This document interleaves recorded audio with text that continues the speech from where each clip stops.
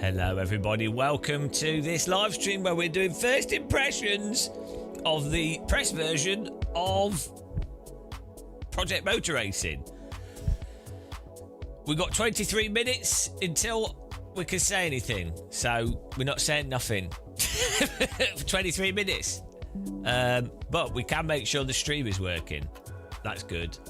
And we can get warmed up, and I can drink coffee, and we can drink tea, and it'll be a good time.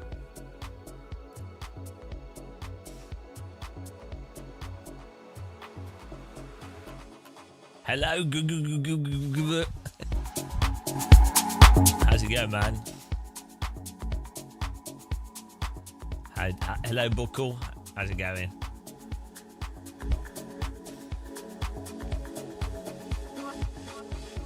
I think everything's working here.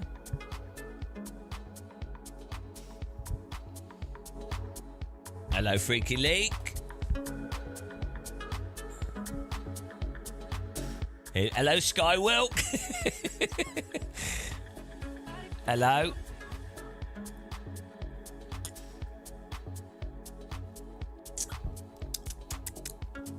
I can't say anything. We've got 21 minutes. 21 minutes of coffee drinking. People, people. Okay, let's go. The message is clear on the screen. There's literally a countdown timer. There's literally a timer here.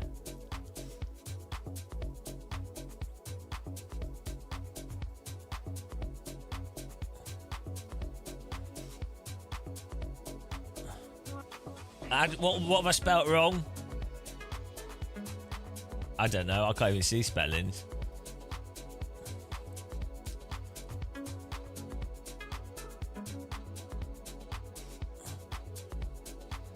Until.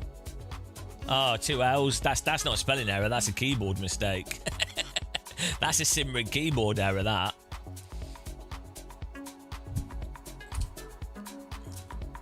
There you go. I couldn't see it. Dyslexia is not being able to see it. Spelling until wrong is that's my keyboard.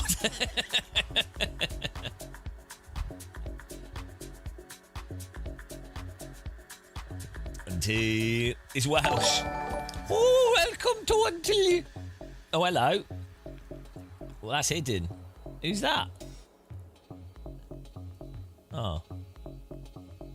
Can't even see who that was. Thank you very much.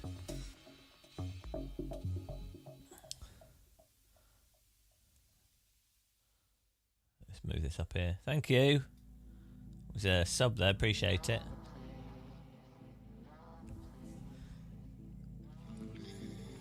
Was it you, Craig's? We'll never know. Hang on, I can check on my stats here. It was Craig's. Dankeschön. Dankeschön. Wunderbar. Dankeschön. Dankeschön.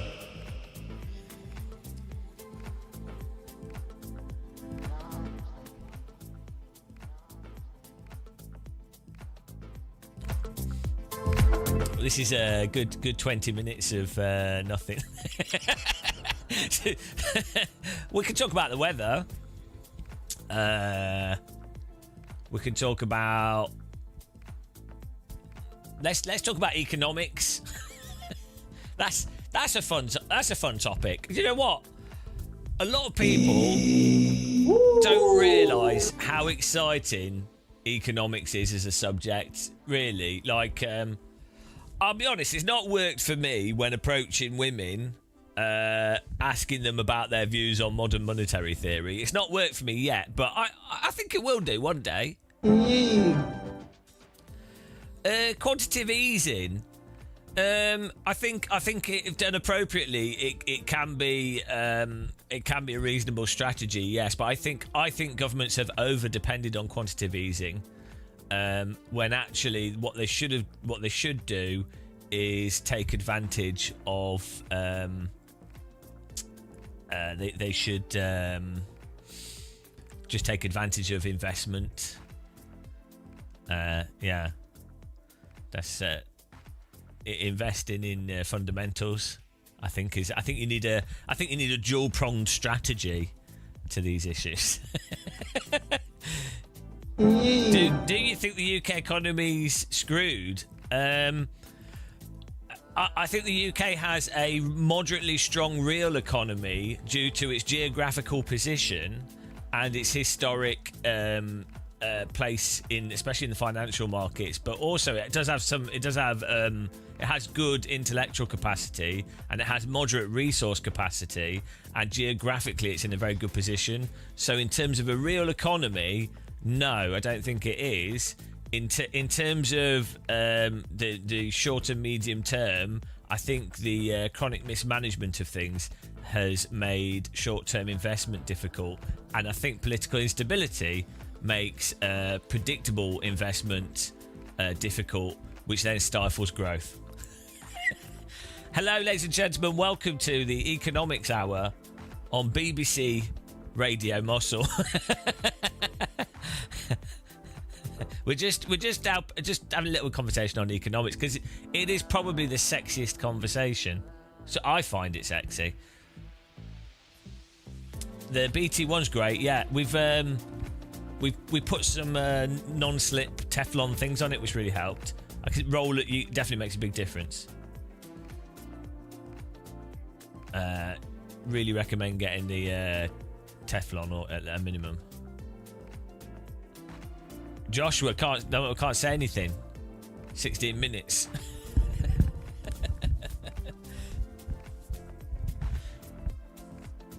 There we go. Do I think that's a good economic question? Do you think the Thrustmaster T598 is a good entry level wheel? Is that the T300? Hang on, T598. Let me just recalibrate the brand. T598.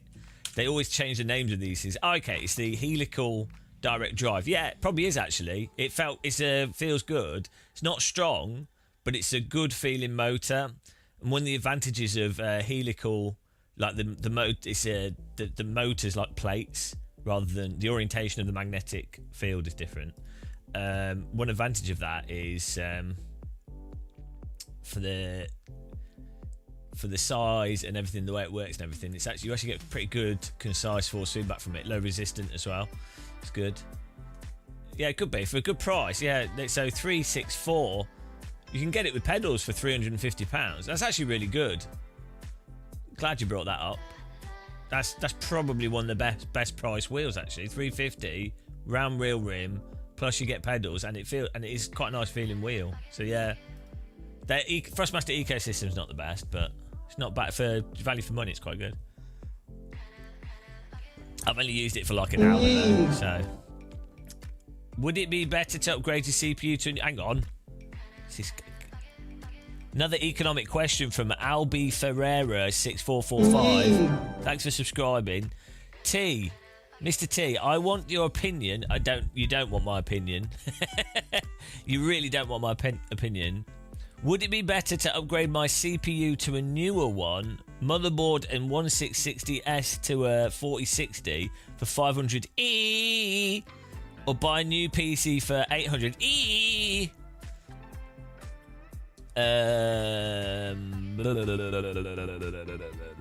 If you're buying a new PC, why would you be buying? If you're buying a motherboard and a CPU, okay. So what motherboard are you on? It's hard to say. It's hard for me to know because I don't know what your current motherboard is, and I don't know if you need a new PC case, and I don't know if you need a new power supply.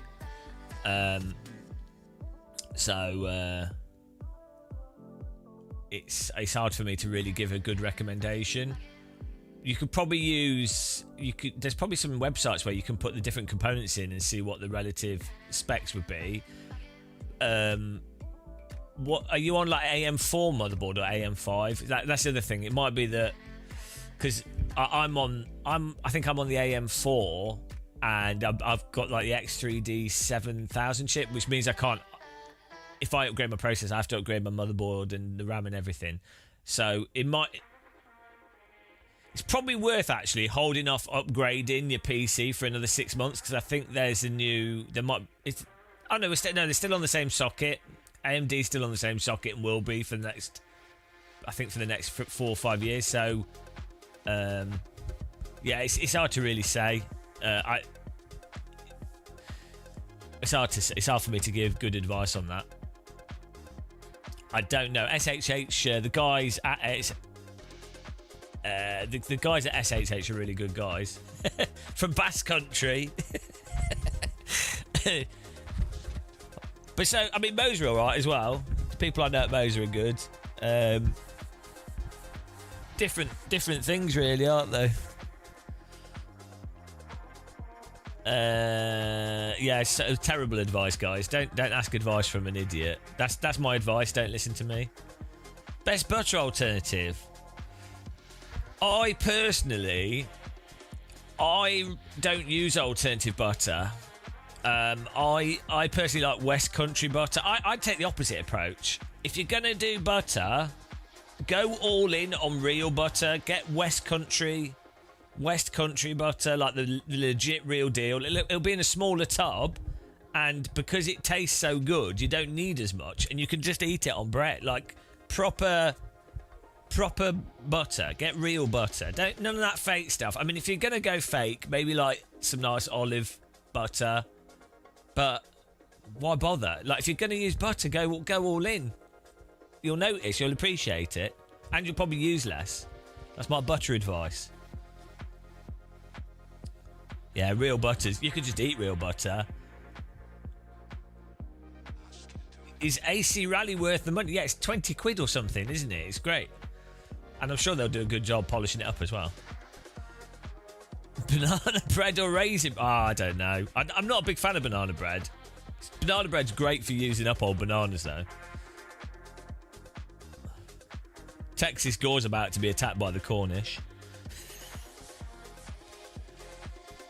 Round tea bags, square tea bags, or rectangular tea bags? I don't think it matters. If you've got a tea bag, it's a good day. That's a wrong question to be asking. The question should be, do you have a tea bag, right?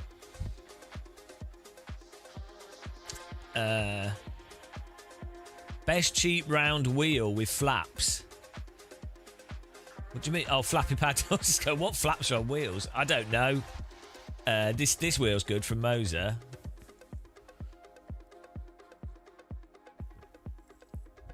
Twinings is good, Jolly Ghost. I have Yorkshire tea, but Twinings is great.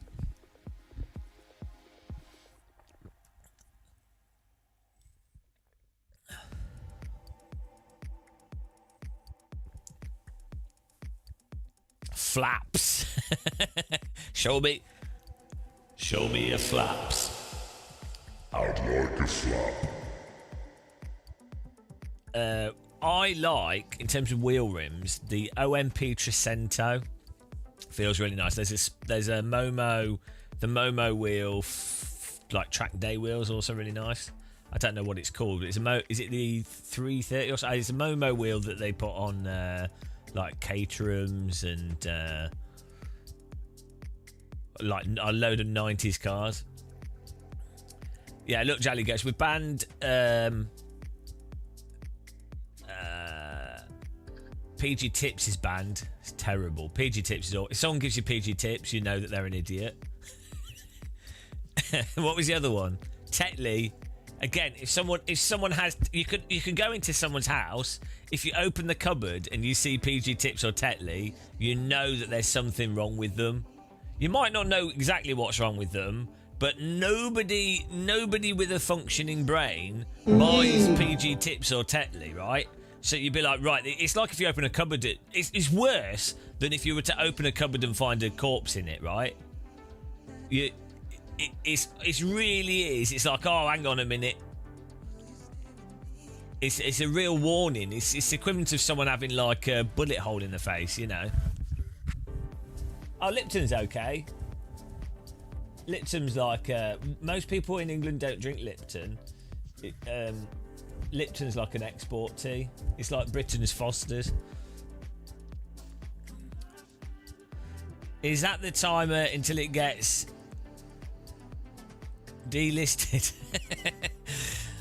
Overpowered. I think we can't talk about this. Can't talk about anything. We've got 8 minutes until we can do anything. Well, is it 8 minutes? At 1 p.m. I can talk. Could talk at 1 p.m. I'm not allowed to. I can't talk. I don't even know what we're talking about. We'll talk about economics because it's probably the most exciting subject. I don't think enough people are enthralled by all the conversations you can have around economics. Do you know what I mean? It's surprising because, as I say, if you just like go up to someone randomly in the street and you ask them, how do you feel about the inflationary value of currency at this point in time? And they will be delighted. You know, it's like when Santa Claus asks a child what would they like for Christmas. You know. Yeah, you know, there's so many hypothetical, pointless conversations you can have with it as well that will have there's no way anybody could ever like agree or disagree with you as well. That's the other advantage because there's no way to test any of the stuff properly. So it's the perfect conversational piece. No, you can't even be upset, can't be angry because nobody knows. It all is, just is. It's all made up. Yeah, exactly. Matthias, economics is the most important skill. Exactly. That is why more simulators should be talking about it.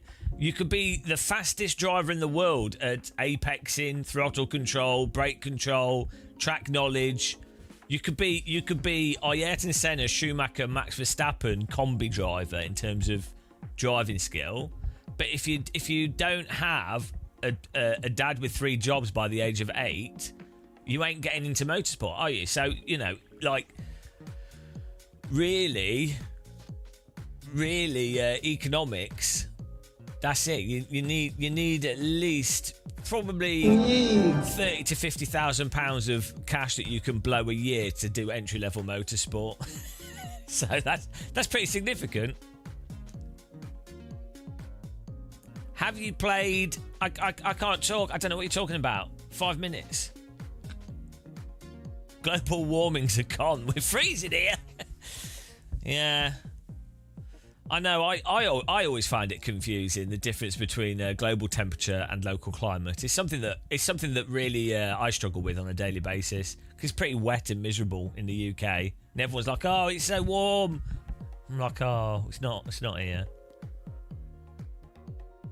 Hello, Vandisify.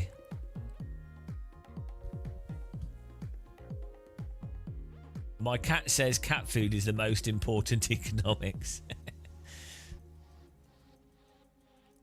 If you want to get into motorsports at an early age, just get a small loan from $1 million from your dad. I know I like small loans of $1 million. 5 minutes until he knows what he's talking about. Do I know if year 1 edition owners get to play early? I don't know. I don't know what you're talking about.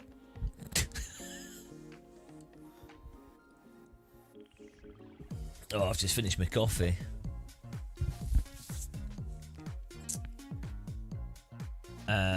What's your take on EU planning to ban sales of new combustion cars in 2035? Do I think this is realistic?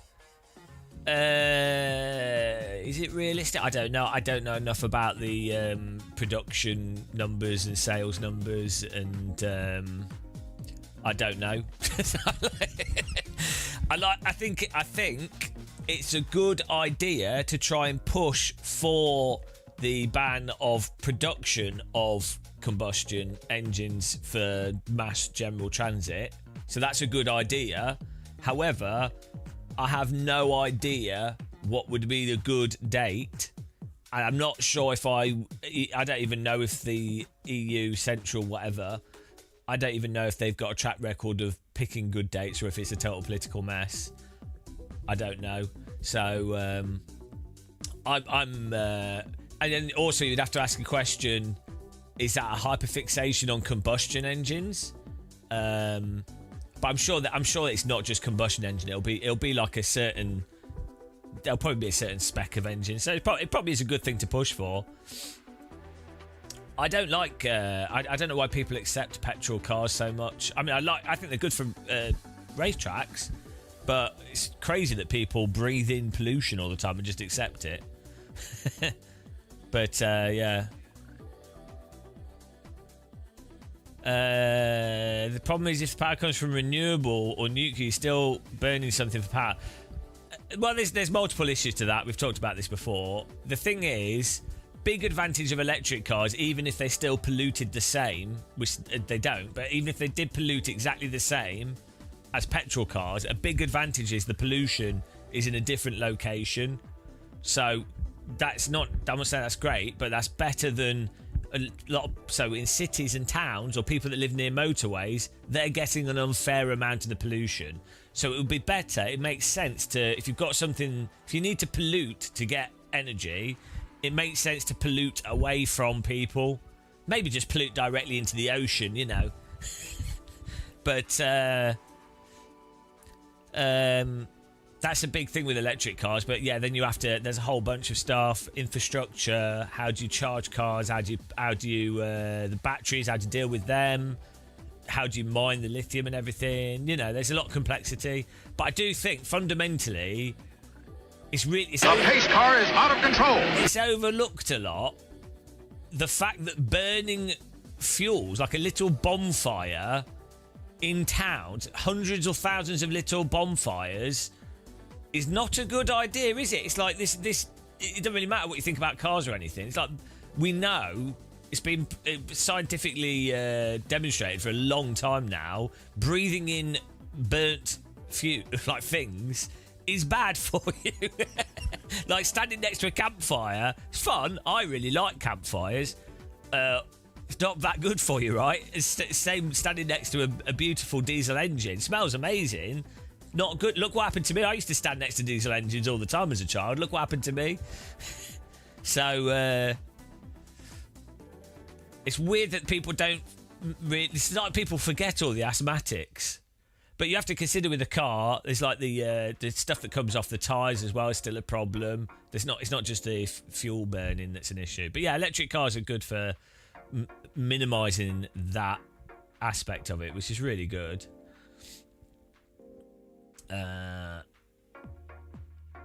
Let's pollute the ocean. We don't have that. Exactly. Well, the great thing with the ocean is it's full of fish, and fish have stupid faces. So if you were gonna pollute anything, the thing which has the most stupid faces. Have you seen a trout? They're not in the ocean actually. They're freshwater fish. Have you seen a place? Not a place. The ocean is a place, but the fish that's called a place, that's really stupid to call a fish a place. Where's, you know,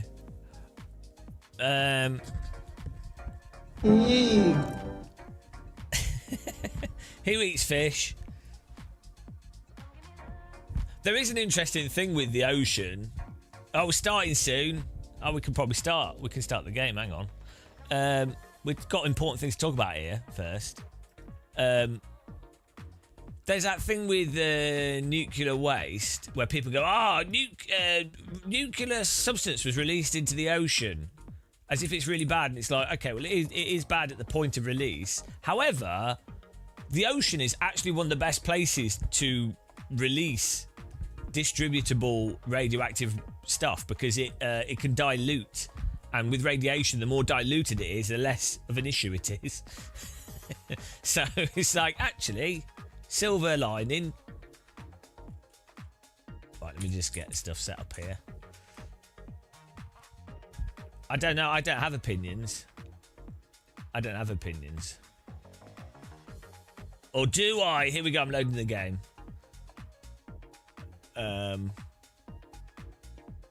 Please hold.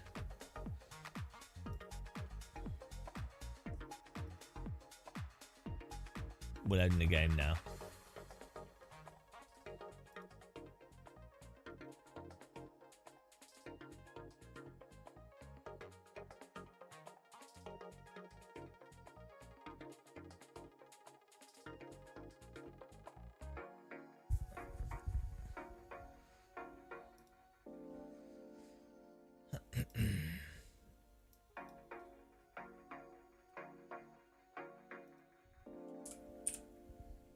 By the way, if I miss chat messages, it's because I'm a bit slow, so bear with me.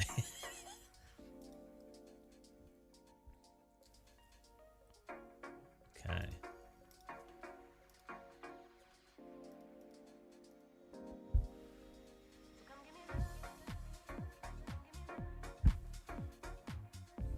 By the way, if you're watching and you've got nothing better to do, you can subscribe to the channel. Can click the like button on YouTube.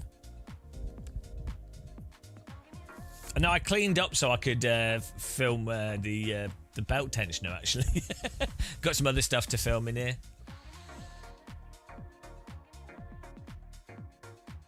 So this is it's a press version of the game. You missed the time game content. What?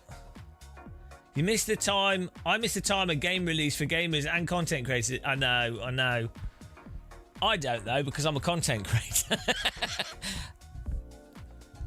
Okay, so we're going to get asked the same question over and over again. We'll get asked the same question over and over again. So far, right, at the moment, unfortunately, the game's very buggy and it doesn't run very well, and we're struggling to get it to work. So, yeah. Hey, I don't mean to be the bearer of bad news. I don't mean to be. I would rather be excited, and I would rather be like, oh, on the positive, the vintage cars in this drive really, really nice. That's about it at the moment. Right.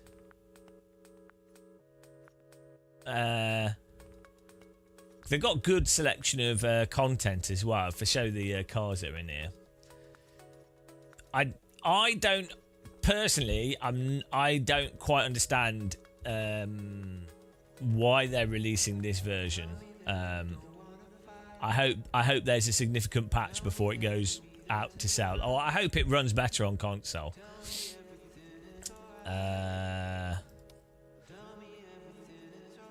What should we do? We could do like some single player. We see if we could try and get the game to run better. I spent 3 hours yesterday trying to get it to run better. The force feedback's actually quite good, and the physics are actually quite good on the cars that are decent. Force feedback and physics is really good. The problem is I think there's just the graphics engine, and it just feels undercooked, basically.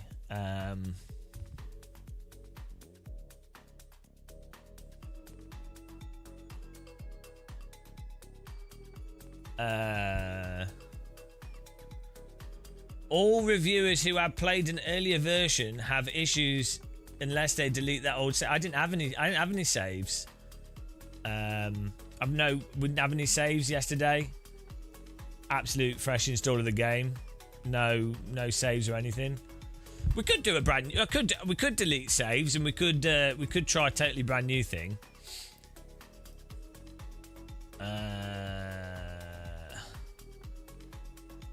This is running on Farm Sim. It does have very good grass. One car I haven't tried yet that I wanted to was the hero car.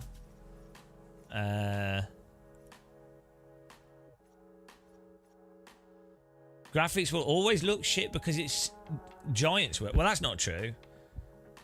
Hang on. Guys, there's too many comments. Can you type slower, please? I'm not that good at live streaming.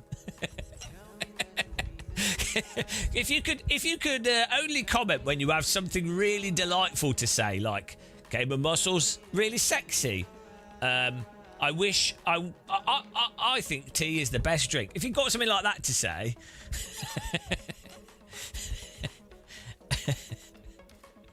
Try and find this. The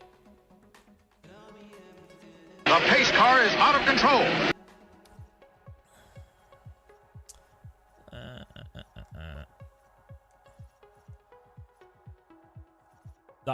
What's going on here? We're getting this lot. So there's some weird stuff here.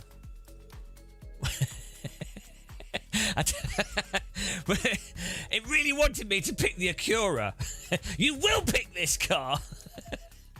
So there's like stuff like that seems to happen quite regularly on the UI. I wonder if it's picking up like a random controller.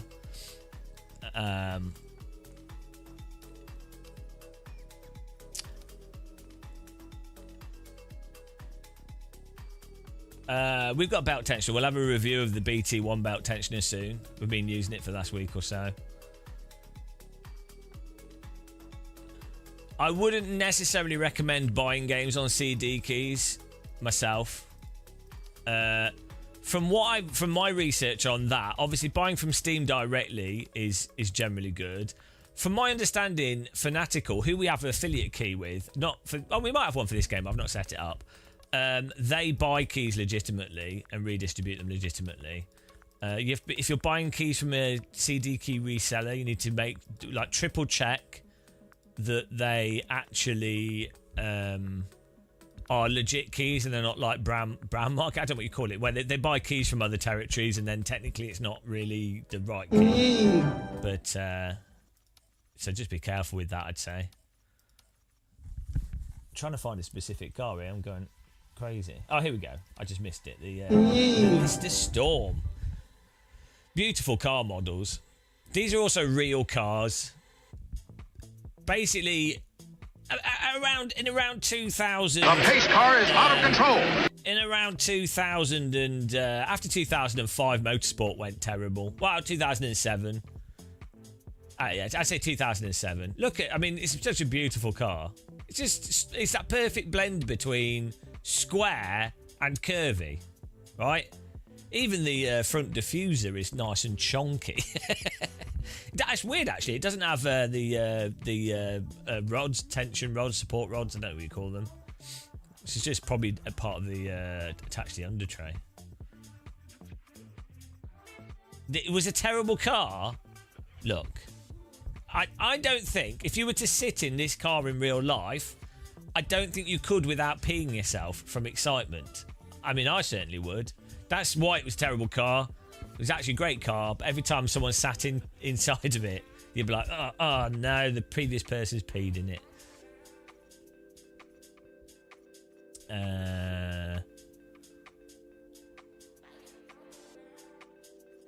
Right. We'll do a bit of Sebring. I always think Sebring looks like a breast lent on a table.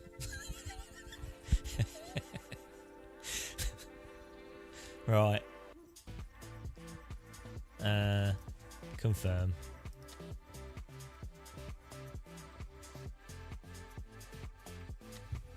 Let's put the time of day.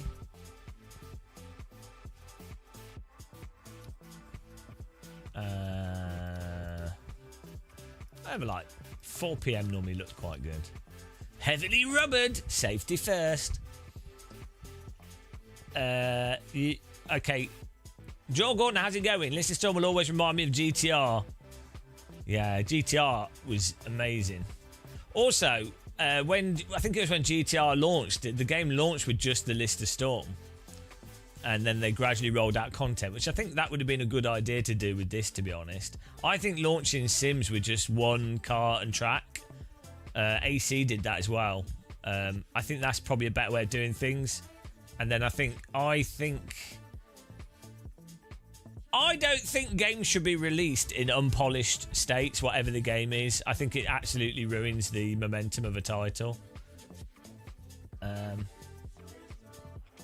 Oh, when it was still a mod. No one's that old, Jorg. No one can remember that. By the way, guys, check out Jorg Ortner's channel. He does He does flight sim stuff. He does sim stuff. Give him a follow, guys. He does nice videos. Give him check it out. Weather. Here we go. Hot, average, summer, spring, boing. Right, we'll just do that. Oh yeah, so this is a bit silly with this game on the user interface. you get this pop-up window when you need to save stuff, which is fine, but it's transparent. So sometimes when there's a lot of stuff on the screen, you can't actually see this clearly. You're just like, what's going on? At first, like after you've used the game for a bit, you're like, oh, okay, I get it. But it pops up a lot on different stuff, and you're like, it's a bit annoying. It's my UI. Maxime MXM. Dyslexia test failed. Guys, check out Maxime's channel. Give her a sub. She's doing videos in English. She does lots of Formula One. Lots of Formula One videos. Check out her channel, guys. She's annoyingly Dutch. They're so cool and chill and laid back. I hate the Dutch. They're so like obnoxiously nice. It's all the street waffles they've got. Be proud. When I read your messages, Maxime, it's like I can hear your voice saying it because you've got such a Dutch voice. Street waffle. The pace car is out of control. Right, here we go. Yeah, when you fill a waffle with sugar, you can't help but be excited.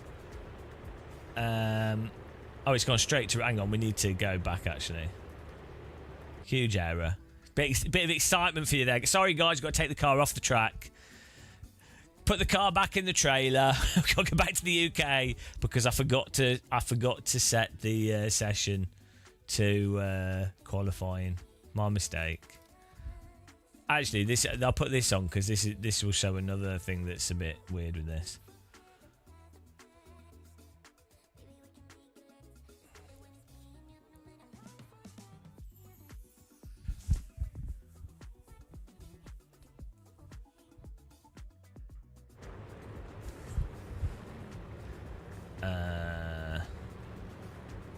Right.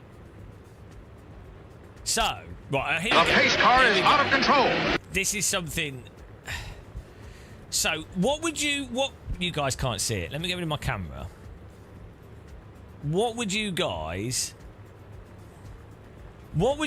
on? What would you naturally click on if you wanted to go driving? What do you think you would click on? If you're like, right, I'm gonna drive the car. What button do you think you would click on first? What do you think you... do you think you'd probably click on next or drive at the bottom? Which one do you think you're probably most likely to click on? Right. The problem is, next is highlighted and is the first thing there, and it's right where your mouse normally is. So, if you click next, it goes to the next session. And then you can't go back. So, I don't know what drive should be at the top, not next. And it should be called next session. You know, the amount of times I've clicked on that by accident. Clicked on it so many times. Maybe you can go back, but it didn't work for me. Anyway, that's just my... right. I've not actually driven this car yet. So, we're really struggling for frame rate in this. You see, we're getting 70 FPS. We have a 5090 and a AM4 chip. An X3D chip. And this game, it doesn't matter what graphics settings we put on, we seem to get, like, between 40 and 110 FPS, but then there's massive drops and stutter. It goes people in the pits. So,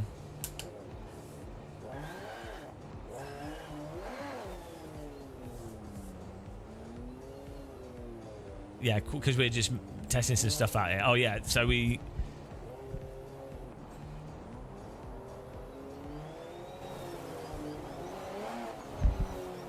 I might need to tweak the force feedback on this car because we're getting some weird stuff happening.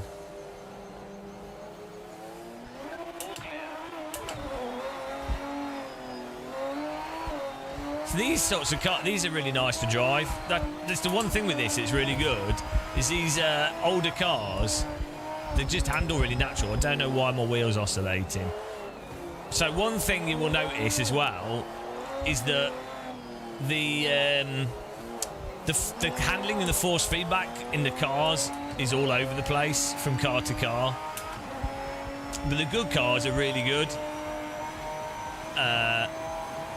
If you ever played Project Cars 2, right, we need to change the force feedback. If you ever played Project Cars 2, it's like that, where there were cars in that were pretty good, and then there were cars that were terrible, and it was just totally random. Hang on, this is just force feedback settings. No.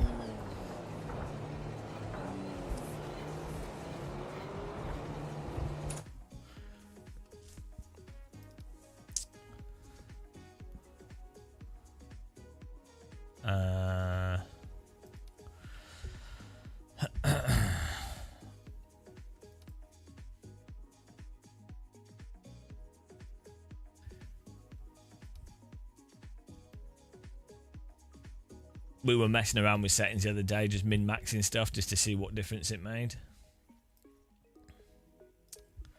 Right.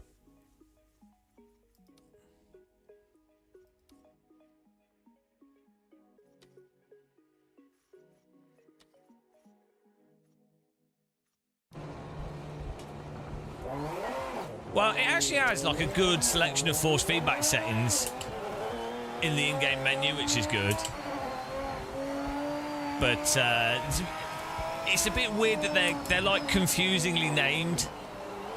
Like this is a problem I find with a lot of sims, is that I would really like sim developers to consistently name. The difficulty is they do different things, right? Different sim developers do different things with their settings. But I would really like at least some kind of effort to name things similarly. Oh no, we built the car with the wheel on the wrong side. Shit. Don't you hate it when you manufacture a vehicle and you built it for one tiny island and Japan? 2 tiny islands.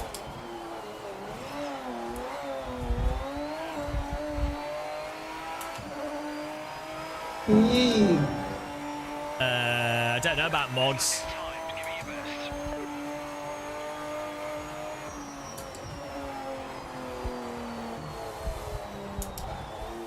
We ain't making that.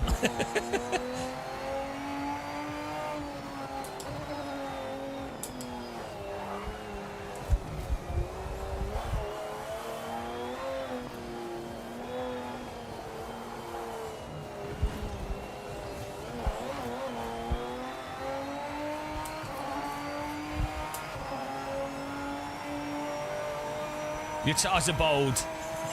do you remember that with Forza? Your tyres are bold. Pit now. Thanks for subscribing. Welcome. Oh, we're losing the rears. Oh, Maserati MC12. Beautiful.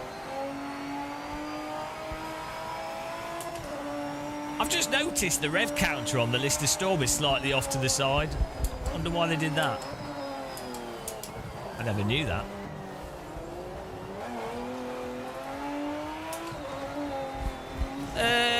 I wouldn't say. I think the car's quite balanced in this.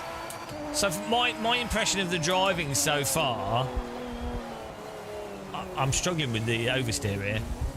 We've moved the brake bars back, and now the car's mega oversteered. My impression of this has been, if you were to take Automobilista 2 and give the cars more like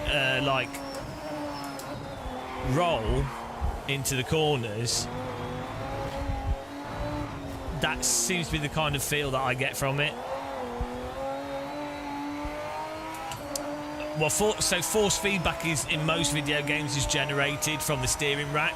This uses a rack-based force feedback system like most games, but then it also has the ability to add in other ways of magnifying that.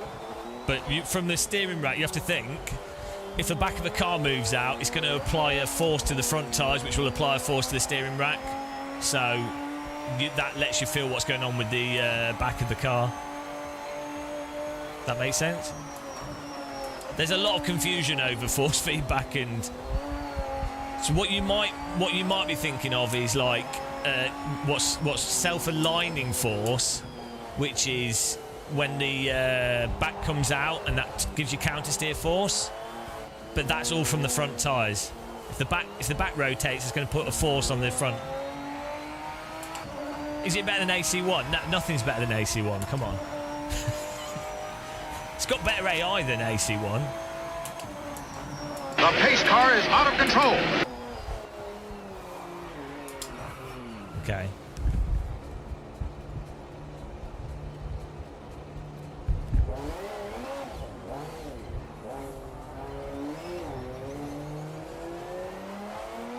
You need to delete your cloud save. Well, I can do that. Where's the cloud save? We'll do it. We can do a fresh install. As I say, this is the same as it was yesterday with a brand new install. Okay, but where is the cloud? Where's the cloud save? It's in the clouds.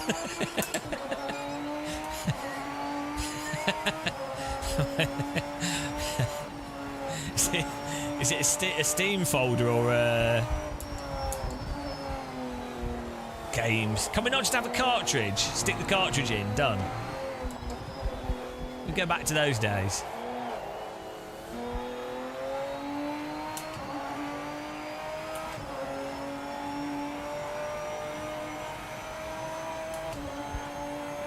I think the sound's good in this when it doesn't go mental.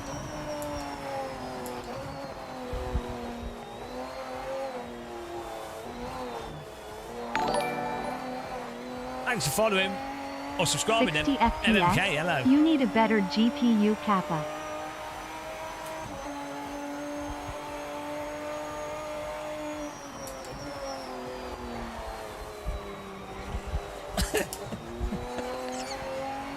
My steering is calibrated, actually.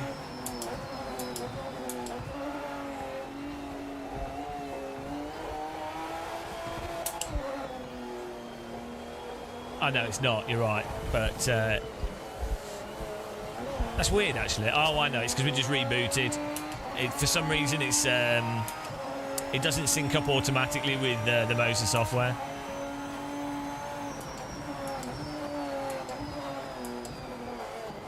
Yeah, but the thing is, it doesn't actually... Oh, here we go. Right. Ironically, if you were to change steering rack speed in the game, you would actually end up with something pretty similar to if you had mismatched steering, but a lot of people don't understand this, so... Yeah. Also, as long as you can feel what the car's doing, it doesn't actually matter as much as people think it does. Oh, dude. Okay. I'll restart the game.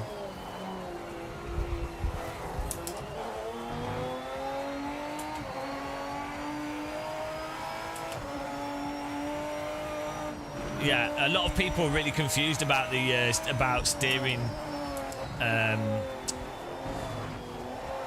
wheel rotation and wheel rotation mismatch with games. So, like, if it's the same ratio as the video game, you will have 1-to-1, but it'll be different sensitivities, which would be basically the same as changing the setting in the game.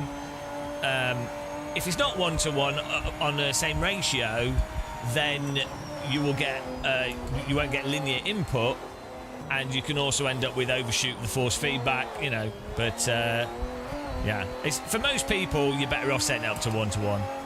But it isn't actually the end of the world if it isn't.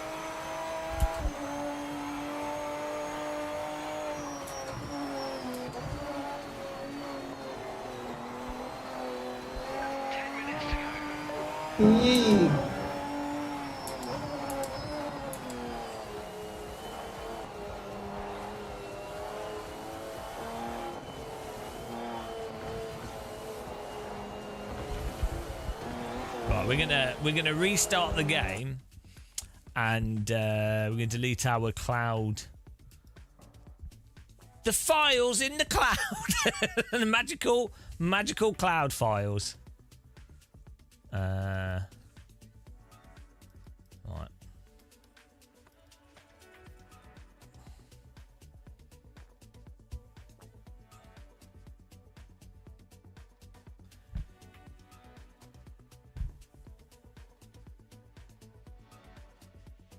That was the list of Storm, yeah. We need more GT cars. Right. I definitely think with motorsport, any car after 2007 should be just made illegal.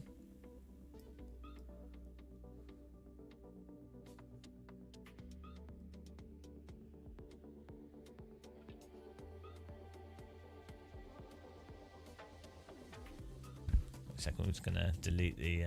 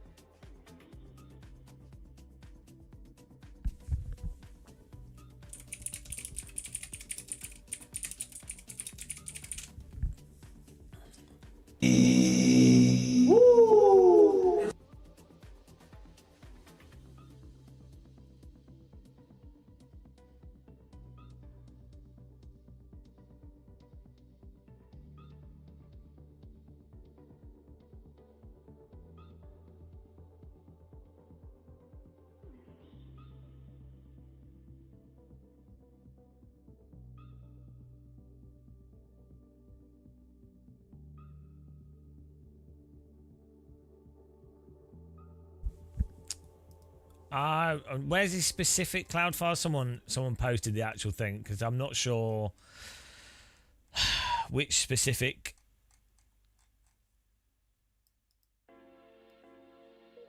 Steam cloud files would want to be deleted.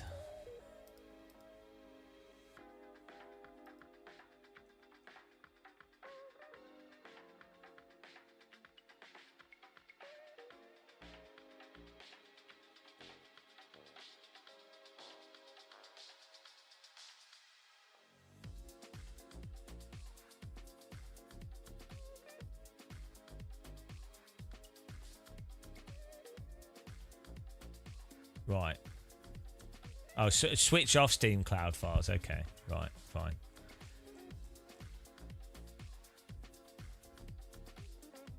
Didn't want to delete them. Just want to turn them off.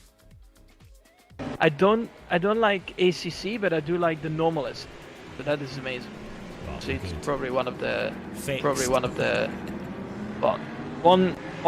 or not the best simulation to practice, like even F1 or this GT guy. mods. It's really good. The pace car is out of control. What you find with modern games development is that because of digital distribution, games can be updated to the last minute. When it comes to like games consoles, there's normally like a time lag between how often you can update stuff. So but it used to be like weeks. Now I think it's hours. Might even be like a few hours now. So basically, at any point in time, like the latest version of a game will keep changing. So whatever press get, there's a whole bunch of stuff that can happen.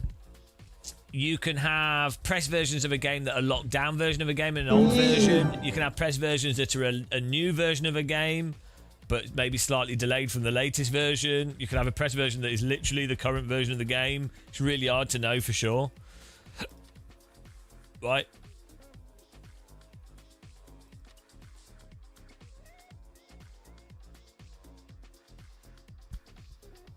Isn't it useful to have a cloud save of the game? Probably, but who knows? Who knows what's going on?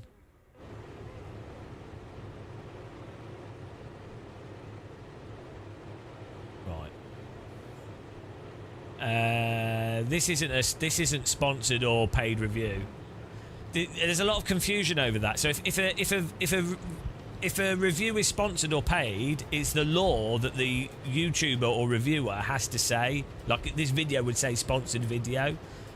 I will almost click next then. Separate to that, all right, let's get our wheel sorted out as well. Separate to that, a lot of people don't seem to understand that YouTubers make money from like ad revenue, right? Or from just not like, if you're like anodyne and don't say stuff, and you're just generally positive about everything, you'll make more money and you'll be more successful and you'll get invited to more stuff. So, and that's, you're not paid or sponsored, but it's just reality. So whether or not something is sponsored or paid doesn't really actually matter relative to if something's going to be more or less honest, which is what people are actually after. So ultimately, as a consumer, you need to really just be skeptical and go, right, is what's being said reasonable or not, right? Are they saying stuff with good reasons, right? That's what you need to pay attention to.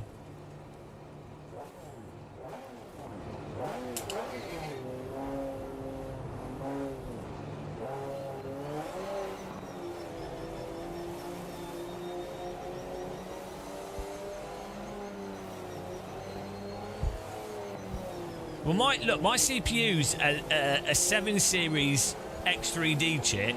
I don't have a hardware partner.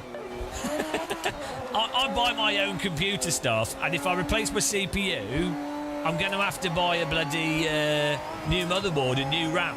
I don't know if you've looked at RAM prices recently. So, you know. And then there's a whole thing involved with that.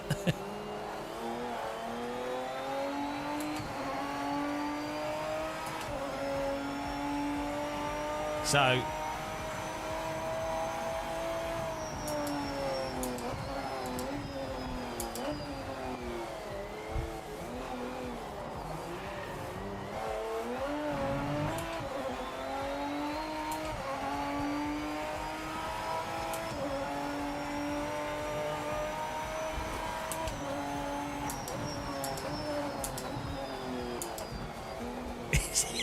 is it shit? That's a question. I think the game is undercooked. Very undercooked. There's aspects like the handling of the older cars is really nice. Force feedback seems really nice. Track models, graphics of the cars and stuff's nice. But the graphical performance is atrocious on my system. Doesn't seem to matter what I do. And there's a lot of like rando like AI crashing bugs, weird stuff. I've had quite a few UI errors and things. So my sort of initial impressions of this is that it's a shame that they're releasing it when they are. Like, I feel like it needs 6 months to a year of development, and then it would be something really special. So, ow!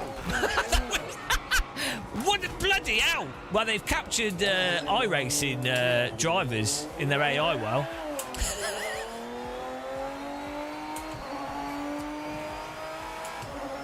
I don't really understand. I'm not quite sure on the reason for releasing stuff that's undercooked, especially when it's a project that looks like it's a good project. It doesn't make sense to me. But, you know, I ain't the one with the money, so.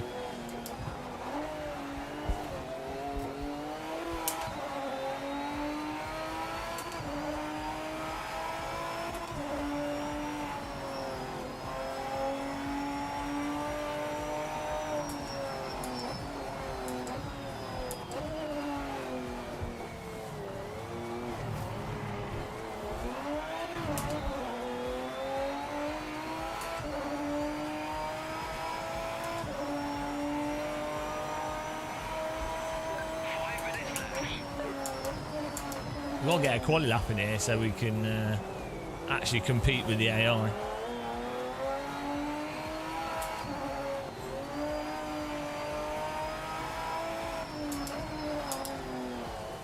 We'll do one race with this, and then I'm going to fiddle with the graphics settings, see if we can get a bit more performance.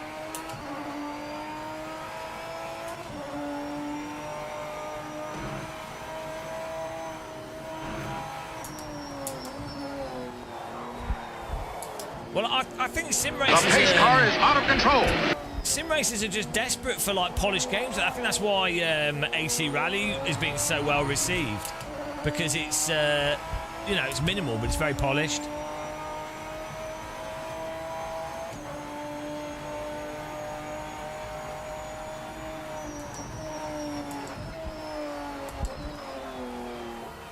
This car seems to have a habit of locking the rears.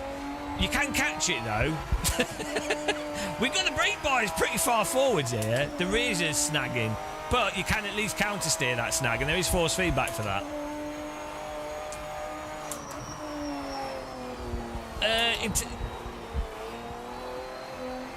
I'd probably adjust the brake pressure here. I don't know why the rear's so prone to locking here.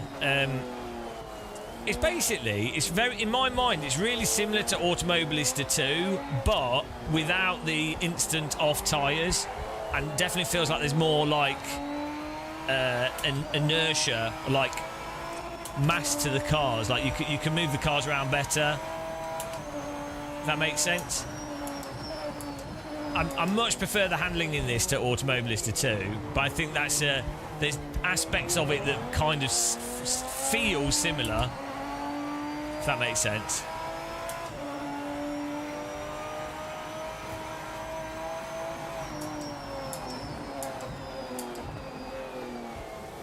I'm getting blitzed by the AI here. Don't know what set we put them on. I found the out-of-the-box force feedback with some of the cars really good as well. But as I say, some of the cars are like the GT3 cars in this are, in my opinion, terrible. Like, they're awful. They just don't make sense to me. But to be honest, I don't really mind so much. I don't care about GT3. I'd rather just drive these sorts of cars.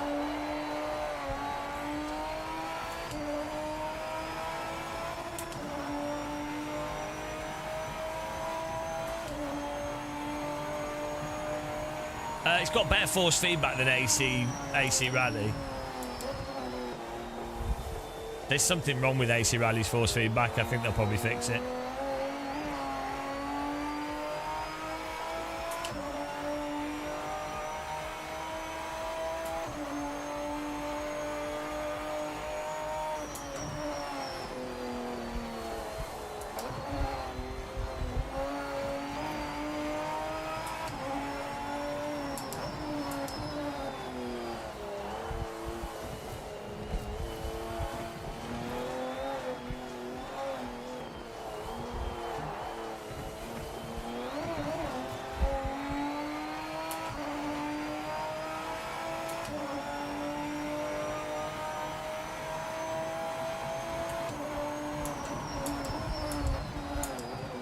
This is our first time driving this car. I don't know why the rears keep snagging.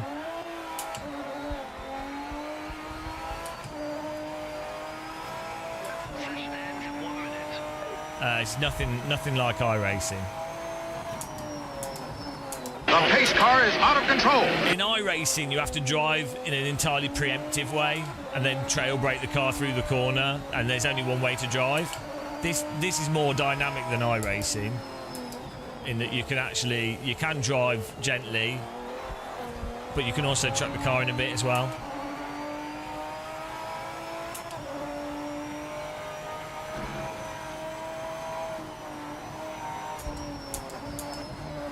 I tell you what, I don't know why it's oversteering so much on the brake. The curbing, what is going on? Yeah, the other thing is the cars are very sensitive to losing it on the curbing in this. I don't get why. Is our brake bar setting back to front or something? Normally the first value is the front brakes, and the first value is the front brake and the second value is the rear brake, but this is still oversteering mental on braking, so I don't know what's going on here. We're going to do the race in this.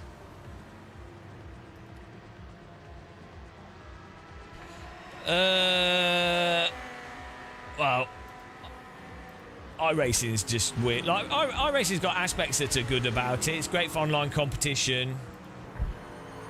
But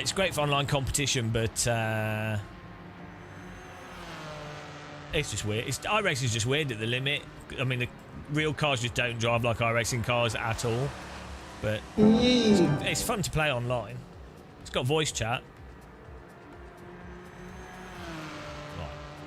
Thanks for subscribing. Welcome. Oh, that wasn't even qualifying. We'll just start the race from the back. Bellin Collins. Ben Collins saying, I hope you're ready for the start from the back. Start from the back challenge. I always like to start from the back. It's the best way. I think most people agree. Starting from the back's quite good. Right. Here we go.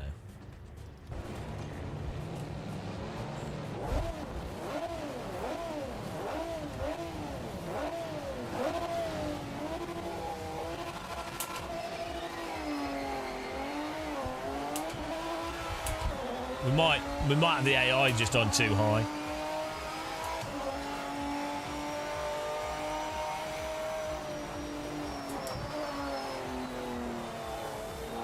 But then there's AI are always slow at the starts of races for some reason. In everything. I don't know why. I guess it's just very difficult. Ow! Are you driving into me, huh? Oh, what are they doing?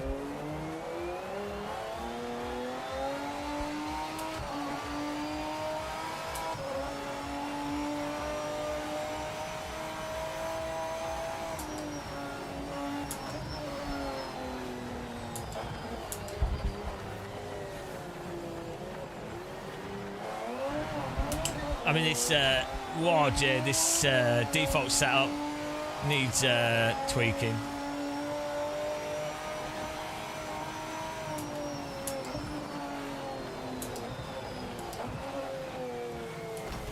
Yeah, at least the AI is aggressive.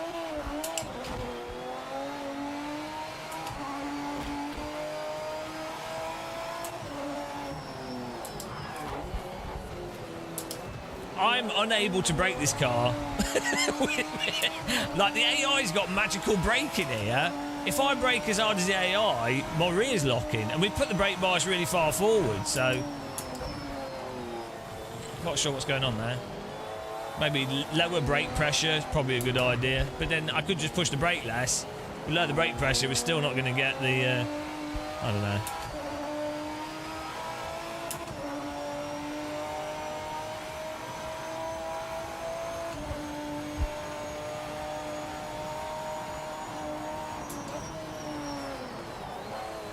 Oh my god. What? We're locking up so easy. The brake bias is basically right at the front here. Let's put it even further forwards. This car's a death machine.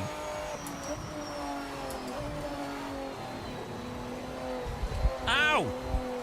You just rear-ended me. Ow! Okay. We're going to need to change the AI difficulty because these AI are mental and I ain't got the pace to compete with that. We'll change the...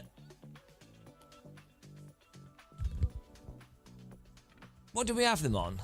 They're on 80. So why was I so... I mean, I'm not the fastest of sim racer, but normally 80 AI would... not be a challenge, and we've driven other cars in this and it wasn't so much, so maybe the Lister Storm's slower. I'm probably slower as well, but yeah, we'll change car. Let's go for what did you say we should try, Skywill? I blame the car. It's a nice looking car. It's not my driving, obviously. I just felt like I could... Well, what is good with that though,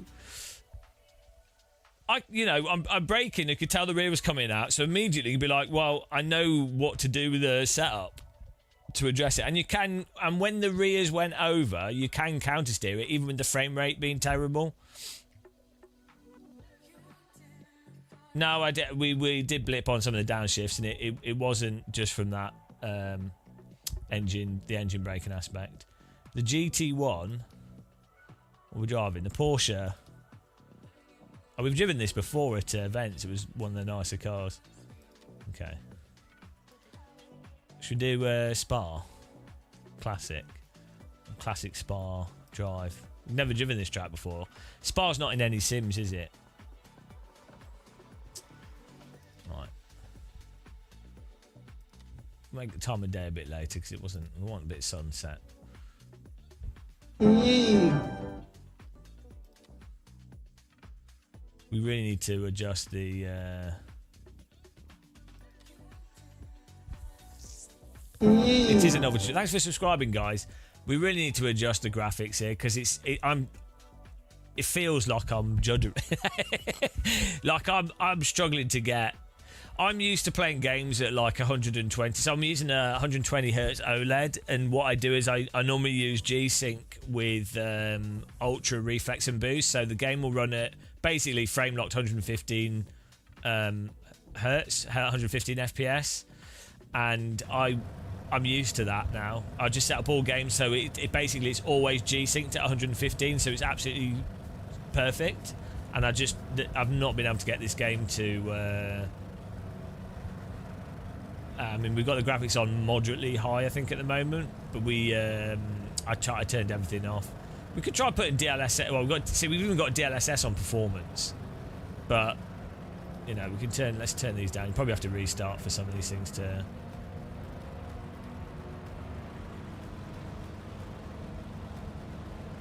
Oh, it's going to refresh. I've not tried triple screen.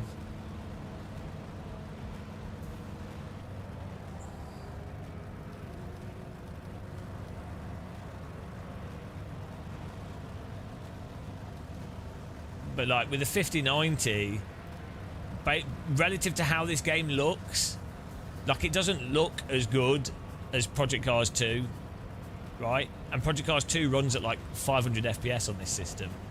So, you know.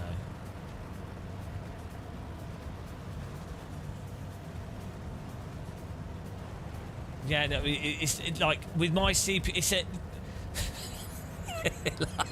like a 7000 X3D chip. It is bottlenecking a 5090 GPU, right? You have to consider the processor we've got in this computer is still in the top 1% of what anybody has on PC, and then you also have to consider that a 5090, when it comes to video games, even if it's bottlenecked by the CPU, is still a very capable graphics card, right? Right. So, like, yeah, for sure. We got this with people saying this about Assetto Corsa Rally. They're like, oh, your CPU's bottlenecking your GPU, and it's like, yes, correct. However, that's beside the point. If a CPU is, or like, imagine you had a CPU that's like, still 10 times better than anything that most people are using, and then you pair it with a graphics card that's 50 times better than what anybody's using. At a worst case, you still have a system that's probably 2 or 3 times worse or better than what anyone else is using.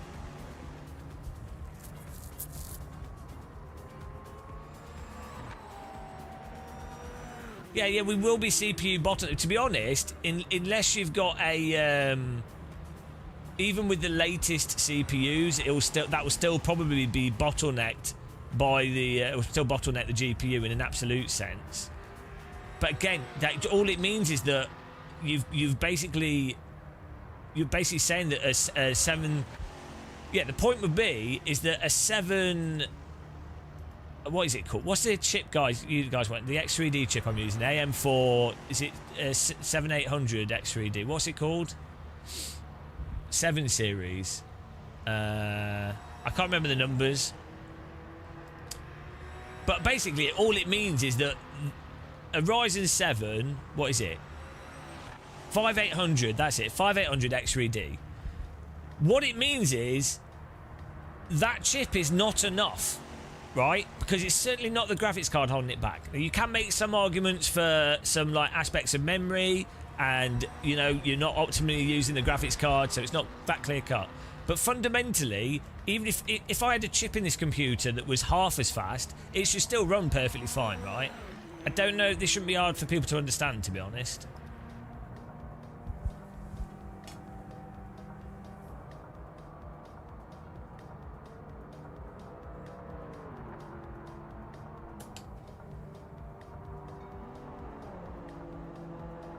Right, so now, look, the game's just paused. This is something we've had happen quite a few times. When you first start going, maybe it's compiling shaders or something, I don't know. All clear.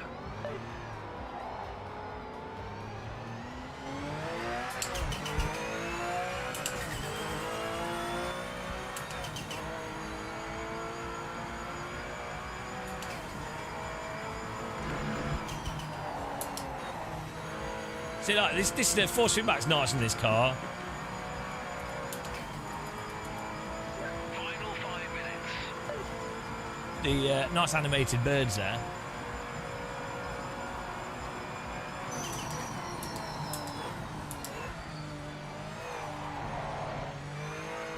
Like we're getting 60 FPS.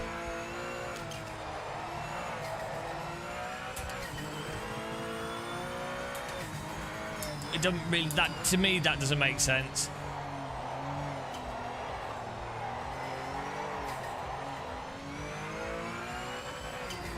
The trees are flashing on and off as well.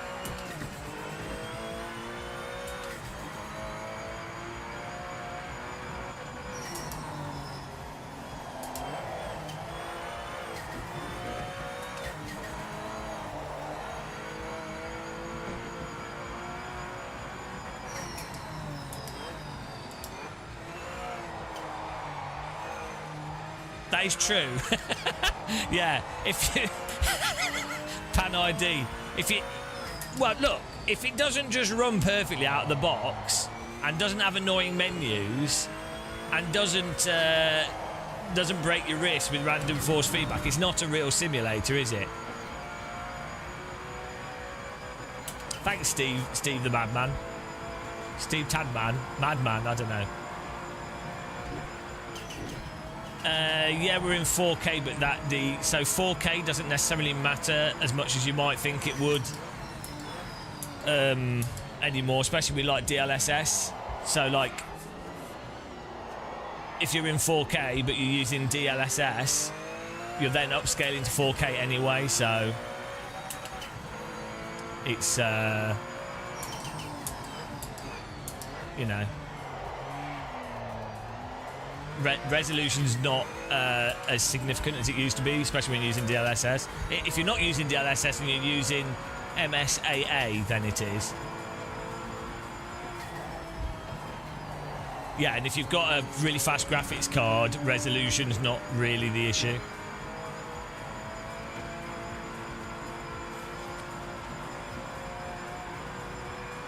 Well, it's not necessarily 1080p up to 4K. That's not necessarily how it works, but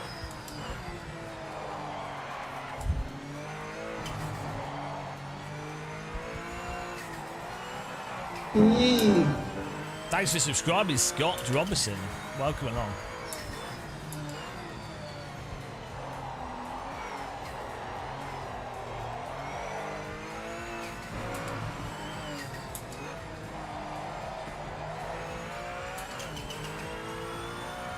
Well, it'll be super interesting to see how well this runs on console. I mean, I hope it runs well. The thing is, like, for me, I want sim racing to do well, right? And I really feel like you need more sims on console. So I feel like if games like this and Rensport don't do well, it's terrible for sim racing, right? Because at the moment, you just have Gran Turismo on console.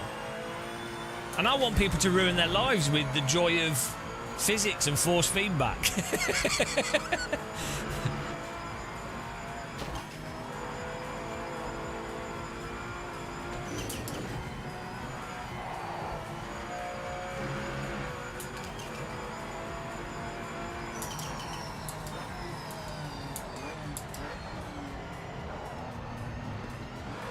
Well, iRacing just doesn't... iRacing's got mental physics.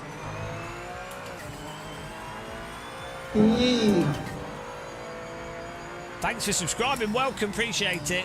Appreciate all the viewers as well, guys. I realise you're here for the game, not me.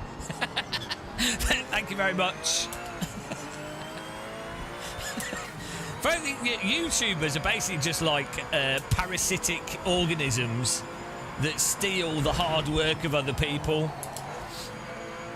I'm like a leech in a swamp. Influencers, they're the worst people on earth, to be honest. They're almost as bad as estate agents. Not quite. They're almost as bad. Actually, and to be fair, estate agents aren't as bad as solicitors. So.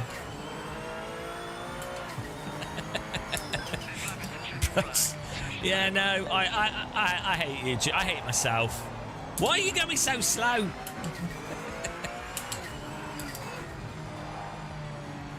The pace car is out of control. The Lotus looks well nice. Thanks for following. Welcome. Wow, nice smoke effect. They've done a really good job with the rubber stuff on the track and things that are flung up, which is that's one of the things that iRacing does really, really well, which I'm surprised more sims don't do because it's really cool. Like having stones, it's something you notice in real life immediately as well. Like the like the gravel traps, they're quite large little stones, and they go everywhere. If you drive onto a gravel trap, if you were to do this in real life, like that, there'd be stones everywhere. It'd be like, right?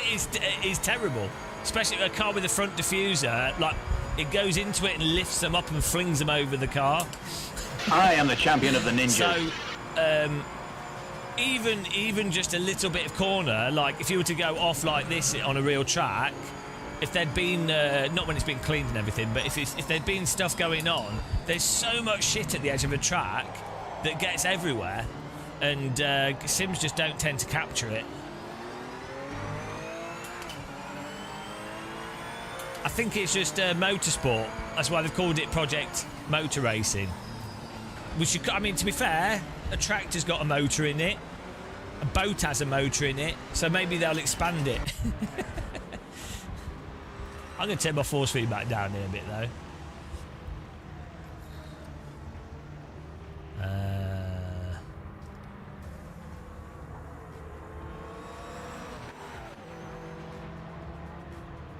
Weirdly, each car seems to have really different force feedback settings, which is very strange. I don't think I'm on any Christmas list counter debate. Look, the fact is, I will just say how things are, and I think I think I apply the same fairness, the same thing to everything. So I think I'm pretty consistent, you know.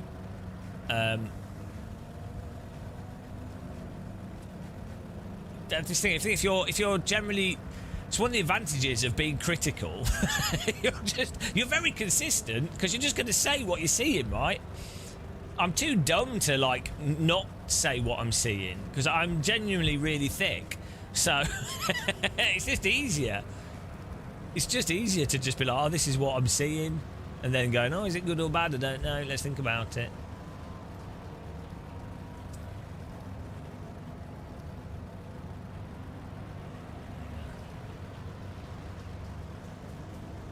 It's not up to me to say what.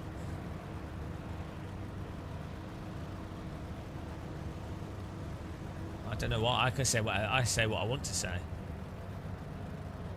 No, we've got the graphics turned down quite a bit. We might need to reboot. We could turn this. We turn things down. It doesn't seem to. It just seems to be CPU limited, so it doesn't really make any difference what we change. Is what I found. We can texture resolution to ultra or low. We'll do this and then we'll try rebooting the game again with the settings we did.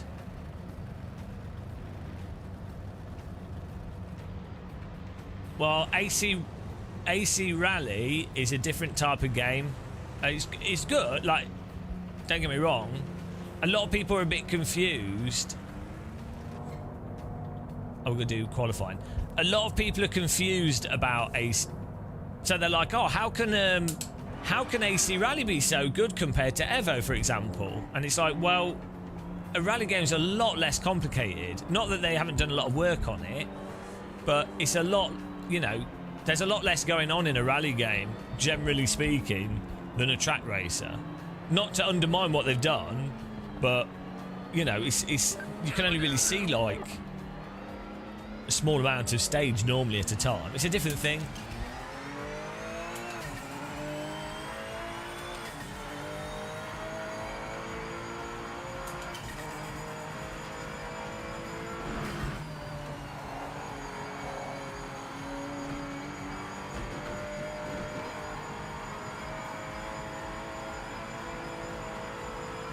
But I tell you what, the reason why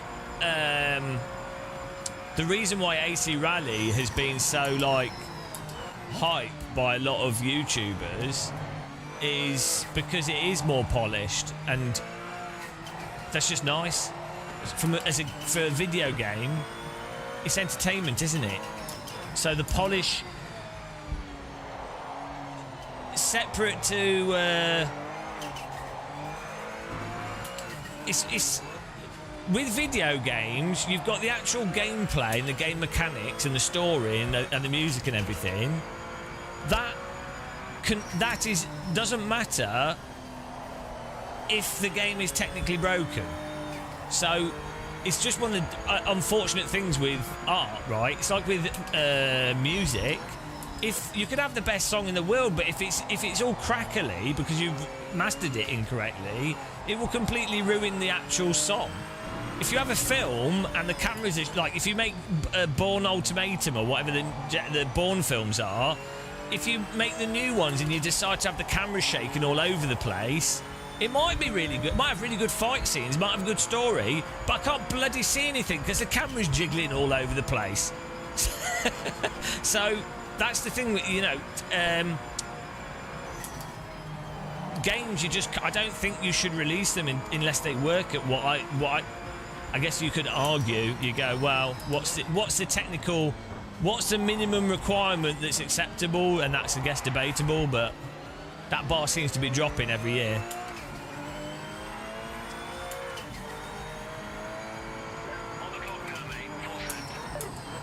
We use a separate computer for stream capture.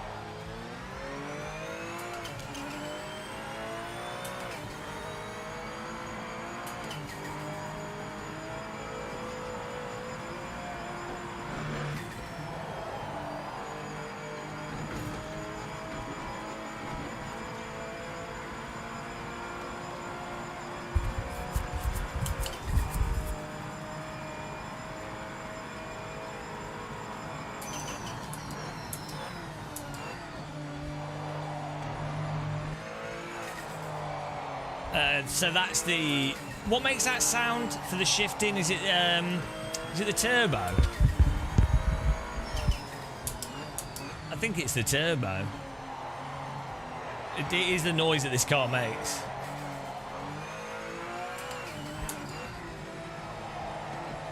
It's an awesome car, this. Blow-off valve. Wastegate, there you go. I know these words. See, I tell you what's good about GT1 cars like this. They're designed for people that have had too much to drink and are like a bit simple. Like the drivers in this era were still like alcoholics that randomly found themselves in race cars, and as a result, they needed a big light that flashed on the dash to tell them when to change gear. This is what I need. Look, no. When shall I shift? When shall I shift?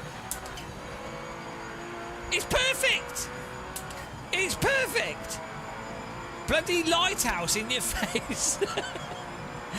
If the shift light doesn't burn a hole in your retina, I'm not happy.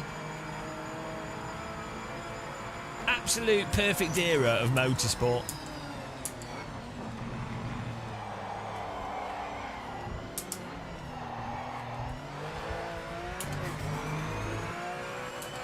Yeah, GT1s are so good. They tend to have pretty bad brakes on them, though. That's the big problem with GT1s.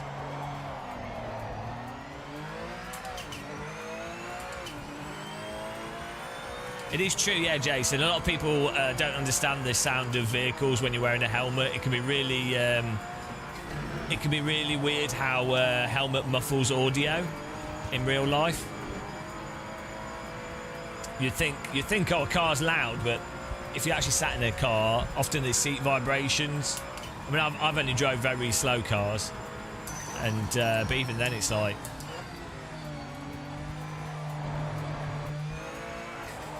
I mean, I've been in quite a few. I've been in like GT4 cars and Radical and things, but sometimes the wind is just like really noisy through the helmet because it's pink noise, I think it is, for wind, and it sort of blocks out other noises. Are they going to release this into early access? No, this is like a full release title on the 25th.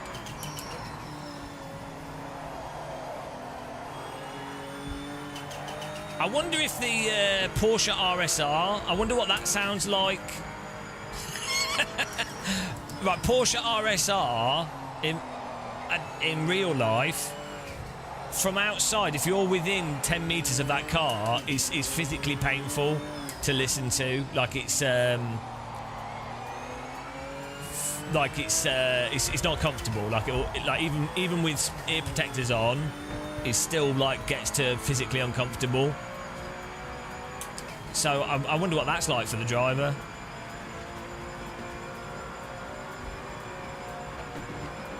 I guess if you're inside, you're away from the output of the engine or the exhaust pipes. Maybe it's not so bad. Yeah, they've changed it now. They don't race in the Porsche RSR anymore, are they? The GT, the Corvette sounds amazing in real life, though. It's like a really like so good.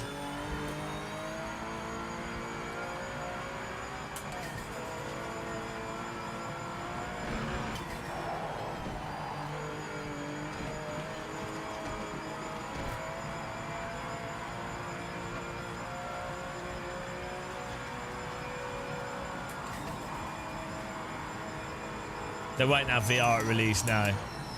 I think they have to work out. They have to get on top of the performance issues of the engine first. Like, I mean, you ain't get VR's not going to work in this at the moment.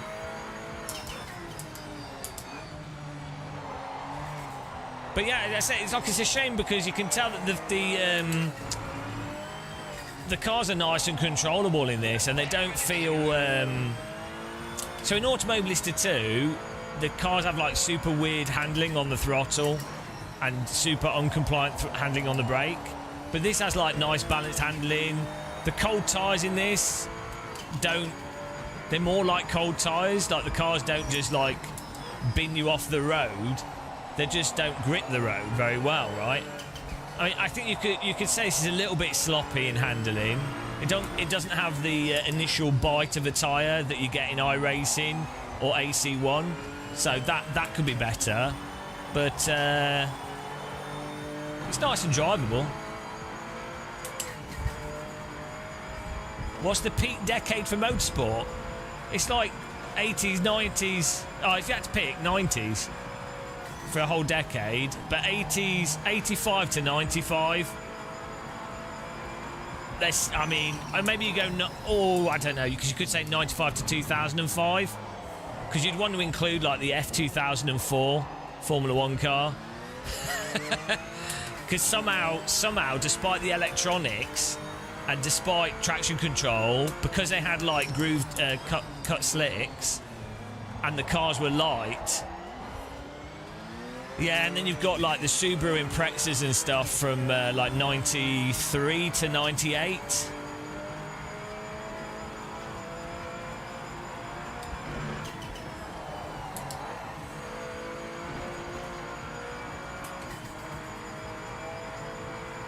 Yeah, basically what happened was his computers ruined motorsport. So from about 2007 onwards, all like automation replaced everything, and then the designs and stuff got too good, and the production got too good, and so the cars just got too good, and then it just turned into like making rules to try and curtail the production. Thanks for subscribing, guys, appreciate it. The thing is, for a car to be a good driver's car, you actually need it to be a bit wonky. Can you lock up in this car? You should be able to. I'm trying to set a qualifying time.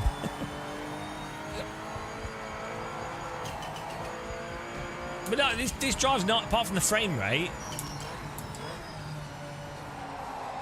This is why I do not understand releasing this game in 5 days' time. Like, this title could genuinely be a really special simulator. But it's just technically not there.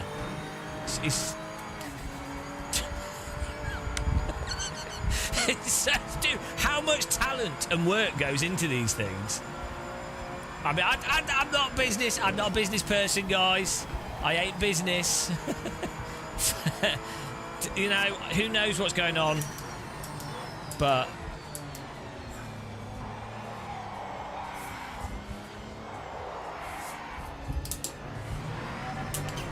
well, that's good. If it works well on console, and obviously that would be the priority, because there'll be more sales on console. The thing is, a lot of people on my channel, they're like, oh, it's unliftable. We're such a hater of iRacing and Evo and these games. And it's like, no, I really love simulators, and I want sim racing. I want more people to ruin their lives. So I love force feedback, and I like driving cars around stupidly. So I don't think calling someone that is useful, to be honest. Even if you don't like someone, rather than using names, just say why you don't like. Be a clever pun. You know. I'm not defending anyone. I'm just saying, like, be more creative. It's like when people make jokes about politicians. So at least be creative about it.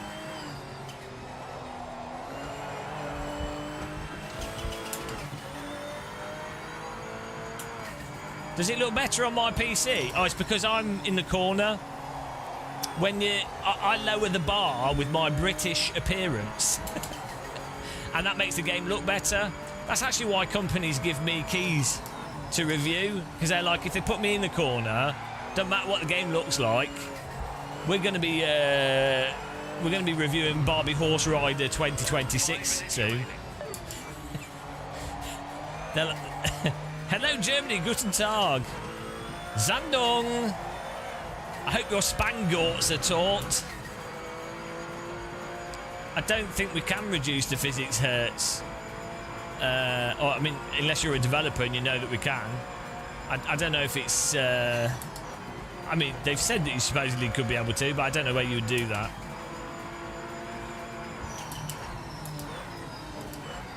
People expect too much at launch.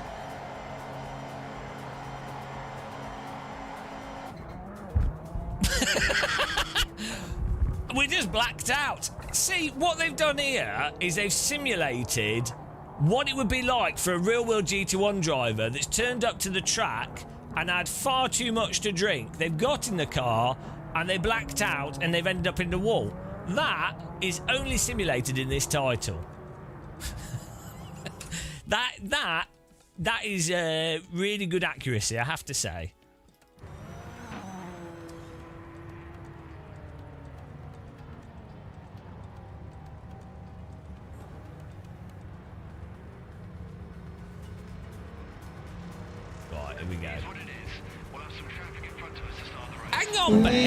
Hang on, Ben. It is what it is. This is my first drive in a Porsche GT1 car 98, and we've put it in 4th place. I think that's pretty good, Ben. Oh, my head's getting hot.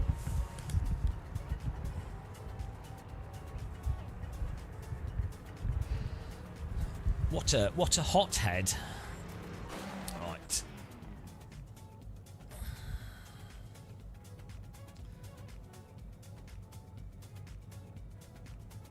We're going. Oh yeah, we're going to click drive. I definitely think they need to reorganise the drive button to the top here.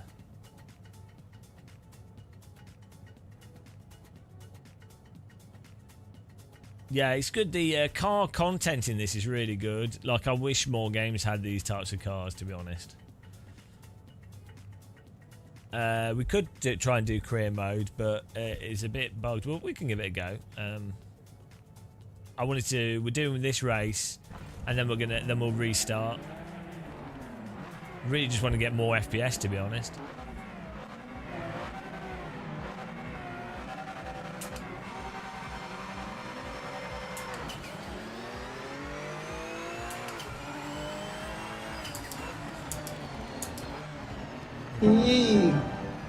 Shift protection. Is that the bloody hell, they're gone. They've got way better acceleration. What's going on here?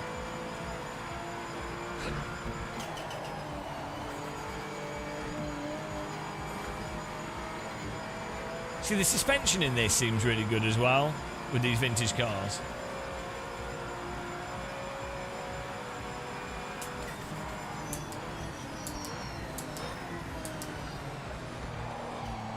Thanks for subscribing, guys. Really appreciate it.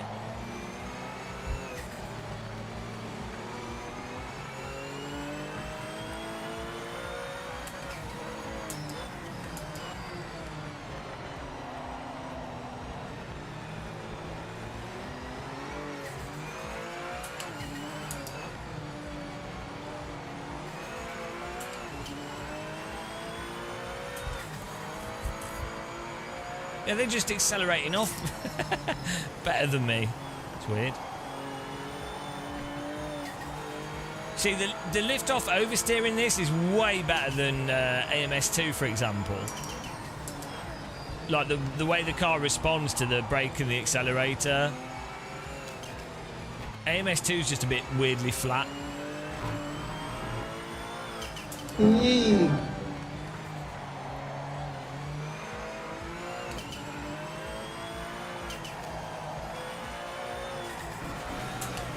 Oh no, I got pulled off the road by the gravel. We can restart the race. Didn't see anything there, guys. Yeah, the curbing and gravel is very aggressive. The pace car is out of control. To be fair, gravel is pretty brutal. The curbing is a bit weird in this, though. It definitely, the curbing will absolutely wreck you. Right. Mental note: don't risk touching the gravel.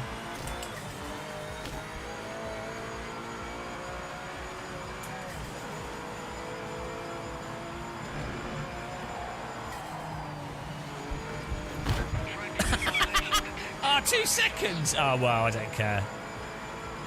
I absolutely fired him off the track. We absolutely launched that guy. I mean, he put his car in the way of a much of a superior driver known as me. What an idiot.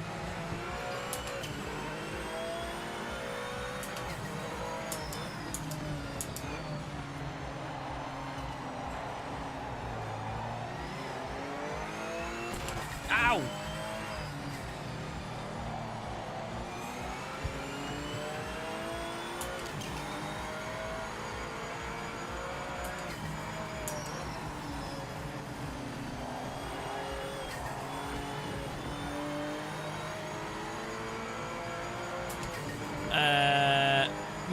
We've tried loads of different graphic settings, and we seem to always just get the same frame rate. I don't know what we can do. I've tried. The other day, I literally ran the game on like maximum, everything on minimum, and then DLSS on 100%, like off basically. So like, I've tried everything. It doesn't make much difference.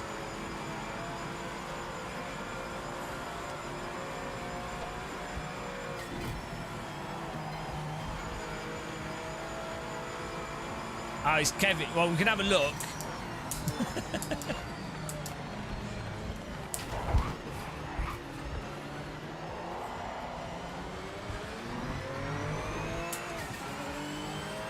Can I finish this race first?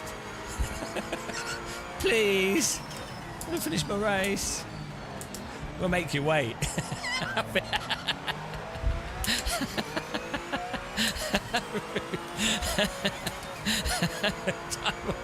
I want to finish the race.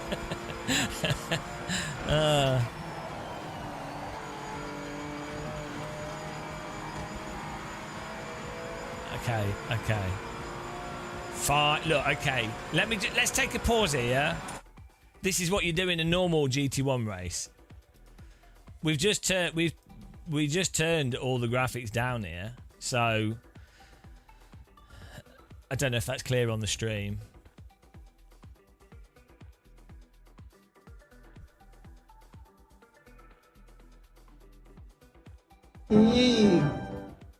Oh, not there. Display settings.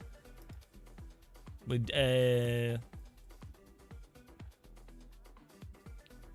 tried it in full screen and window borderless, and we had the same thing.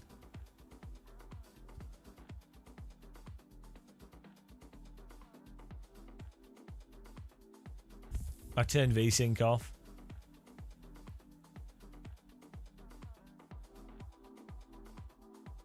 Yeah, no. Yeah, you could do. We've obviously just tried different things.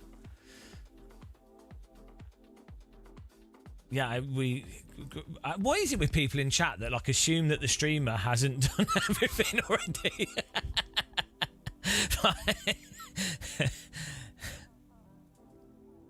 What do you need to see, Kevin?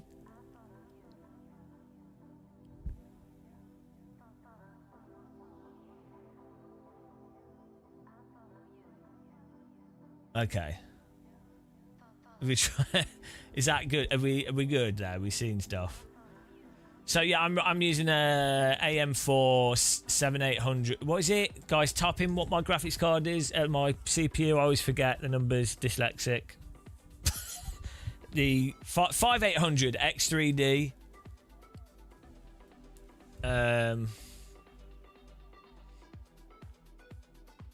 And we've got a 5090 in this system, and we've got 32 gigabytes of how fast the RAM? It's like 3600 megahertz RAM. Sort of at the top end for our motherboard, and ideally this system would have like the newer chip in it, and 6000 hertz RAM and everything, but that would require me to spend £1,000, which I don't want to spend, and it would require 3 days 3 days of moving all my computers around. So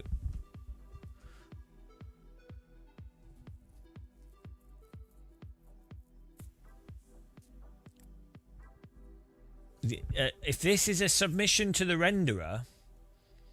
Oh, I also tried NVIDIA's old drivers and NVIDIA's newer drivers. It didn't make any difference. I tried windowed.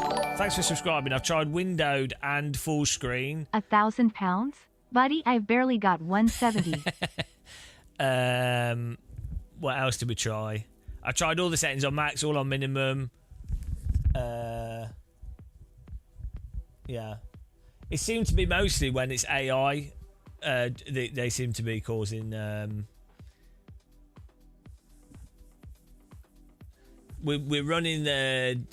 It'll be DDR4 RAM in this computer because it's the old. The pace car is out of control. And it's using a fun story, like because I couldn't get this to run well. We even tried overclocking stuff, but in the end of the day, it didn't make any difference. So I just went back to my DOCP bog standard settings.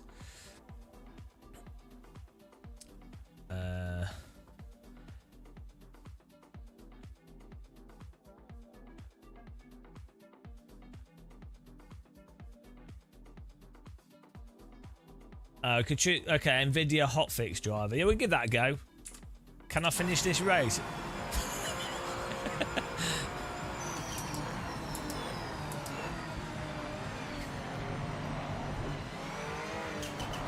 What's the hotfix driver? I normally just get the. We'll give that a go.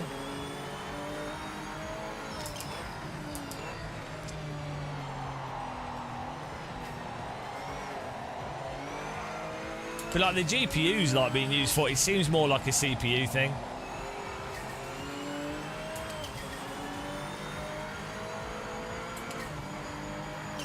I don't know what smart access is. Hello, well, thanks for watching. No, like we don't have any issues in any other video games.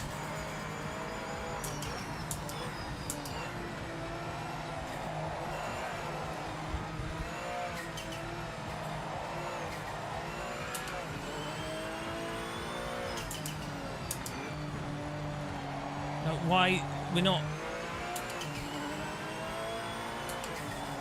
Look, unless you're one of the dev team, please don't suggest stuff. Because I don't know if you're a part of the dev team that's suggesting something sensible, or if you're some random person on the internet that's typing something that doesn't make any sense at all. Because having done a lot of troubleshooting whilst live streaming with other video games or just doing other stuff, it became very apparent to us that there's a high proportion of people out there that are willing to throw out suggestions that have zero, like, are completely useless. And I do have a basic background in IT, so I have a reason. I'm an idiot, but I have a moderate idea of stuff. But then if someone's on the dev team, the reality is with games development, sometimes there are like counterintuitive random things that are actually worth trying. So yeah, please don't suggest anything unless you're a developer. We've got a 6-second penalty now.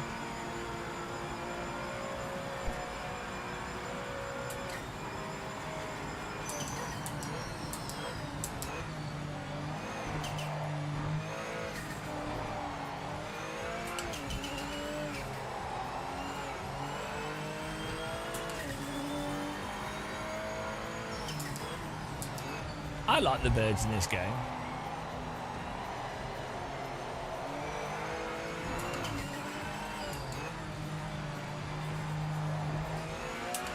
Well, after this, we've got 2 laps, and then we'll try whatever this new NVIDIA driver is. It's not the one in the NVIDIA app, is it just on the NVIDIA website?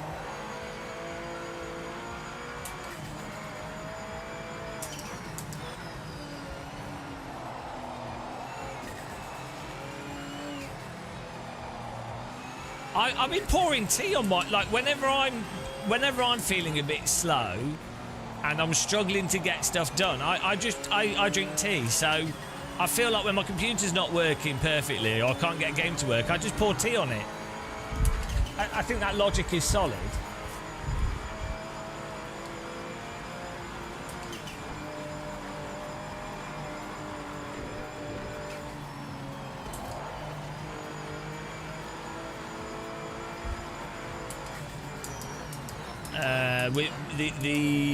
We're using the November the 4th NVIDIA driver, or we were, unless I was testing older drivers as well.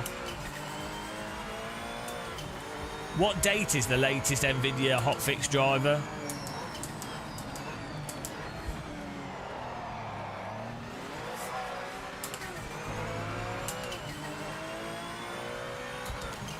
No, we only have a floppy disk drive on our computer.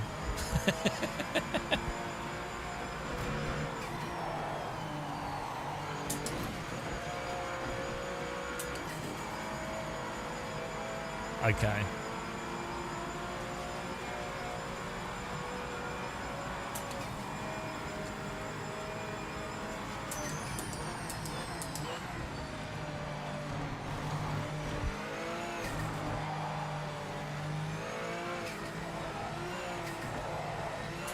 We use a separate computer for live streaming.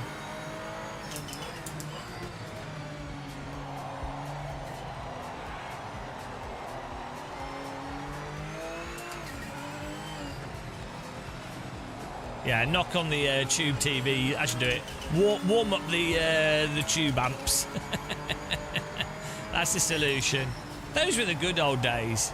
Nothing that a bang with a hammer couldn't fix. Curry 44, thanks for subscribing.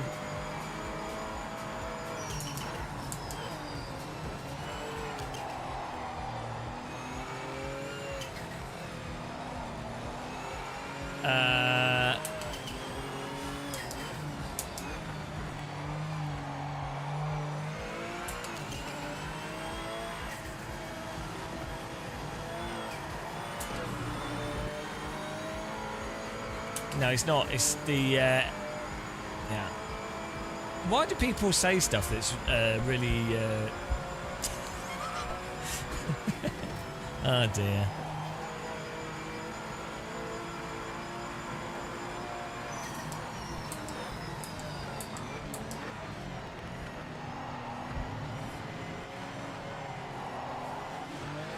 We're using a zip drive as well.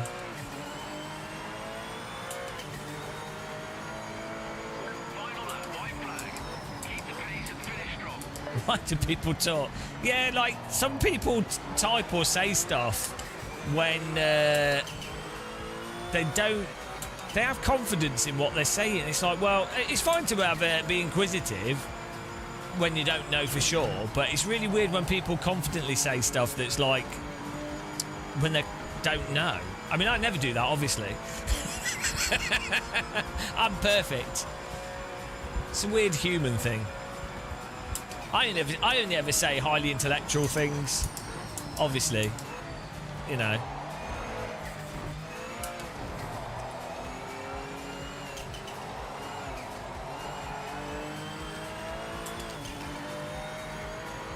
Well, look, when it comes to physics and force feedback, I think having Max Verstappen validate everything I've said kind of lends things in the direction of me maybe actually not being clueless on that subject. But, you know, it's quite likely Verstappen's wrong as well, to be honest. He is annoyingly Dutch and happy with his street waffles.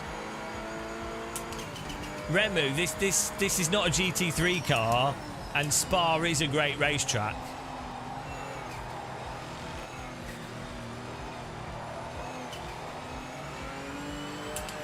What wheel to buy? I don't know. I don't like ACC, but I do like the normalist. Random call sign. That is amazing.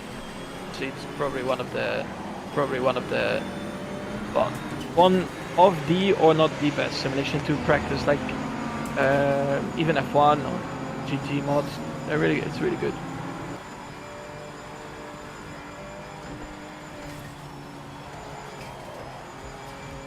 I'm hot and you're not. Right, we're gonna try. I mean, so I said we're using the 4th of November NVIDIA driver, the last full official release.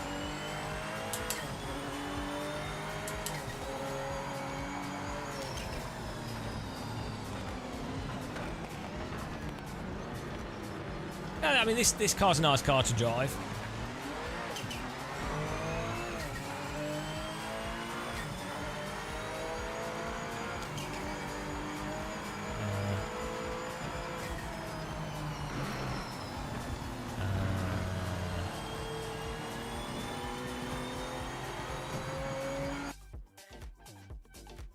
How's physics compared to AMS2?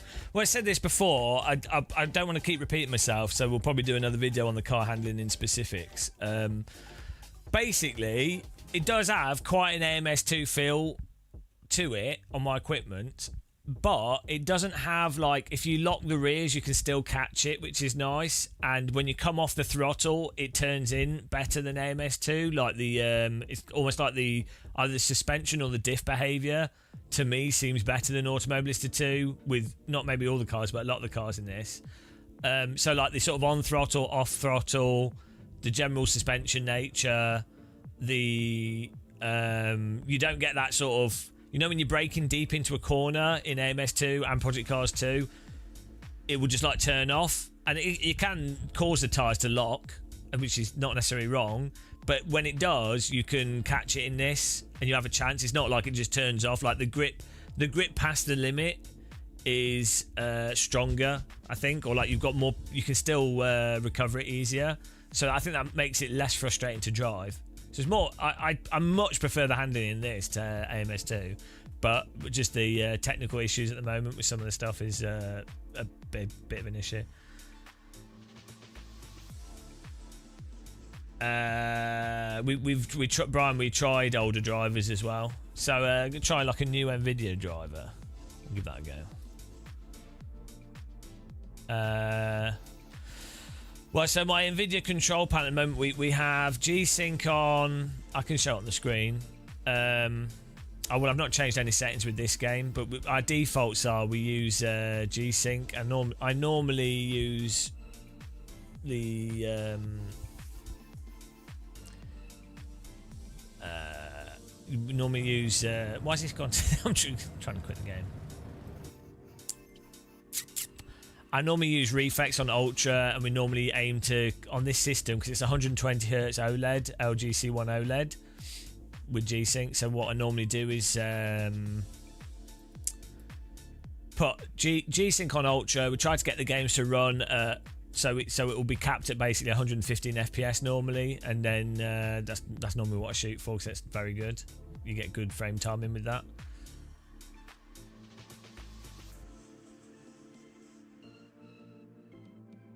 Vertical sync should be off on the global settings, to be honest. Let's see. It's not that it's not locking at 60 FPS or 40, like it'll go up to like 120. Let me get the game up here.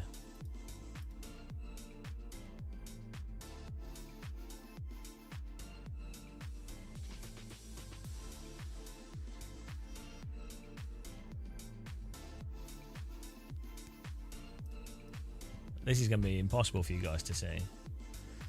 I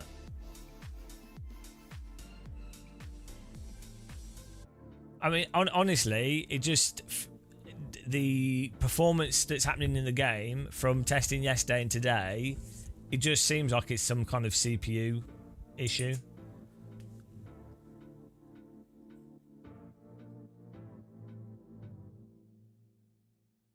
Yeah, no, yeah.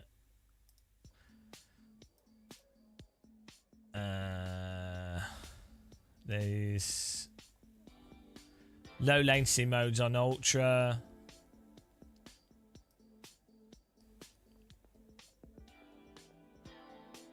G-Sync compatible. Oops.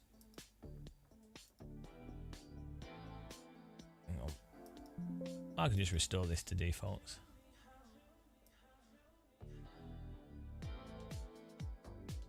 I normally don't change the default, the global settings. We just do it per application.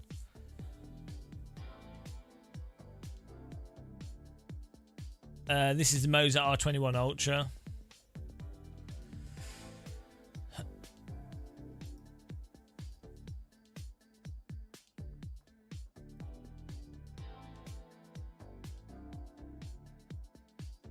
At the moment, we're using the November the 4th. Is vertical sync? Vertical sync will be off.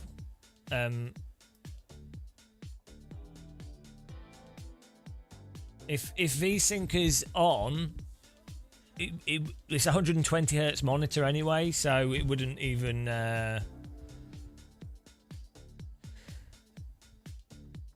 it's just set to use the application 3D setting, but it's not. Yeah. Yeah.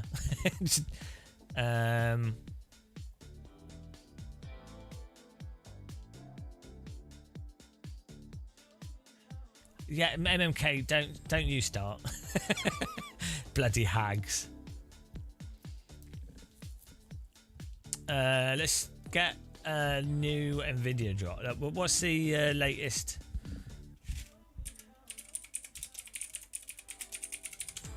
I just don't think it's a drive. Personally, I don't think it's Nvidia driver. Yeah, I know. Kevin's just trying to work out what it is. I'm just. Well, all I'm saying. So, Kevin, what it is as I said earlier.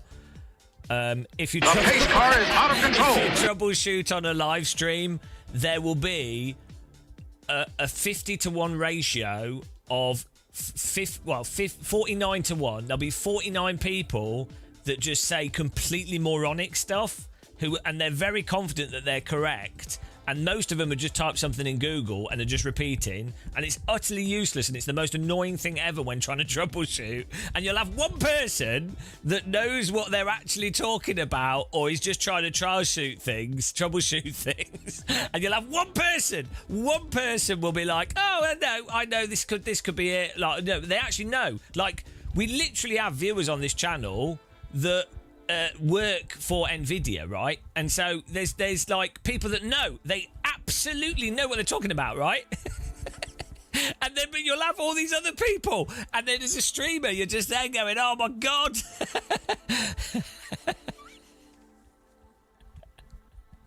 Oh, I'm angry at you. I'm angry at everybody. I resent everyone that's watching this channel.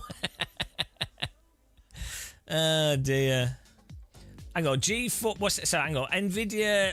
Guys, can someone suggest where you can absolutely get the latest Nvidia driver from? That is absolutely the latest driver, not just from. Because I normally just grab. I'm lazy and I normally just grab the latest one from the Nvidia app these days.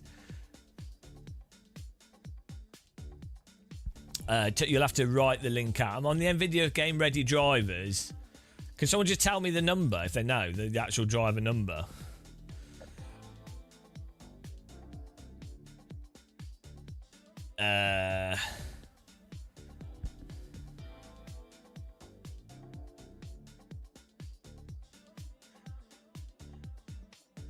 Mm.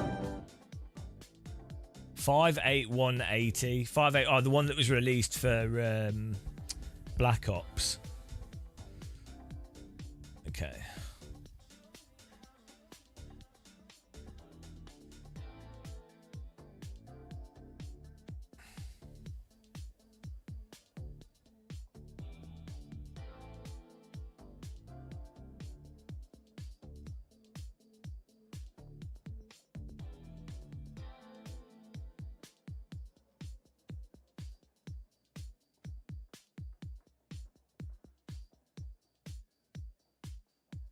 Please hold.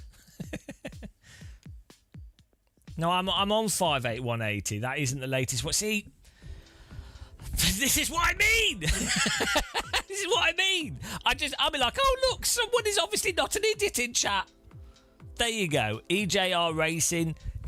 That's exactly what I mean, guys. They've not thought about it. They've thought about it less than we have. Honestly, this is why the world is going to fall apart. 58194. Jesus Christ. 5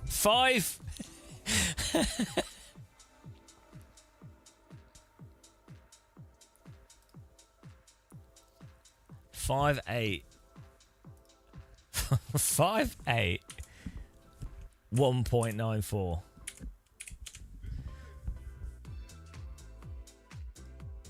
Here we go.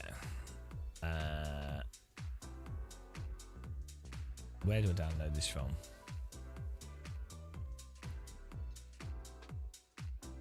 I've got...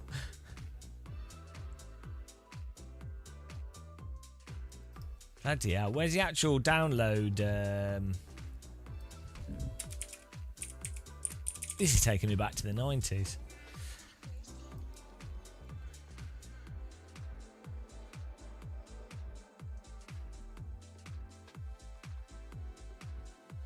Oh, here we go.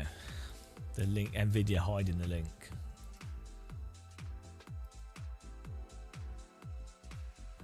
Okay, it's downloading.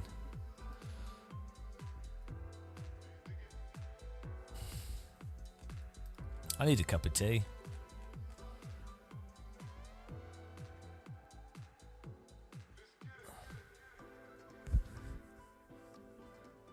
I mean, I don't see the issue. I don't know why games don't just work. I mean, it can't be that hard, can it? If you just say AI, right? You just go computer, make game work, and the AI goes. Meh. Yes, I am making the game work. The game is now completely working. That's how it works. So developers are so lazy these days.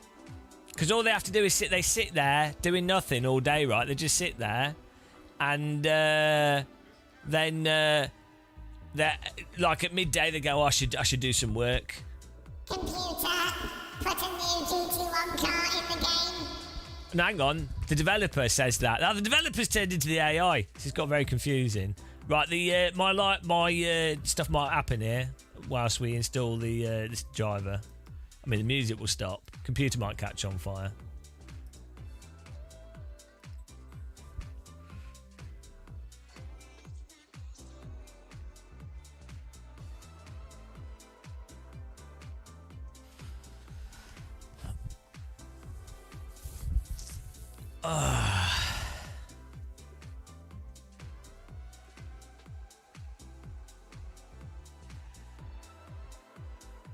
Oh, I hate computer games. Yeah, good job, mate. Good Yeah, job. good job. Yeah, good job, mate. It's just updating.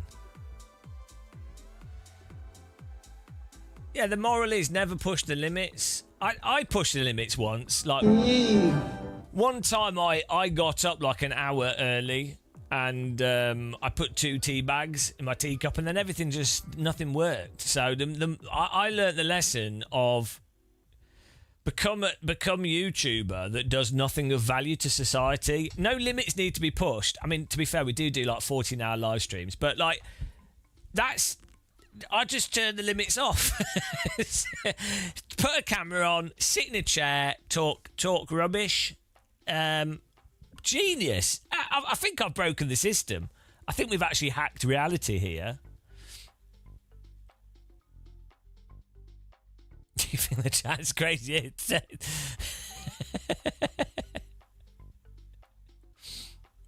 Cleaning streams. Yeah, I get paid to clean my basement.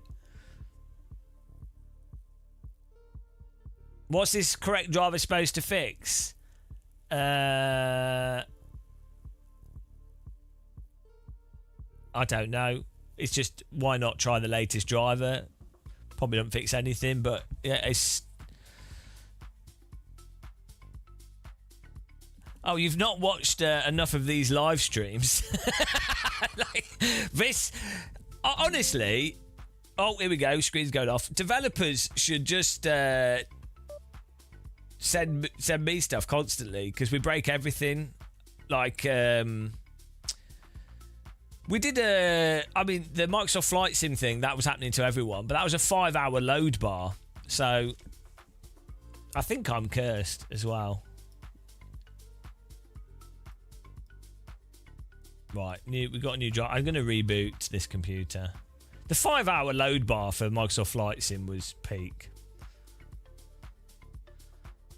Would you rather be stuck in the mud with your best buds or eating yummy spuds with the diddy blood? I don't even...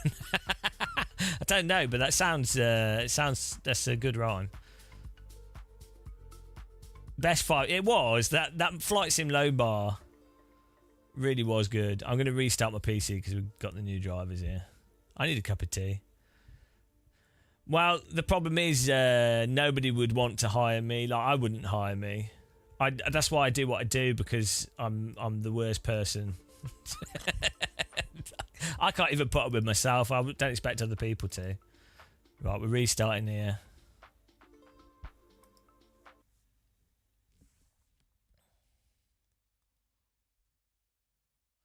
Yeah, the type... Dear! The type of... Hang on, restart anyway. What's going on?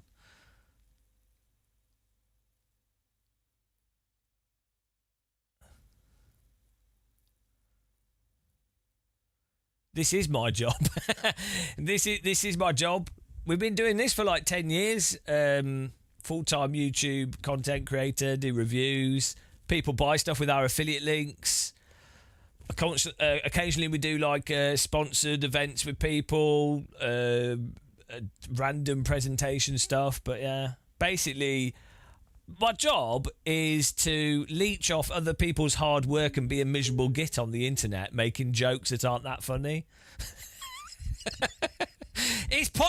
I didn't think it was possible, but apparently if you just do something enough, if you are committed enough, like eventually somehow it can end up working.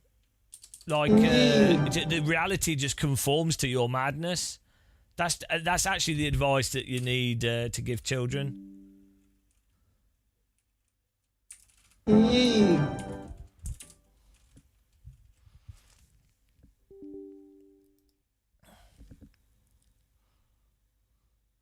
What did I do before this? Well, I did a mixture of stuff because I had a business. I did some games stuff in video games for a while, and then I did a lot of casual games. Did audio for games. Did games design for games, like shit games, not good games, like bad mobile games, web games and stuff. And then like looping audio and things. So nothing. Yeah, I never did anything good.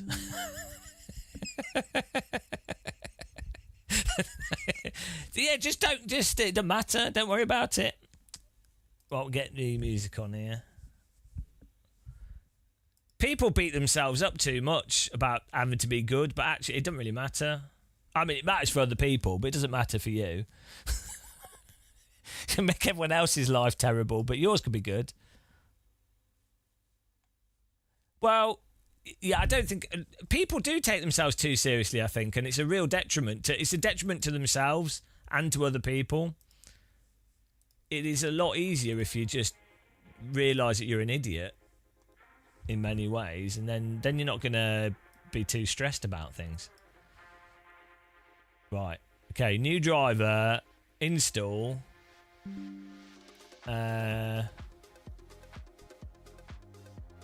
Well, I'm pretty sure they've been crunching away already, so I do feel bad for having done games development and being around it. I do feel bad.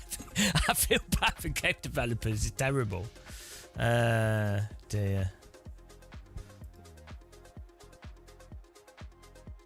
Did I? Oh yeah, no, I dye my beard. It's beautiful. It's beautiful. Yeah, I have to, because otherwise it goes white in the middle and it reflects light. Like Santa Claus. So I dye it. It's nice. Light brown. What is it? What's it called?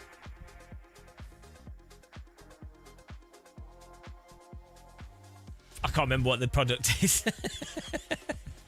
Yeah, no, I would dye it. It's good. Also, it softens it up. It feels nicer when you do it. It's well worth it. It only takes like 5 minutes. I should dye it different colours. African sunset. Yeah, it's all fake. It's fake. It's a fake beard. It's actually a stick-on beard. Right. Let's get in the game again. I need a cup of tea. I don't know. There's this weird thing about beards where people are overly, they're like, oh, dyeing a beard, oh, and it's like, well, it doesn't. Why?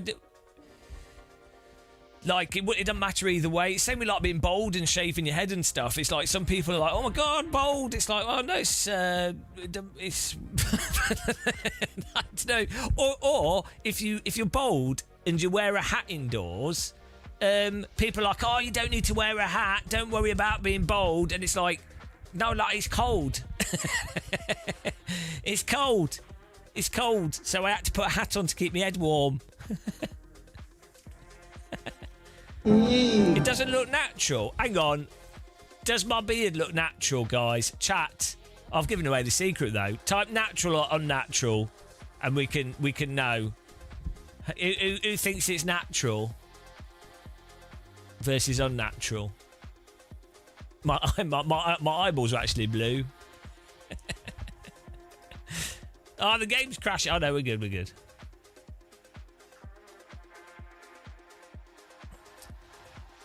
I'll give you actually, as we're talking about hair, pro skill tip here. When I shave my head, I use 2 wet razors in the shower, and I go like this with 2 razors, twice as fast. Oh, I got bored of just using one, and I was like, oh, hang on, why am I just doing one when I could use 2? And you just mirror the action, and you can then shave your head without a mirror. Right, here we go. New drivers. Well, let's do the same car track. See if this has helped.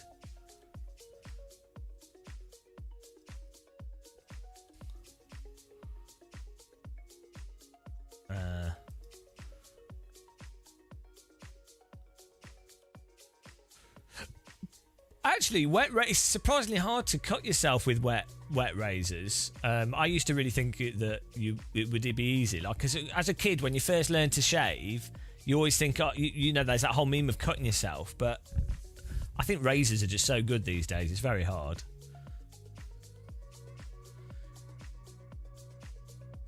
Yeah, the thing is, if you're bald, you have to have a beard. Unless you're like thin. I'm a bit fat.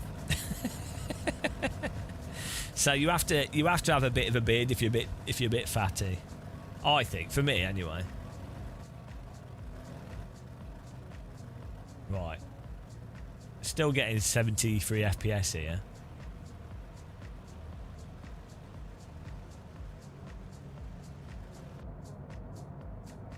Okay, it's exactly the same. So it wasn't NVIDIA drivers.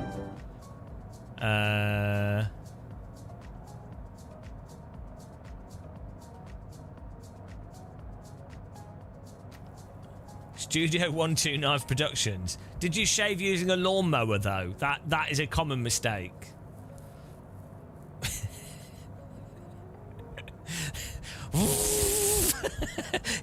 I think this trimmer will be fantastic for trimming my beard.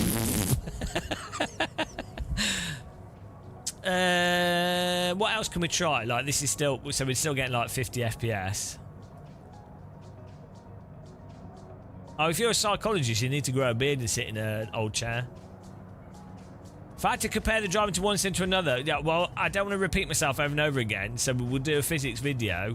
But at the moment, it's basically, if you were to take AMS2, but get rid of the weird, uncontrollable tyre lockup issue, and you were to have better suspension and better, like, lift-off oversteer and less snappy throttle. So basically, just from like the cars I've driven in this so far, it feels quite similar to AMS2 if AMS2's diff behaviour, suspension behaviour, and sort of like throttle, those kind of things, like all the...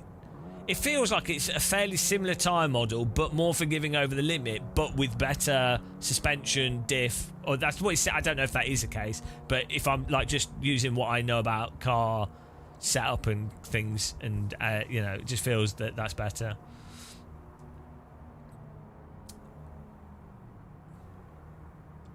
Well, no, they'll keep doing work on it constantly. There is no final version anymore. Developers don't get any rest anymore. It's not like Nintendo days where people would you know, you print a cartridge and then that's it. You can't change it because you've just manufactured 200,000 RAM, printed RAM.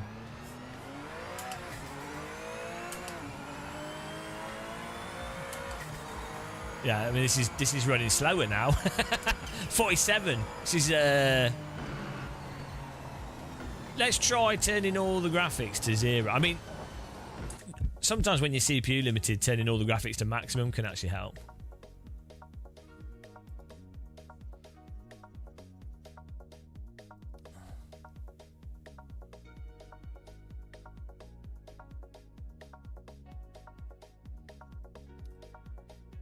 Oops, I'm gonna have to wait for it to load that.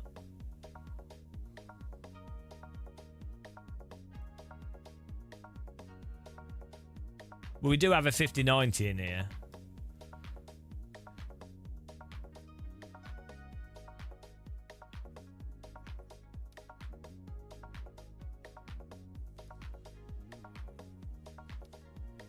Right.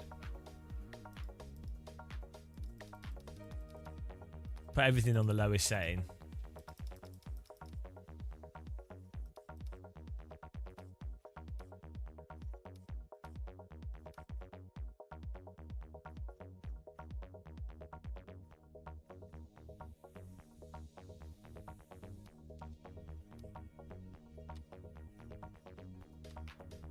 Oops. What's going on here? Oh, these buttons at the bottom are really confusing to me. You have to press escape. 64, 56. still the same frame rate. Oh no, 70. Yeah, see, now the thing is, it actually runs worse on lower settings in some ways because we get like these random stutters.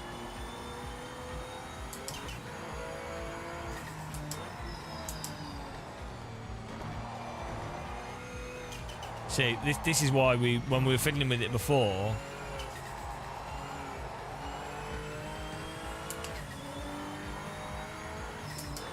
So we now get like big sort of.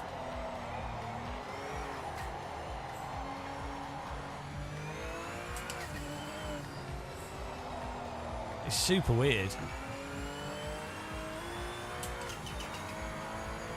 Yeah, if we put max graphics.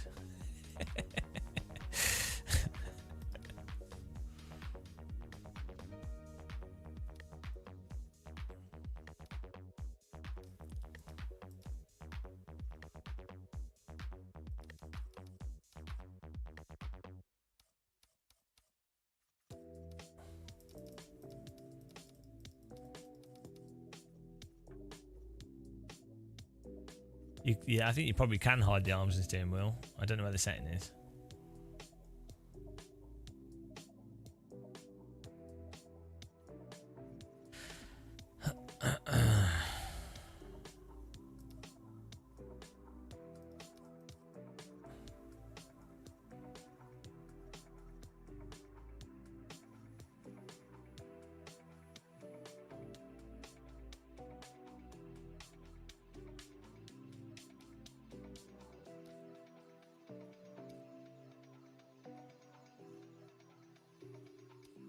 No, I don't want to do that. I always click on the wrong buttons on this.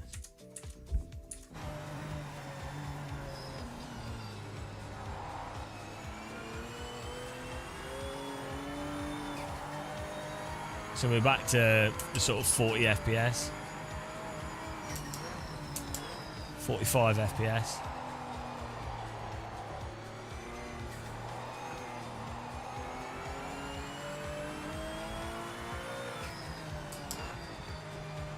Hello, headshot Hughes. Let's see, it's now 51. Like if we do, let's do something with no AI.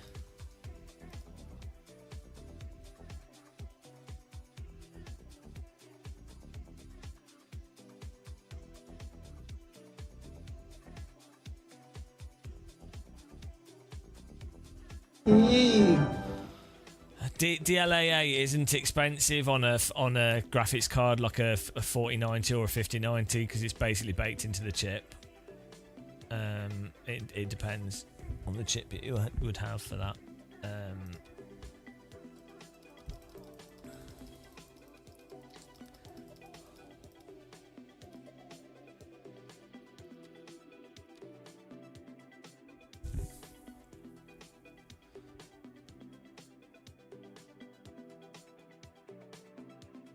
It doesn't have what? It doesn't have scheduling stuff.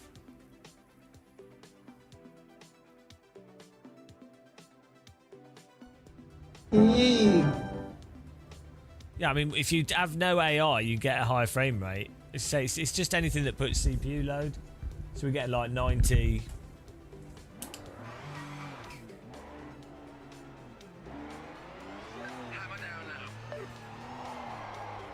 See, look, 100 with no AI. I mean, it's still way too slow, but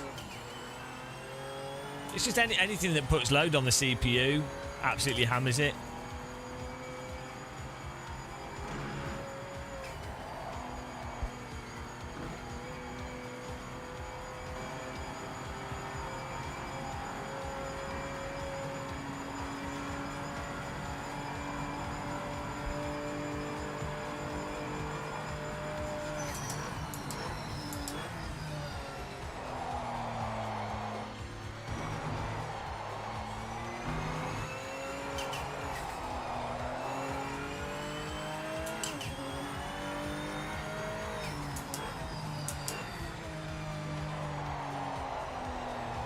I know. Yeah, as I say, people will say stuff that's you'll find when it comes to like tech knowledge on like graphic settings and all these things, it's basically what's the sort of popular meme knowledge that's kind of like Linus Tech Tips level knowledge. and then people regurgitate those, but they don't actually understand the full all the components or all the actual real aspects of it, or they don't have a like contextual sense of how things actually operate. But they're very confident in the knowledge that they've got, and you discover this when you live stream, and like we like try to eliminate micro stutter. The pace car is out of control. AC1, for example, on the OLED, will get absolute maximum performance out of an OLED, and people don't understand like there's subtle stuff like with how an OLED panel operates, that if you're trying to get the absolute most out of it, that's relevant, but there's certain compromises between different options. Anyway, there's a lot of people that are very confident that they really don't know enough to be talking about it.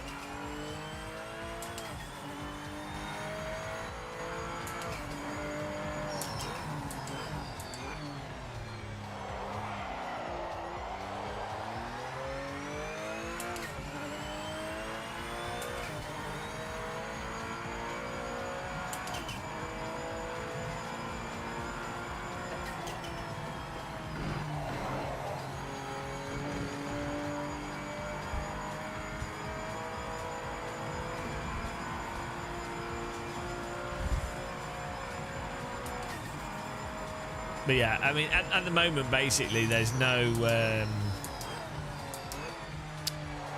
way for me to fix this my end, I don't think. Yeah, no, but even okay, so even without AI, like you should on moderate settings on a game like this, with this system, you should still be getting at least like 120 FPS quite easily. No, so please stop suggesting settings. Right, we could try and do some single player stuff here. I need a cup of tea. Oh dear. So yeah, I can't explain this over and over again.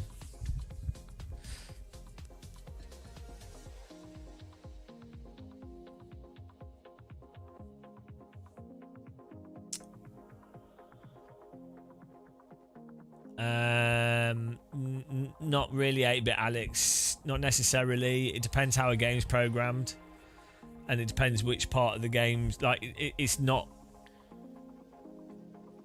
We'll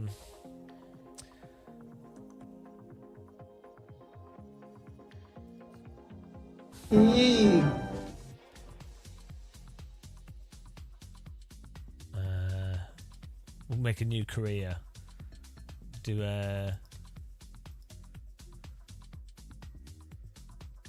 see, what they need to do with this, if there's any developers watching still, these pop-up windows need to not be transparent, or they need to be a lot less transparent, because it's really sometimes when they're over text, it's really not. It's also not necessarily that obvious. I mean, it could just be my screen as well, making it less obvious. But like, this should be like a solid background. I don't know, something to like really isolate this information.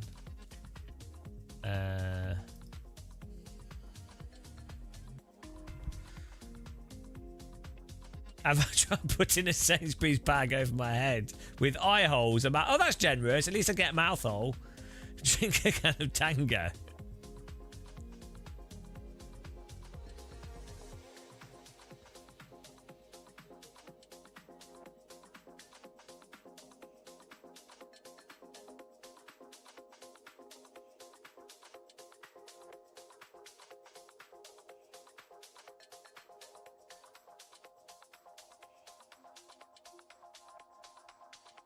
Yeah, the colour selection, yeah.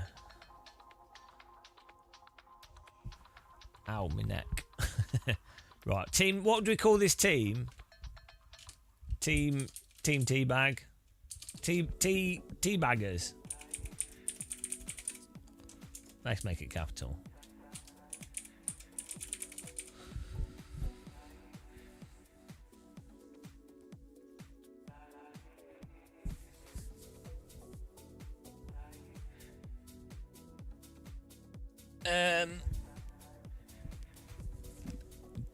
Do I think they'll get it fixed by release? I don't know. They'll be working hard, but the thing is, whenever I do videos or content on a game, I will only say how it is at the point I make that content, because everyone's obviously always trying to do the best that they can. You know, developers want to make the game good. Like, you don't work in the games industry to make bad games, typically. It's like a terrible industry to work in, just to, like, phone it in. But the thing is, sometimes some games do massively improve over quickly or over a long period of time, right? Some do, but some don't.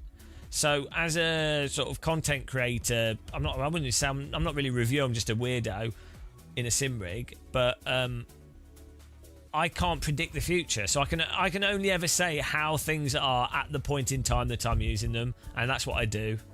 And I think that's fair, to be honest. I don't know what else I don't know what else we'd do.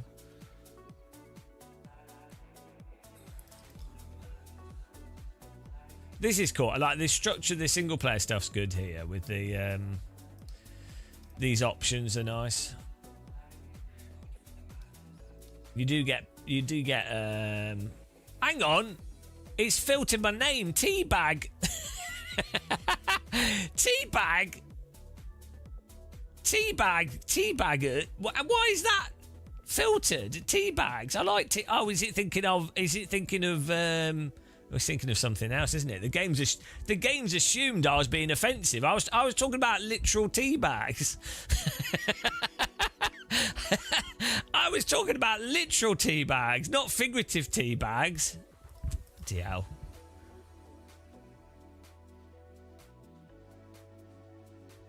Right. The brand covers the full. In the event you win the championship, the brand matches your earnings.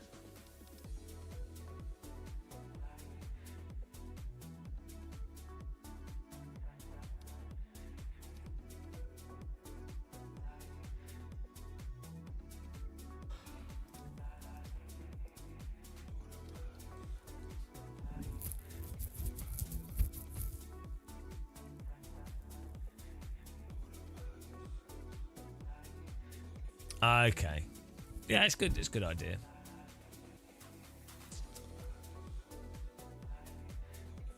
I know it looks worse.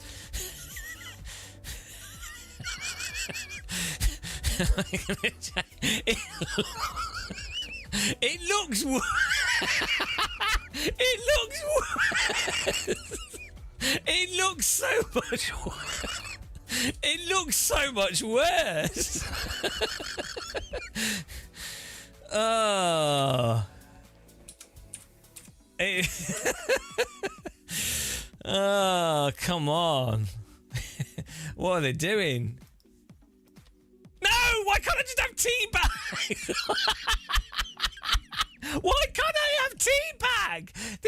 Why can't I just have tea bags? What's going on?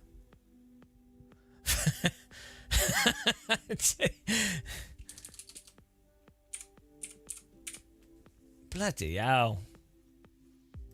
There we go, we can have that. Oh dear. I've never been attacked by a game so much.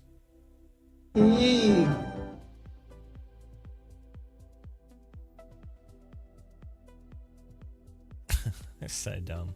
Right.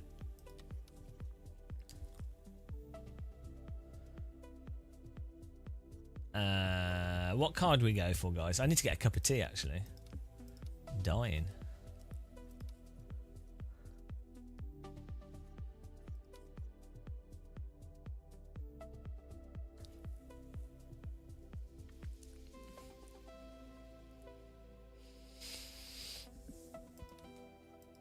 I mean, like the GT cars are better to drive, but we can only afford the Elise.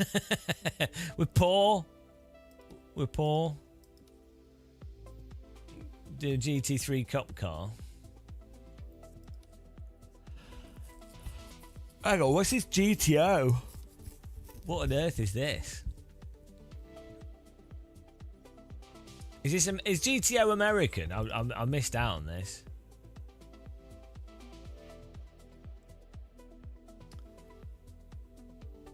RX-7 GTO. What should we go for? What about this Camaro? It looks terrible, but good fun. The pace car is out of control. You can't escape the GT3, can you? It's just too much GT3. Oh, this looks good. The Nissan looks well good. Oh, that looks amazing. It looks a bit like a Ferrari F40, weirdly.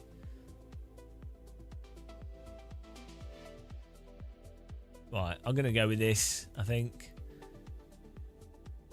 this looks nice. Right. The pace car is out of control.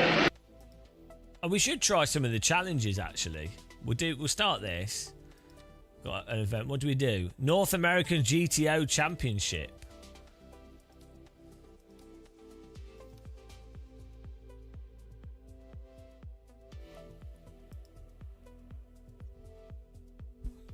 Let's go for it. Daytona. Right, sounds good to me.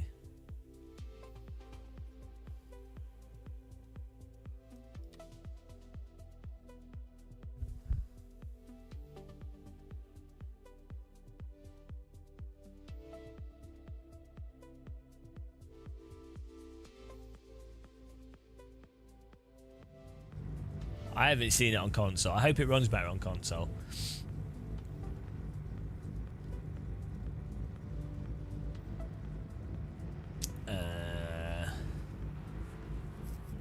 Oh no! See, this is where you click next by accident because you think, "Oh, next." It's like, no, actually, we want to drive.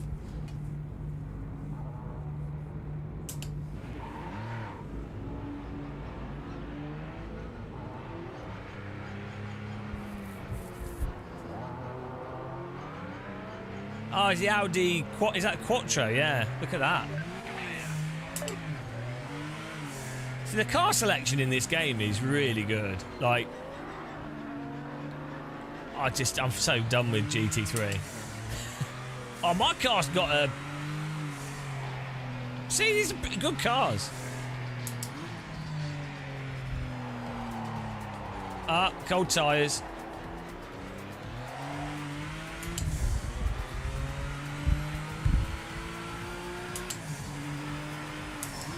I should probably install my H pattern. This is very hard to drive at 50 FPS though. I'm getting that 90s video game feel. Oh, my pit exits are always unsafe.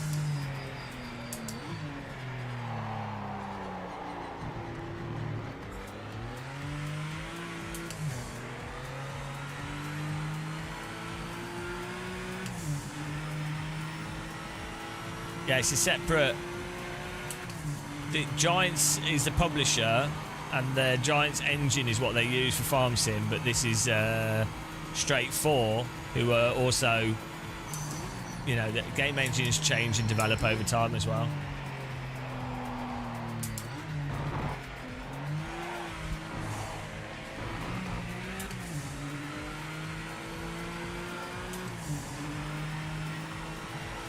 Yeah, they've actually made the performance of the game era realistic. So we're running this on an Amiga.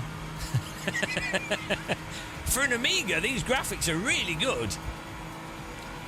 I mean, do you need more than 20 FPS for a driving game? I don't know if you do, really. It's got to load the data off the floppy disk.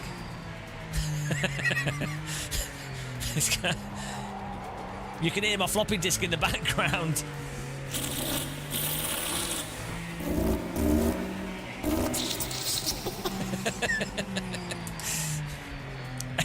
Eight megabytes? Be lucky to have 256 kilobytes of video memory. Ow, you!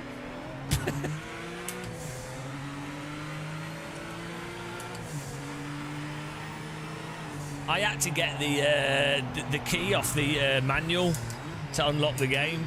Turn to page 312 and tell me the specification of this 1980s race car's torque value.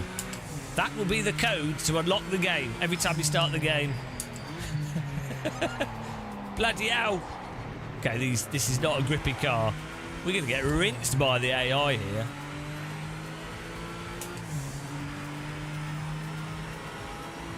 You're dying looking at this. Oh, well, I wouldn't worry about it. I just go on holiday. All right.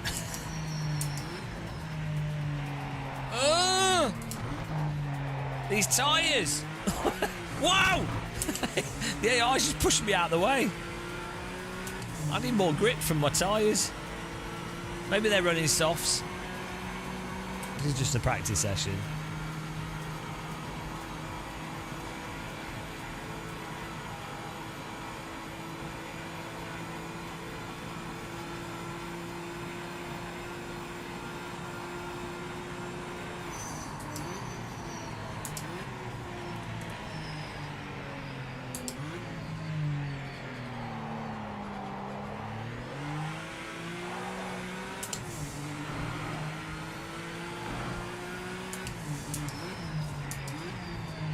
The AI in this, in general, they seem to be very good at braking.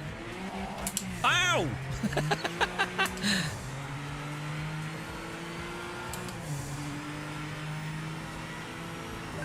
minutes remaining. Oh, I don't know why I'm expecting the car to stick through that corner. Oh, I think the AI's just on too hard of a setting, but let's do the next thing. We can always restart the thing if we need to.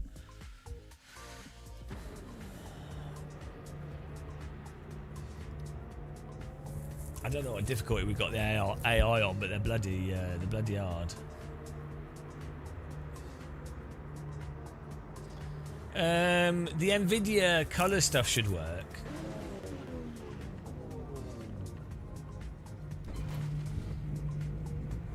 I don't know how you load that up, but that should operate.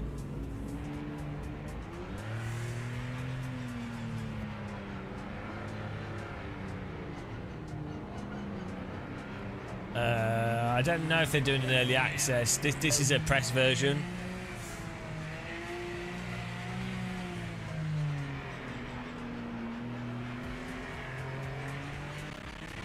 Oh.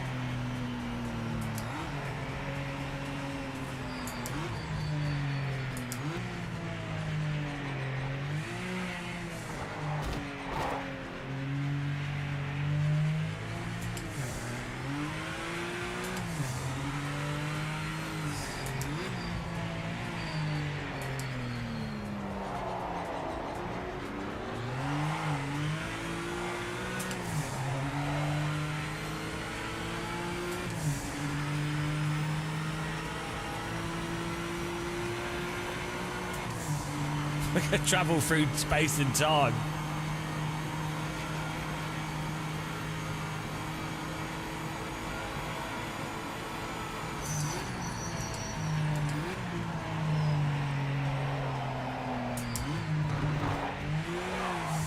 Bloody hell. She don't want to turn it. We need to... Oh, what's going on? We need to loop. We need to increase rear ARB and reduce the front.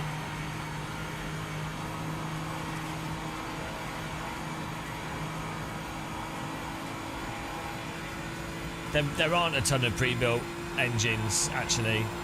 Timing's begun. This lap counts. Also, it's not that simple.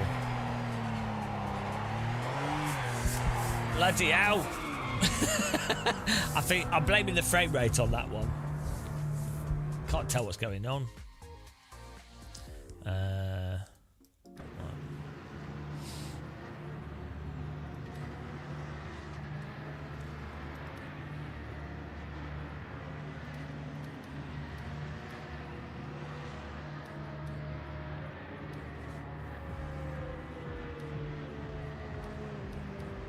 you literally just have hards.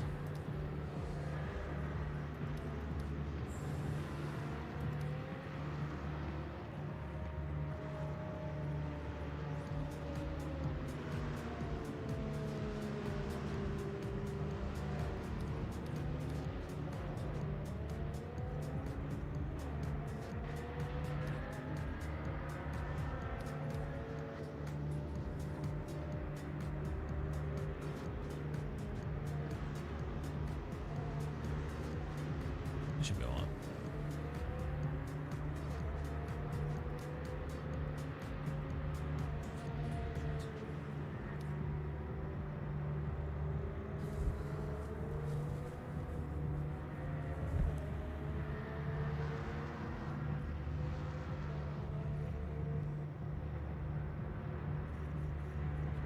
Yeah, like I think the thing is, the reality is though, you have a development perspective on stuff. You know, developers are working really hard and trying their best, and often they have a limited amount of time, and are often like basically trying to do the impossible. Often due to like the financial arrangements of things and management and what have you. But then, so that's one perspective, which and is totally valid for developer. You know, I think the game industry is pretty bad for most developers in many ways. But then on the other side of it, there's the consumer perspective, and the fact is, you know, it's an entertainment product. So the consumer, you know, it's like a game has to not be buggy and it has to work at launch. If someone's buying something for £40 to £80, from a consumer's perspective, it's irrelevant if it's hard to make or complicated or whatever. You know, it's that's just not, a consumer doesn't have to think about that. So, you know, like things just have to work. So if you buy a fridge, it needs to keep your food cool, otherwise you get food poisoning. So, the thing I think is that basically publishers need to generally like realign their expectation on time frames.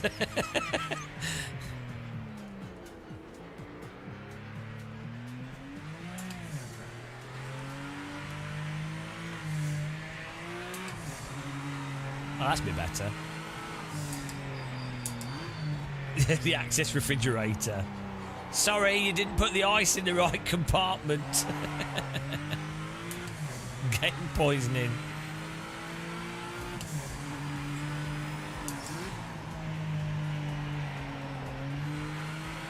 Hello, random. Did you stream in the end?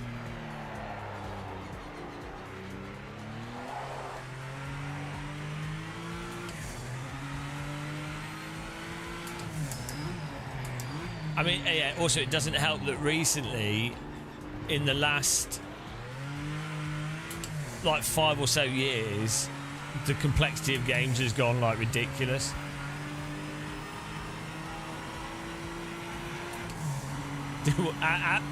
Did you get it to work?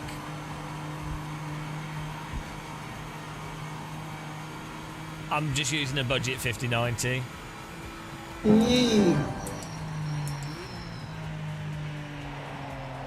I cannot get the front to bite in with this car. Probably cold tyres.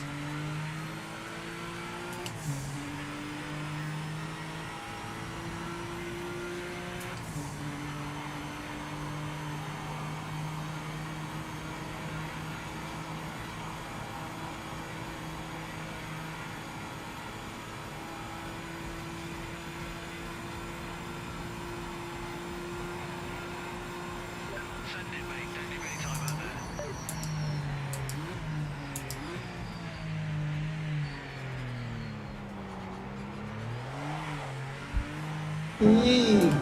Thanks for subscribing.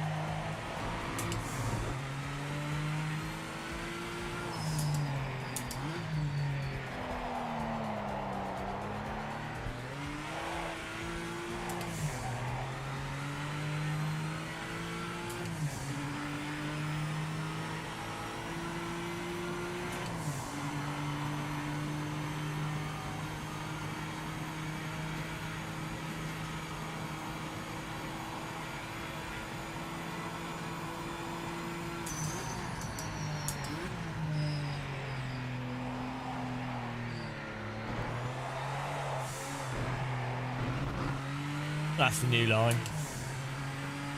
Yeah, I mean, putting aside the graphic stuff, which I'm sure, you know, they're working on that, obviously. The game, there are other aspects of the game that are clearly still need more development time. I would argue. So, like, there's, like, AI do weird things. The penalty system's a bit weird. The UI does weird stuff.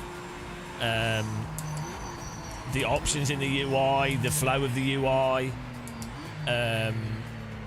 the difference between cars, like some of the cars are not very good, some are really good, but the content is sort of a bit all over the place.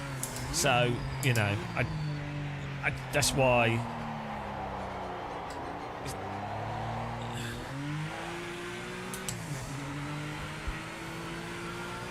you have to keep in mind as well, I'm like a grumpy, experienced sim racer. So, you know.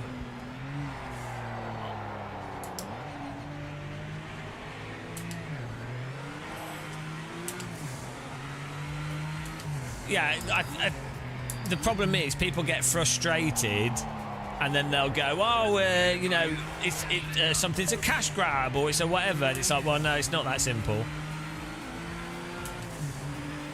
But I think it's just people online tend to, you know, they'll have a very limited perspective of something, and so they will then come to a narrative in their head for a story that suits a conclusion that makes them sort of relieve their frustration, and so you get a lot of that online.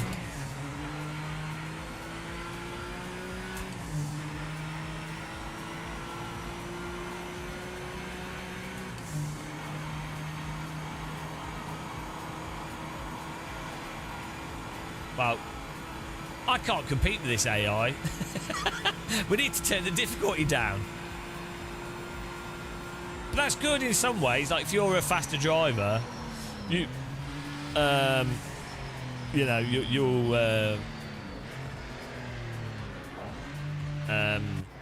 you want a challenge. Well, we'll start this race, but I'm going to have to turn the AI down. I don't know what difficulty setting to put it on though. We can try and make it work from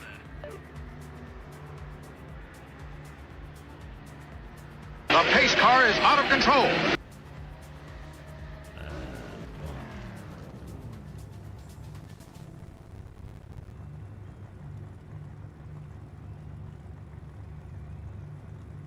Get good.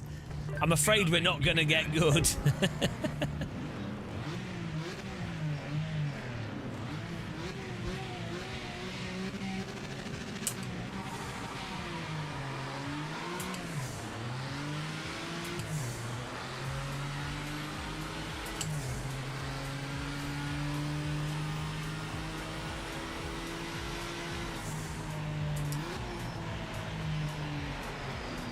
Oh, the brakes! This car's brakes are shocking.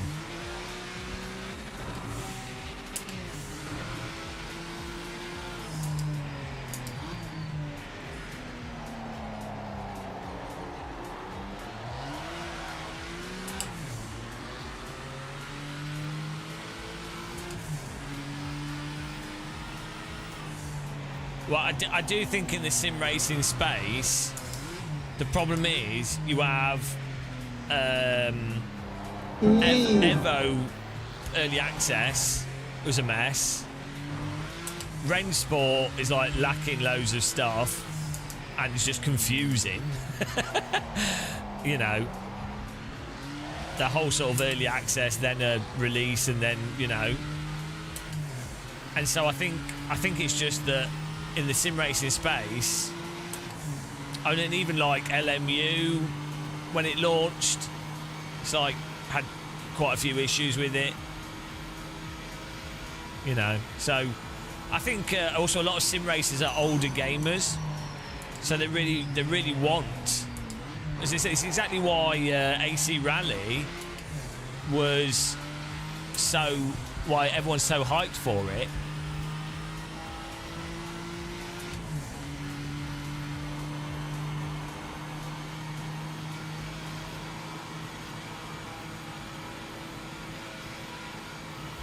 I think people just, you know, my view is I'm just tired of games not being polished at launch, I think.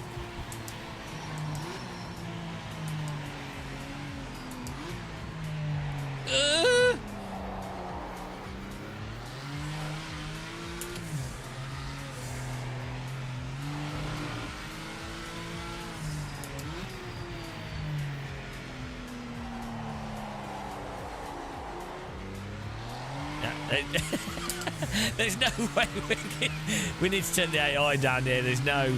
Well, I'm going to have to do a new thing on easier. I'm not even vaguely competitive.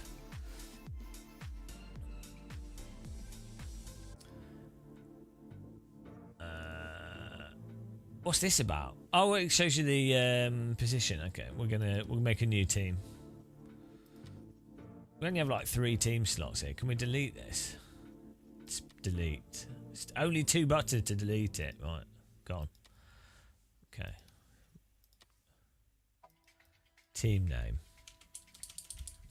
We could call it Gamers, Muscle Gamers, and then driver name can be Gamer Muscle. Ah, this is clicking off here randomly.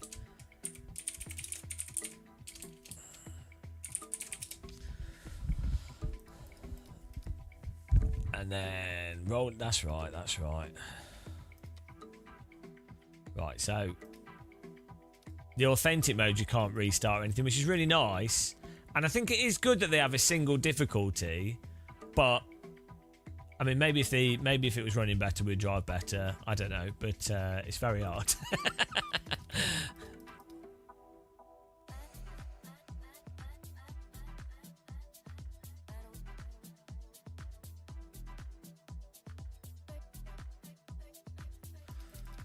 I think we'll go for 67.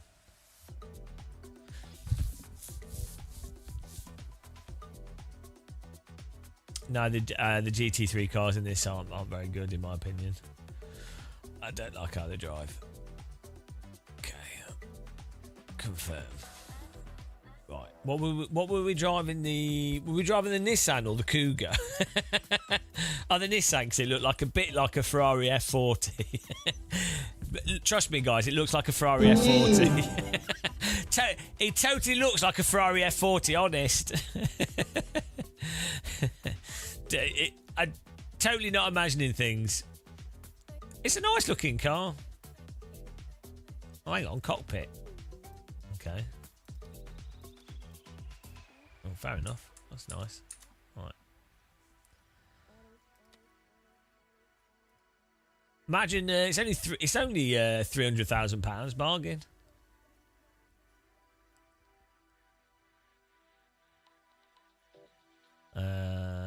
Right. Try this again. Thanks for subscribing. I'm gonna need to grab a cup of tea here, actually. Matt Olica's in chat, guys. Check out Matt Olica's channel. He's a new streamer. Give his username a click. Check him out.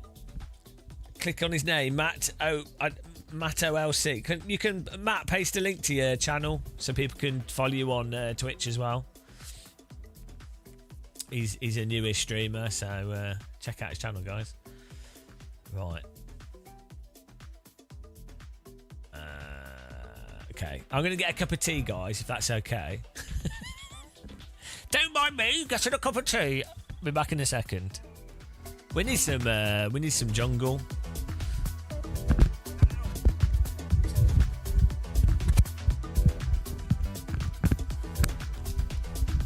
The pace car is out of control.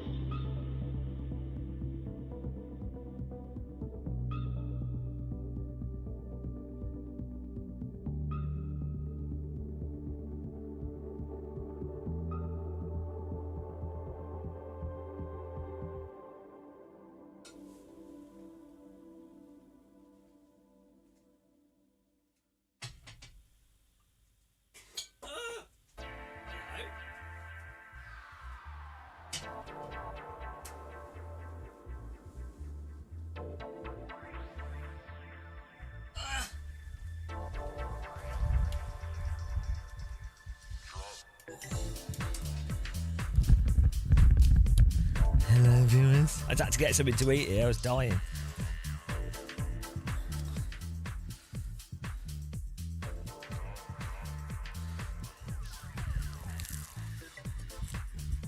Hope everyone's doing all right.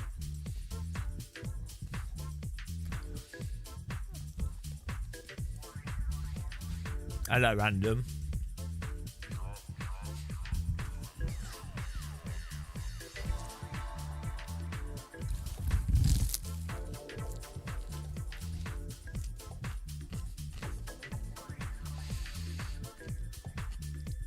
Yeah, well, it's clearly just a technical issue. Like even the menus are running a bit weird. No, so with frame gen, people get it mixed up, but people think frame gen is a way to get faster frame rates, when really what they should think of it as is a smoothing tool. So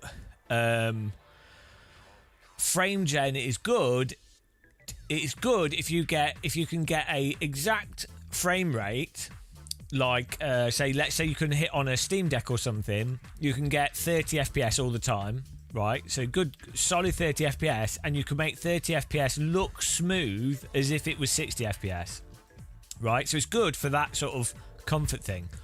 It's also really good if you have a gaming monitor that can do like 200 plus FPS, and your game easily hits 150 FPS, right?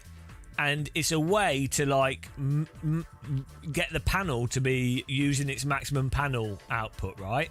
So it will actually look better, and the latency that you'd get from it is basically irrelevant. So it's great for those scenarios. Where frame gen isn't good is if you have 1% lows, or your frame rate drops below a certain threshold that's the minimum threshold. So yeah, it's good if you're basically using it as a way to make a V-synced frame rate look like a higher frame rate, or if you already have a ridiculously high frame rate and you want it to look smoother. So it's really good for, and it's really good for games that aren't like fast action shooter type games, like Flight Sim. Frame Gen is amazing for Microsoft Flight Sim.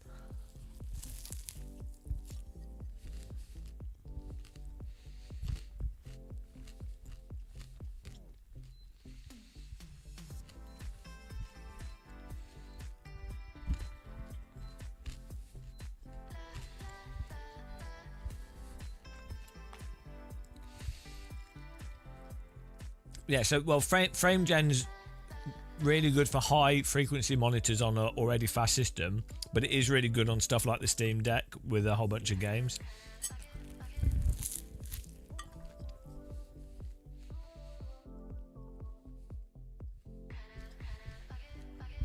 So it depends on the type of game.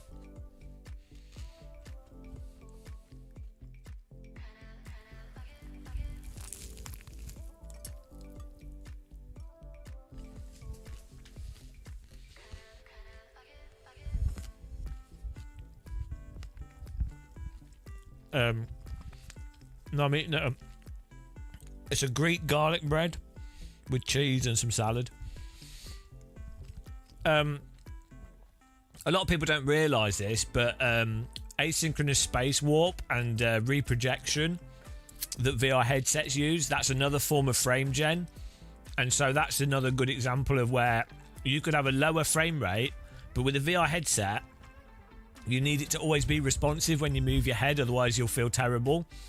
So by using frame gen to like make the image appear smooth, but with the VR stuff it also does like three-dimensional distortion as well. But that's basically the same, similar part of the same technology.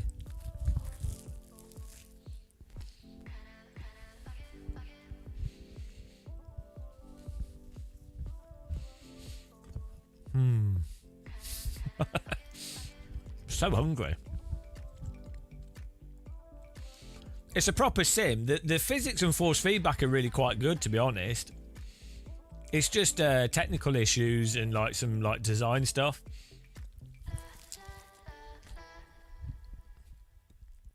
That's the problem. The actual underlying physics in this, I think, are really quite good.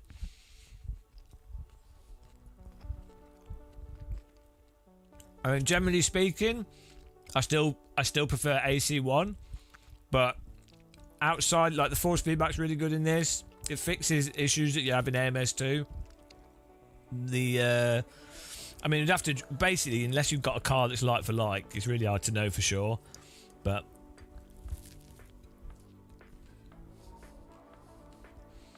yeah, I've as I said in the video we did, I don't understand. Right, they should really. This needs like, in my view, which is just a view of an idiot YouTuber, I think it needs like 6 months to a year more development, and then it'd be like, oh my god, it'd be like Dirt Rally. We were like, oh, bloody good.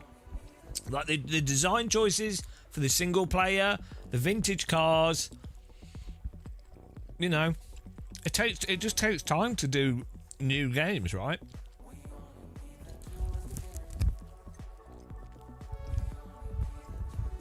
I'm sure the developer will polish it up, but in my view, if a game costs £50 to £80, that is a lot of money for a lot of people, and so for that price, stuff has to work, right? And maybe the console, I've not played the console version, so maybe that works a lot better. But, you know.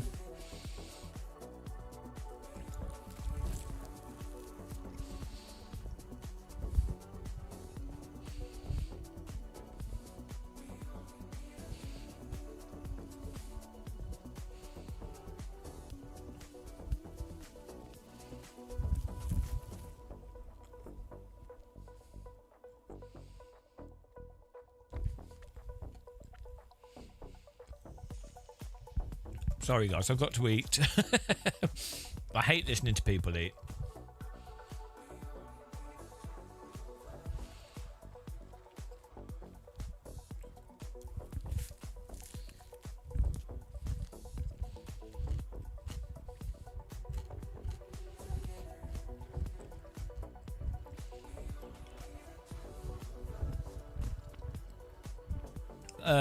AC Rally actually has some weird stutter issues as well.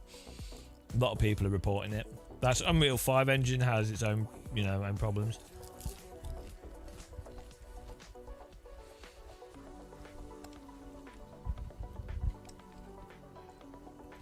It seems that modern game engines seem to be very sensitive to stuttering. Either it's like shader compiling, or it's just, I don't know, I guess how it loads objects and things.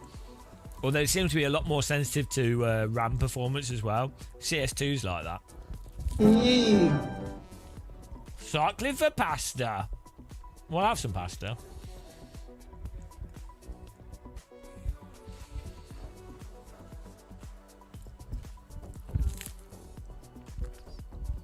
How are other YouTubers reacting?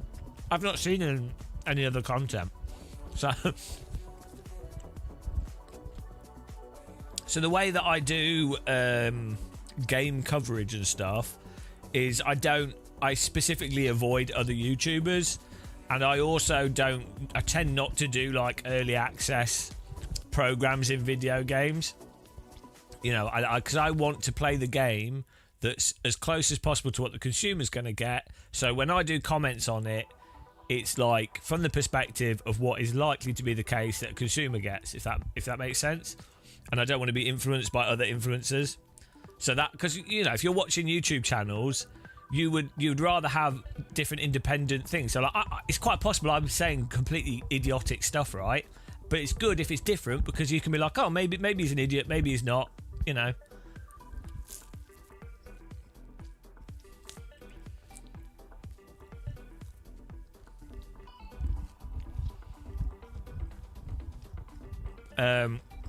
I can't remember our CPU. Someone in chat can tell you. I can't remember the names of things. I'm very dyslexic.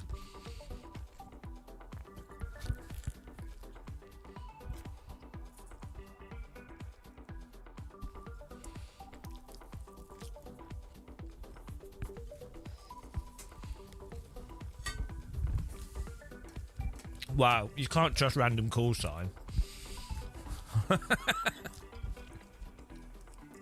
And the guys at Traction are... John and Thomas are terrible people. They're awful people, actually. To be honest, some of the people in sim racing, if I was to say like random call sign, Ricardo, John and Thomas from Traction, they're actually just horrible people, guys. You just don't know. Because this is sim racing, and we do have larger people watching, and I've noticed there's a lot of people that don't get sarcasm. That was sarcasm, by the way. They're really nice people. Apart from random call sign, he's not.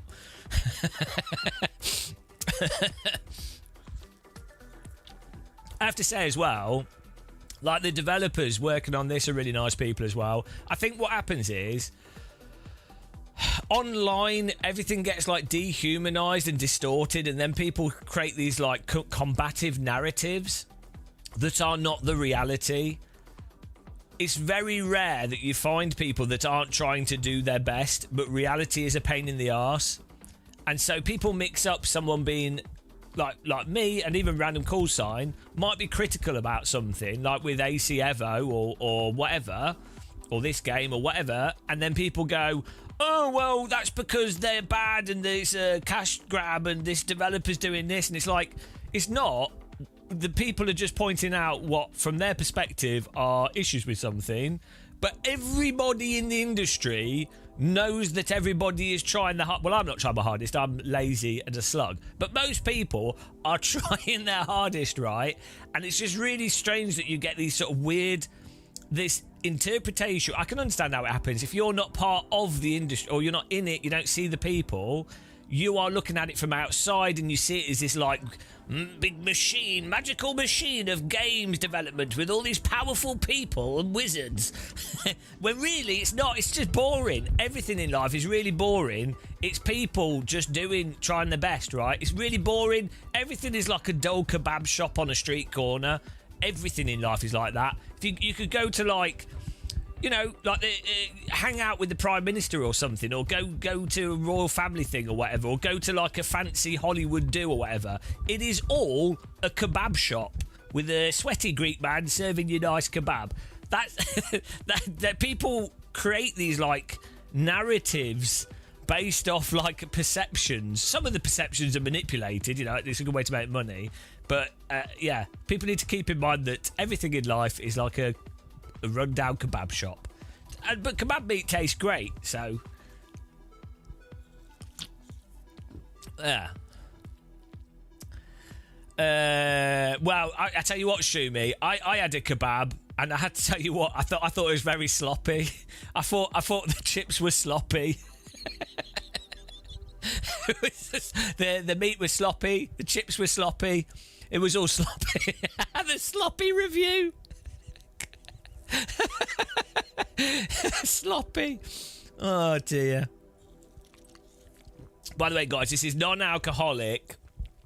Sorry those of you wanted to see driving and stuff. We do a lot of eating and just talking rubbish here. Oh, soggy, that was it. It's soggy. This is non-alcoholic beer. I don't drink alcohol. But this is awesome, actually. If you don't drink alcohol, highly recommend Guinness Zero. I know Irish people will slap me for this, but Guinness Zero is great. It doesn't taste like Guinness, but it's really good. And this Asahi, I'm going to say it wrong, this non-alcoholic beer is great as well. It doesn't taste like beer, it tastes like a non-alcoholic wheat drink, but they're nice.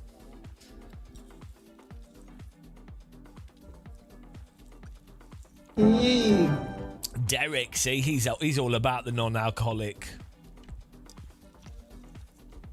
I could just drink this all day long, which you can't really because it's got a lot of sugar in it and carbohydrates. I'll be fat from a non-alcoholic beer. You don't even get the joy.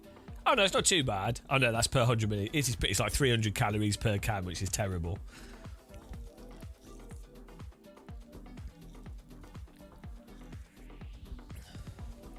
Well, the thing is, there's clearly like a technical thing with this at the moment.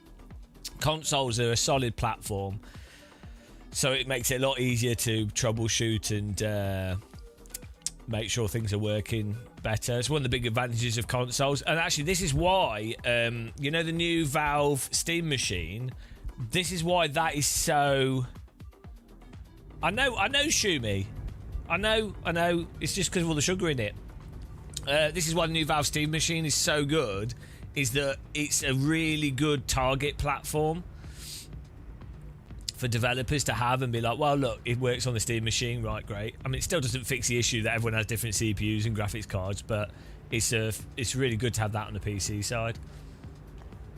Which is why the Steam Deck's really good as well for indie developers. You're like, well, target Steam Deck and then you're good.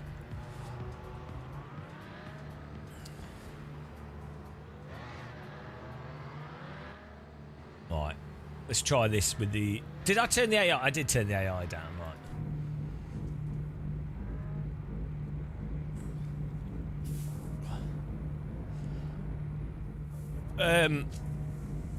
Another one is Lucky Saint do a non-alcoholic beer that actually tastes almost like a very light lager. Like you could give it to someone that doesn't drink at all, and they could conceivably think it was an alcoholic drink, which is pretty crazy for it's filtered. No, it's not filtered. It's brewed with. I think it's just brewed with the yeast that doesn't produce alcohol. Yeah, I use a Steam Deck. It's a really good game. Just there's a game in early access. Hang on, I've got to tell you guys about this game.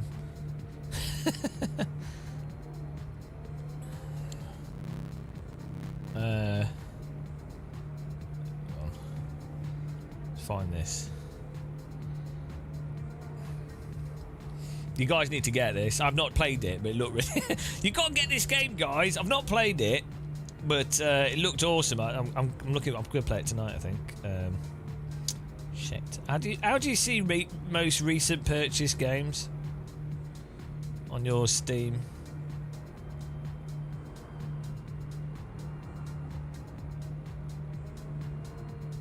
Oh, I can't find it. It's like. Do you remember Desert Strike? Someone can say it in chat. Do you remember Desert Strike with the helicopter and you had to fly around picking people up and shooting stuff? It's like an indie game of that. I haven't played it yet, Pixerator. Anyway, it's an indie version of that kind of game. Maybe we'll play it later. I love those games. I think that's the first thing that really got me into helicopters.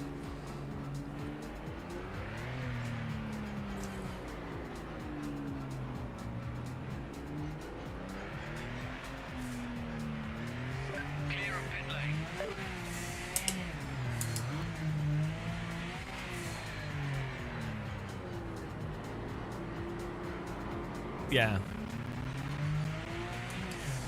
Cleared hot, that's it. Yeah, it looks well good. I just hope you can turn the camera shake off it, because that'll make me motion sick. Even a 2D game. But it looks awesome. Only £10. Ah! What are you doing? There's a little bit of delay there. Yeah, 40 FPS. Okay, it's getting worse. I don't know what to do here.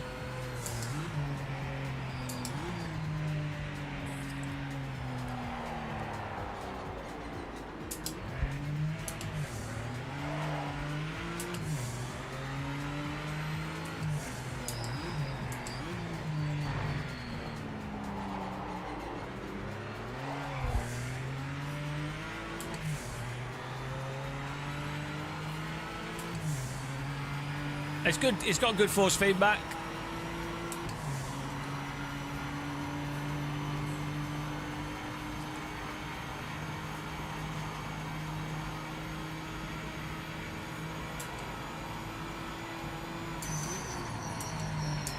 Also, yesterday, a developer's making a new. It might even be stainless. I'm not sure. Doing a new Carmageddon game. That's what the rumour is, at least. I imagine it probably is true. They did an announcement reveal yesterday. I can't remember what it's called. It's not called Carmageddon. Is it Stainless that's making it? You guys in chat will know. I'm out of the loop with a lot of these sorts of games. I just see the promotional stuff pop up because I'm a fanboy of 90s games. 5 minutes left in the session.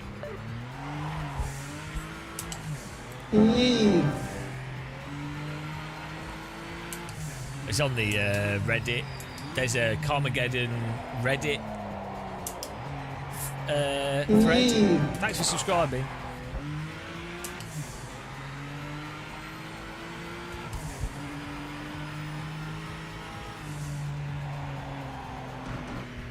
Bloody hell. I'm struggling with understeer with this car. Right, we'll just go straight to quali.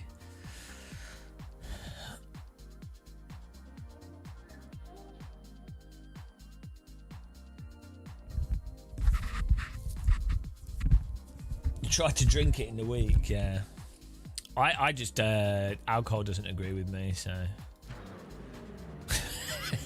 at Sim Racing Expo, some of the guys at one of the companies was like giving us shots, and I was just like, oh my god, like I could not. if you don't drink at all and then you have just like 2 shots, that's enough. That's it. I'm like, oh God.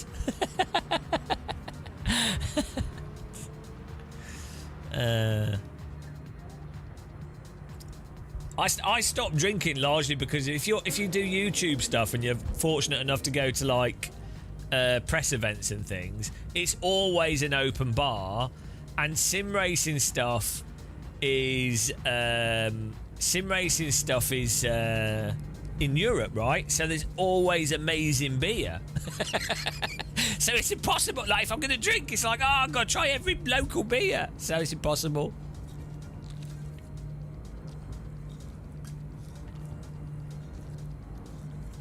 Assuming it's Germany, everyone drinks in Europe. It's not like the UK. Everyone just drinks all the time everywhere. It's crazy. When it's what's that festival? What do they call it? They don't call it festival. What do they call it in Cologne? Not festival. What is it bloody called? Carnival. When Carnival's on, it's before Oktoberfest. It's earlier in the year. They're getting drunk at like 2 in the they're waking, but they're just drunk for like 3 days, and it's just fine. It's just normal for them. They don't turn up to work. It's mental. It just would not happen in the UK.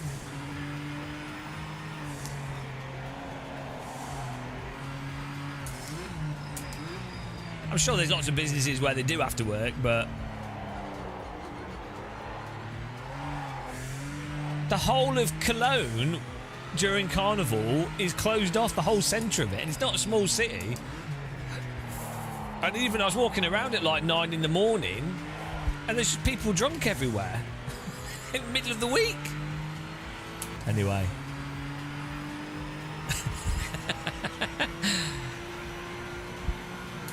Yeah, it's like when I used to live in the north, up north, in Newcastle, when there'd be men in pub in morning, sat in front of pub. That's how I met Dave Cam, actually. He was drinking a pint for breakfast. Pint of beer with a fried egg.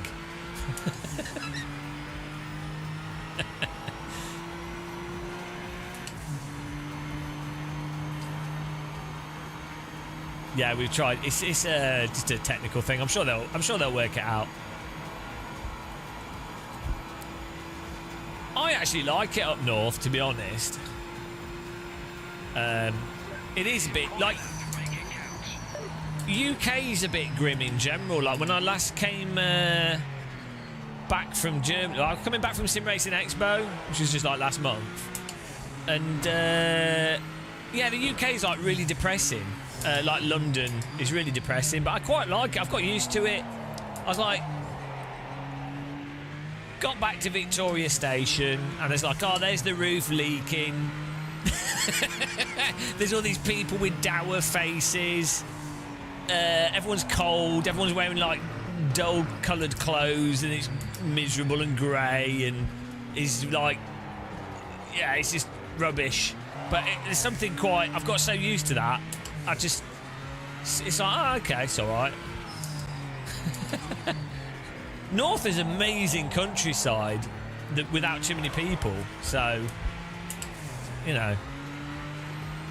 The coast in the north's really nice. All the coast from North Shields to, well, from Sunderland, actually even like Staithes, Whitby, all the way up to Edinburgh. Well, okay, there's a bit that's really boring.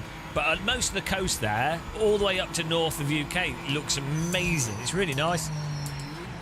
If you haven't, get Microsoft Flight Sim and fly the north coast of the UK and just have a look. It's really nice.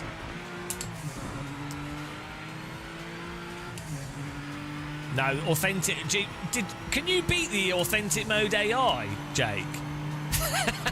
Too shit.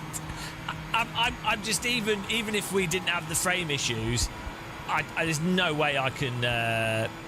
I just can't do it. I've had to put the AI on like 60. Well, there you go. Okay, that makes me feel a bit better.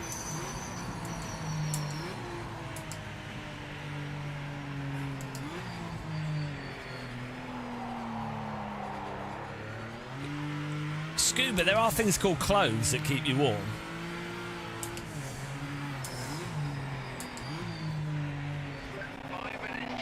Oh.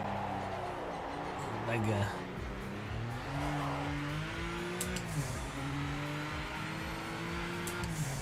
Just get good. Well, I actually quite like that, to be honest. I think that's actually a good choice. Like, one of the things you miss from games when you have, like, the whole you can just choose the difficulty, there's no, like, consistency between when you're talking to your friends or people and going, oh, I completed this game. It doesn't mean anything. It's like, oh, okay, well, on what setting, right?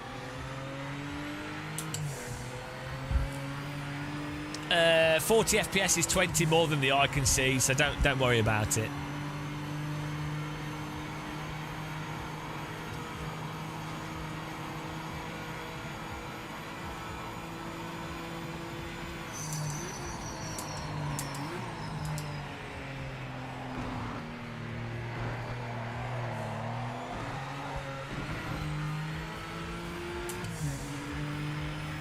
New game with good force feedback and physics, or the other way around. I don't know. It's not really about what I want. I think games should ideally technically work at launch. You know. Thanks for subscribing, guys.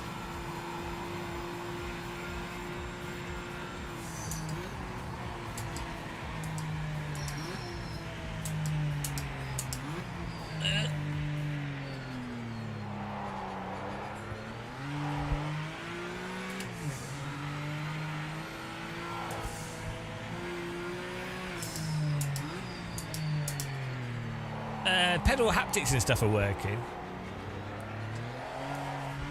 Game of Muscle QA.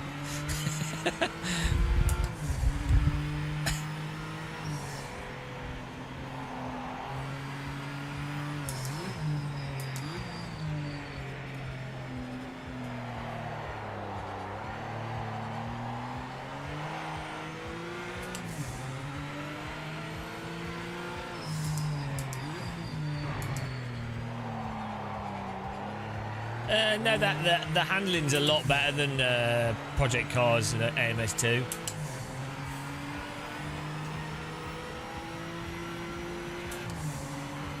As I said, I mean, the thing is, if the game just had really shitty physics and shitty force feedback and didn't have like anything interesting about the single player or anything, you'd be like, oh well, who cares, right? Just forget about it. But it genuinely has like interesting handling and force feedback, and the concept for the single player is good. Yeah, also older cars as well. So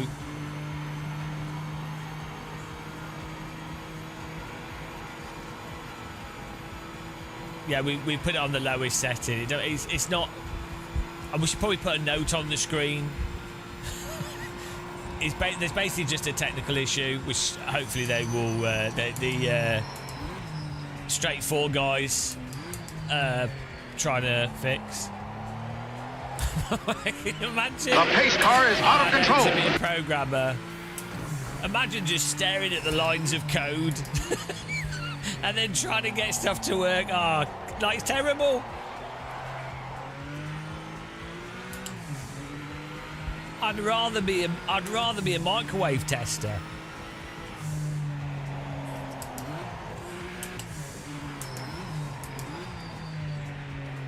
I mean, they've got 4 days. That's plenty of time. Plenty of time. Just have to ask the AI to sort it out. Easy.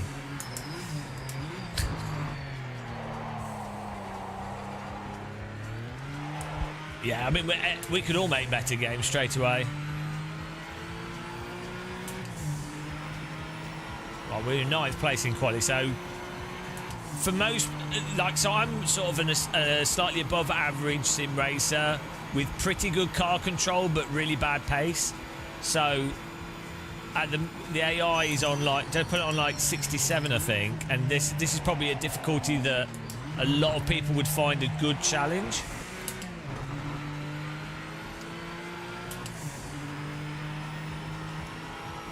The pace car is out of control. Thanks for following, guys. Appreciate all the views and the subs. Thank you. Session over. Checking flag this lap. Oops. Why is he brake? Why are you brake checking me? It's very difficult with simulators. It's really hard to get the balance right between the grip and the slip, and having the grip and slip behaviour. So what tends to happen with real-time racing simulator physics, if you make a tyre more bitey and grippy in one part of the tyre model or just whatever that creates it, it tends to make the car like overly like snappy and uncontrollable. But if you then have it so the car's more controllable and like recoverable, what it ends up doing is making the car just feel really sloppy and vague and wish-washy, right? And so the thing is, you can put data into a simulator and you can do it all right and what have you, but it's really just not that simple. It's physics are mental, basically. And it's not just the tyre model, like diff settings. I mean, even with the tyre model, like tyre wall stiffness, how the contact patch operates, tyre temperatures, then like diff, springs, everything, you know. So there's so much, you know. By the way, guys, give GP Laps a sub. Can someone post his channel? We've got a mod. Can you post Jake's GP Laps? He does like loads of vintage content, and he's a shockingly handsome guy. I think we should have a model contest between Jake and Random Call Sign. Portugal versus USA.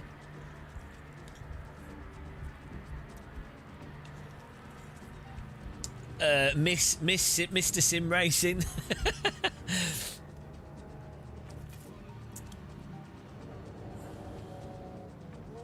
Right, here we go. Wow, the crowd are coming now. We've got an animated crowd here. They remind me of the crowd in... do you remember Unreal Tournament? The intro. That guy's jumping up and down. He's going for it. They're well hyped. These are actually farm sim crowd members. So they're like they've never seen a race car. They've basically mostly seen tractors, and most of their time is spent watching corn grow. So this to them is beyond exciting. They're going to be jumping like that for the whole race. They've never seen anything like this before in their lives. Their adrenaline levels, they're going to start having heart attacks. By the end of the race, there'll just be corpses all over the stands. Way too much excitement for the... I mean, yeah. Yeah, too many energy drinks. They're like a toddler that's just had some... had a Monster energy drink. So if you give a toddler an ice cream.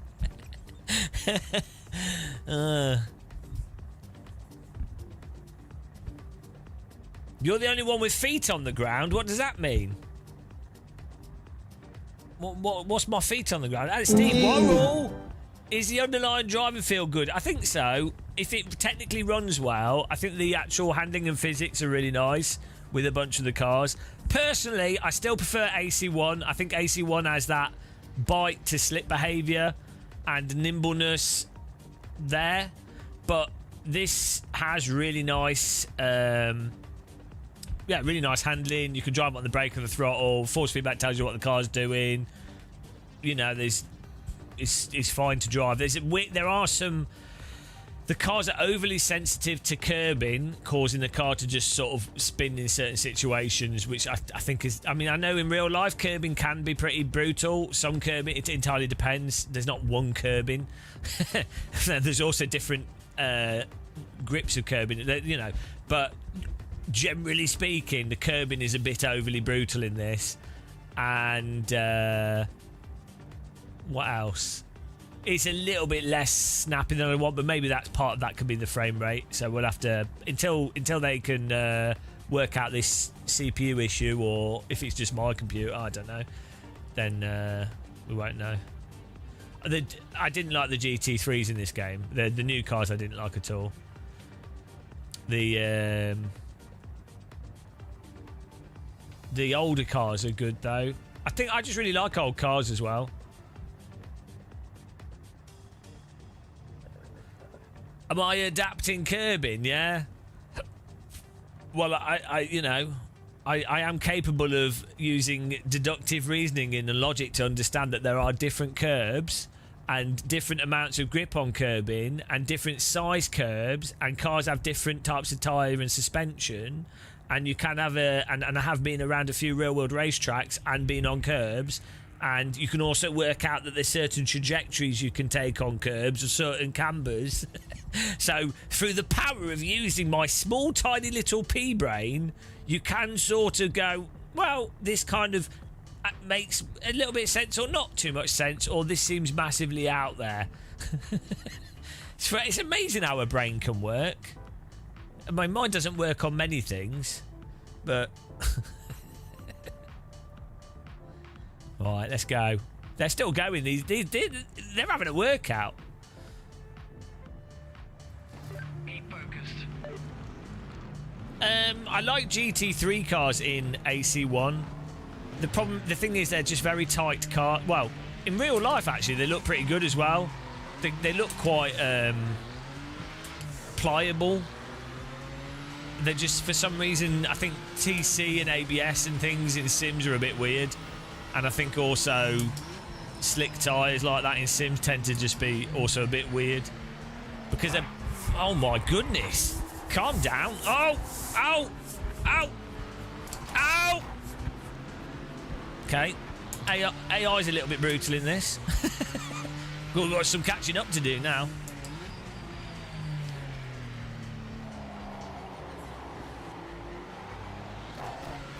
Oh my god.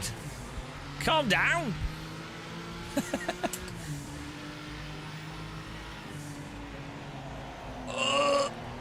Should have tweaked the ARB actually.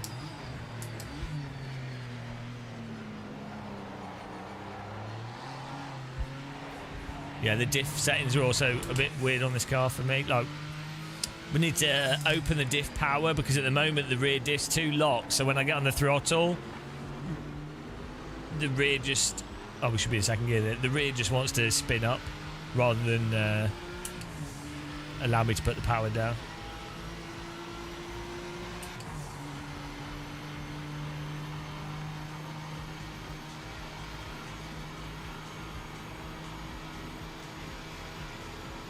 This car has like huge suspension travel as well.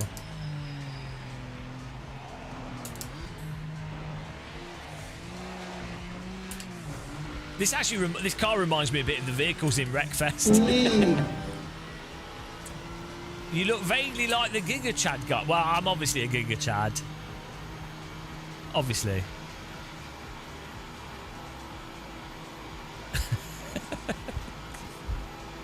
Giga Chad.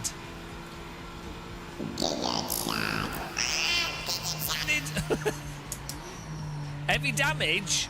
Oh, he was driving slow. Not my fault. See? We Giga Chadded him. Car seems totally fine now.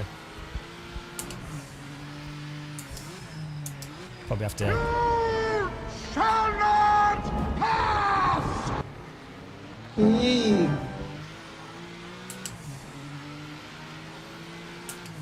It does have damage, yeah, and you have to... With a single player, you have to pay for it.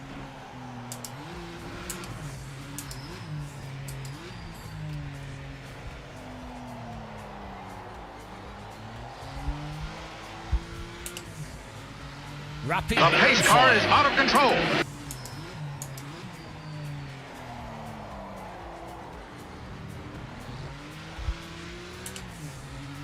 yeah, Ben Collins does. I think he gives pretty good feedback. He was involved with Project Cars 1 and 2. If you were part of World of Mass Development back in the day, you could see the feedback from him. Nick Hamilton as well gave feedback. They basically just say the stuff that people have been saying in sim racing for like decades. But yeah.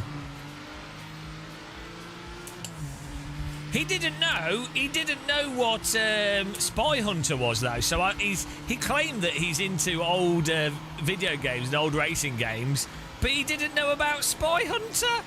What a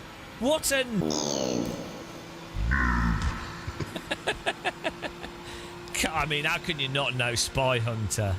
The time is screen shows you're the fastest car out there right now.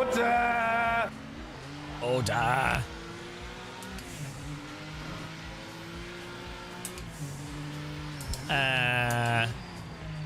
Actually, that is a good idea. They put the rearview mirror in the corner where the rearview mirror would actually be, which makes sense if you think about it. It does make more sense to put the rearview mirror in the middle of the car, the virtual mirror, because then you actually end up glancing up where you would do. So that's good game design, actually. There you go. It does kind of feel like the mirror's in the wrong place, though, because you're so used to Sims having the mirror in the middle, but...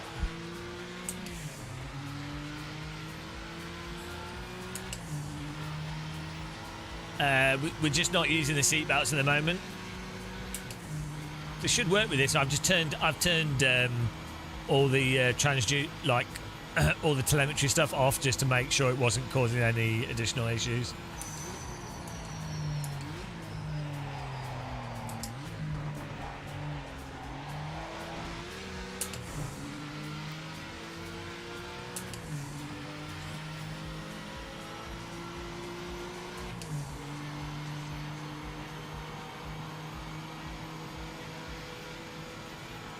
Well, exactly. I wouldn't know. I would describe... Why are they going so slow through there? Like, AI has random AI braking syndrome. I would describe this, even if you ignore the frame rate, it is very much what I would describe as an early access type of state of game. So, you know, it's really going to come down to if the developer really keeps working on it, which I'm sure they will do, but from a review perspective, you can't do that you can't assume that as a given, can you?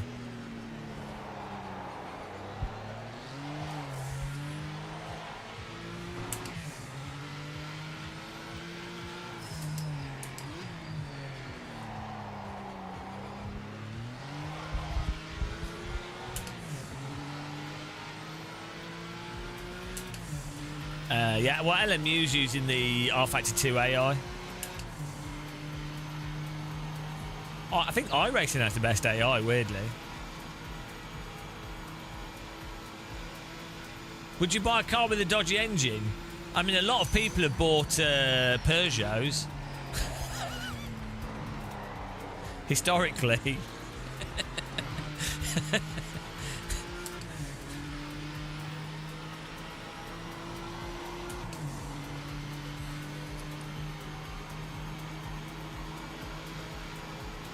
No, it's kind of ironic with iRacing that it does the single player well.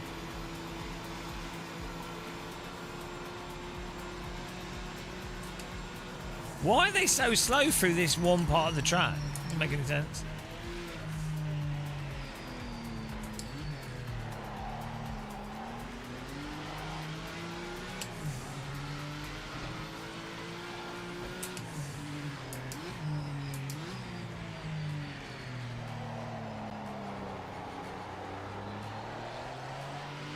The pace car is out of control.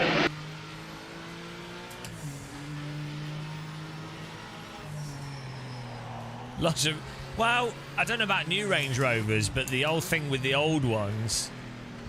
Oh, no, it wasn't Range Rover. I'm thinking of Land Rover. Easy. It's got Rover in the name. Land Rovers, the whole thing is that they would break down quite a lot, but they were really repairable. Accessible components. So I've been told, I don't know.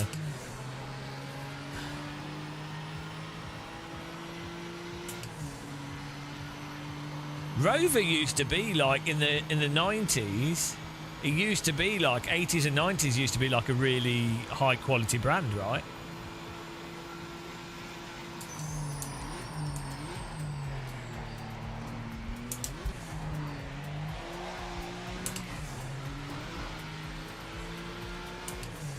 Ah, I always thought it was.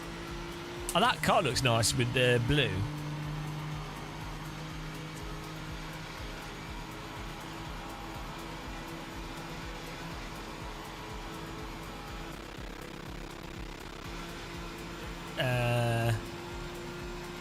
Ow!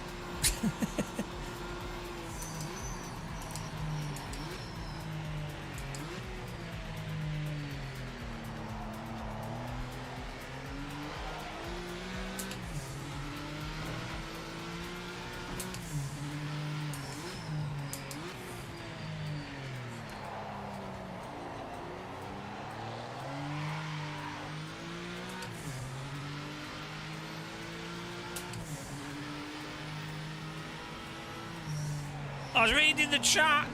That's not a good corner to read the chat on. 2 seconds! 2 second penalty for that! The penalties are really weird in this game. Yeah, you can all agree in chat that we totally gained 2 seconds of time there.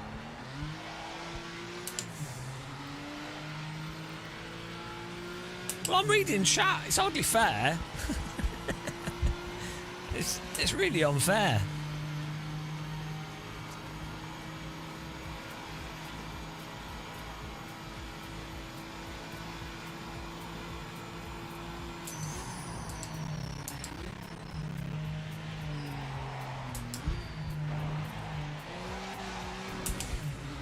Send it through the pace car is out of control.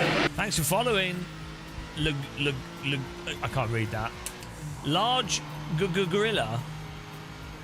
Oh, large gorilla. I've just invented some letters there.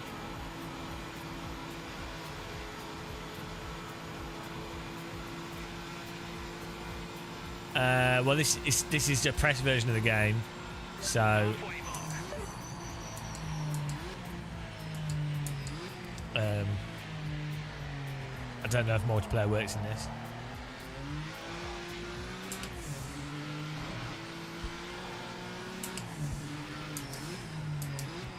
I mean, the starter races, you can have 1x is the minimum race length, which kind of makes sense. It kind of makes sense to do realistic race lengths, because you need that for actual stuff like tyre wear and a whole bunch of stuff to really work. However, there'll be a whole load of people that won't really deal with that. I kind of like it actually, but they need really for the career mode they need like a sprint option, I think, in some ways. I'll get a shiny YouTube sign. 100k. I think our viewers are more excited for the 100k subscribers than I am.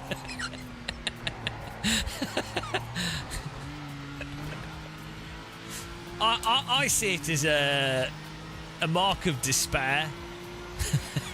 How many victims of this channel? Oh dear. But I appreciate all the subscribers and viewers. I'm surprised. Yeah, on PC you can have like 25 cars, I think, maybe even more, 30 maybe, I don't know. I think it's just bit boxes. Console, I think it's limited.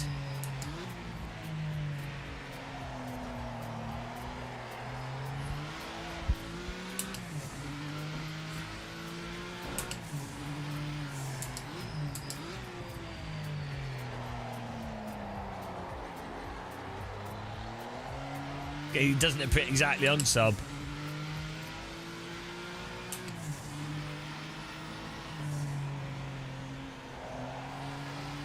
Well, so from a YouTube perspective, I would actually say, like, weirdly, the 100k isn't that significant. What's more significant is, like, 30k subscribers is really significant. Or the first time you do a live stream that gets over, like, 80 viewers or something. Basically, once you've got to, like, in sim racing, if you manage to get like 50,000 subscribers and you can get like 100, 200 live stream viewers, you're in a position to like probably turn it into a job. So that's like a big significant milestone. After that, it's just sadness, guys. I refuse to accept if we're ever successful. I'm in denial. I don't think it's possible. I won't accept it.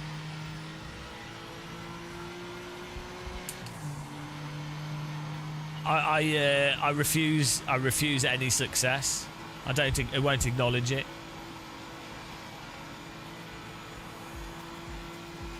I'm reading the chat. Who put that wall there? They moved it.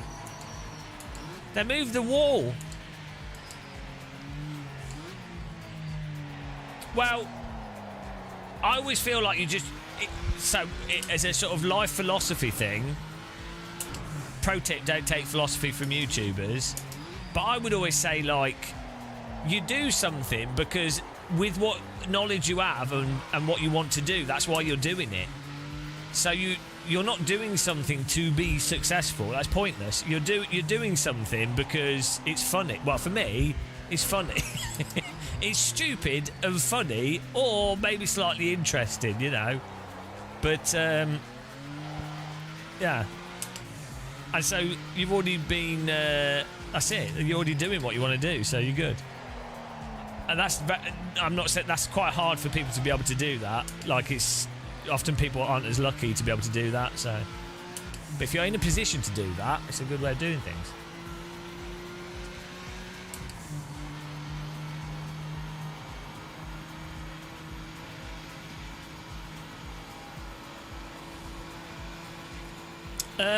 I'd say this physics seem quite a bit better than Automobilista 2, and then this has this single player structure which, with a bit of polish, is actually could be really quite good.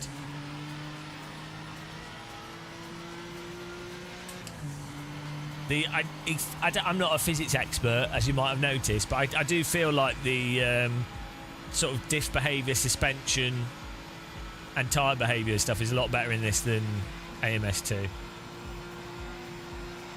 Why are they slowing down there? That is not the brake point. The brake point is like here. Super weird. 2 laps to go and we can win this. Obviously, it's the Audis leading the way here.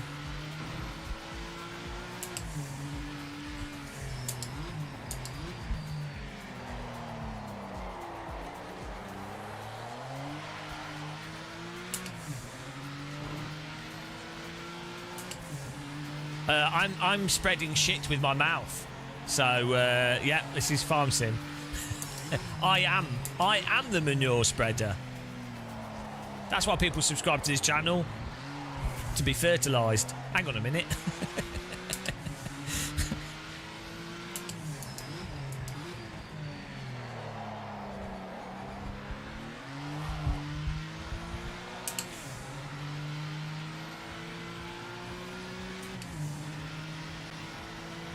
Yeah, setting a hard date.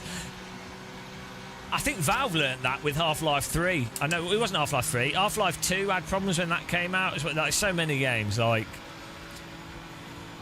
it's that whole thing, isn't it, of like traditional publishing, funding, and all the other things, and how the industry works and marketing, and yeah. I think the more a game has a lot of R&D in it, the less a date should be set, really.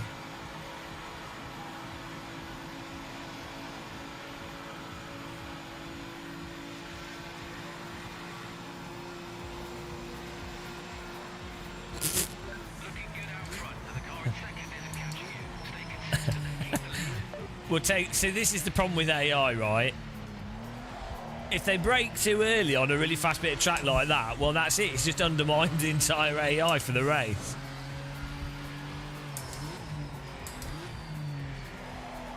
We just need to be 2 seconds ahead now.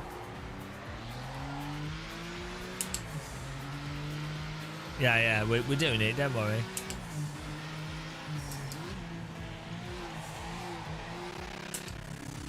Oh my god.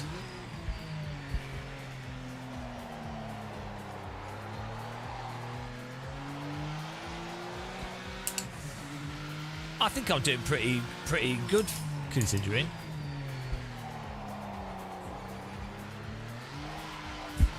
Bloody hell.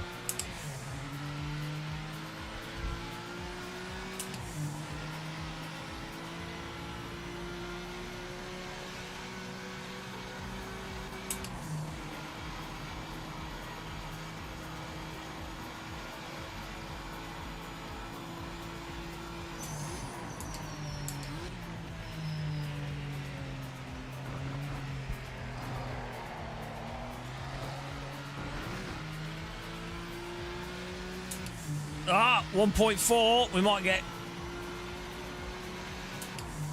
third out of this.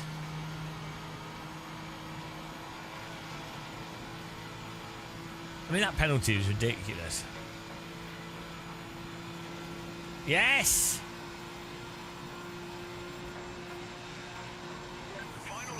Ah, we still got one more lap. I thought that was it. I thought that was it, guy. I thought we were done.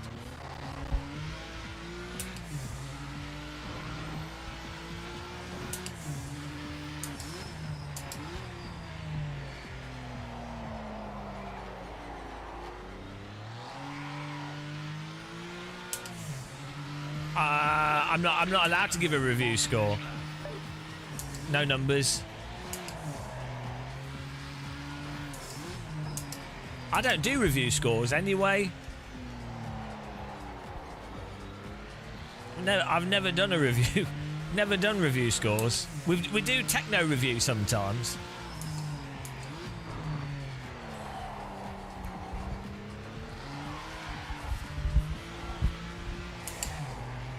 T-Pack score.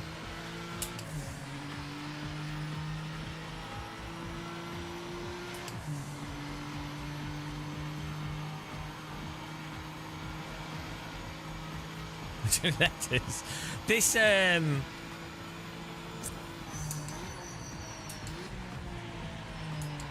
be really funny if this ran on a Steam Deck at like imagine if it runs on the Steam Deck at like 200 FPS.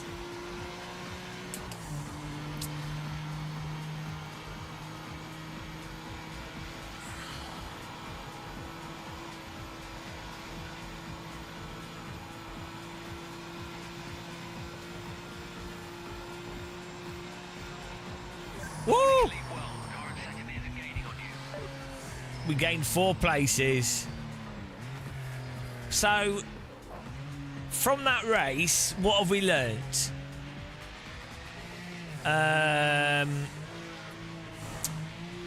The AI has a pretty significant issue in that it's braking in completely the wrong place. So, you can't really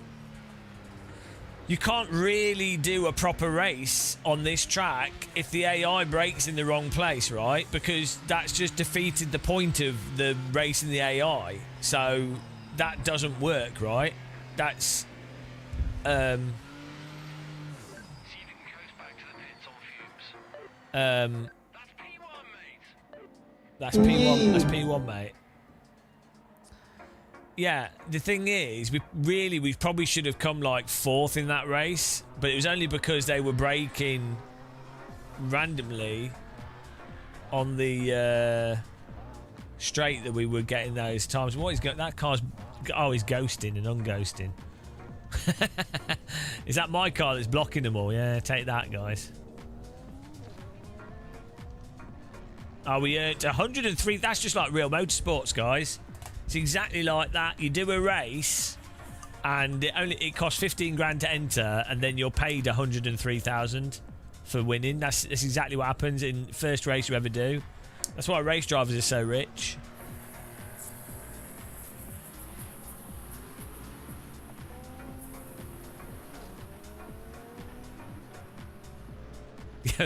If this was realistic, yeah. If it was realistic, we would have spent 300,000 to enter, and then we'd have won back £50.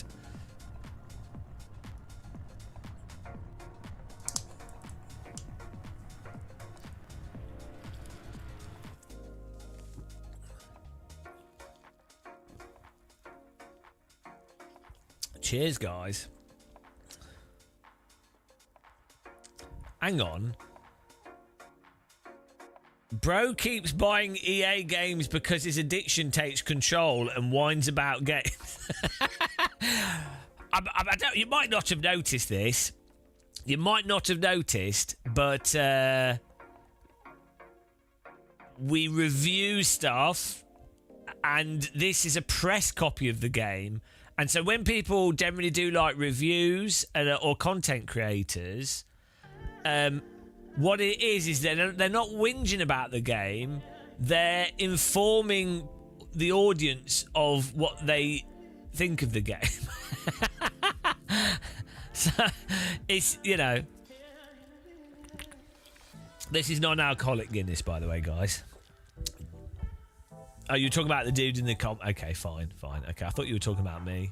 I always think everyone's talking about me. This is cool. This is the damage from us driving into that car. And you can see it on there. That's cool.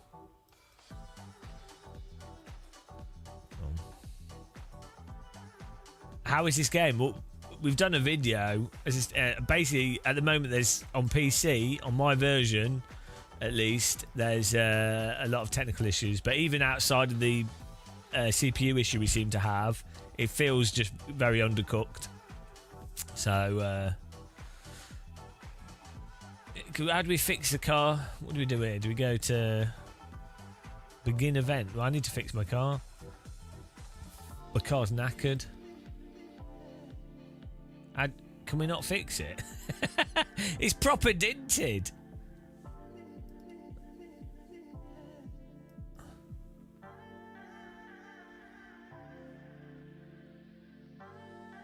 Ah.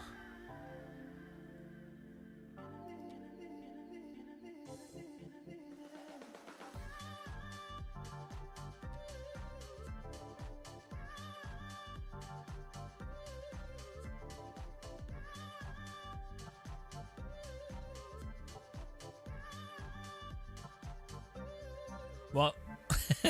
I want to fix my car. It's all damaged. Look at the face. Is this meant to be like... This is like glass fibre, right? But it's bent and it's cracked. Oh, well. Guess we'll keep going.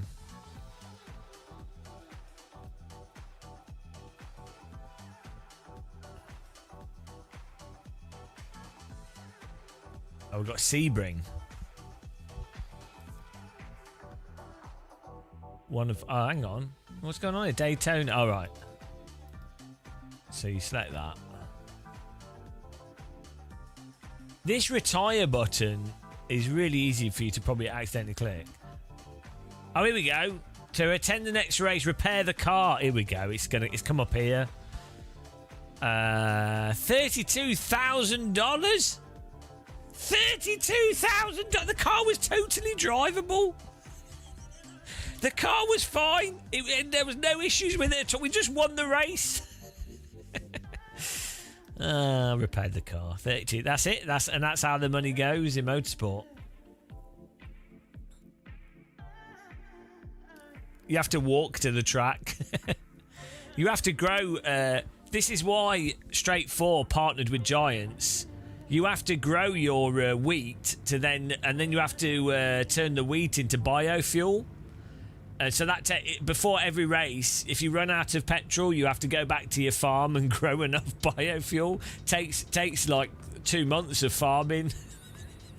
And then you have to get in your tractor. Then you have to deliver it. Then you have to sell it. Then you have to go to the refinery in Euro Truck Sim. Then you have to drive all the way back, and then you can go to the track. And between every race.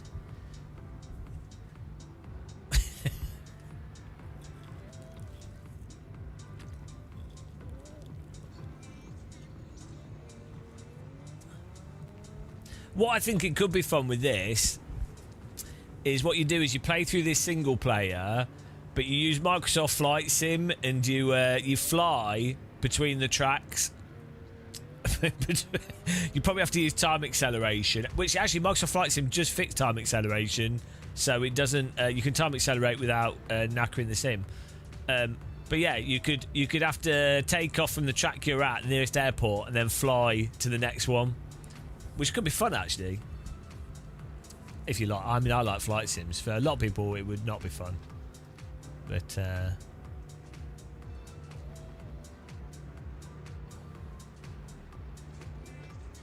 Tractor car DLC. There's an airport. Sebring actually was a 1940s...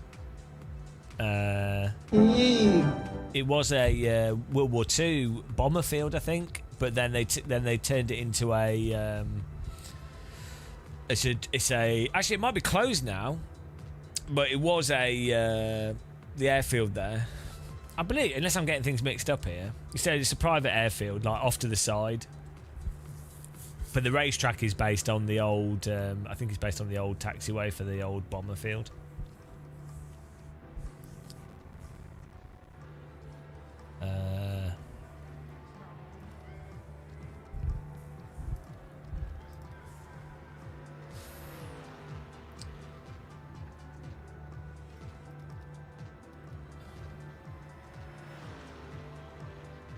Hang on, what is steering stiffness?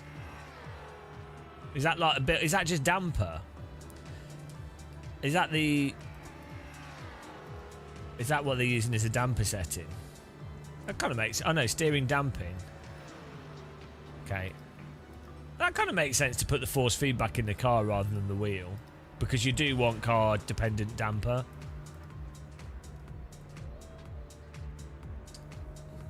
I only just noticed that. I don't like any damper in my video games. Oh. Do we want... The pace car is out of control. So from a force feedback perspective, it's better to have rock solid tie rods. But I don't know, from a car handling perspective, I don't know how it affects things.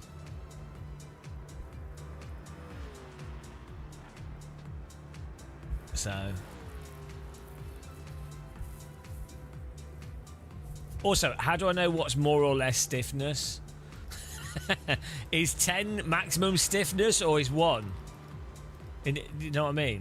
These are the things that you always need to make clear. It's just numbers. I mean, 6 could be the strongest. It might go up and down again. I don't know what system they're using. How much happiness are you experiencing in your life? 4. It needs to go to 11. I don't know what's better or worse. We'd have to try it either way. All right, let's change the. Let's put it on 0, and then we'll see.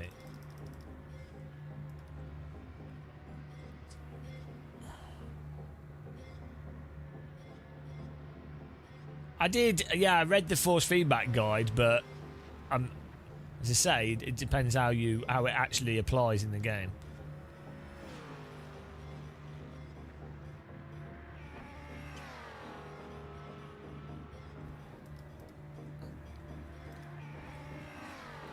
The diff, we need to make the rear diff. The diff power angle needs to be more open, so a higher degree is a more open diff.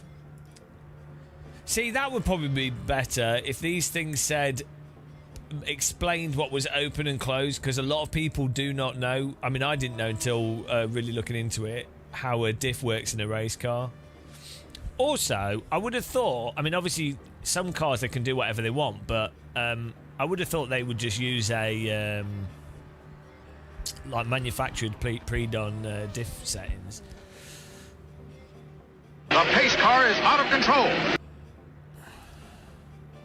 So with diff, the higher the angle, the more open it is, the less pressure. The less pressure that the locking pin, I guess they call it, will push onto the clutch plates sideways.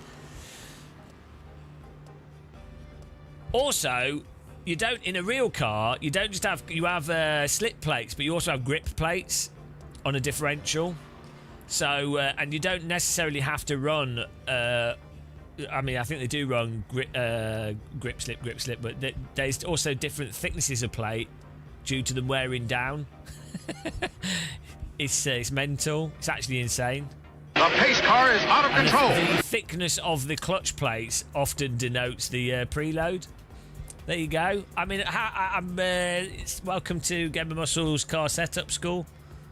Probably wrong what I just said, but don't worry about that. It's on the internet. You can trust everything you see on the internet. Thanks for following, guys. Appreciate it.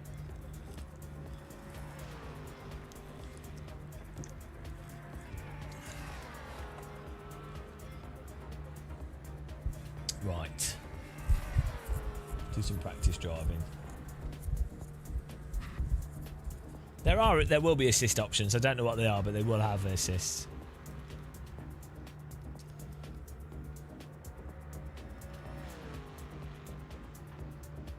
The external car sounds are quite good.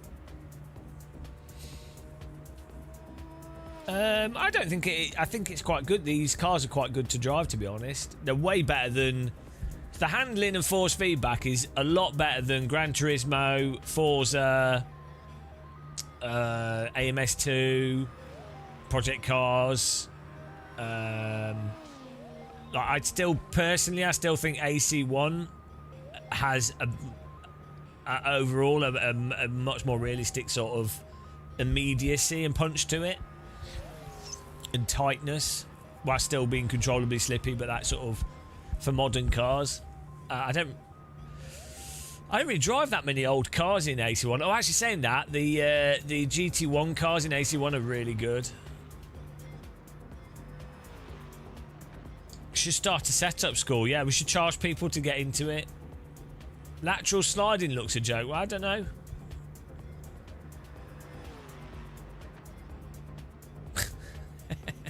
Oh, it's Billy Strange.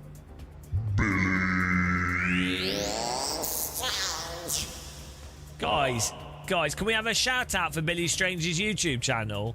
He does awesome model car builds. If a mod could shout out Billy Strange, don't only subscribe to him if you like chilled out model car building. Like, don't subscribe if you're not going to watch it. But Billy's a legend from sim racing. He's been around for a long time. Don't do that. Do it. If you're old and you like car models and you like chilled out content, there you go. Ha! Tell you what, just came out on the 25th. I think the Star Trek Enterprise Lego models coming out, but it's like £350. £350, guys, for a Lego model. Oh my goodness. I mean, I'll be honest, I really want to get it.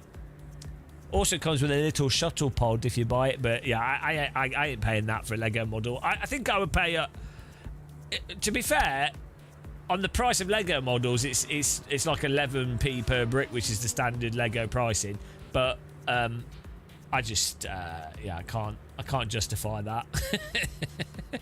I can't do that. Billy Normal. Yo, person, this game looks shit. This game looks shit. Oh, thanks for your contribution to the live stream chat. Are you feeling a bit frustrated? Oh, we're blacking out. Oh, it's because practice finished. You just you don't have to get it as well, right? It's fair enough though. To be fair, if you open it, it'll go down in value. But what Billy could really do with is 100 sim racing fans. Can you build this model instead of this one? Billy, didn't you? Are you going to do another sim racing video? Billy, why did you stop making sim racing content? Billy, why are you using this material and not this material? Billy, why? I think you've built that wrong. I would have done it this way. And he's just trying to have fun making models how he wants to make them. I cared, Billy. I cared, and I'm worth 1,000 people. How dare you reject my care? It's not about the numbers, it's about who. And that's true. Can I get you to do me a favour? If someone's asking that in advance, that's oh, it's Kevin. Yeah, I thought you were just a random chatter that's come in. Do you want me to take my clothes off? I can't. Not again. In my save game. Hang on. Save game. Hang on. I need to. Can we quit this, or is this going to ruin my race? Will it save? I've not done the thing. Oh no, I can restart weekend, but can I leave? Ah! Will it delete the weekend?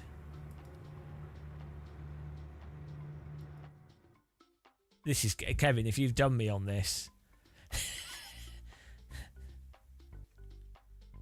no, we're okay. We're okay. Right. What was it you want me to look at?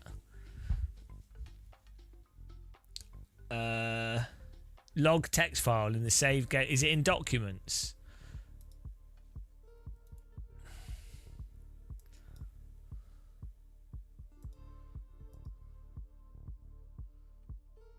Is it in my documents, or is it okay? Let's look here. Documents. What folder is the game in?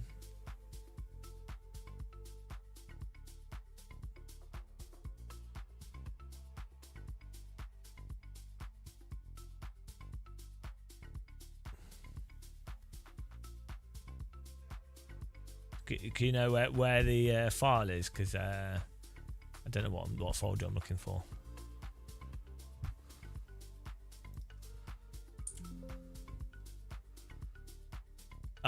My games. Okay, so that goes.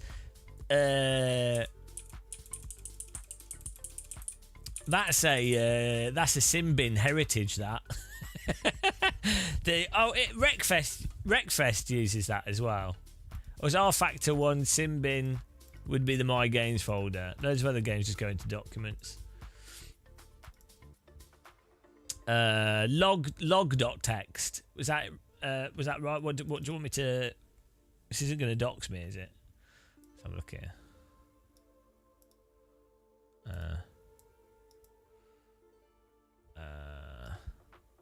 This is not going to have like IP addresses on it and stuff, is it?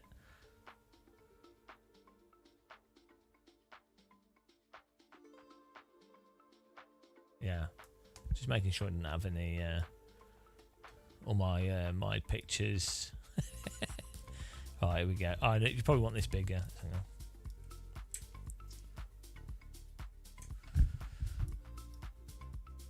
Okay. Do you want me to rap this? Or do we need a beat, a rap beat? Hang on. I can help you decipher it better with it. Yo, check out my log text file. Here we are, 2025, 11:21, 14:56, 70 PM. Gonna scroll down through my text file. Gonna tell you what to see. Was that helping? Made some. Secure the bag, yeah. Tip it through the pay. We need no lyrics. No lyrics. Yeah, go again. Major play. You spin out and blonde. Back on the float. Selling moves. OMG. We waiting on. Section, know you ready. Yeah, so know the one you. Met a co-worker, yeah, and his name was James. Why are these all got lyrics on? You at who Do you you wear, need, do you you need ain't. me to scroll down even more? Hang on. Cause I can This is why games development takes so long with me. His name was James. I know I heard that. on my team coming. Hey, hey, I'm a mash till a meal. Why have they all got lyrics? No comparison. Go against the tribe, you lose your. That's how I be when you goes inside. I was on time, yeah, I was on time. Bro, make sure I did the crop just right. Chop this down and I hop this fly. Straight fuckadelic, can we work for the get him in the fight, then I'm at the back door. Hey, Billy John, come and daddy back door. Right, hang on. I can't rap that fast. do we need to keep scrolling?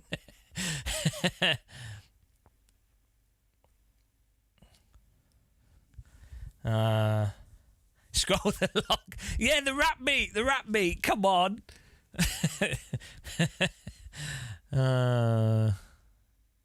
Can't filter by lyrics. All the way down. That's how Kevin likes it. The last message. Hang on, how long is this log? Bloody hell. The very last one. Is it this? Default error handler.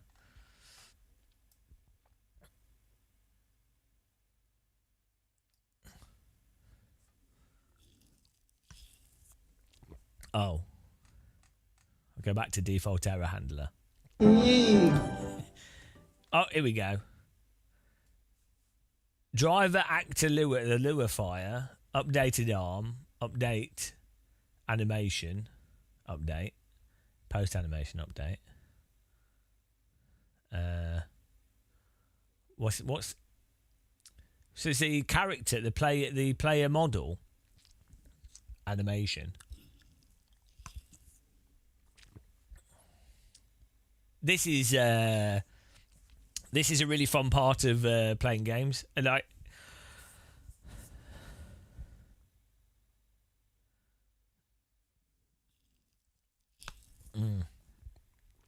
I think we should delete the player character. Hang on, maybe if we hide the player model.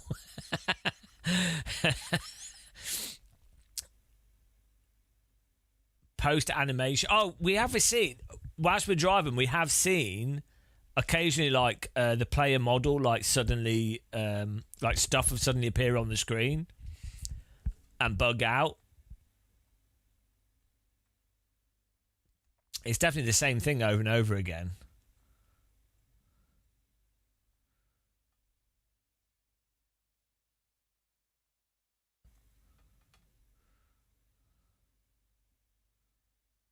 Ah, okay.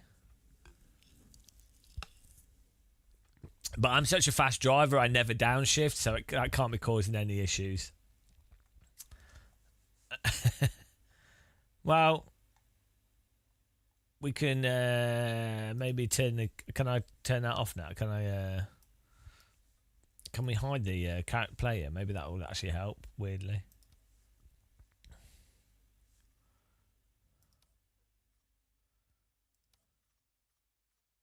Oh, can we not hide the player model?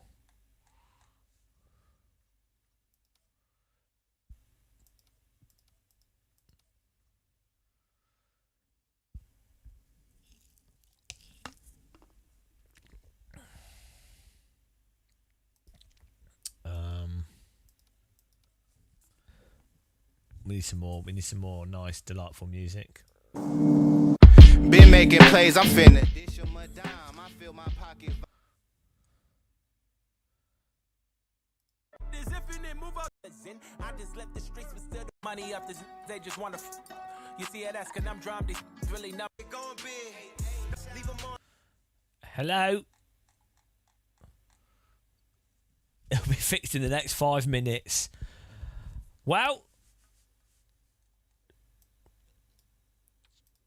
Time is counting down. I've been really generous. And I've given 24 minutes. So, look, I mean...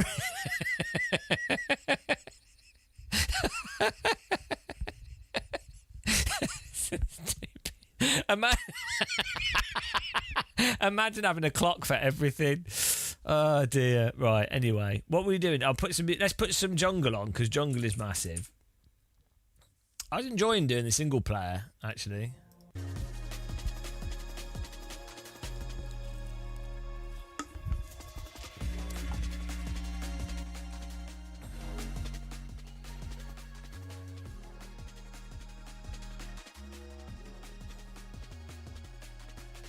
Okay, well, don't worry about it. We'll.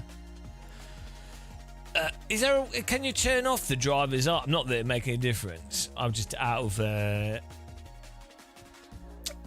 interest.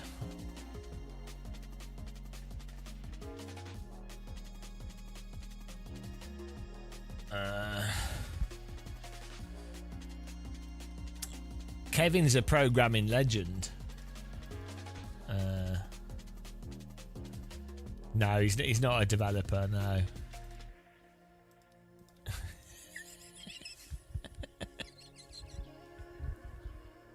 Oh, you can't turn it off. Okay. Well, we go back to doing the race.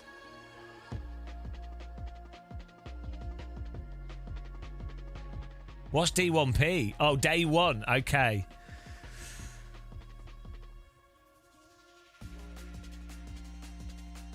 Yeah. Well, the thing, reviewers can only comment on what they're playing, so you know, and also the thing is it's fair enough. You know, the day one version of a game will be patched, but yeah, like reviewers can only really review what they've got, right? So.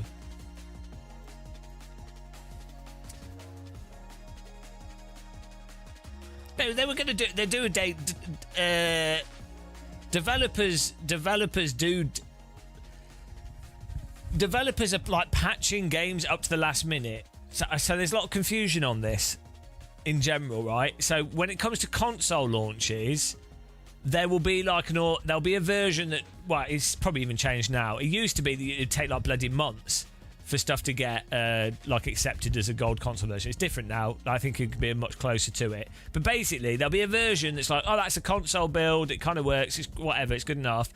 But then there's obviously the expectation that you'd still have a patch to address stuff that you realise needs to be fixed or can be improved before the game releases. So it's really common for a game to release and there to be a patch on launch day because it all has to get put into the pipeline of the distribution systems that like Sony have for PS5, Microsoft have for Xbox, or the various stores, like even just like Steam and stuff. The developers have to package their game up, get the files set up, so it's all ready, right? So, you know, just it's all in place, all the store stuff, right? So that's there's like a delay between. There's that process, but then there's also like day one patching. The developer can patch it on the day. There can be a delay between the console patch and a PC patch. And even after a game's launched, the developer's still working on stuff. It's not like they just stop working, right? Yeah, now I think the minimum time for Xbox can be a lot faster. Like I think you can get patches through on Xbox in under 3 or 4 hours now, but it used to take ages. It used to be like days, sometimes weeks, to be able to update stuff. There used to be like specific days that were update days because people didn't have good internet as well, and you know, just the way these things operated. So. Let's do this. Right. How do we join? Oh, begin event. Oh, no! Kevin! I've run out of money! How do I get more money? Oh, no. We could have just alt-tabbed as well. He did tell us. I wasn't paying attention. Oh, bloody hell. How do I get more money? I need to sell my wheels. Game over. What do you do when this happens? My career's over. What do you do when you run out of money? Do you have to mortgage your house? See, this is the thing. In terms of the design of this, it should be like, oh, you've run out of money, now you have to do something.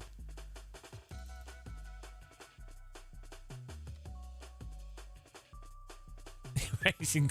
It should just say, you are no longer a race driver. You are now. Yeah, you have to load up Farm Sim.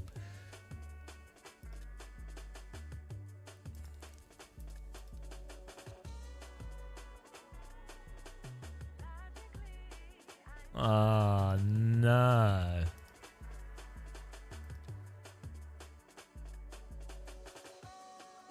Oh, I can sell my car. Oh, this is where the repair thing is.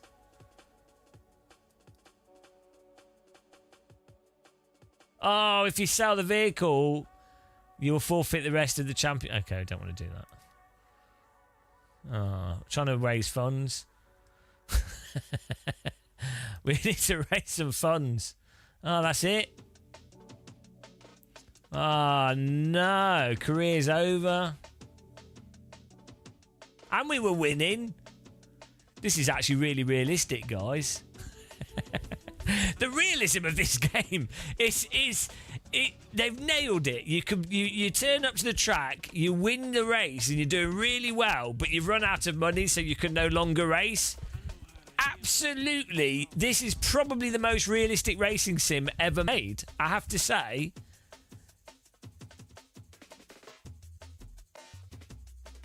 Bilbo Baggins.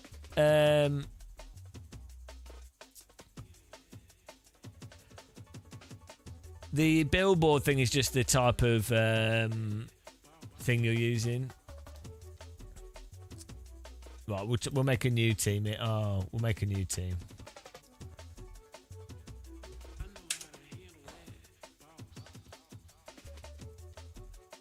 Oh, dear, we were doing so well then.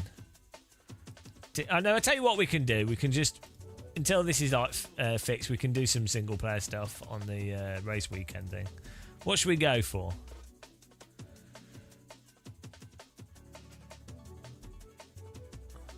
Why person? So what you find with games development in general, games consoles are easier to target in terms of like the specification of them.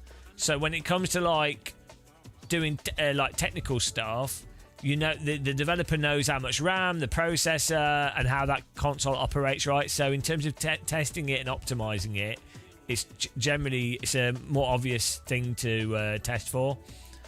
So it's less likely that you have random equipment and random hardware that can then cause surprising things to occur. We could try GT3 because I didn't like the GT3s, so we can try it and see what we think. Yeah.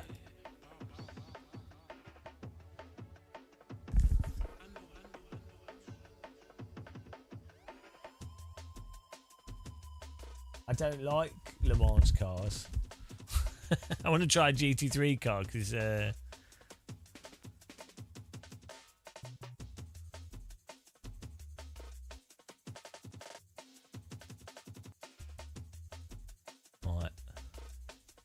We're going for.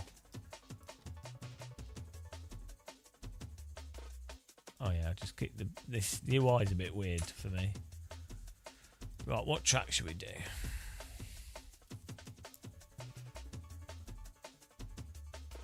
Oh, let's do Silverstone. Totally not Silverstone. The pace car is out of control. Northampton. This suspiciously looks like a British track that has a pit lane that looks suspiciously like this, I have to say. Right.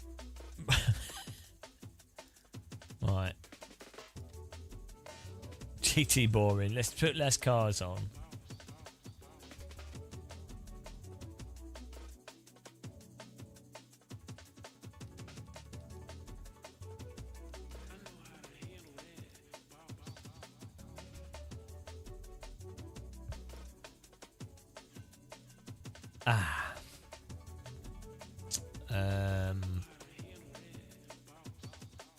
What's going on here?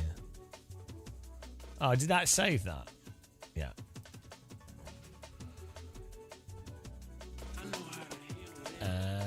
Race tap light, laps, 5 laps. Oh, we can have pre-warm tyres on, that's good.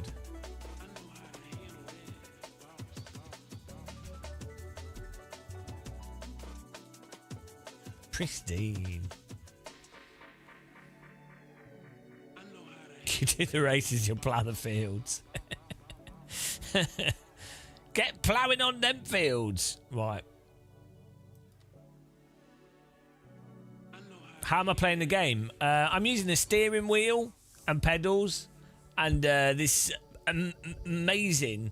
There's these devices called computers, and what happens is someone worked out how to get sand and like melt it, and then they use like clever like photographic techniques to then imprint metal onto this sand, and like it's crazy.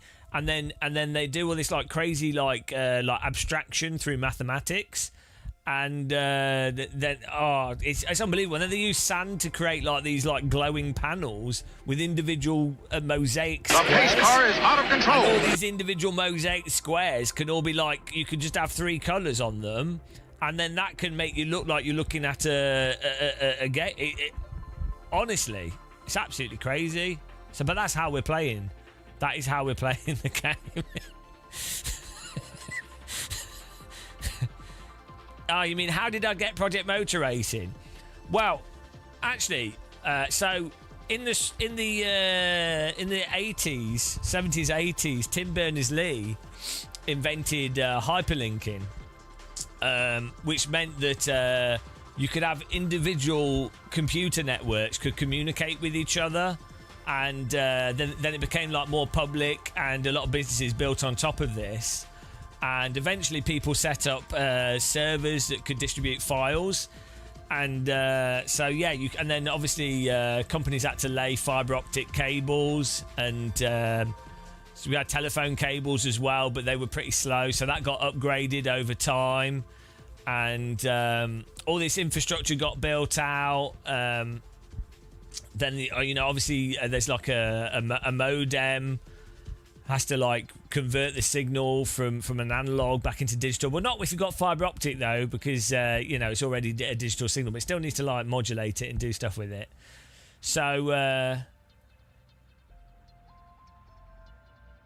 that's how we got the game, was through the internet.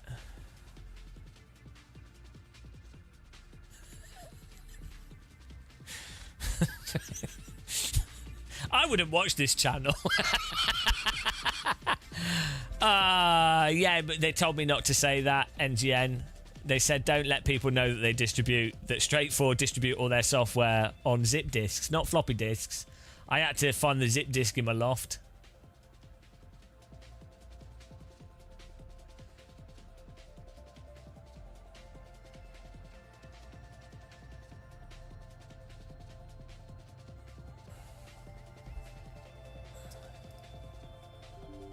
I think the game seems to be doing some weird stuff with my Pithouse software.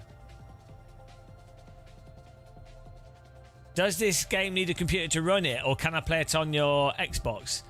Well, what you'll find is the Xbox is actually a computer.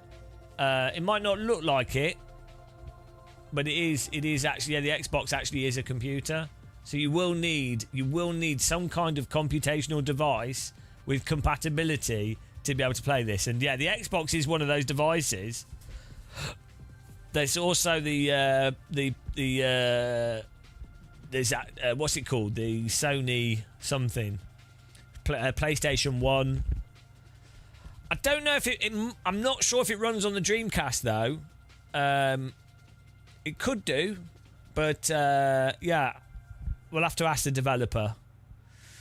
The advantage with the Dreamcast is you've got a modem in there out of the box, and when you're waiting for stuff to load, you can have a round of Choo Choo Rocket. So.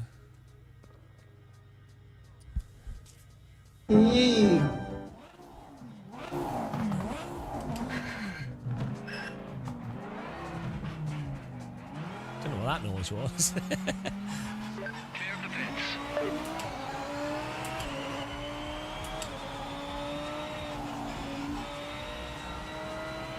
There's like weird. The GT3 cars have weird force feedback and weird handling in this. I find. Don't know what's going on with them. Like these GT3 cars seem terrible.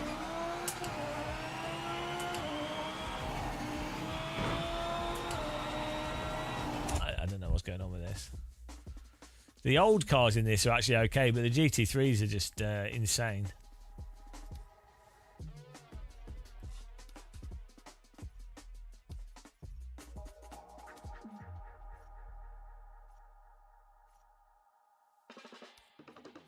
Yeah, I don't know what's going on here.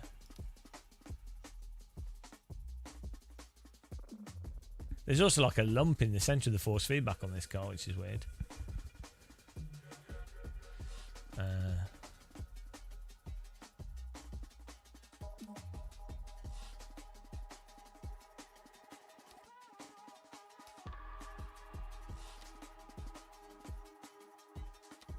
Why is the game grey? British game developers, they've never seen the sunshine.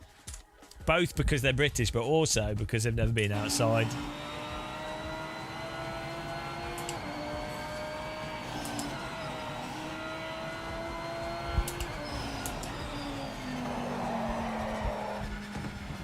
The rear is just getting in a passenger slide there.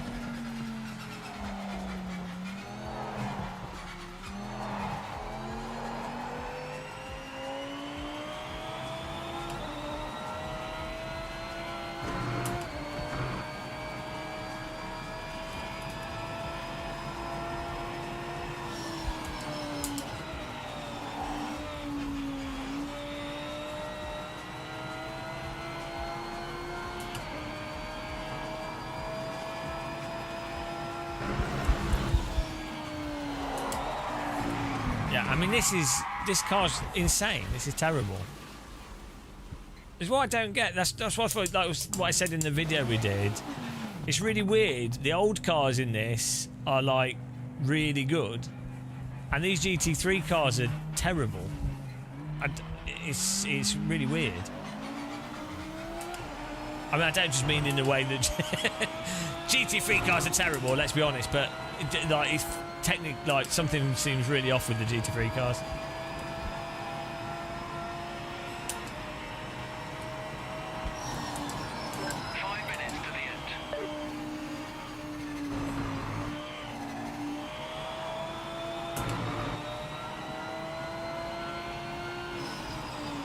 This also just feels like the force feedback's clipping, actually, which is weird.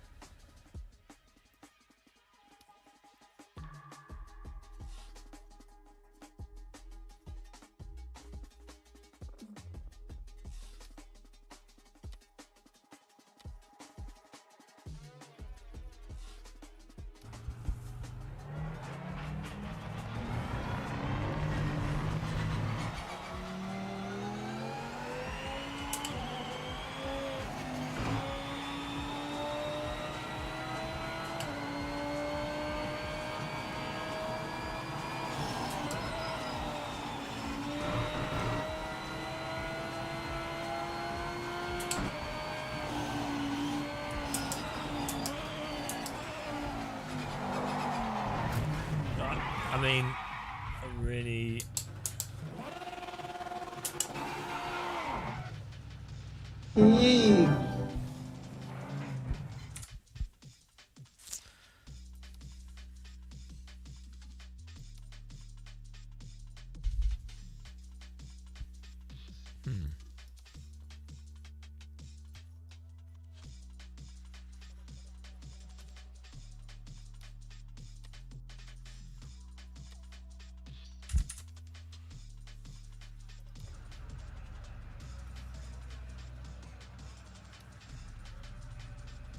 Yeah, the vintage cars are great in this.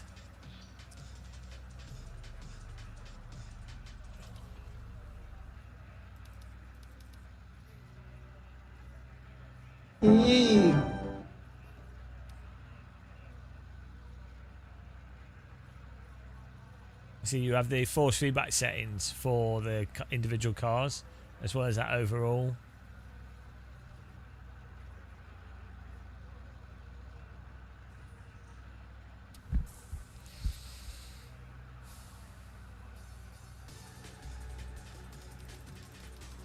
So the idea is you can, which is quite a good idea generally, putting this in here. What you can do is you could, so for like stuff like low frequency forces pulling on the wheel, you can increase that, or if it's vibrations you want to feel more of, you can do this. It's a really good idea that they've done that, but yeah.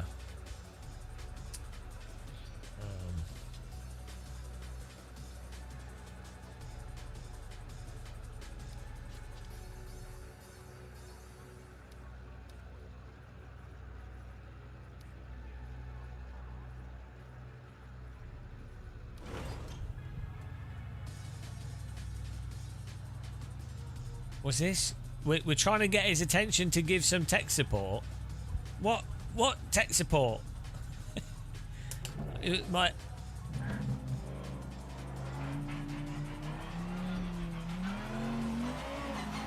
All clear. that's a bit better. They're trying to help me. There is no help. Look at chat. Which chat? I'm looking 3, at 2, 1. Hello. Go.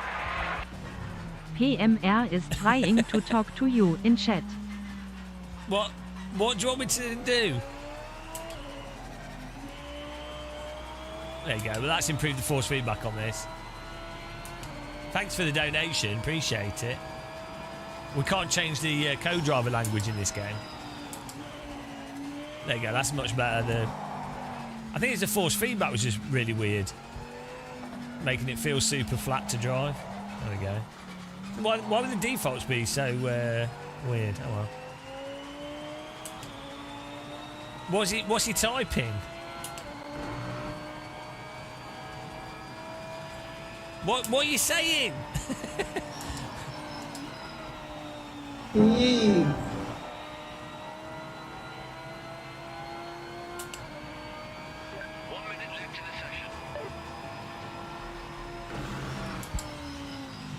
Hey, that's a lot better with the force feedback. Oh, bloody hell.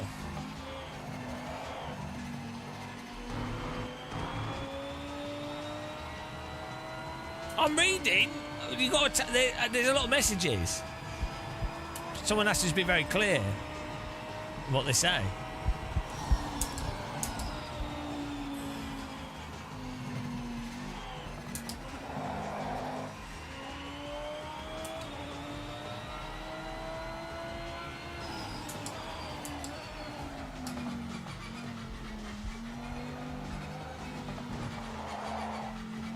Oh, DMs. I don't. Hang on. Okay. Do we have direct messages? Let's see. Is it DMs or is it on here? I don't have any direct messages. Am I being attacked on my phone? Let's see.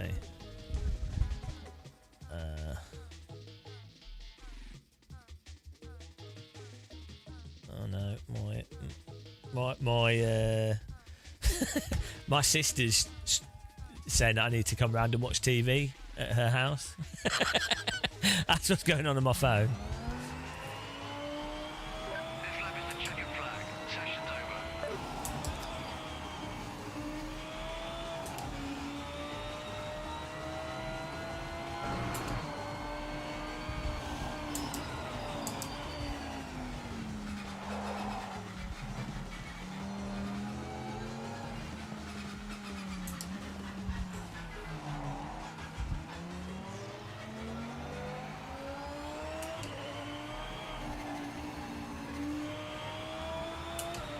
They have something for me. Not another strongly worded letter.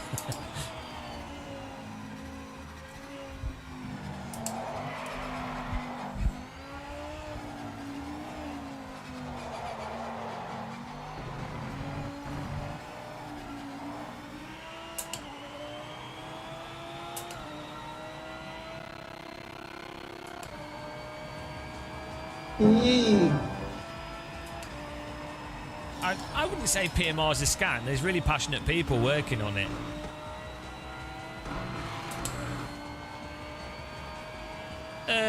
It's pretty common when we're doing live streams. It's really quite common for developers to be in chat. We've had Kunos, Race Room, LMU. Like, it's not it's not like a crazy thing. Like, it's pretty normal. Like if yeah. Also, we know a lot of these people as well, so it's not like they're just, you know, they're just trying to help.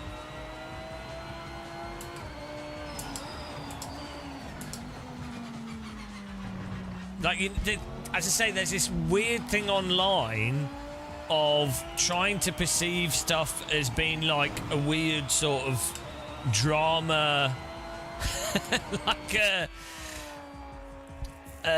a weird drama thing of like everyone's at war. And it really isn't like that at all. Like, it really isn't like that. Yeah, I think people want drama. Oh, I've been a sellout for years. Oh, £100,000 checks waited. Oh, okay, well, there you go.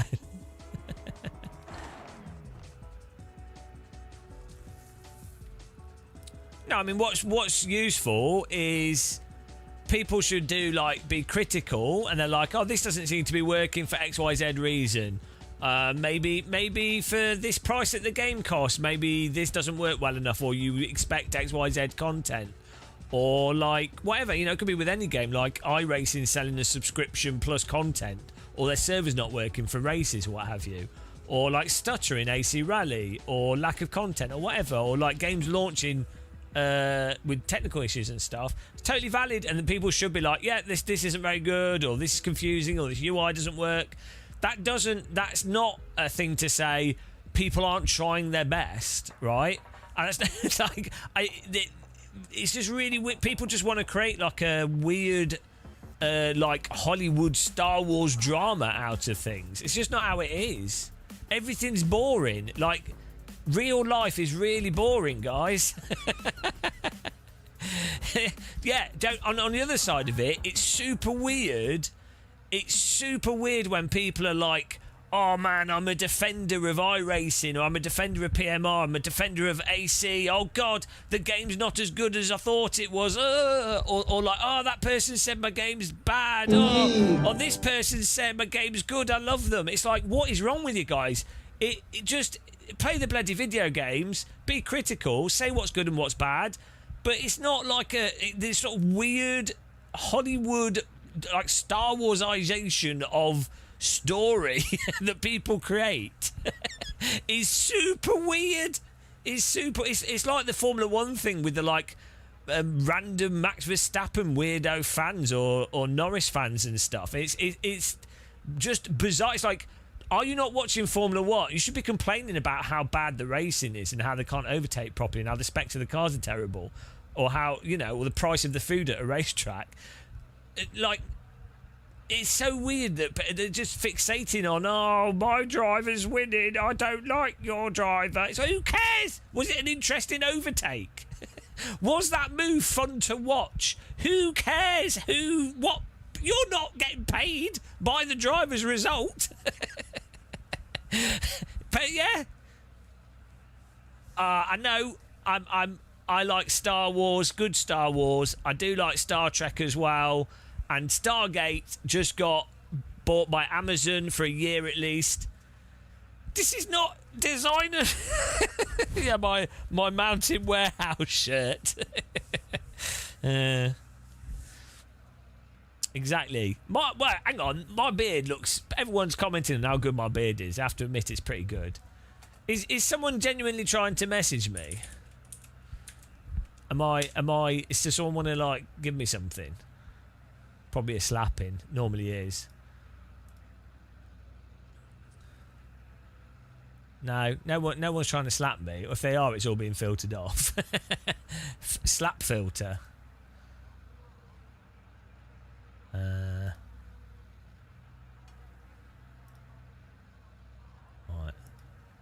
I don't know who's saying what. I did like The Expanse, but it got a bit rubbish towards the end, didn't it? Oh dear, my chat's broken.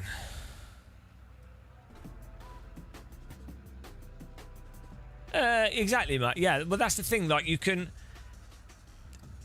The thing is, you can recognise when something's a bit broken or not as good as it probably should be, but also at the same time realise that people are still trying to do the best, and also realise there's a difference between overall strategy and maybe like money decisions made in one place, and then the people actually doing the actual work, and then the reality of how stupid computers are to work with.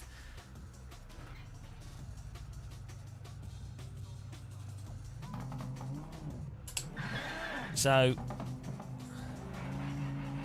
Fanatec are the worst, Matt. Especially some of the people that work. I don't really mind Fanatec. It's just some of the people that work for them. There's this one guy that works at Fanatec that's really annoying. I don't know if you know him, but he keeps bloody popping up into my live stream chats. It's so annoying. He's the type of... There's this guy that works at Fanatec that you'll be just trying to watch the 24 Hours of Spa, and he will just be there forcing you to sing songs. That's how annoying they are. The worst. Bloody hell, my steering is the worst here. We might have ever done this force feedback.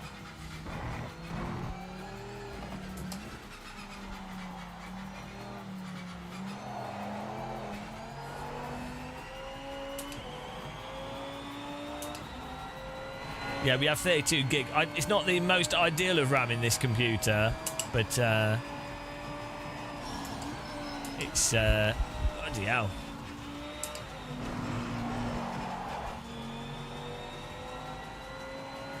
What's worse, singing for Fanatec or rapping it for Kunos? I did not plan that, Steve.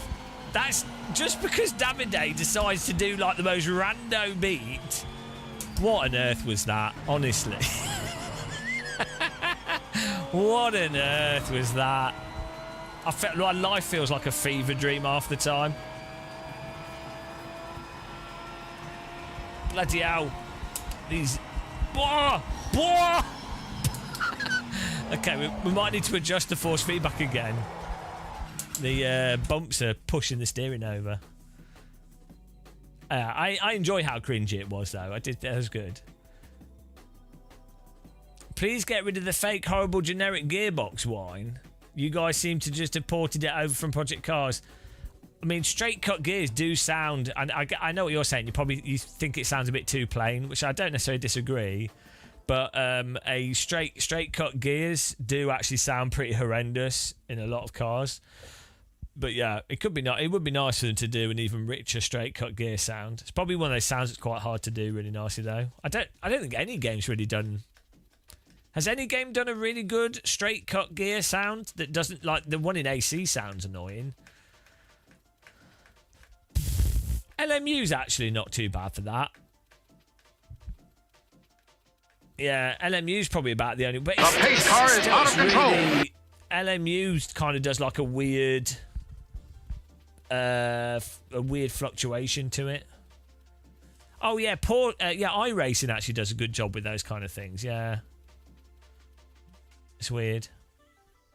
What was I going to do? Oh yeah, force feedback. We need to go to the pit.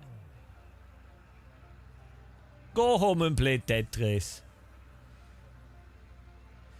Well, the thing is, the reason that what annoys me when people like are unproductively like aggressive in feedback is it actually makes it harder for people like me, other YouTubers that want to be like fairly critical, because I don't want to be baiting negativity, right? That's really not my goal, and I don't like that, because I know that people are working hard on things, right?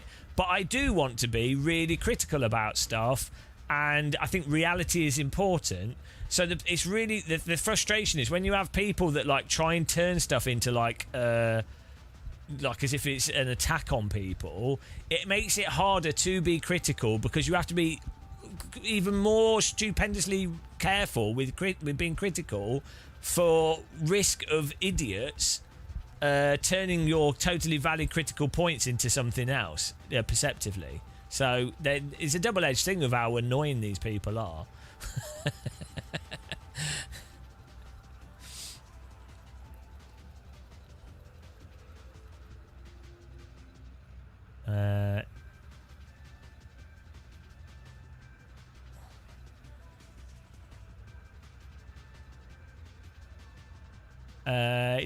I don't know actually. Someone would have to tell you. Here we go. So this saying.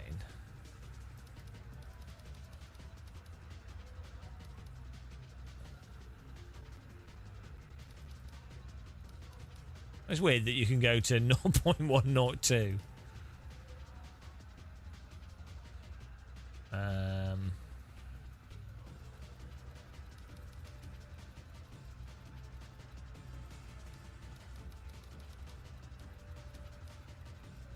I really like the idea of actually putting this in the individual cars. That's quite a good idea.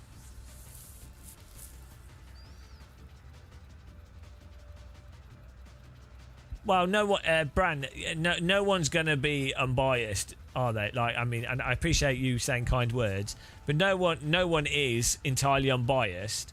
Like, you know, it's impossible.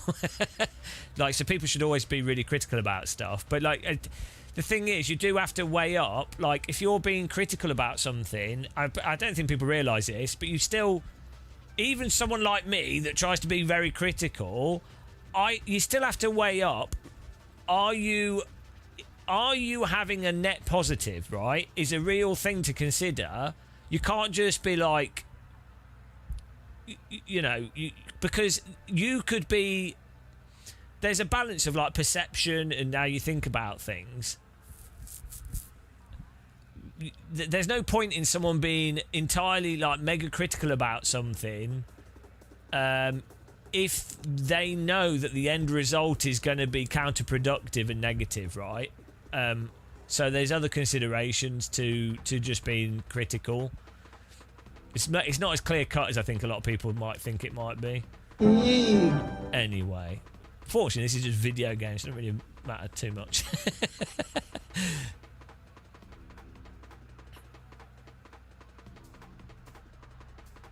Either way, he can react to how he wants, whatever reason he wants. It doesn't matter. It gets very complicated.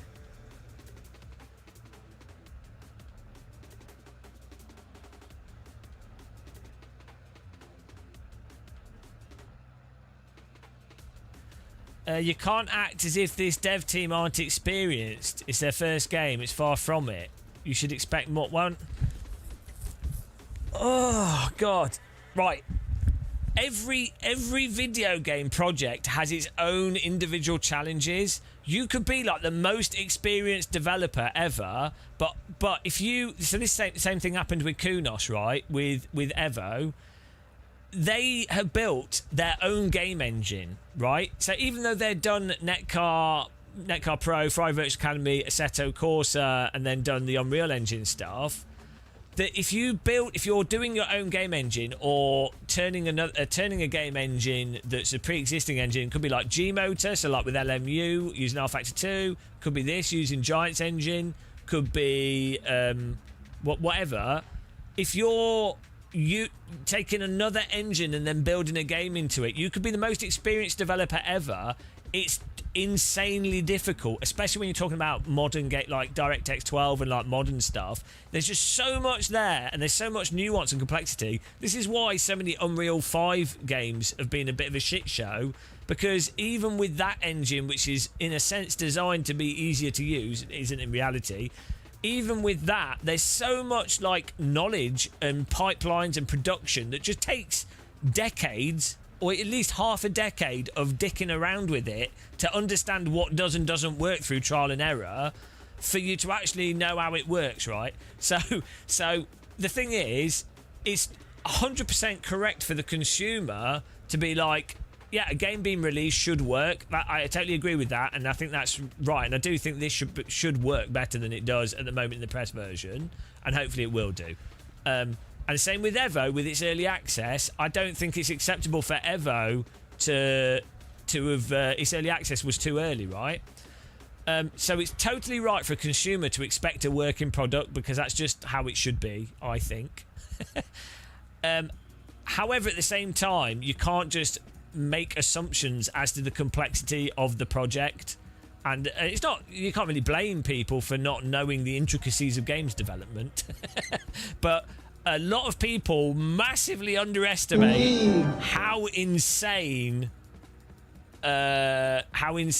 doing stuff with a graphics engine that wasn't built for that type of project or a new graphics engine is. Like, it's insane. It's insane work. So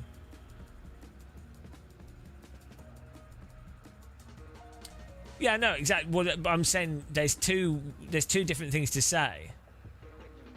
It should work better at launch. It's a different conversation to someone implying that developers. The common one you see is people going, "Oh, developers are lazy," or they go, "Oh, well, say the misconception that they're experienced developers, so why is it bad this time? They must be lazy."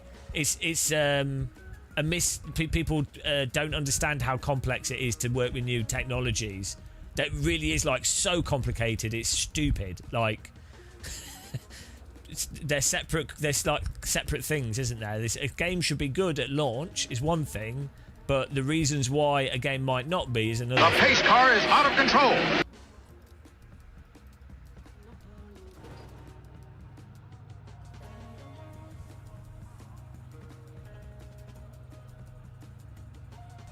The pace car is out of control.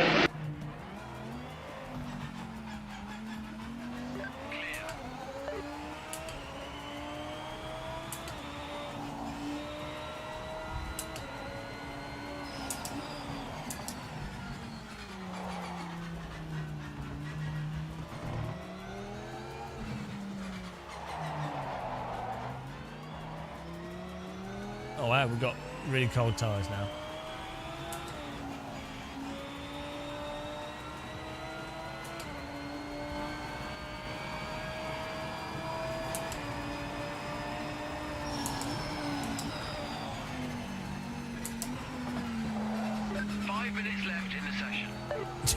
Do a barrel roll. I try my best.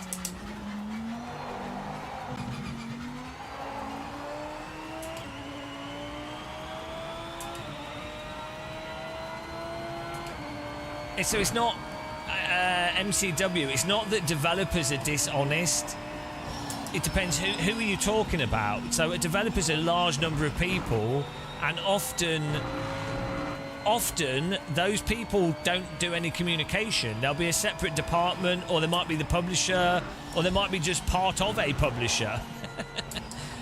But yeah, basically what you're saying is marketing can be very misleading, which I totally agree with, but that's what you're actually trying to say, is that marketing should be set more around like more honest marketing. But then obviously capitalism, people will go, well, hang on, at the end of the day, someone does marketing to sell as much as they can, so what they're going to do, they will embellish things. So it's lumping together different things.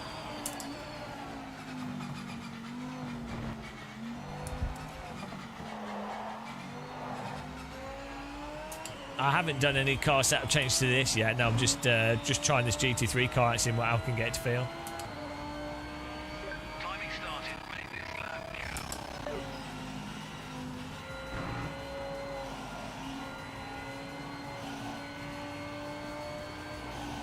The Ford GT we will do.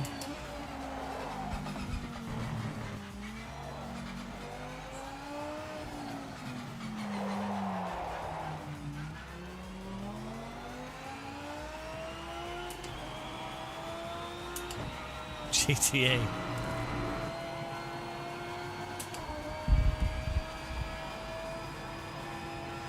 Well, so with force feedback, what you have to consider is there are different wheels on the market, but also all the different cars and how you do the force feedback with those, and it's the main thing with this, which is really quite good, is that you can change the force feedback per car quite a lot, which is really nice to actually have as a, you know, settings for the car. Quite expansive force feedback settings. Like, you don't need a crazy force feedback wheel with mental telemetry or anything. A lot of developers just don't put that in the game. There's a double-edged sword though, because you'll get people get confused by that.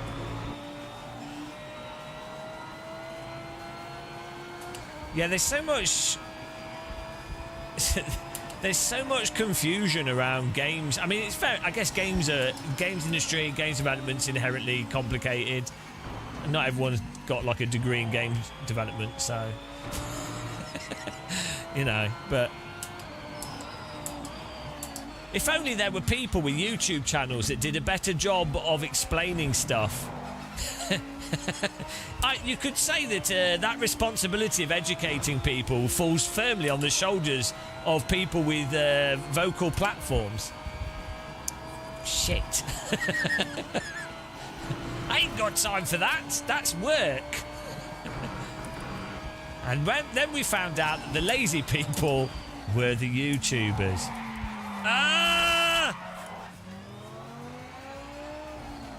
Okay. What we're gonna do? We're doing qualifying. Oh, we're 1-1 because it's only me. I haven't got this to handle how I'm happy with yet.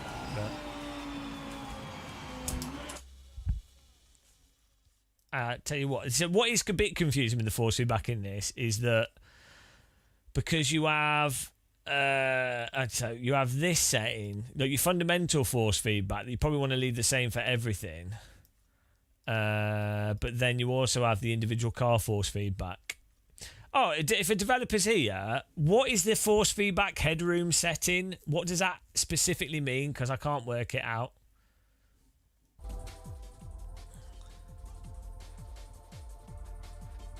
Yeah, most ED wheels are great. Apart from Fanatec, their stuff's terrible. It's not. Fanatec's all right.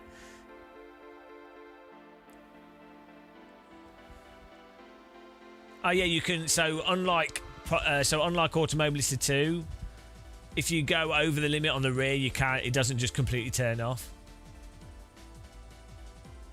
There's information on the settings, but I don't think there's information on this force feedback headroom thing specifically.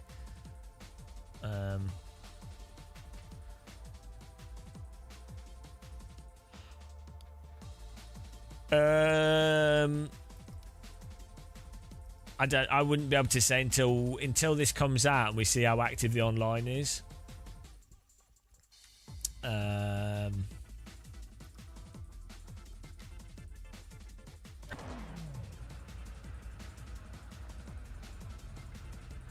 You know, I've read that Project Motor Racing. I read through that, but I just can't remember off the top of my head what the head that setting is.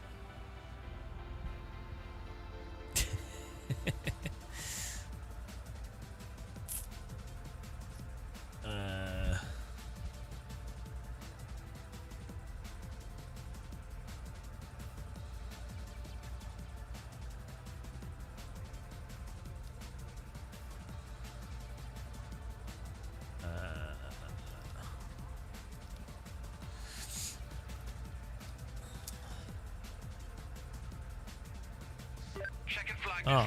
Wrap it up. Fantastic. There's only us on the track. Fantastic. Great job. You won.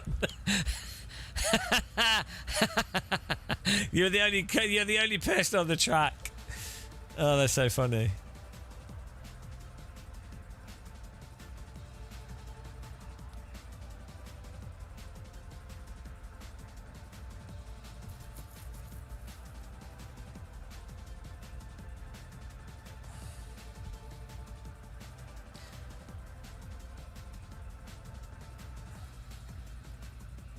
You Alpha, what are you on about? Boat? I don't know what you can set up most words to be the same.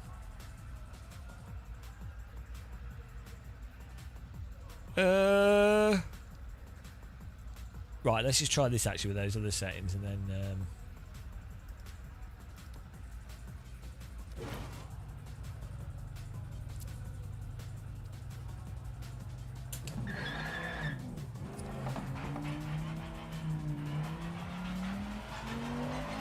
Clear of the pits.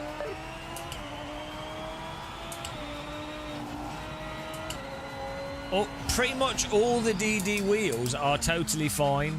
Any wheel that's like 8 Newton meters and can rotate at 200 RPM is more than enough for you to be able to feel what's going on in the sim.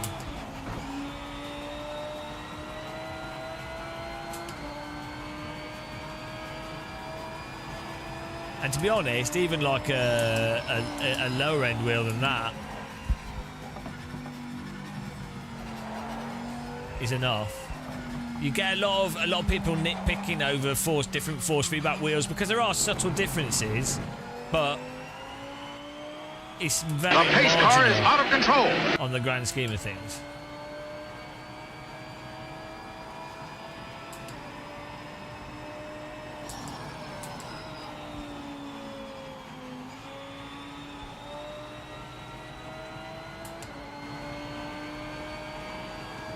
The sim racing chads.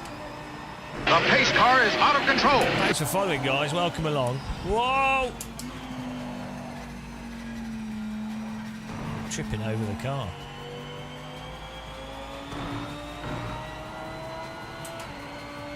Yeah, I don't know why. Like, there is really bad sim racing tribalism, I think, which people need to, like, stop. But they won't, will they? Because people love to be tribal.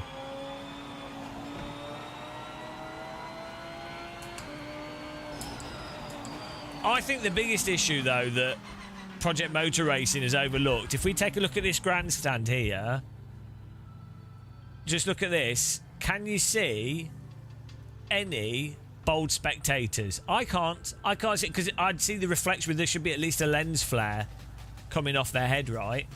And there aren't any. So, once again, more offensive lack of inclusion of shiny-headed men.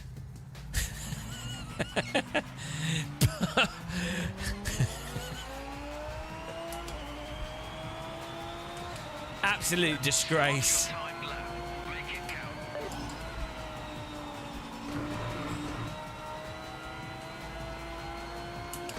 Oh, they're in the shade. Fair enough.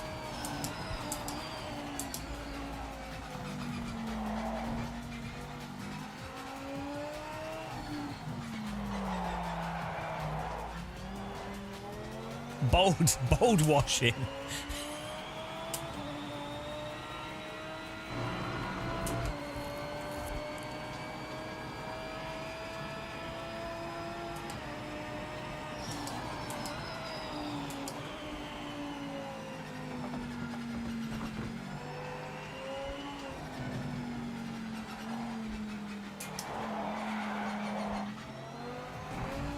They could really do with a volume option in this.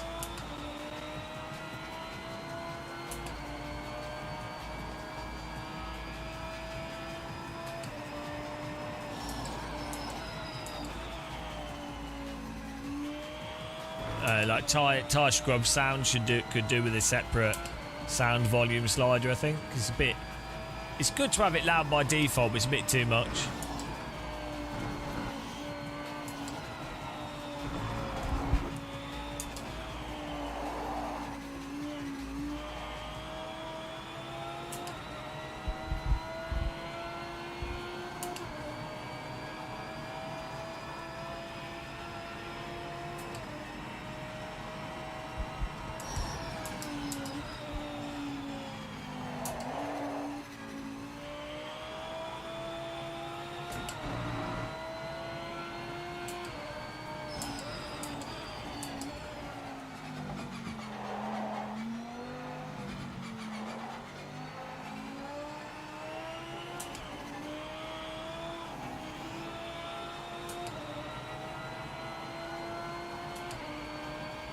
Well, this is the thing on console especially. I think console players are just really desperate for something with a bit more realistic physics than Gran Turismo, because Gran Turismo is quite good. It plays really well on a gamepad, but its physics are super weird compared to like even like really old PC sims.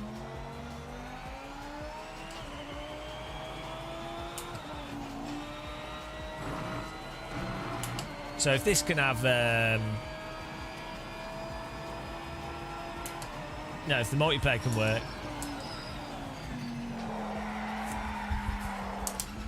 You see that there where we're locking up from the rears, just locking up due to maybe braking too hard or turning too much. It's not just turning off, and that was a huge physics issue with AMS 2 and Project Cars 2. Like a real tyre obviously can turn off if you push it too hard, but there's actually quite a lot of surprisingly large amount of controllable recovery over the limit in many, not all situations, you know, but often simulators will have like an arbitrary fall off to stop people cheesing the tyres, because if you don't have like a super aggressive fall off, you can then do like exploits with car setups that exploit the fact that you can welly the car through a corner like a rally car or something. That was one of the problems that the F1 Codemasters F1 games had when they did that first release, where they increased the grip a lot.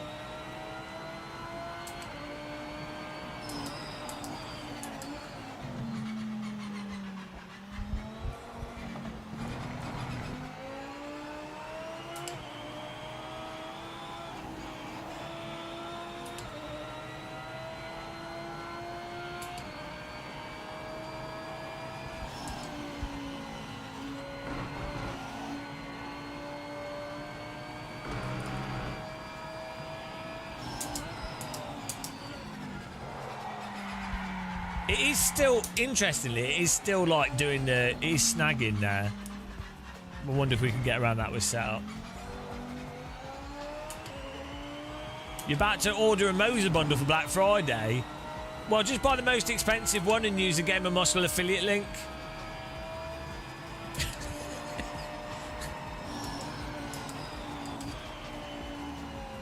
It's in the description.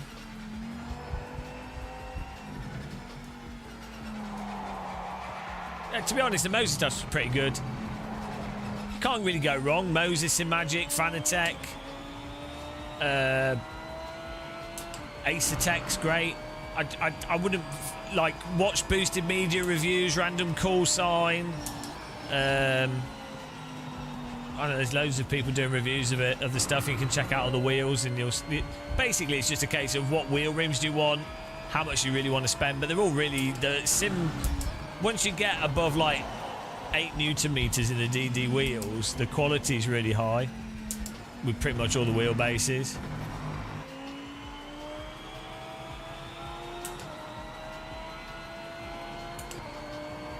I think you could side mount these ones now, the R21 and the newer Moser ones.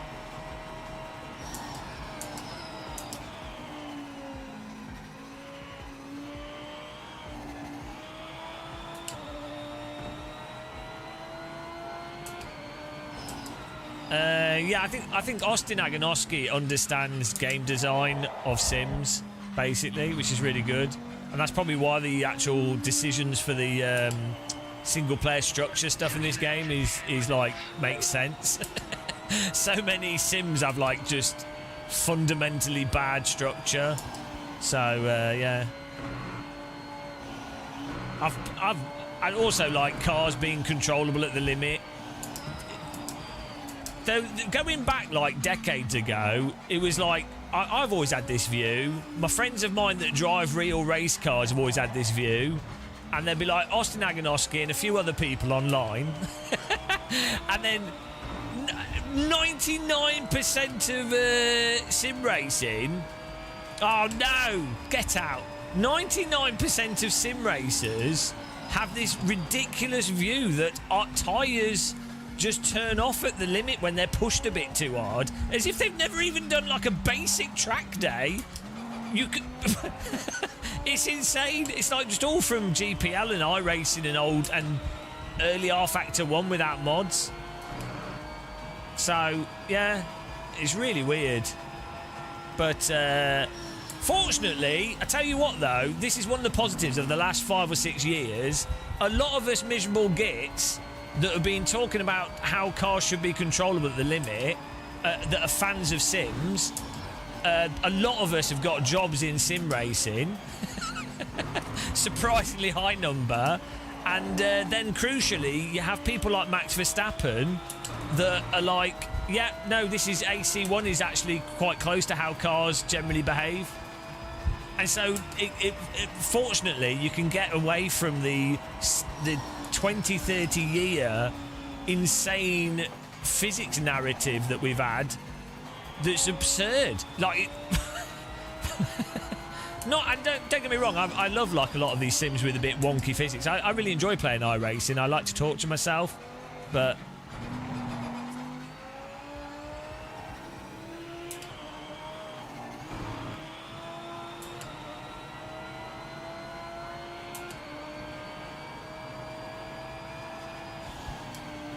yeah, it's just I think it's good though, because it'll make, ultimately, from a gameplay perspective, it's way more fun if a car doesn't just bin you. There's some weird stuff going on here with that. Every time we go through that corner. Could be to do with the frame rate though.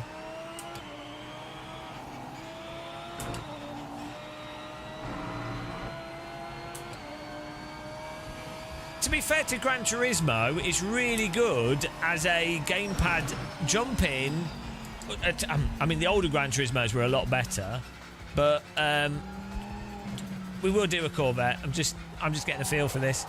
The thing with the Gran Turismo, the haptics on the PS5 controller are fantastic.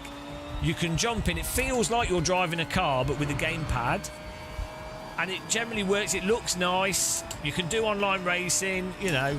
I think it's a shame with GT7 that they never really had the single player that the older GT games had. So I'm not knocking Gran Turismo. It's just, you know, it does what it does really well. Bloody hell. Right. I still want to dial this in a bit more.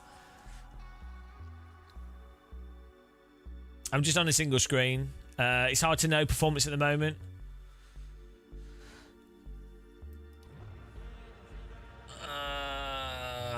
Right. What am I doing? Oh, yes. We're going to try and tweak the force feedback here. It's breaking my brain going to the car setup to do this. It's not a bad idea, though, to be honest.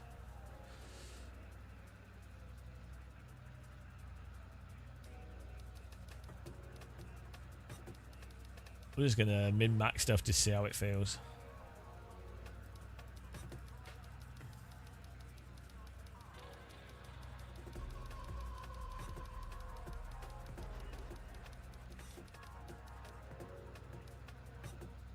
Because we've just set it to one car because we've got some technical issue with the frame rate. Did we even save the setting there?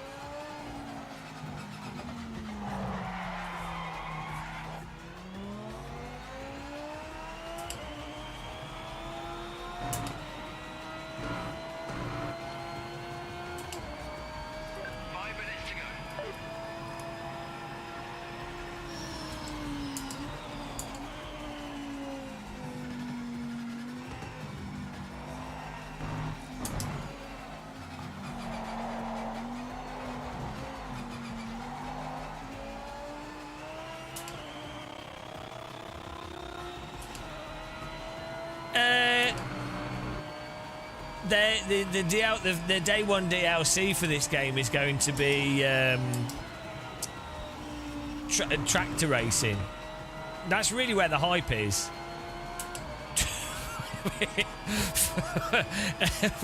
Every tractor from Farm Sim, I would actually genuinely buy that, to be honest.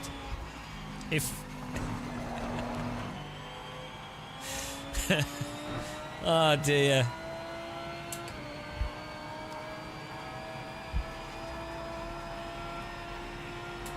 The pace car is out of control. I like the dash on this car. It's got like fingerprints on it. It needs a wipe. Look at it. It's like suede. Look how dirty it is. Someone needs to brush it in one direction.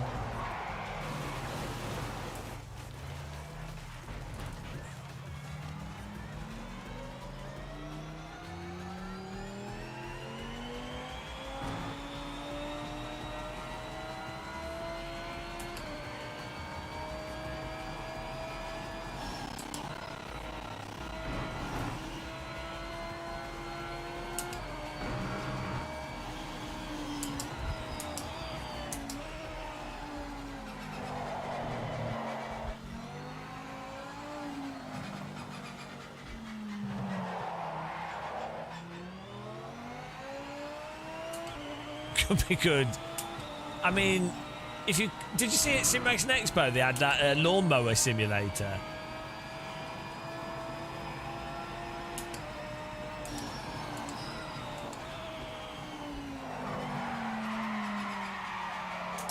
Right, it's so easy to get the rear going out there on that corner.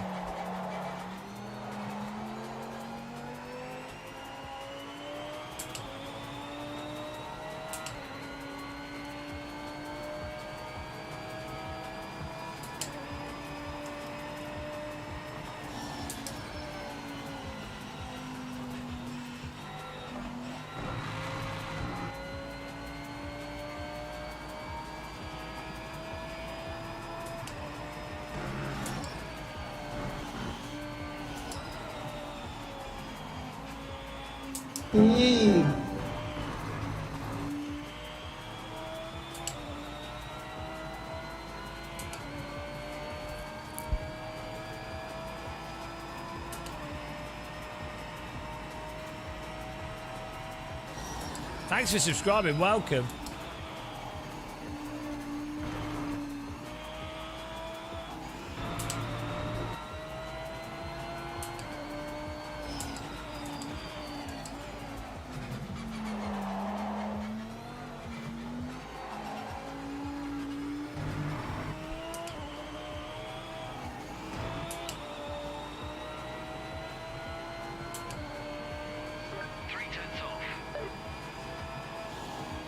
Oh, we need to try the challenges in this, actually.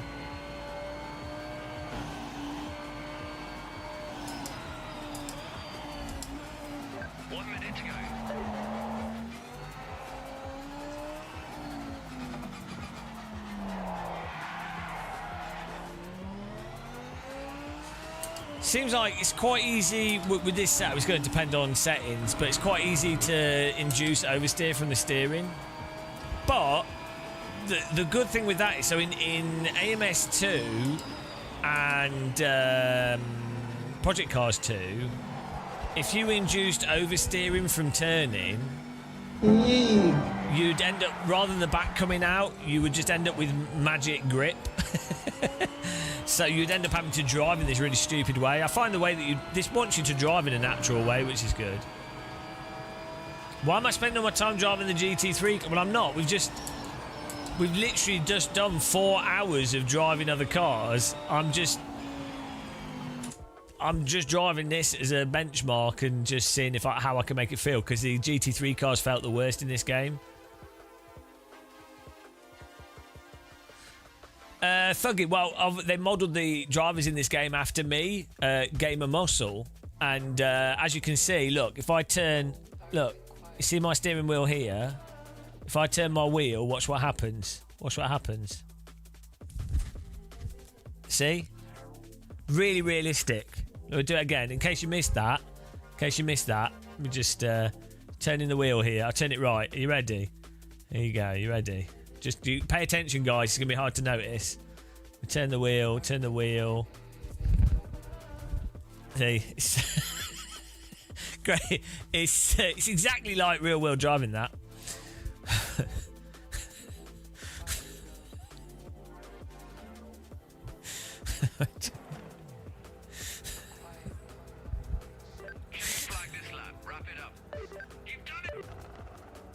The pace car is out of control.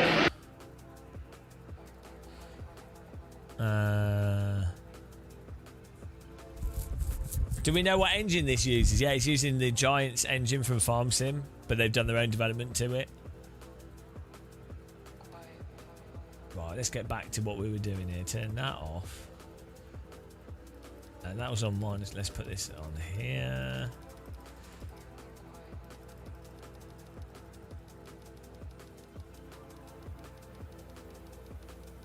I think it's really good to have these settings in a game.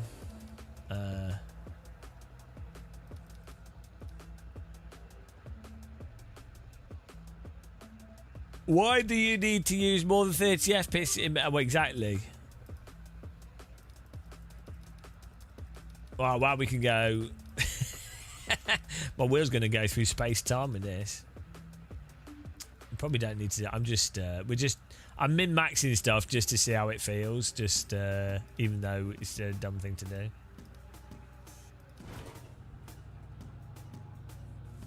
What a machine! Now we often do like 12-hour live streams.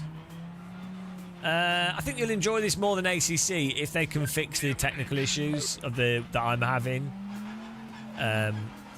ACC has that kind of bland limit behaviour that's very robotic, whereas the cars in this have more sort of slip to them.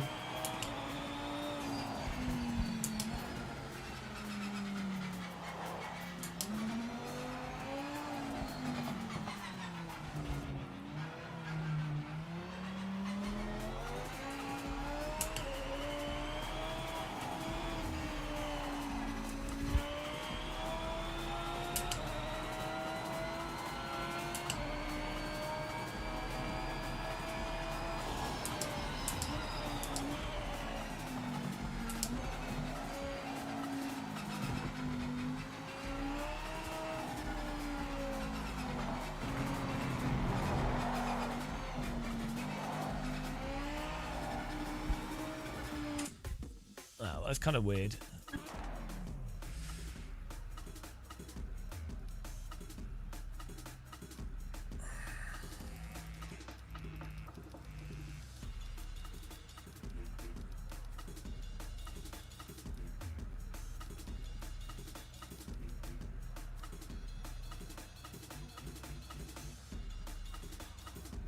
There you have it. 0.0 is a negative number.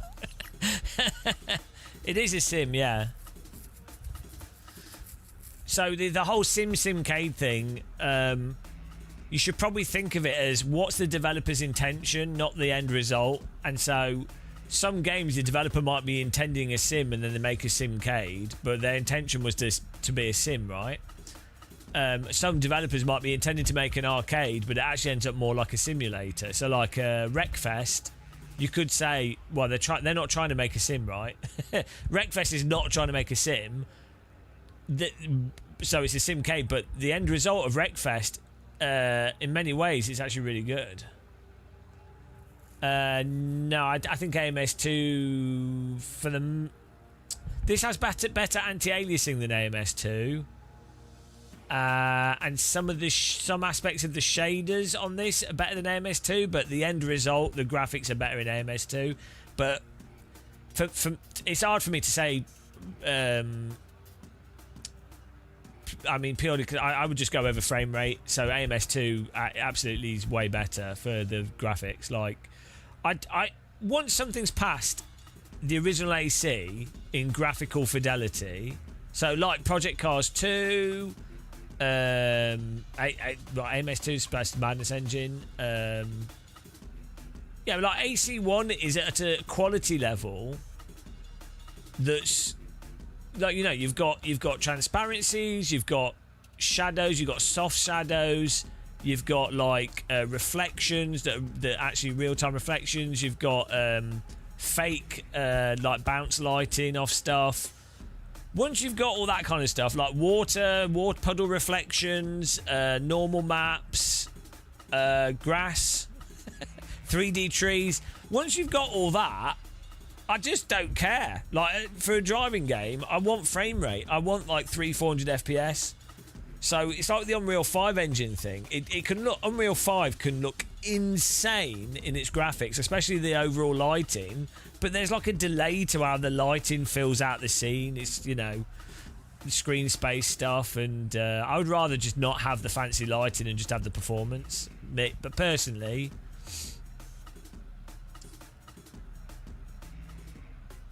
$300 FPS.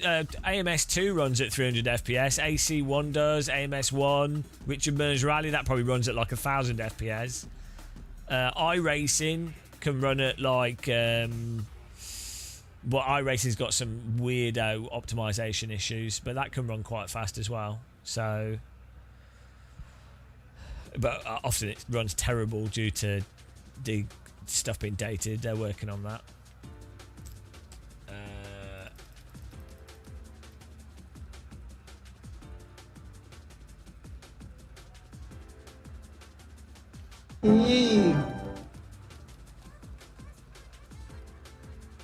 I think I'm going to mess with the base game settings.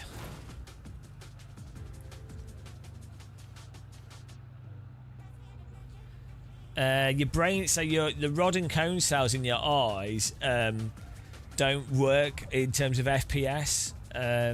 It's really weird. There is a response time to the rods and cones in your eyes, but then you don't. Your brain processes it differently in different situations. Depends how much sugar you've had. Hello,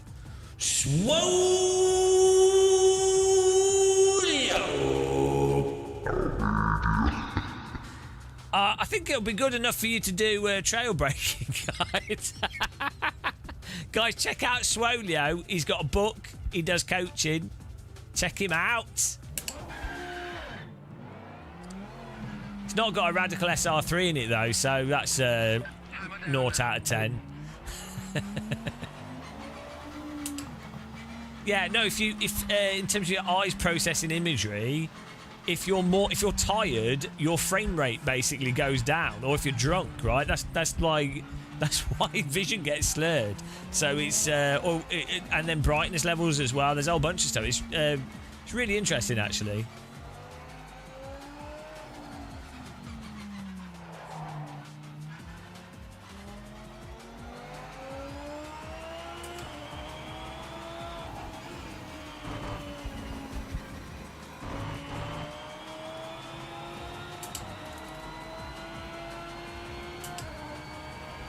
Well, I don't endorse consuming alcohol, but there is like there's that whole thing for like darts players.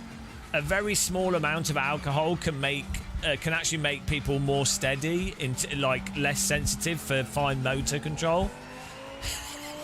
So there's like, it's probably not good all round, but there is actually interesting. There's degrees of like, in some cases, it can actually affect people positively, but only a very tiny amount. Like, you know, I think it's banned for dart players to actually play whilst drinking because of that. There's some weird stuff about that.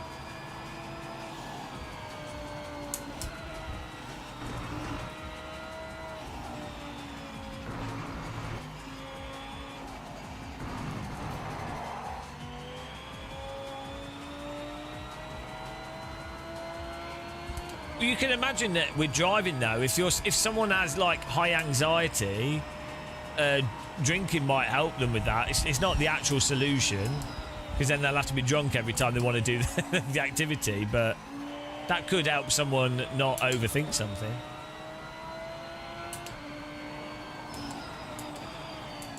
This is why all 1970s Formula drivers would have a bottle of whiskey in their car.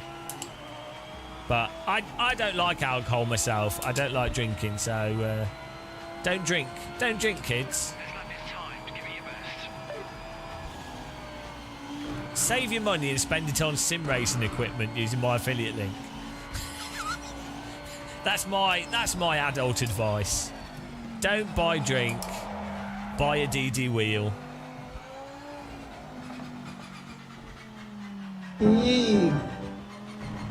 Right, we need to tweak this setup. Well, that's what I'm saying. You shouldn't drink if you have anxiety, but people do. It's not a good idea. 10 minutes left in the session.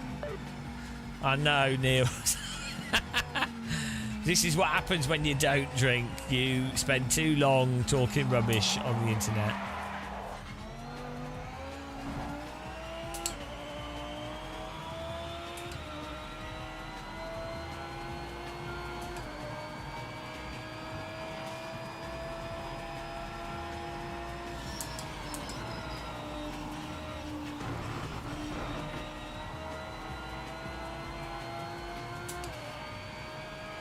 It's not about settings to try and drive. I've been sim racing for a long time, and so I have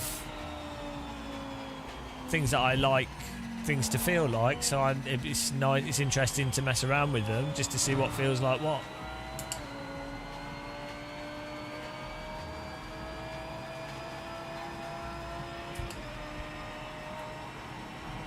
I do have a Fanatec link. Yeah, it's on our Discord, or it'll be on any of our Fanatec videos, but I'm not sure if it's working right now, so use random call signs. just use random call signs. He does a good job with his reviews.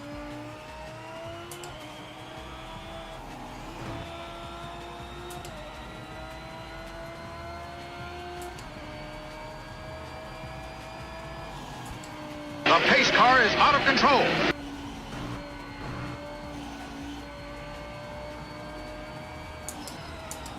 The pace car is out of control. Thanks for following, guys. Welcome.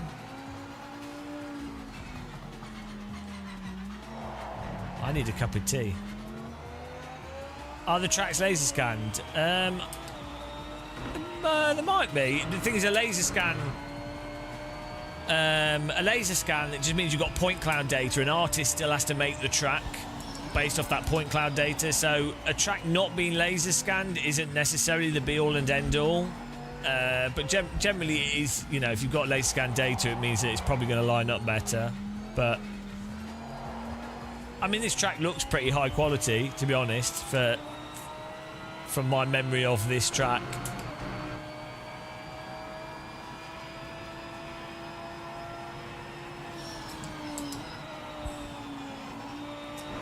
I mean, I've been around here in real life as well. Looks pretty similar.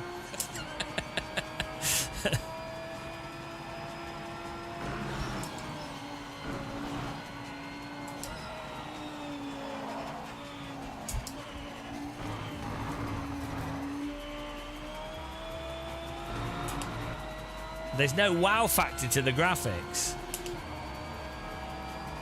I see what you mean. Well, so tracks like Nordschleifer often are used. So some developers go out and get the scan data themselves, especially in the early days because no one had scan data. But now I think a lot of tracks, they do the laser scan and then they sell that to people when they license the track. So the Nordschleifer, they sell their own data to people, and I think MSV do that now. So you know, all the like Brands Hatch, Alton Park, I think Cadwell is MSV as well. A lot of the British tracks.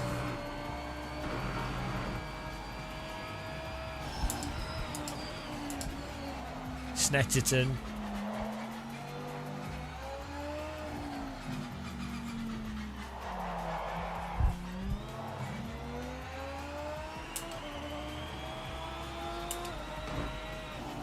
Yeah, we could try. We'll try rain. I don't know. This is called Northamptonshire. I don't know. It seems to have a. It seems to look coincidentally, I imagine, very similar to Silverstone. Not sure why, but it's called Northamptonshire.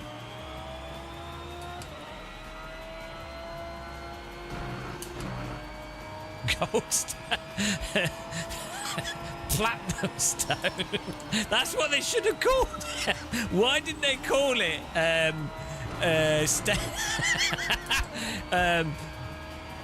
what's something like silver? What's a different type of metal? What is silver? What class of metal is silver? Dear. What's silver? Thanks for subscribing. Sound fail.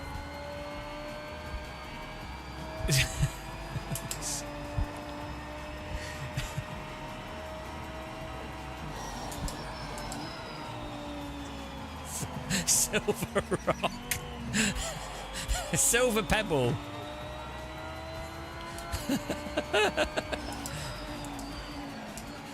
Oh dear.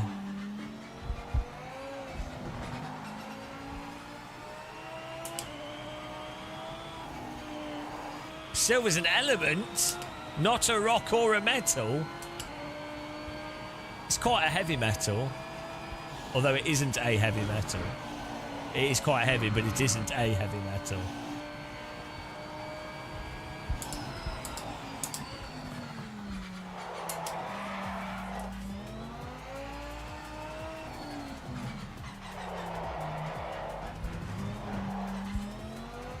They've actually got the see the houses.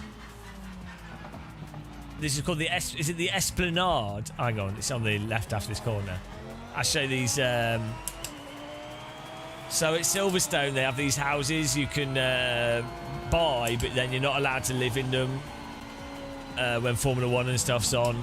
They're kind of like purchasable Airbnbs. Super weird.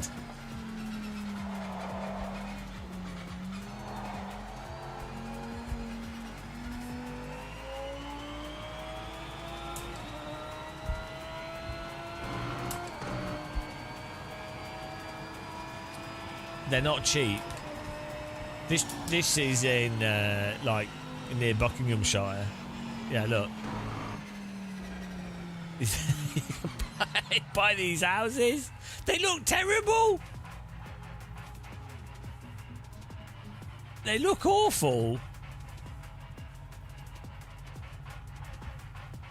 You can't tell the difference between a gazebo and a house. Look, they just look terrible.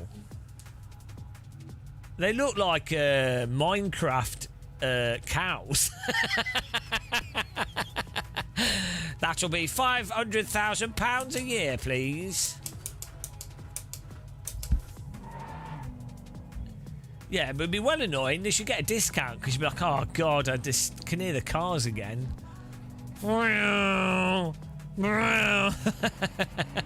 I can't believe we bought this house and they said that it would be nice and quiet, but all we can hear is race cars every day. They really need to. We need to complain to the council about that.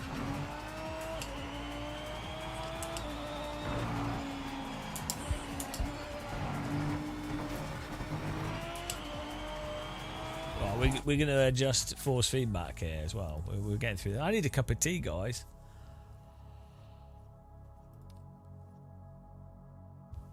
Whew.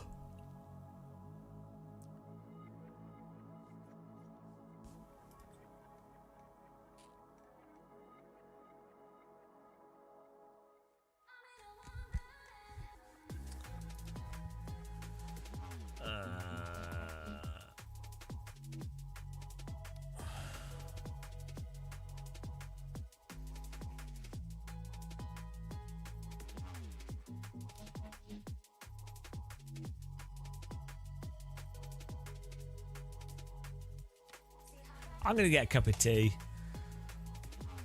Ooh! It's low. The frame rate's cooking my brain. Oh, my goodness. I'm only used to... I can only deal with 120 frames served to me at a minimum these days. Right. Enjoy the drum and bass whilst I go and grab something to eat as well. It'll be like 4 minutes. My doctor said if I live stream for more than 3 hours at a time without moving, there's a real risk that I'll get deep vein thrombosis and be the first person to die in a sim rig from deep vein thrombosis. We can have a goal on the screen. Deep vein thrombosis goal. Can have a timer that just builds up. All right. Who doesn't like a thrombosis though? Show me a thrombones. Thrombosis. I just drink Yorkshire tea mostly.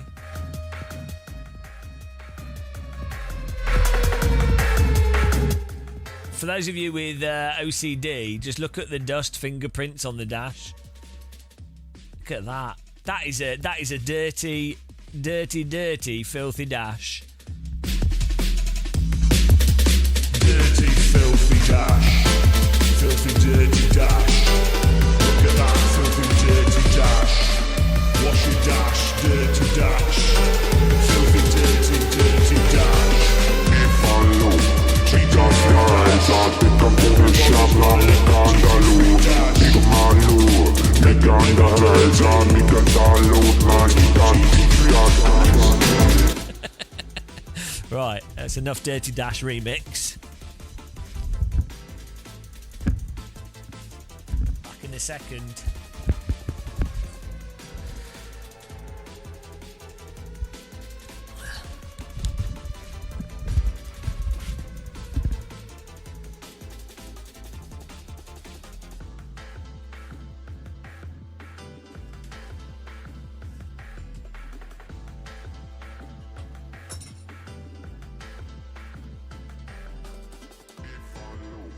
The pace car is out of control.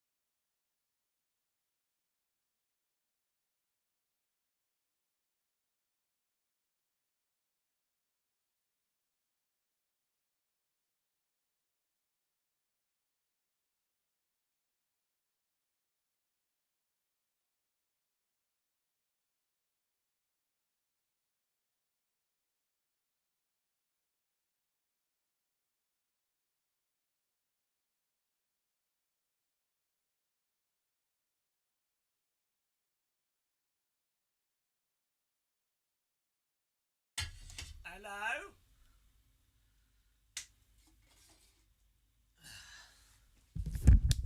How's everyone going? Yeah. I had to get some food. I have to eat. We can't just do like 8 hours with no rest. Why did the music stop and everything? Everything stopped. This is the quiet zone. It's a really nice, peaceful stream. It was all nice, and then I'd had to ruin it. Ah.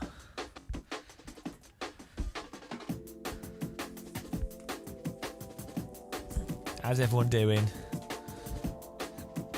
I got some cheesy mushrooms. Mushrooms with cheese.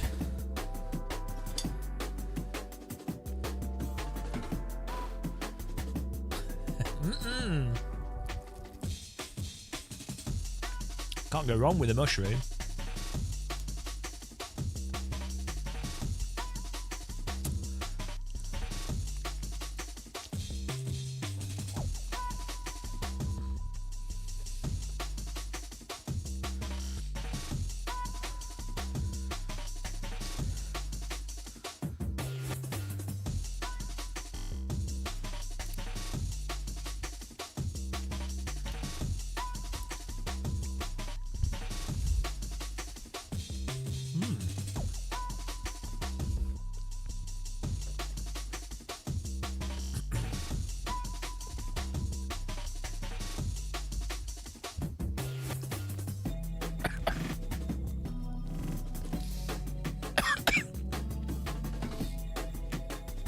Just breathed in pepper.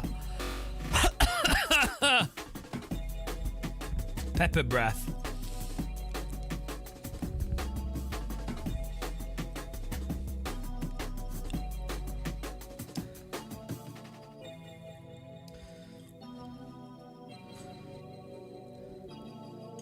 Some people don't like mushrooms.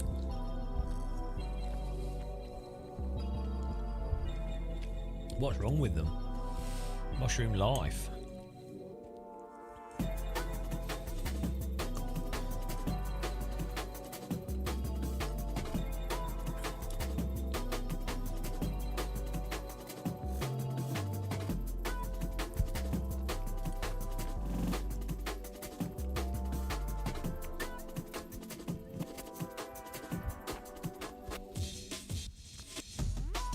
Free food. You have to be super careful. Even the mushrooms that aren't poisonous, a lot of them have heavy metals in them.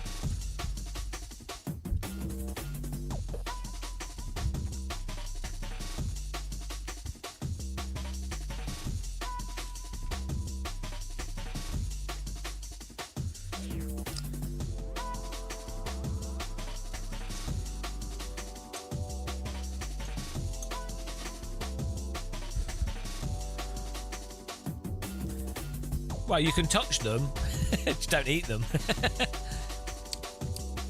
Weirdly, that's a common. I know you were just making you were just figure of speech, but yeah, a lot of people think that touching mushrooms is dangerous. But even the most, not medical advice, don't listen to what I'm saying. But even the most, well, in the UK at least, there's no mushrooms that will hurt you if you touch them.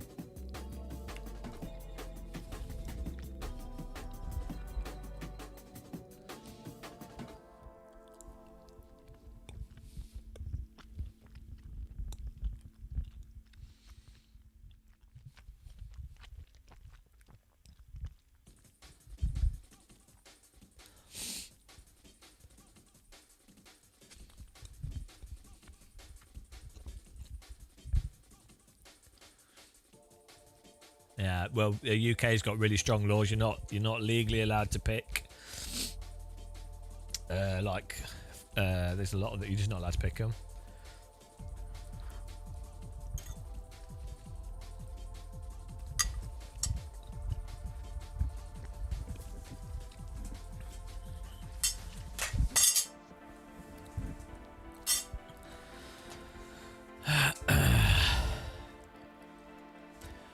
It depends. Well, so that's one of the reasons why, like, portobello mushrooms are the mushrooms that you The mushrooms that you buy from the supermarket are a variety of mushroom that most people don't get stomach upsets from eating raw.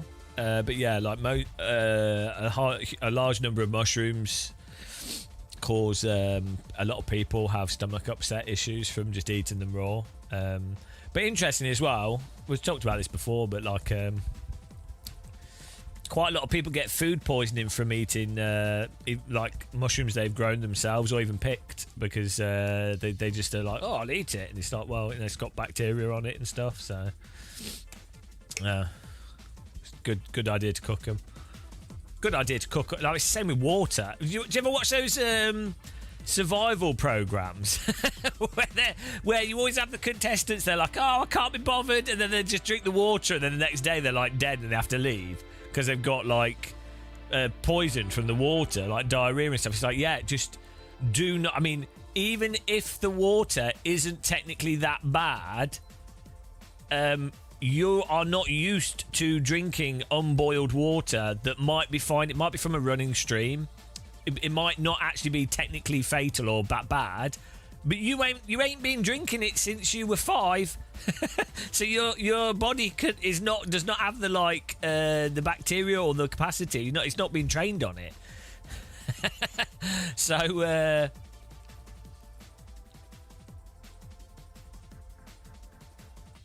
it's so dumb, those survival programs. Like, the first thing that you would do is boil water.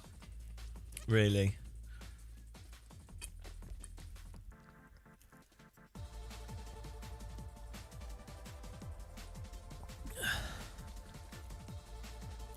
Yeah, no drug talk on here. This is a PG channel. We can talk about mushrooms, but no specifics. Thank you.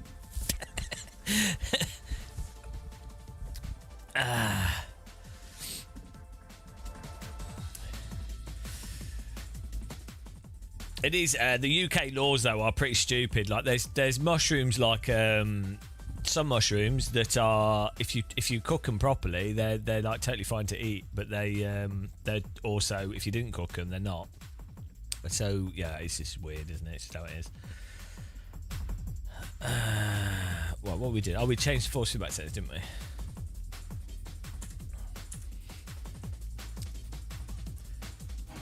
Whoa! Whoa! That was well good. To clip that. Just resume the game. Full speed ahead. Oh, that was so quick. Oh, the replay. Hopefully it caught that.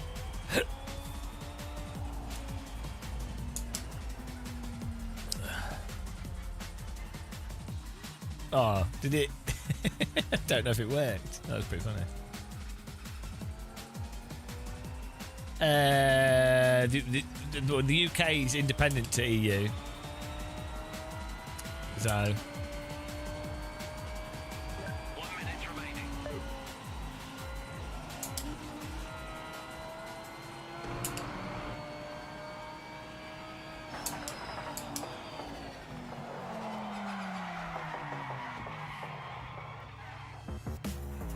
all right.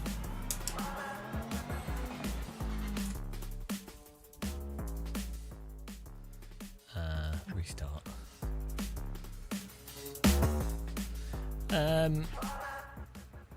Yeah, this car just seems a bit weird, to be honest.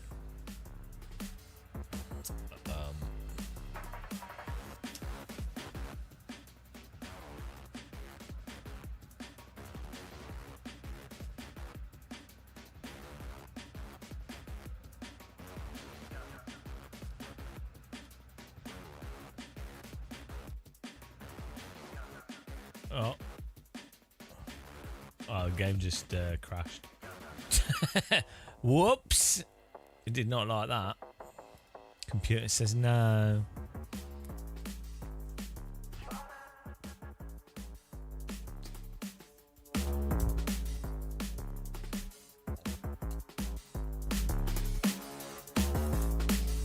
Right, I'm not. There's some challenges in the game we could try. Actually.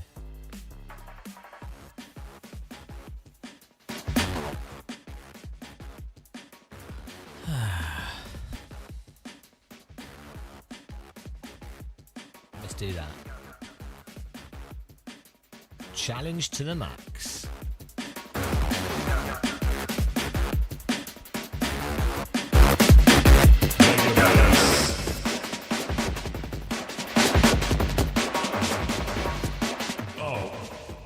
Oh. Game won't load now. I've been banned. Banned from the game. Game ban. Ah. There ain't no VR in this.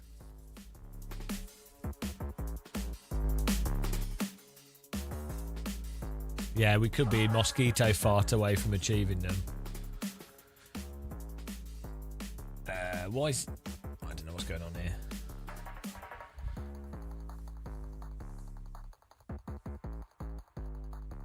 Ugh.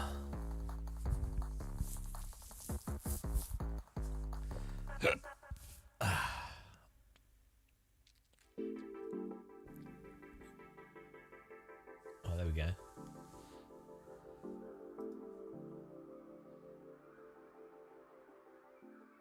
There we go, we've got some challenges.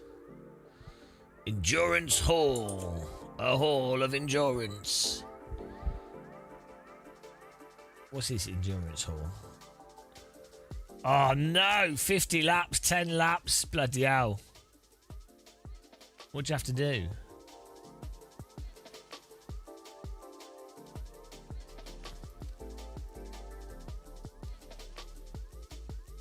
There are no entries. Okay. So we have to do 43 laps. Start position 5. And then what? You just have to... It doesn't tell you what you're doing. Okay. Factory driver. What about, like, times to get... Oh, here we go. Oh, look. We have Austin's time here. The Lister Storm.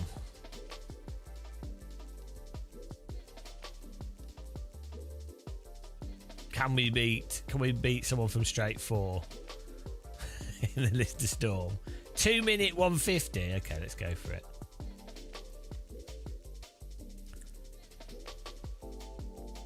Oh, I forgot about my tea. Thanks for reminding me.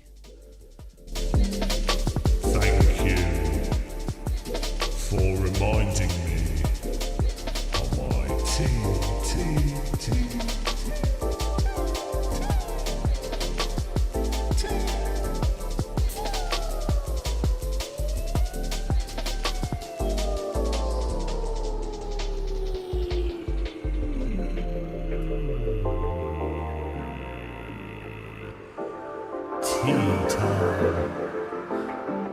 Those were normal mushrooms I was eating, by the way.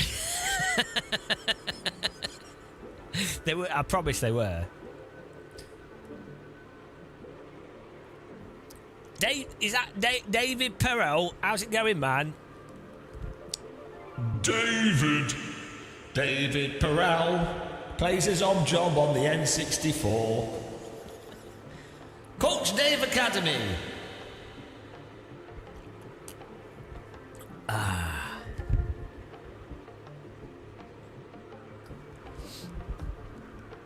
Wesley Snipes. Chat don't say nothing. No one's allowed. No one's got a view on this channel anymore. They've all been viewed out.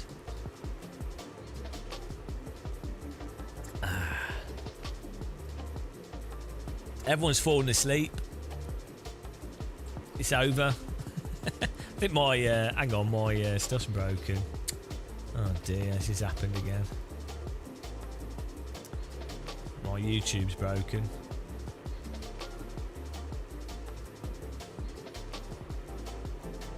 Oh no. Right. I seem to be the least angry. You got a view. We need better graphics. I'm happy with. I don't mind. I'm happy with AC1's graphics. I just need like 300 FPS. I'm all about the frames. I'm all about the frame rates. I'm done with 14 FPS since N64 slappers on archives. So I just need, I just need all the frames. But hopefully that's something they can sort out.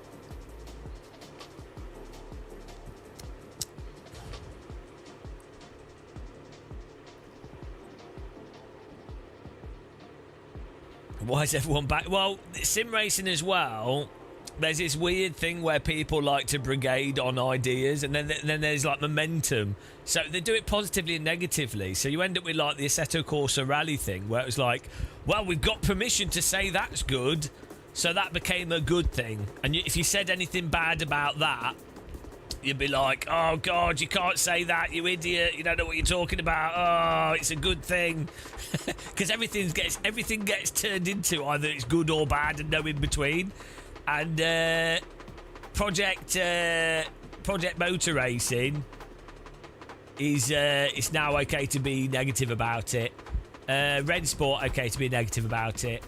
iRacing, oh, it's confusing. If you're an iRacer, you have to be positive about it. Can't say anything bad, unless you're an esports iRacer. They're very critical of it, and it's fine. Or you're a real race driver. You can say what you want. But if you're just a YouTube pleb, oh, don't you dare say anything bad about iRacing. But if you're outside of iRacing, you can be against iRacing.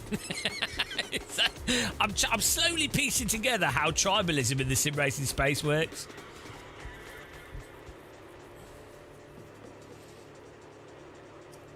Denard Sim Racing. The tiny 3D SDKs. What? Oh, homebrew devs are pulling. Oh, I see what you're saying. Yes. I highly recommend watching Modern Vintage Gamer. Does really good videos on N64 stuff, modding, and games for old consoles.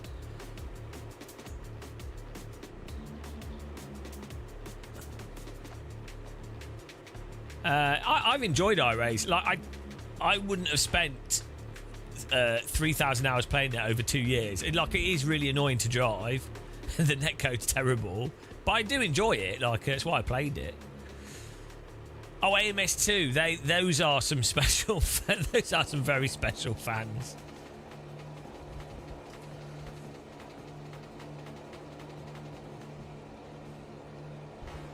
Hang on. What's going with the?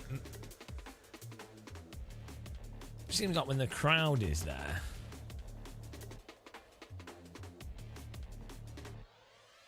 Oh, we can't change.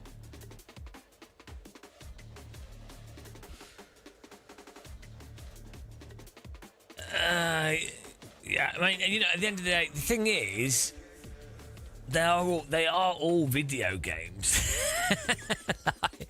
like, you know.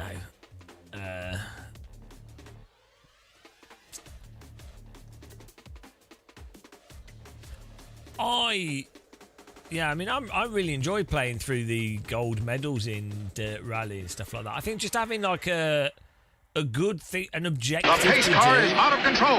That's what's been missing with a lot of sims. It's just having a clear objective from a video game perspective. So it's a good thing with iRacing is you can go, oh, I'm trying to get iRating.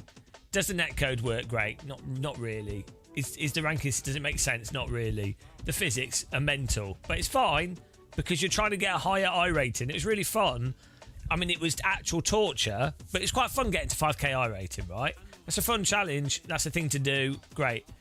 And so that's the same with like AC Rally's clearly got some like random issues with the force feedback and there's some stuff in it, right? But it's really fun just getting the gold times in that. Same with Gran Turismo 7 or more GT Sport. Oh, it's really fun getting all the golden disco balls, you know? At the end of the day, just have a nice task and a thing to do, I think is good. I don't know why there's a field of view set in here and then there's another one. No, we know there's some weird CPU bug thing that they're working on. You don't know how to race. You don't know how to race. You don't know how to race. What a banger. You don't know how to race. I'm gonna report you, man. Play Tetris. I'm gonna report you, man. Play Tetris. I'm gonna report you, man. Play Tetris. I'm gonna report you, man. Go home and play Tetris. I'm gonna report you, man. Play Tetris. I'm gonna report you, man. Go home and play Tetris. I'm gonna report you, man. Play Tetris. I'm gonna report you, man. If you don't know how to race, please go home and play Tetris. That guy. That's all from the voice chat. This is what all games need, voice chat. Go home and play Tetris if you don't know how to race. Son of the beach. Richard, yeah, I know what it is. I'm telling you, it's like a weird tribalist thing in sim racing where people are just desperate to have like a story and a narrative, and then they want to position themselves in that narrative. And be part of that thing. And it's just really weird because you can still play AC1, you can still play Gran Turismo, you can still play iRacing, you can still play whatever other game. It doesn't even matter. It's like, it's fair. It's totally fair. It's totally fair to be like, oh, this should have more content, or I think it's too expensive, or whatever. That's great. But there's definitely this weird sort of. It's like someone isn't sure what they think, and they need to make sure that what they think is correct. So they need to reinforce that by going, right, I'm committed. I'm committed down this hatred of this thing. But it's not just I get it from people as well. There's people that are committed to hating my channel, which I really appreciate, because it shows you're doing all right if you've got some haters. But it's just have you not got something better to do? Like, if you genuinely, I appreciate the effort and stuff, but there's surely you could do something else with your time. Why waste your effort on it? It's bizarre.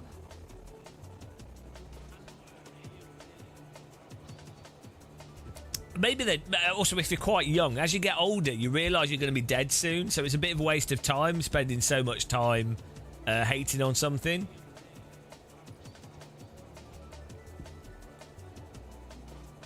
Although actually, it can be entertaining. Like the word chewing on Reddit. There's a subreddit called word chewing. It's those people that do over the top facial singing, lip syncing.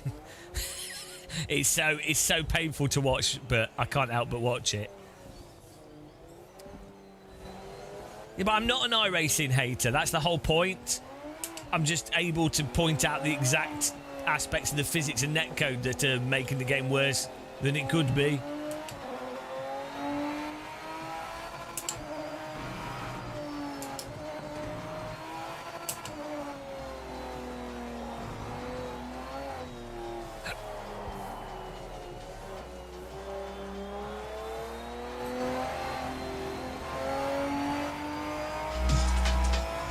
Good that they put a hi-fi in this car.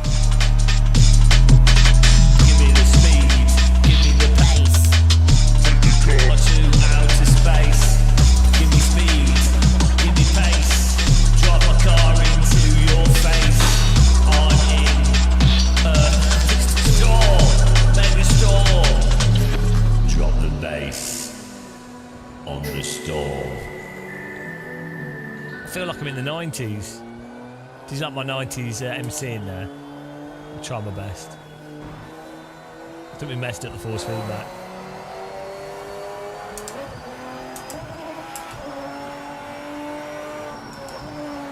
Whoa, what's going on with the brake?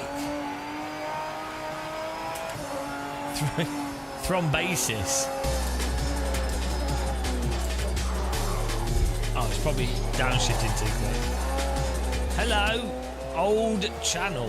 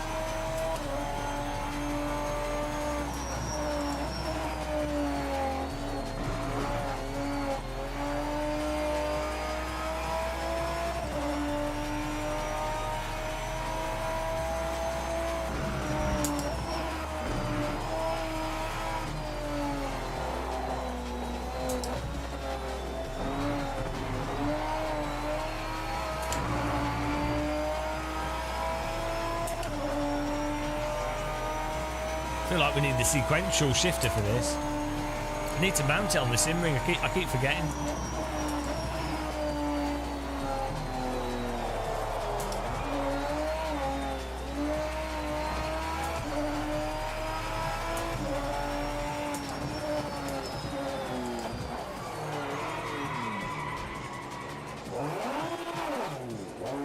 The Gamer Muscle Defence Force?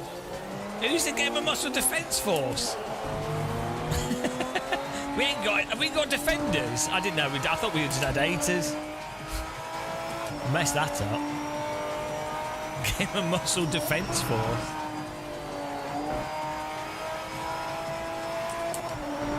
It's a very powerful army of Gamer Muscle defenders. All trained on tea drinking and grass appreciation.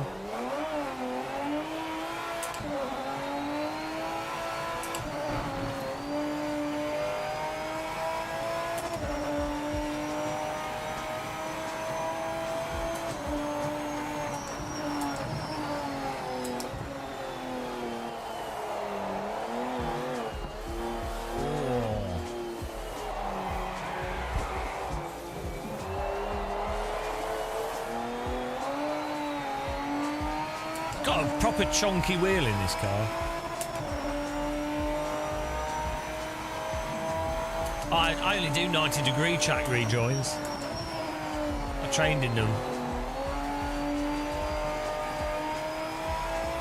Alright, Gran Turismo, have a good one. Appreciate you watching.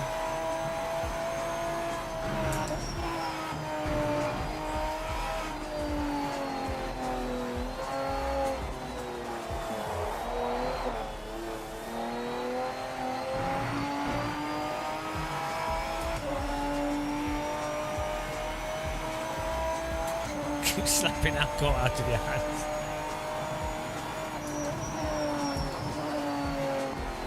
You don't need alcohol, you just need a cup of tea.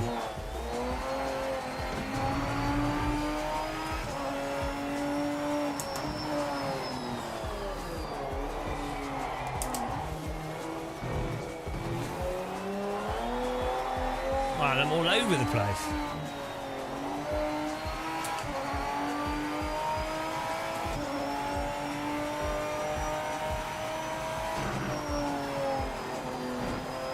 What time do we need to be getting?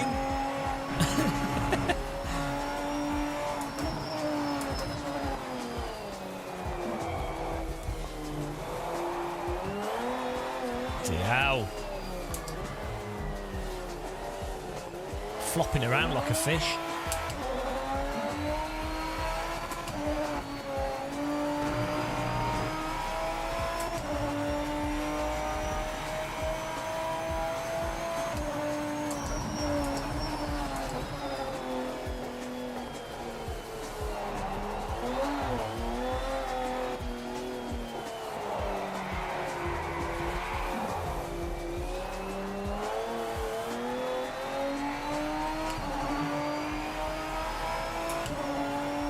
Because it's like a leaderboard thing. I'm surprised they don't have any medal challenges though that I could see. Maybe they do and I'm just dumb. There is with rally games, yeah, Chedhead. Like there's some situations where you're using the handbrake. So let's say you're already on the inside of a corner, and you just want to tighten the radius of the corner. With the rear coming out, you don't want to lock the rears up. You just want to do a bit of rear braking. It's good for that.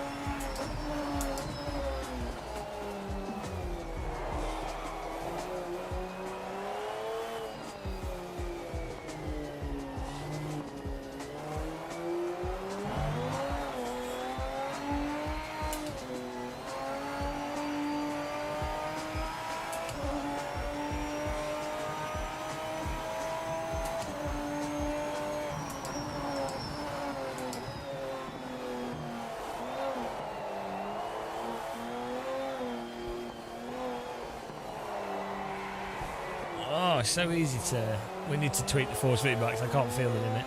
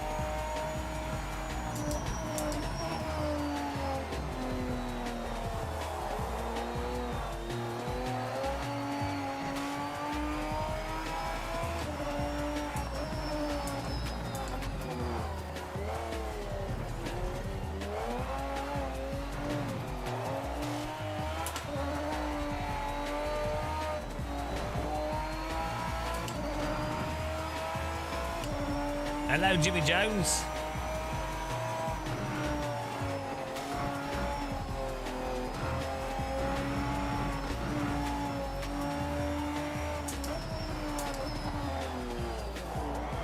Oh, I keep doing that. I keep expecting us to slow down more for that corner.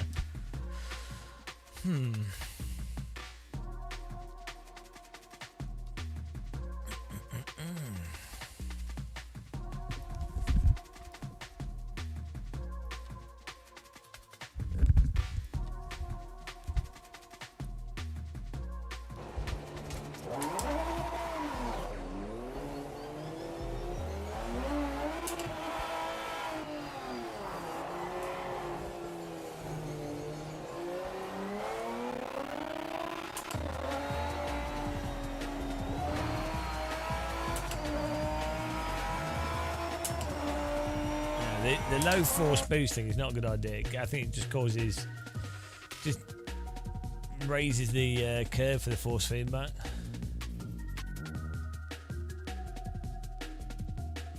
If you're not on a DD wheel, it could be handy, but.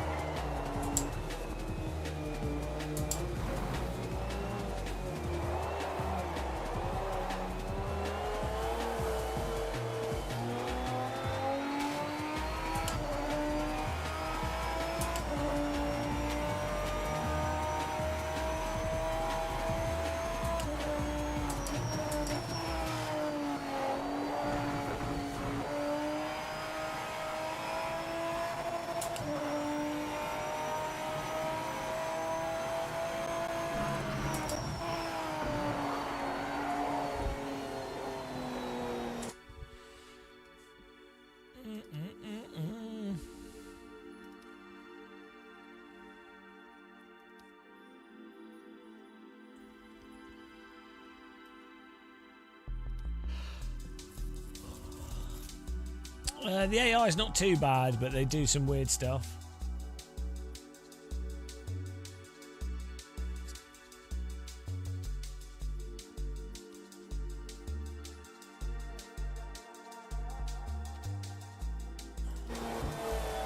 We're using a Motor R21 Ultra.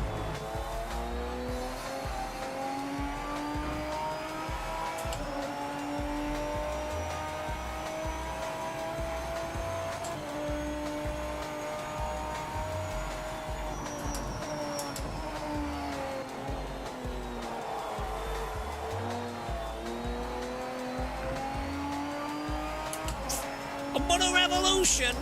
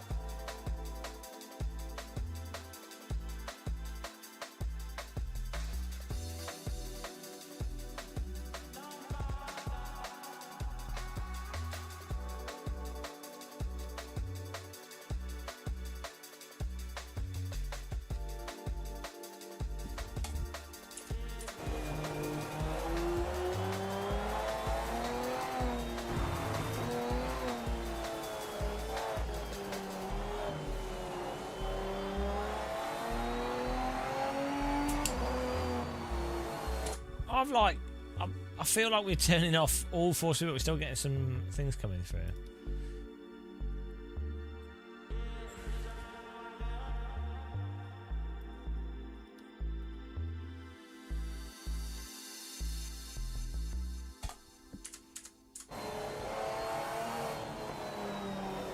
Why is it still?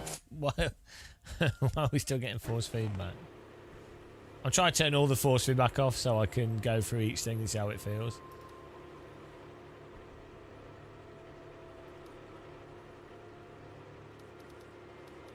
I mean, I don't know why we're getting... There's still like some tugs and stuff happening when we brake. Even though everything's on 0.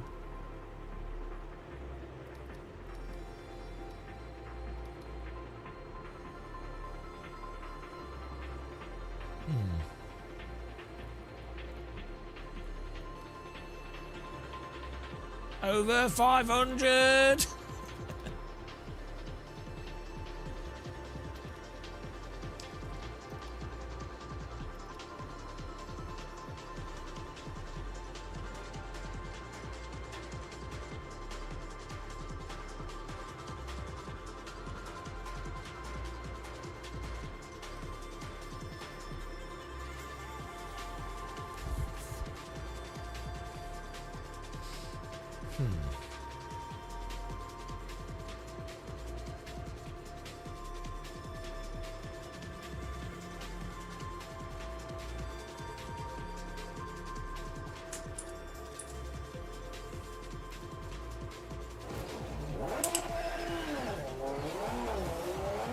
All clear.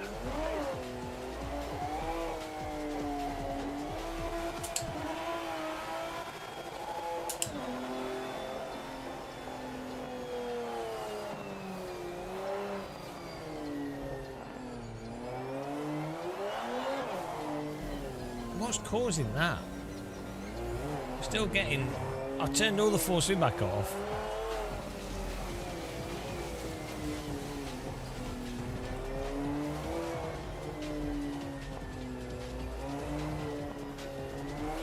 It's like there's still force feedback coming through.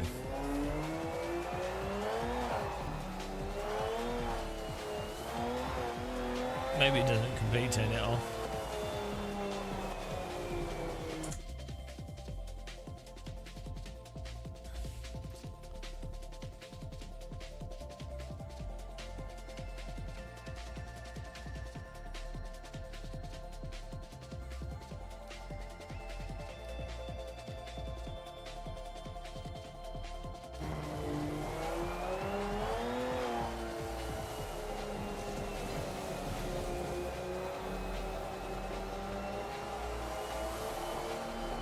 This is like, there's some like random...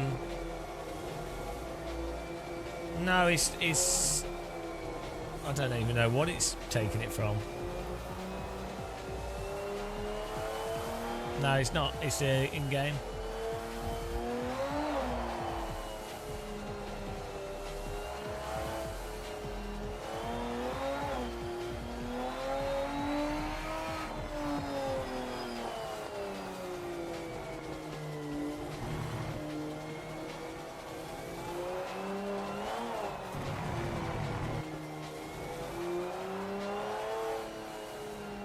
It's like the rolling resistance of the tyre, I think. Or like some weird part of that. I don't know, it's just really still, the force feedback was just very weak. I don't have any insight, no.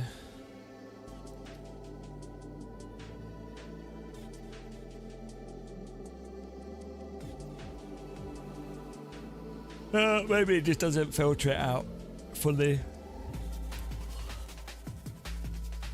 Let's go back to the pit and do this.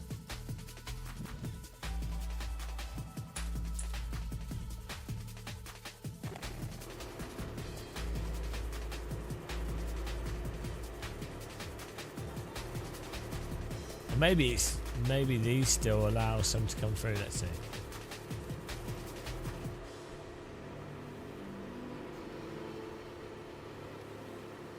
I'm just trying to get the force feedback to give nothing so I can then feel each thing. No, that's still...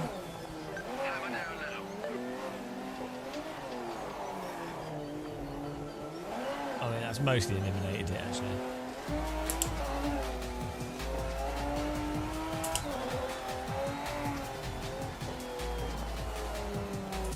Okay, that might have done it. Thanks for subscribing, RB.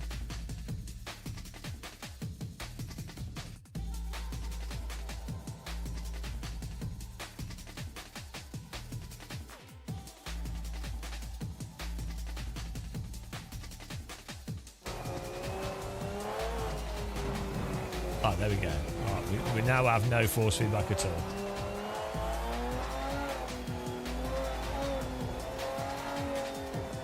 No, I think the force feedback's pretty good in this.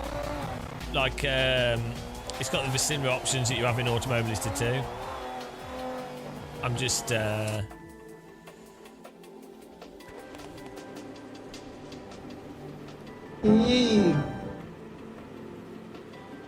Thanks for T Tomahawk. We're just going through. This is how I go through simulators. It's not exciting, but this is what I do with simulators. I go through every setting. I do this for graphics and for loads of stuff with new simulators, and that's just a good way to understand all the options and how everything works. I have no life. I don't mind doing this though. So I find it quite relaxing. I enjoy seeing how things affect things. This is why I like synthesizers and Fruity Loops. I'll just sit there pressing C and beep, beep, beep, and then just go through the settings.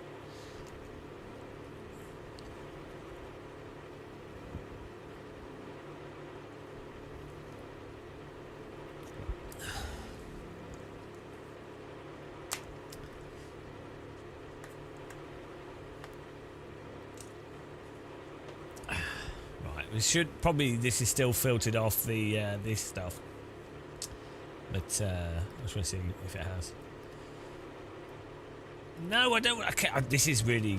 It'd be all right if you're on a gamepad, but on a keyboard with the mouse, I keep clicking on the wrong things. All clear. Yeah. So those EQs are working to sort this out. I know we could try and controller. I need to... I should have some batteries somewhere, actually. I hardly ever use a controller. When we tidied the room yesterday, I found my controller.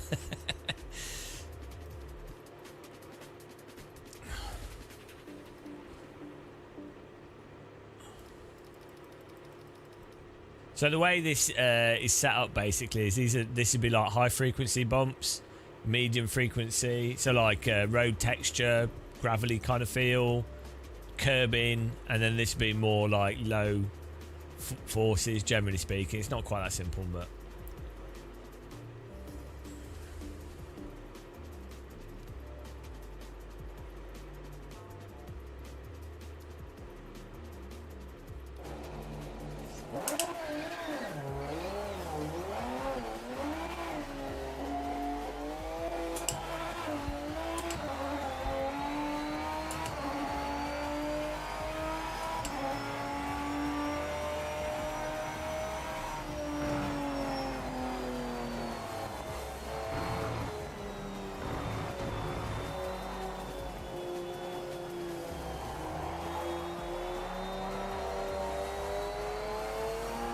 no, the graphics are on high.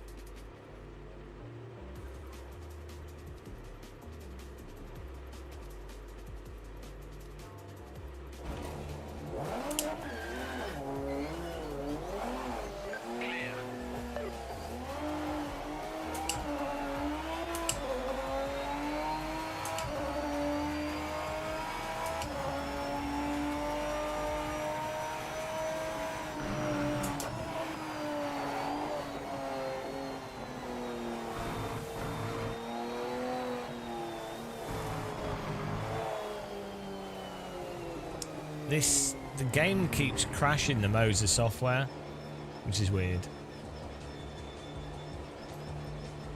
Don't know why it's doing that.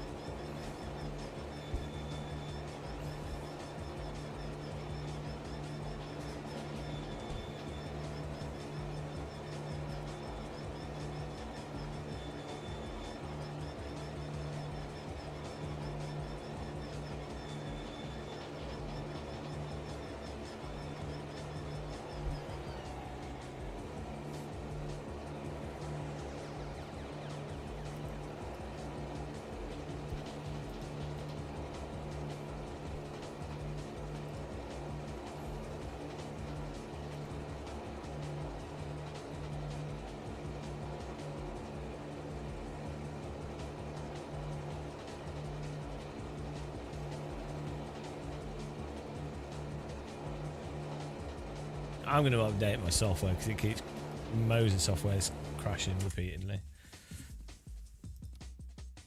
Don't know why. We just did an update today for this, and now it's fail. 150. We'll do that. We'll just close this, fix this, so we'll get this Moser thing working better.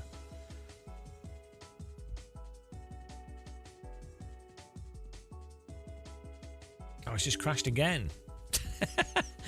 it's until this we updated for this game, the Moser software hasn't crashed this much before. I don't know what's going on. Super weird.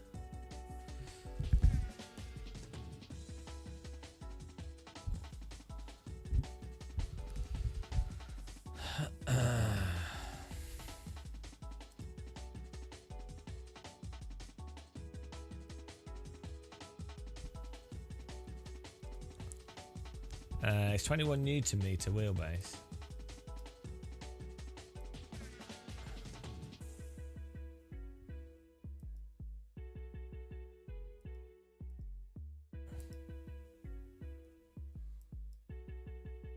There we go. Just updating again. Oh, we got the Moser pedals as well. Have an update. It is huge. It's just it's 300mm, isn't it, or 270? It's just because the field of view of the camera is zoomed in.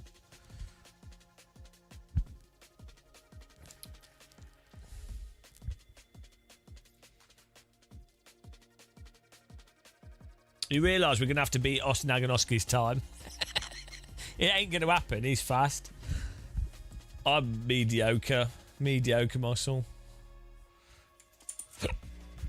Sir Mediocre is my nickname. What is going on here with this?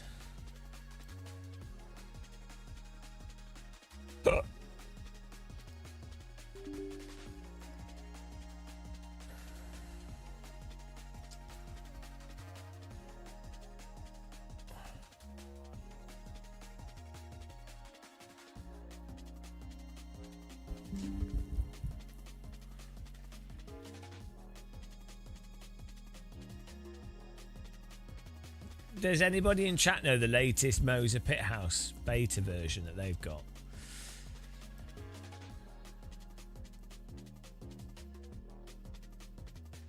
Because we're on 13442.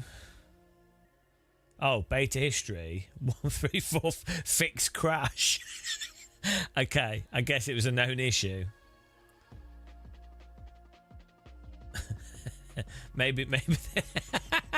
Okay, hang on. They've literally called this build of Moser, the Moser software, beta 134 fix crash. Oh, they're so stupid. Okay.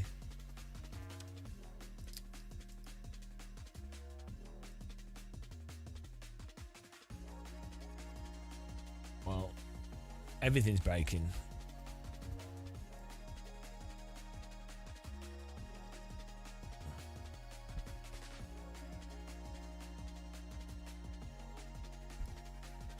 To the point.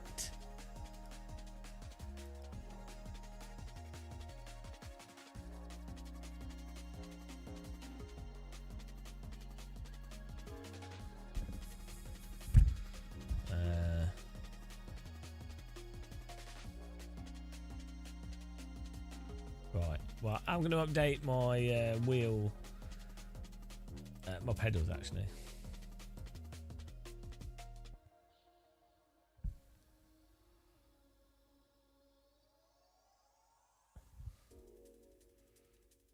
There we go. 1, 2, 5, 6.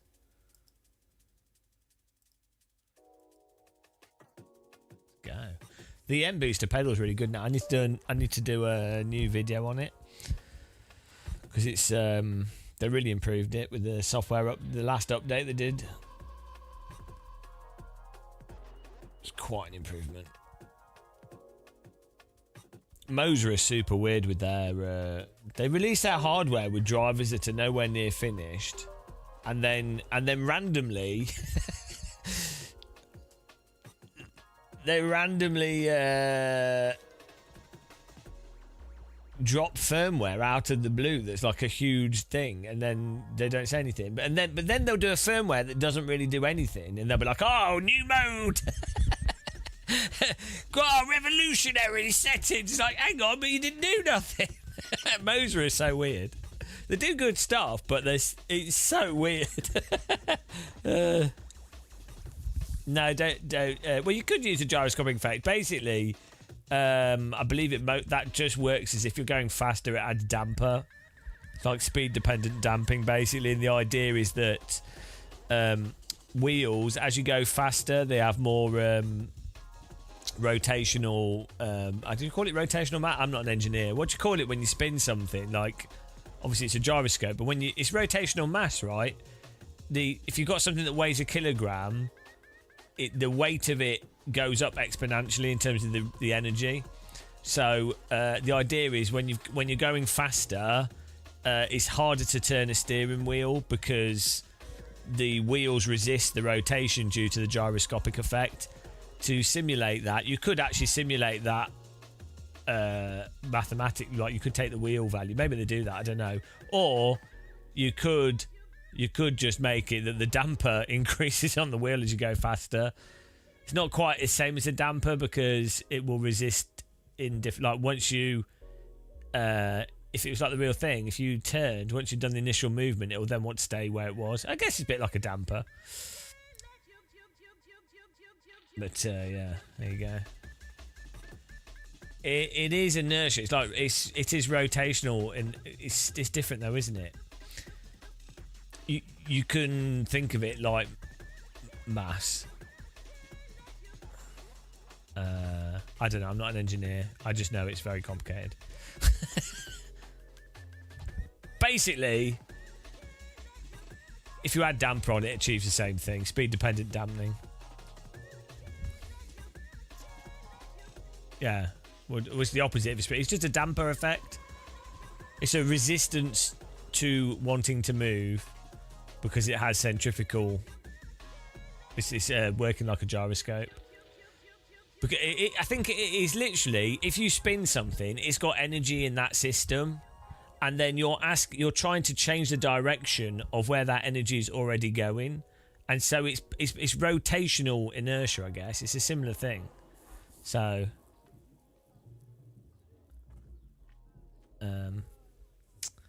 But that's the thing with cars, like why if you have the unsprung weight, like the tyres, the wheels especially, if you have really heavy disc, like brakes or really heavy tyres, it can make the steering like really vague and really weird. Or at low speeds, it could make the steering actually, like the bumps aren't going to unsettle the steering as much because it's got more mass to the wheels, so they'll just want to stay in the same direction.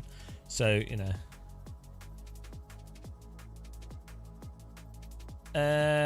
More force feedback. Well, no, but what I've literally said how it is. Like, it's just a gyroscopic resistance, which you could emulate with the damping force.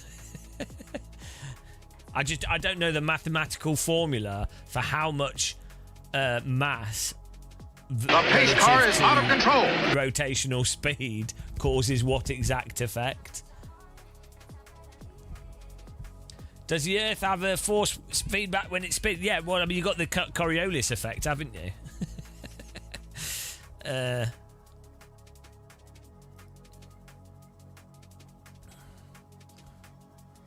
Apparently we need to recalibrate. Let's just do the pedal here. Well, the gyroscopic effect will happen as soon as something starts rotating. But yeah, there'll be a speed at which you probably notice the effect over other things. So like just the friction of the tire, the friction of the steering rack. If you had electronic steering or other stuff, they'll be set. You know, if you get a little handheld gyroscope and spin it, there'll be a speed at which you have to spin it before it overcomes the sort of resistance of like all the things that it's holding on. I'm calibrating my pedals.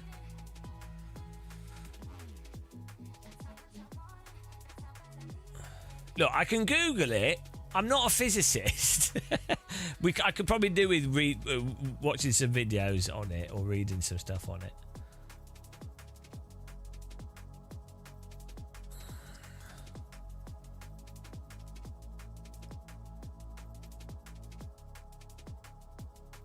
Yeah, well, I've done sub. Today's been mental for views. I think we've had 40,000 views today. It's crazy. Let's have a look. For me, like, we're only a small channel. Yeah, we've had like 45,000 views. I don't know how many subscribers we got, but they'll all unsubscribe anyway. They'll be like, oh shit, what have I subscribed to? This is they on the face of it, they're like, oh, it's sim racing. They're like, no, it's grumpy tea drinking.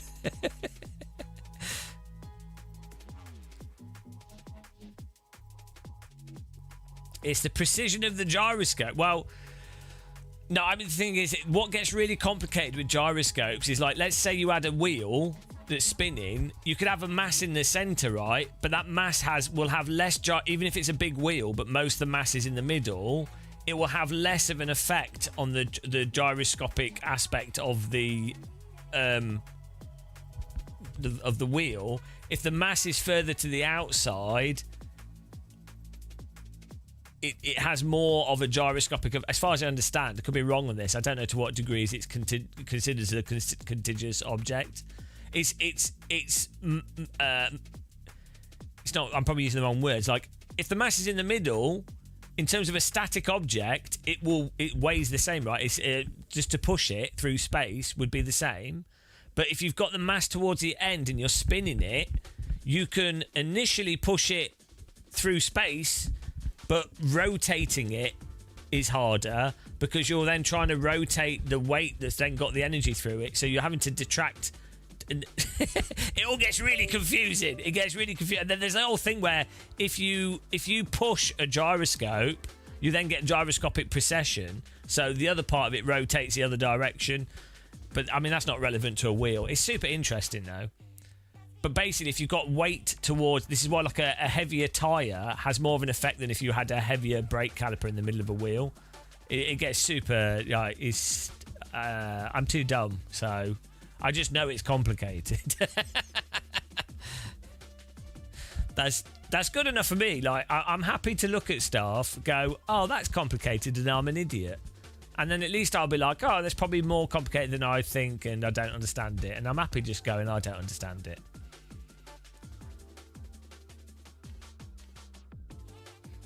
Right, pedals should be good now. Oh, they have actually improved it even more. Mo's are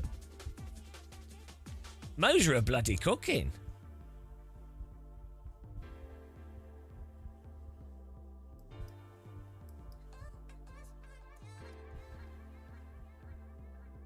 Yeah, I mean, it does still have a little bit of a... I'm just pushing my brake pedal here. So I'll put this on the screen. It does still have like a little bit of... if you're running it springy like this... I mean, I still don't know if I'd use it as a throttle pedal, to be honest.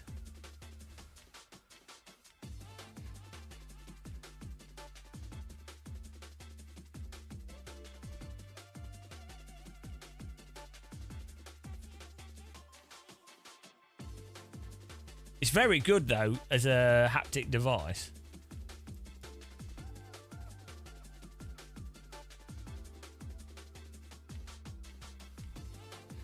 I do have a H pattern shifter, I just don't tend to use it.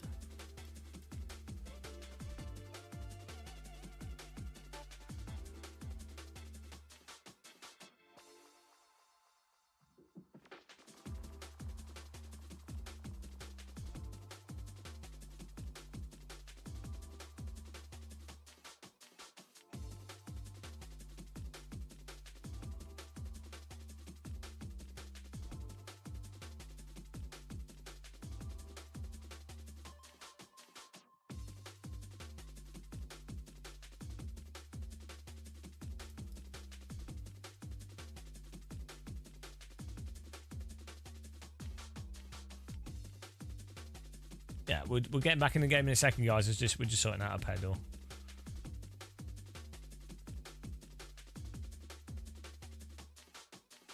Okay, that feels super weird.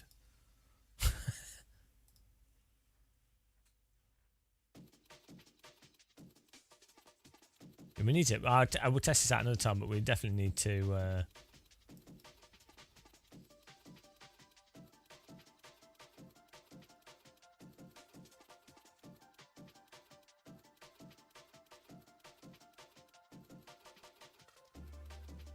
Yeah, we need to fiddle with that effects here. Oh, they've improved that a little bit, I think. Awesome. Right, what else we do? So we just fixed that. Motor software should be fixed now. It wasn't a project motor racing issue causing the motor software to crash. It was their the motor software was they literally did an update. So what was the update called? The version 1.3.4 dash fix crash. I'm glad they called it that because I'm dumb and that really helps me understand what's going on there. Right, back to the game though. If all developers could do that with their updates.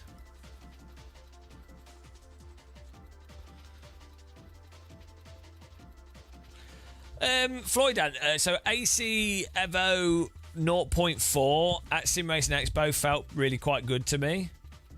I might have just been still drunk from the night before. I don't think I was. And I might have just been incredibly exhausted, which I definitely was. So, and I might have just been having fun on the motion rig and just I was in a good mood. So it's hard to tell. I could have just been in a really good mood and that coloured my experience.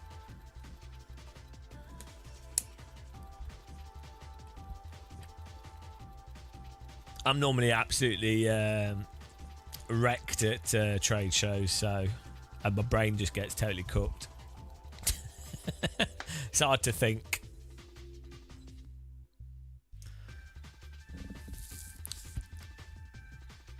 Right. Go back to this. We need a 2 flat.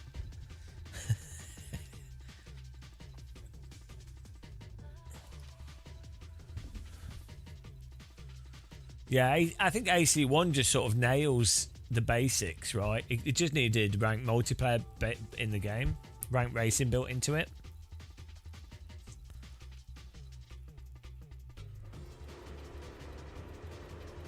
Right.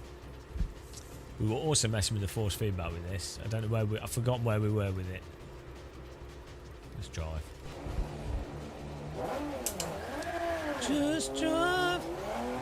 Clear of pit lane.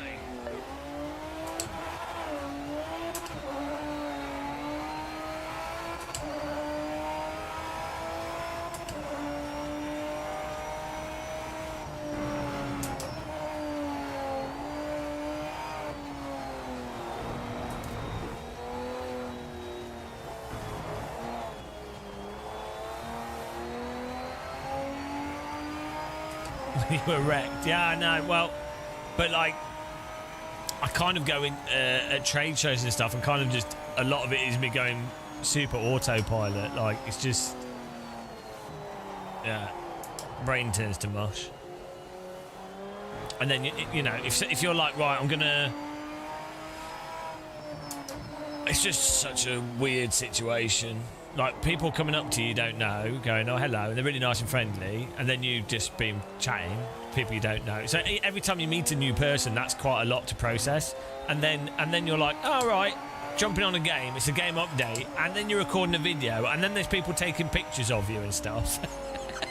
It's just a lot going on, right? So...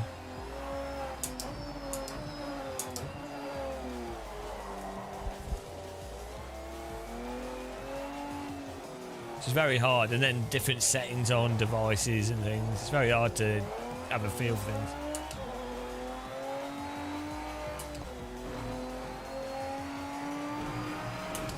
It's good fun though.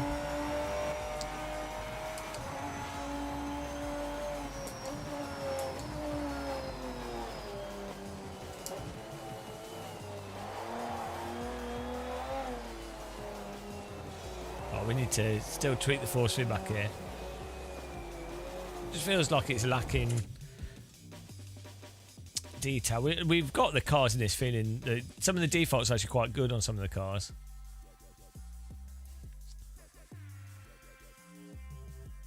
I don't know what this detail thing. I think that's more for like track bumps and things. Let's just put that on let's put that on 50. Why not? You can't remove hands and wheel yet, but it might be something they'll offer.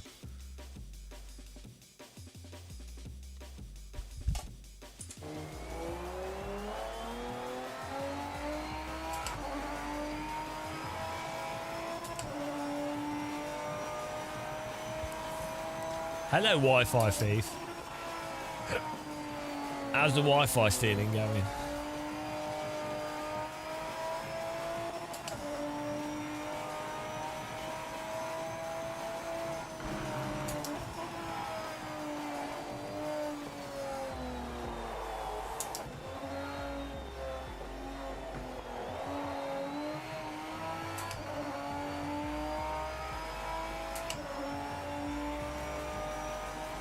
million, half the population of Brighton.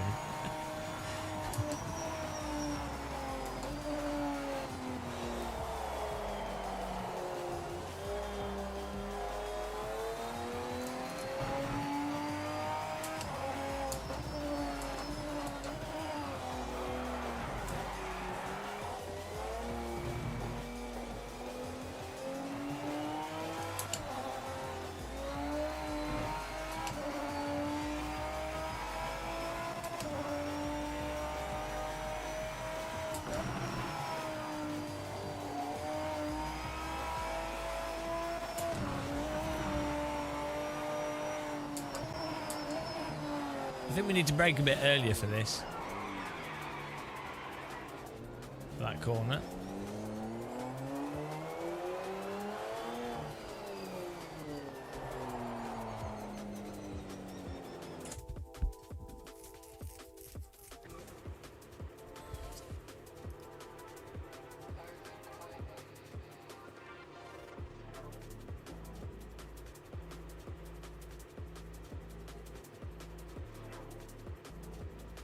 I'm going to make my pedal a bit squishier.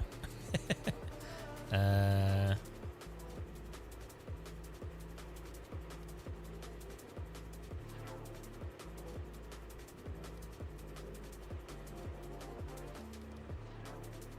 tell you what, let's just try this friction thing. I don't know what that means.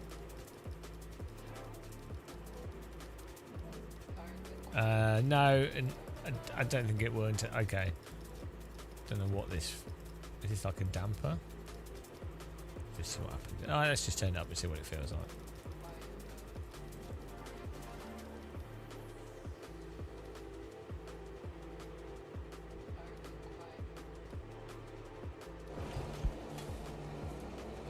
Okay, that is just a is a damper.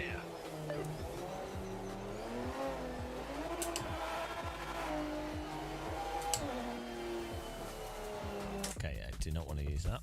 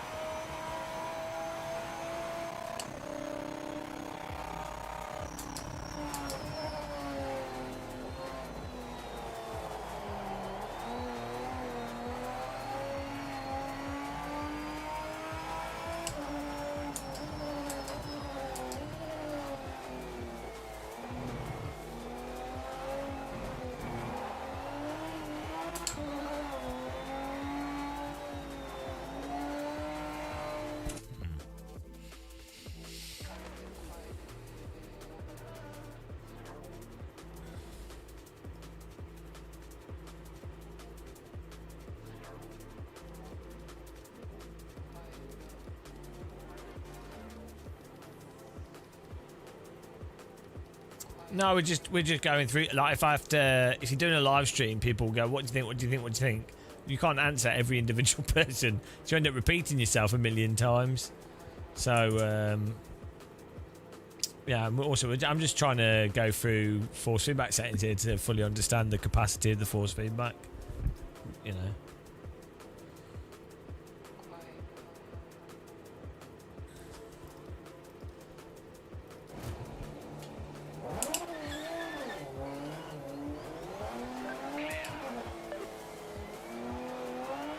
It's very similar to AMS2 force feedback, to be honest.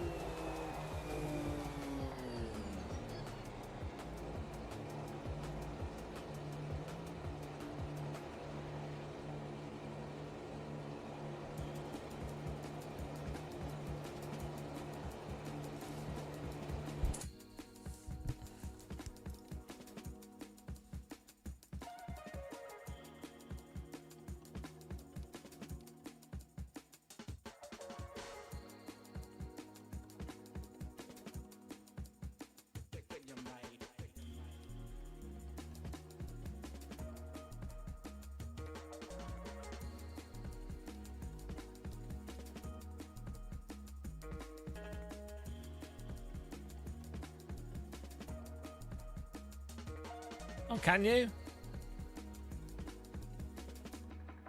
Cockpit settings.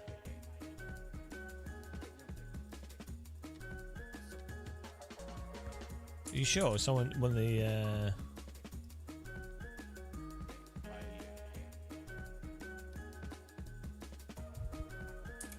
Oh, there you go. Someone said that you couldn't. There you go.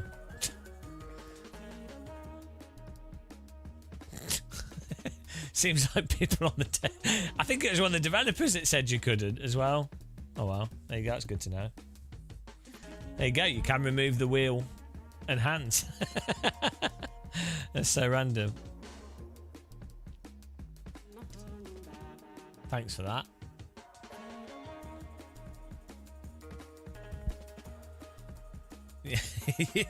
Have I met you? Are you someone I know? You're a developer that knows more. So this is the other thing that a lot of people don't understand with games development. They don't realise that a developer is quite a large number of people, and not everybody knows everything because not everybody is psychically linked. Oh dear. Well, thanks for the tip. It's good to know. That's good. I can tell other people. Oh, okay, nice. I won't be able to put a face to your name, but awesome.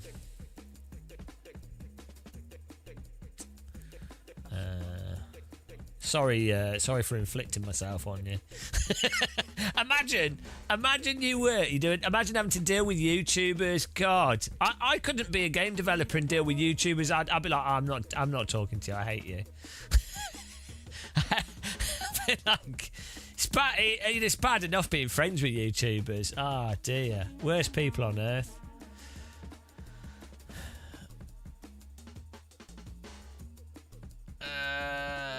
What am I doing? I can't remember what I'm doing here. Oh, well, we can turn this up. I don't think it makes much difference. Maybe some of you guys know. Maybe you know with the force feedback headroom setting. Maybe you know what that specifically does. Because I can't. I think it tells me in something that I've read through, but I've forgotten.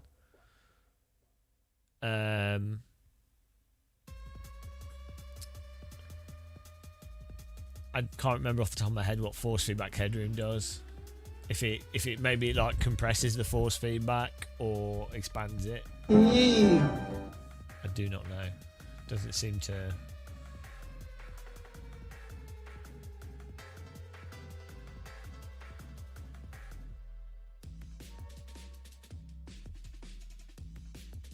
If you're Tev, yeah, well, I wouldn't. Like, it's like if you're an actor or something. Why would you watch people's reviews? You always just do the best job you can do, right? There's no point being told by random people.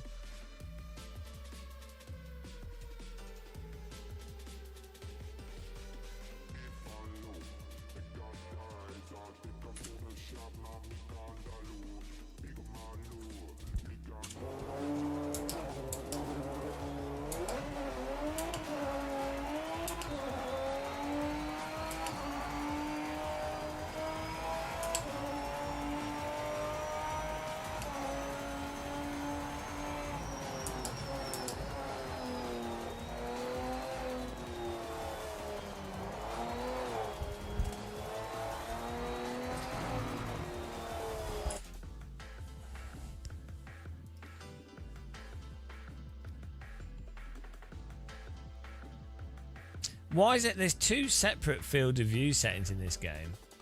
There's this one here, but then there's like a global one.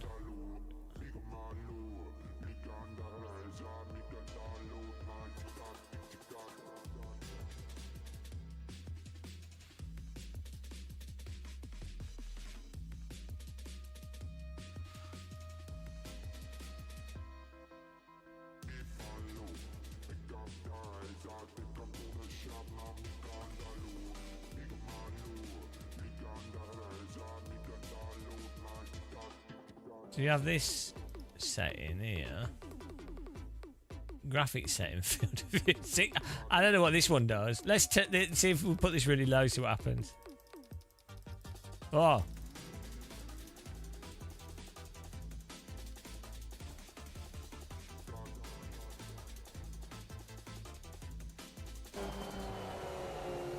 Wow. That didn't do anything. No, I don't know what that is. Did that just change this though?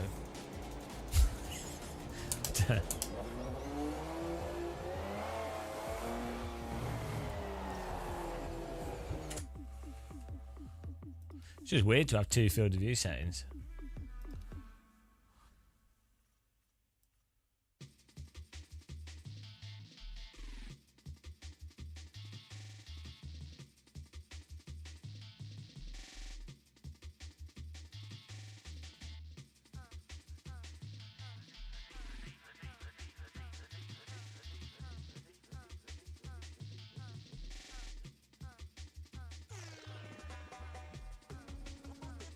The foghorn in this. It's like jungle, reggae and jungle music. Why? What is it about? Why a foghorn?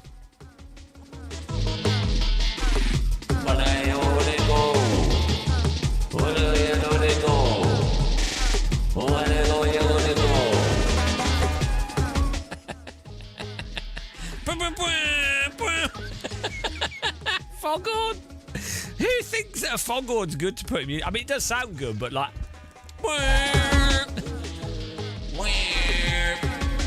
Who comes up with that? Do you know what, guys? I'm working on a song, and it's missing something.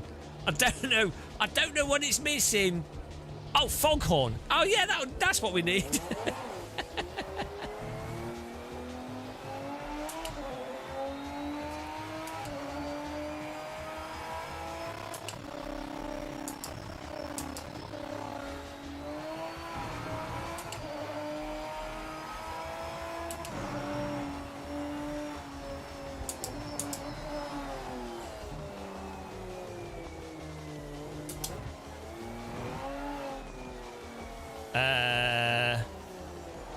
This is Epidemic Sound.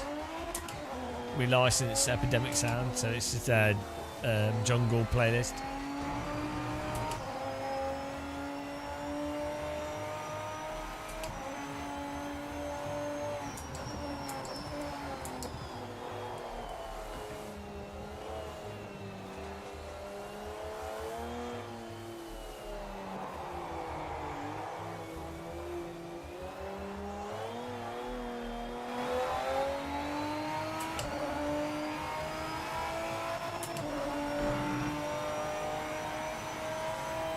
jungle is massive.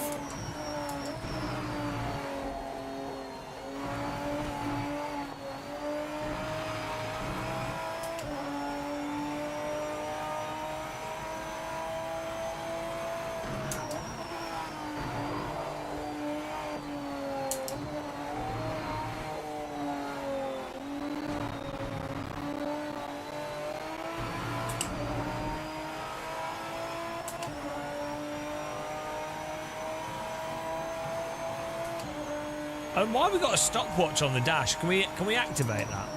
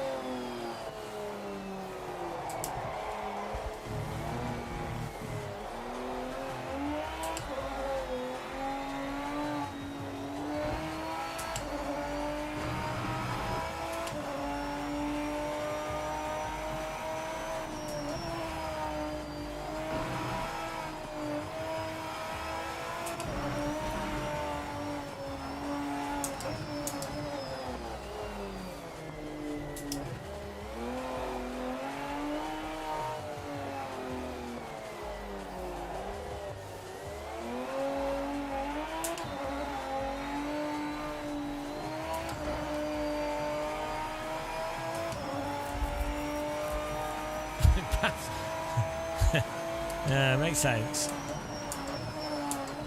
Common mistake for race drivers to spend too long in the bathroom.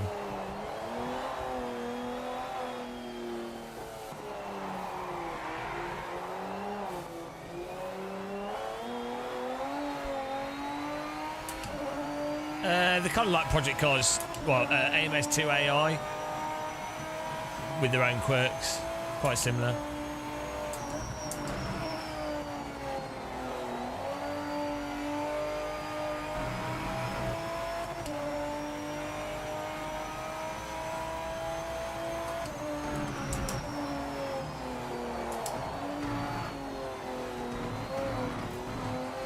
I'm very ambitious on the brakes with this car. I expect it to slow down a lot faster than it's physically capable of slowing down.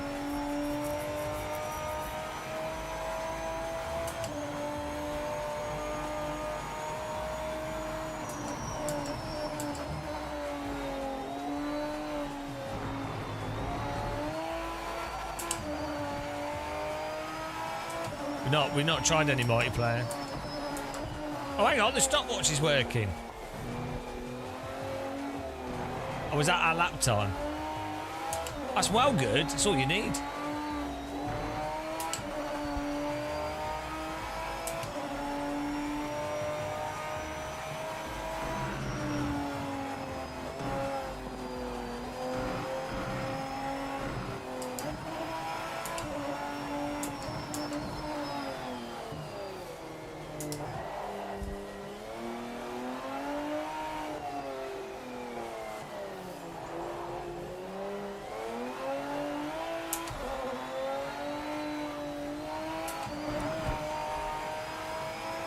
What's going on with my Delta bar now?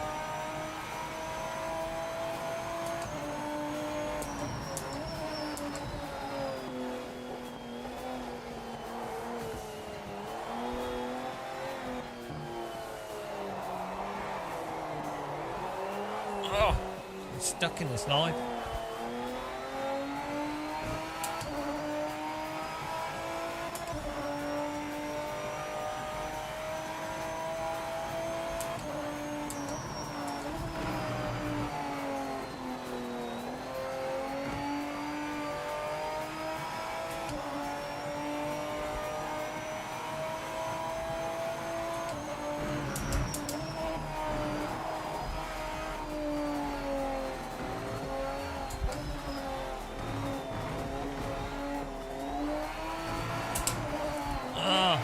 I do think the tyres are a bit vague at the limit, to be honest.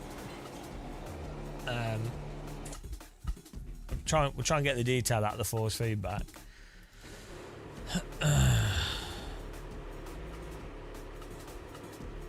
This car looks compressed from this angle.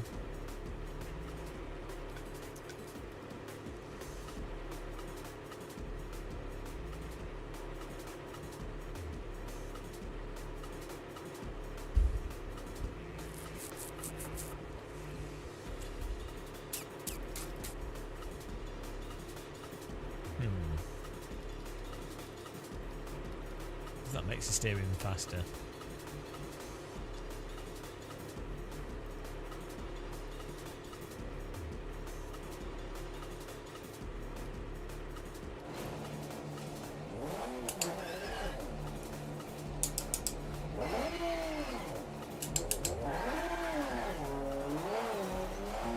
All clear.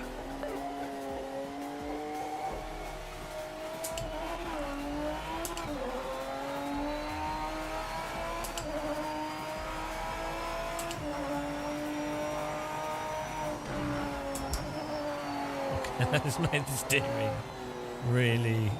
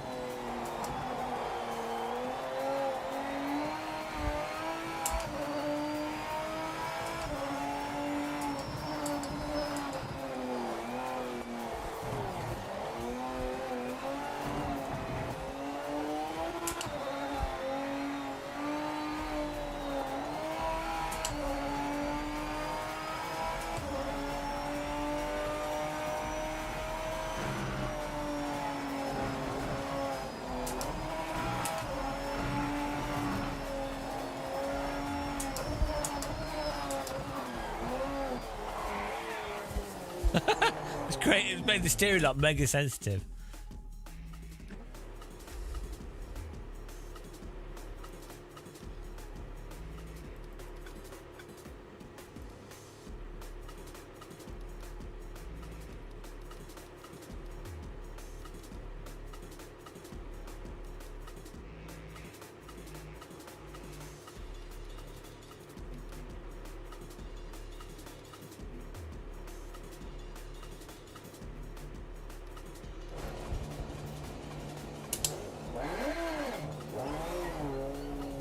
We do long streams. We've always done that.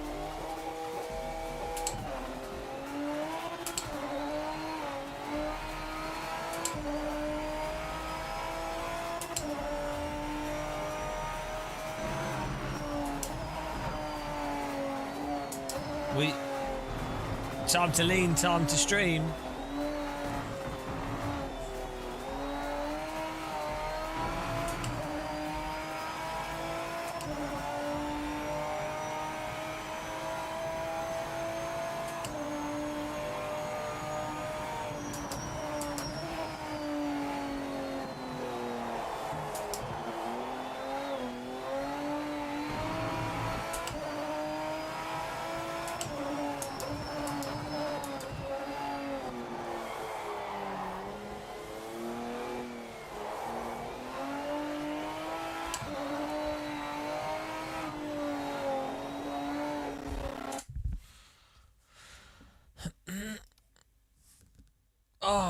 I need some yogurt.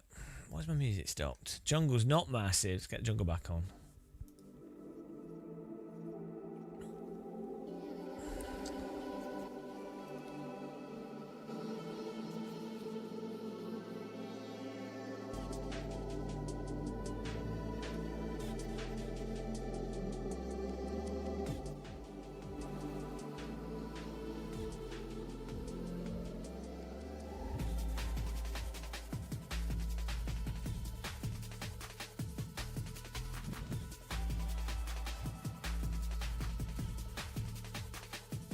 The pace car is out of control. Yeah, the steam machine should be fast enough for like RBR, AC1, project cars, Automobilista 2, but it won't. It's 7 times faster than a Steam Deck. So basically, games that are made like VTOL, Pavlov, games that are made for VR will run on it well. 'Cause, I mean, the Steam frame itself is sort of Quest 3. It's like slightly faster than a Quest 3, I think. So, you know.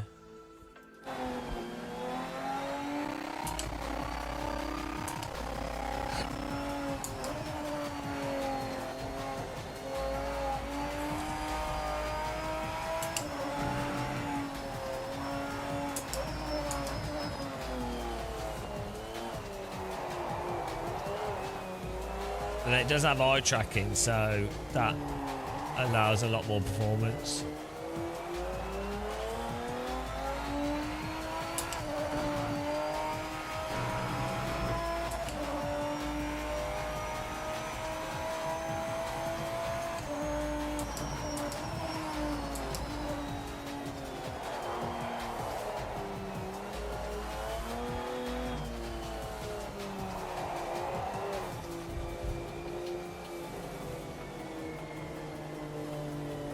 What? Oh. You have to be, let's go window focus on this.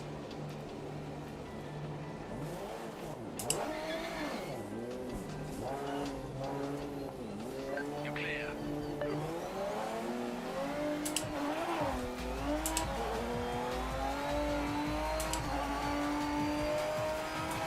Nah, the Valve, you're either on Valve's list or not. They're impossible to talk to. They're weird though. Like, they've promoted some of my videos in the past, just out the blue. But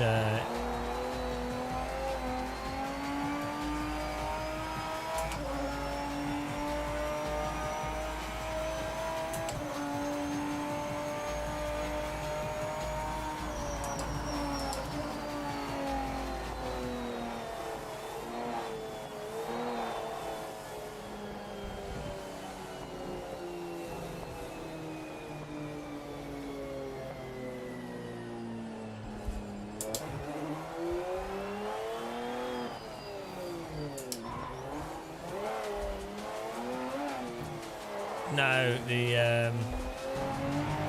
it's just because we're not got any AI.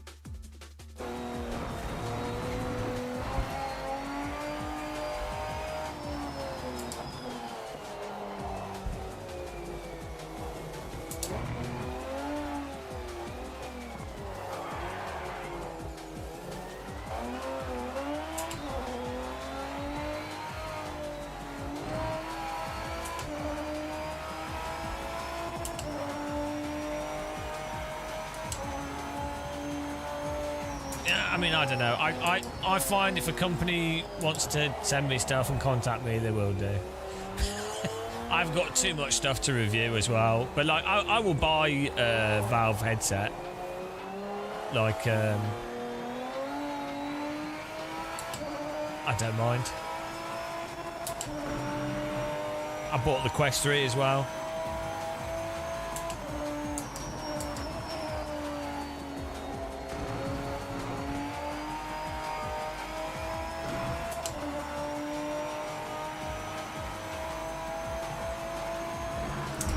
Bloody hell.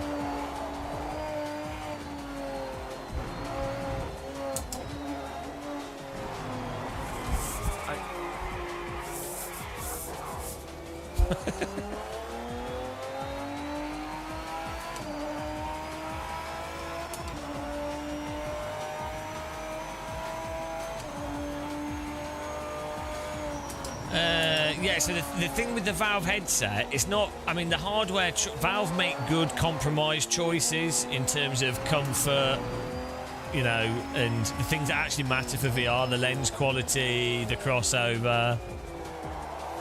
So, that's the thing.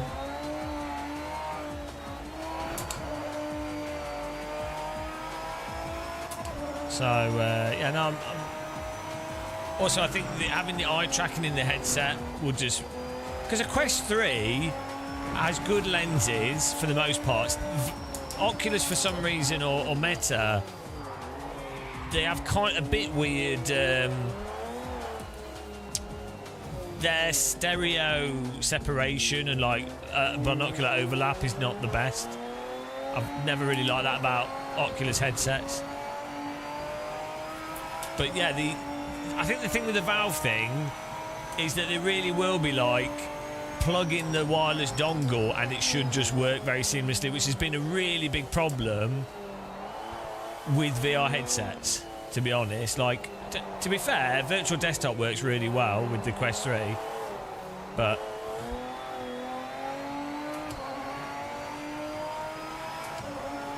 well, the thing is that what a lot of people miss is that ultimately you can't get bigger lenses that don't have massive artifacting issues, or you know, so that type of lens with the type of screen is basically just the best compromise you can get. And then when you factor in performance and everything else, it's just, you know, maybe not if you're doing flight sim only, but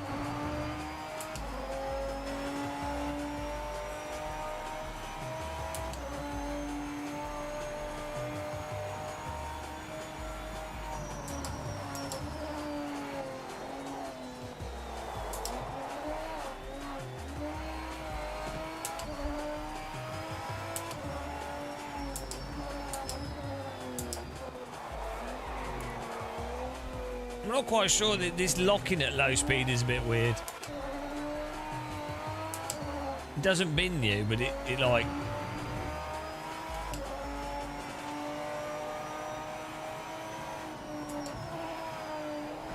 seems like a bit of a weird characteristic. But it doesn't kill you, which is nice. In AMS2, that type of lockup is you're dead, which is just...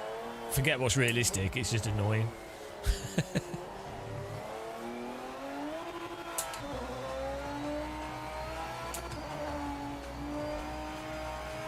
Am I a vampire? Oh, counterbaiters, yeah. Well, he does building, so he sucks off. He's a asset wealth vampire. He does loft conversions. He won't even do me one for free. I think I need a new roof. Counter debate. Can you come and do it for free? It's gonna cost so much money. Also, my bathroom and kitchen needs doing. So let's do them all together. I'll give you a £5. Does that sound about right? £5. There you go. Thanks. Appreciate it. What a great viewer he is, offering to do that. To be fair, I've had to put up with your chat messages for like 10 years now. 10 years I've had to listen to your stupid comments about bloody simulation theory. Which, did you see recently? Mathematicians believe they have evidence to counteract that theory. As like, it's not just philosophical. They think there's a reasonable, you can actually make a reasonable counter argument. So take that. Doubly in my favour now. I've won that argument twice now. My argument was it's an irrelevant philosophy, but now it's also irrelevant and wrong. So you need to apologise by building me, by fixing my roof.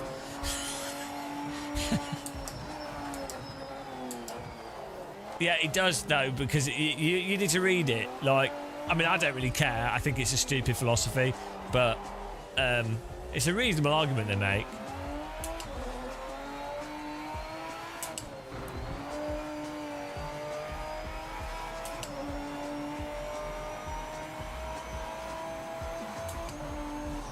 We've got a first impressions video, and we're putting more and more time into it, and then we'll do more videos.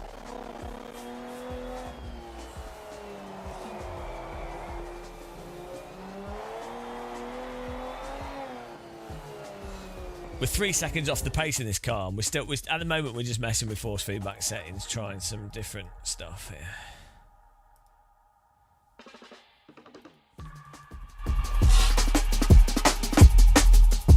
Jungle is massive.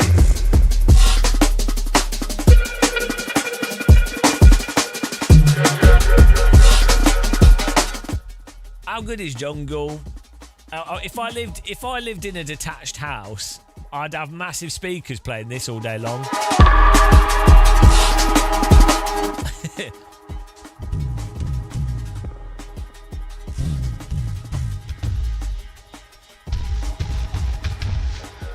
All day long. Well, good. I mean, I normally listen to techno on my headphones, but I'd really like... I was thinking of getting one of those haptic vests or something, because it's nice to be able to feel music. You can use your tactile transducers on your sim ring, works quite good for that.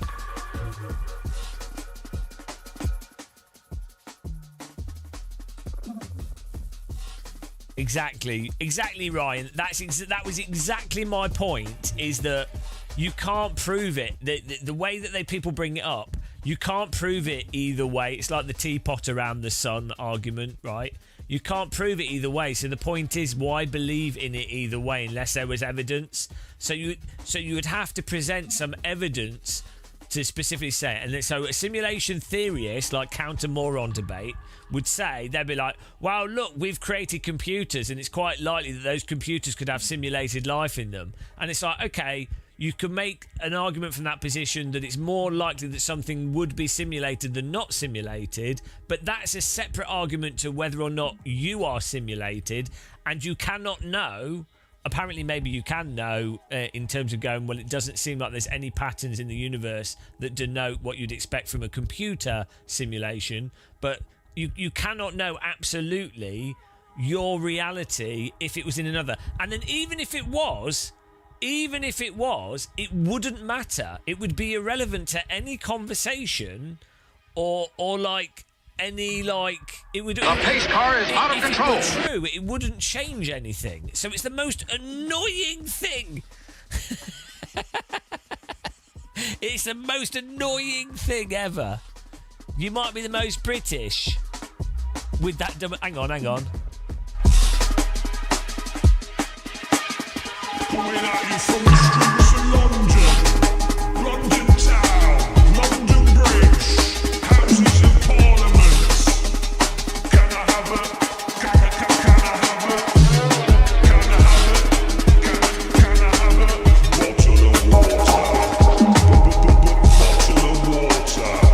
Give me a bottle of water, bottle of water.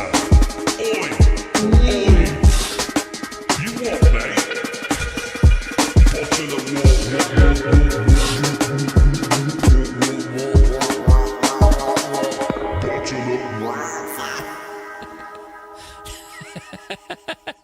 There you go. That was British to. I turned the British to 500 for you there. Right. I need a yogi. What we fixing? Are we still doing this? Not fixing, but like we're getting there, I think, with stuff. I really don't understand this force feedback headroom setting. Let's keep just fiddling. They definitely seems to have the details setting up on 100% is good. I don't know. It just seems to be good, but.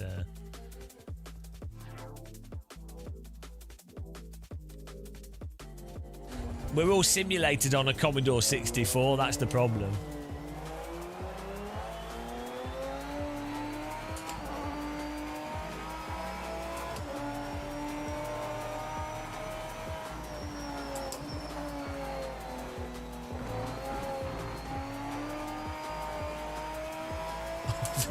On a Voodoo 2 in SLI. Two 12 megabyte Voodoo 2s.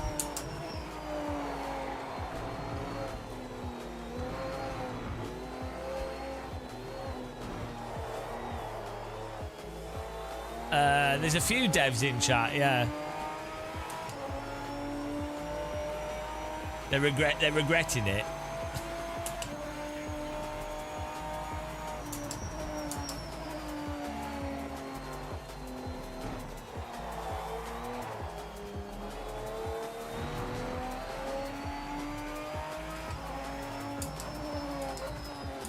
I'm one of those characters in a video game that just repeatedly walks into a wall.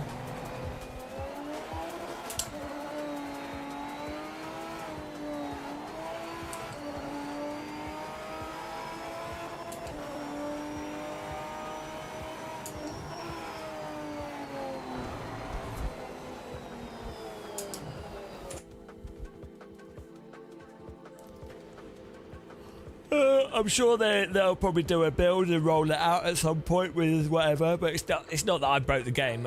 Like, there'll just be specific hardware profiles where different things are the case. Or, you know. Oh, we can drive into Kirith. Let's do that.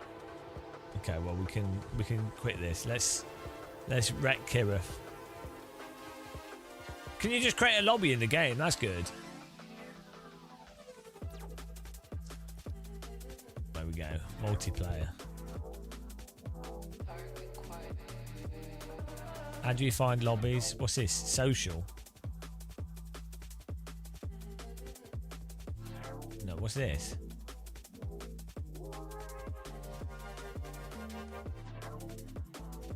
Ah, okay.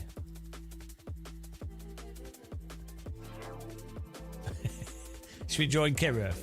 Okay, you got these, and then you've got... Okay.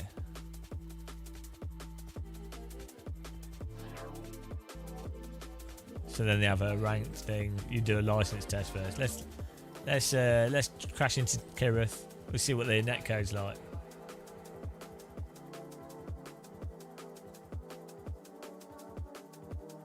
What was it? Custom lobby. We can harass Kirith.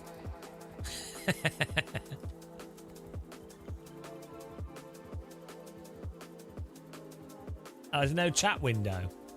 Hello? It's the voice chatting this. No. Why is it GT3? Oh, Hayden Gills, we know him. I've got 0 ping. I'm the fastest. How do you pick your car?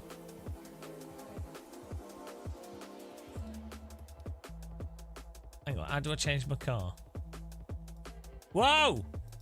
Oh no. Shit. Can we kick Kira from his own server? Report. I report him. Oh, change vehicle.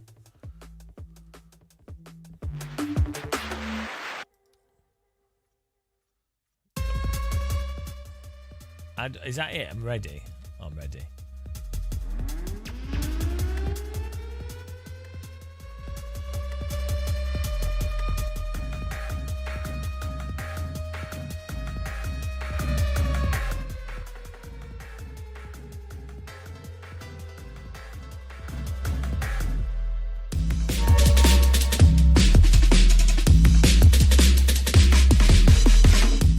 This is Monza.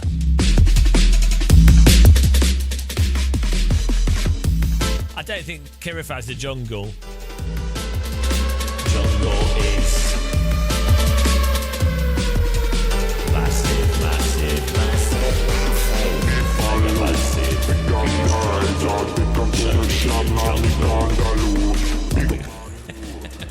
Done with that. Here we go.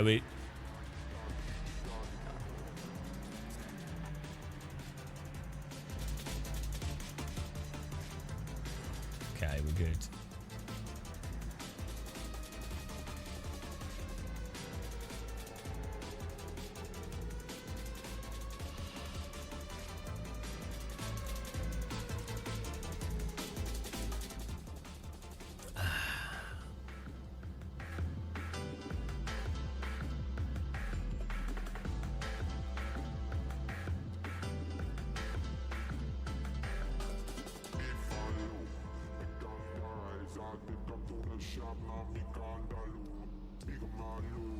Oh, look at this. Look at this dash.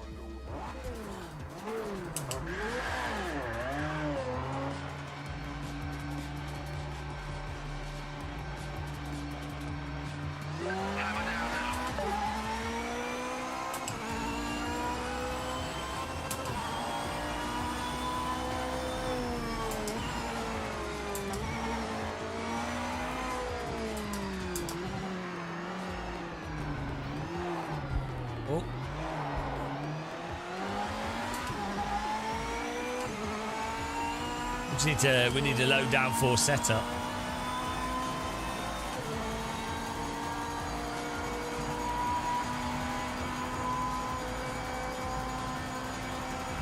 Bloody hell, these oscillations!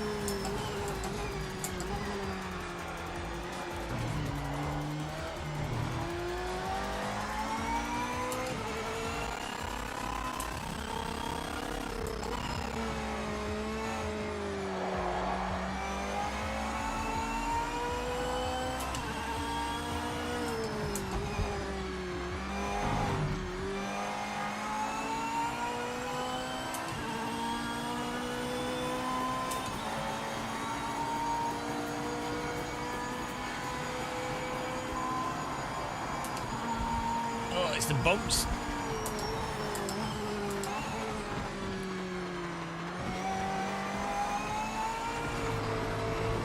Good place to sit there if you go to Monza in real life. It's nice. Also, there's a park on the left here, and you can just stand on this bit of wall. Good place to watch cars going along. Monza tips, guys.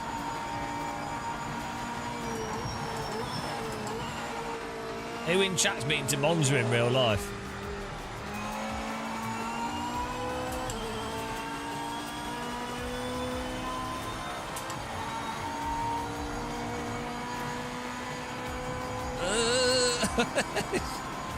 I need to fix my wheel.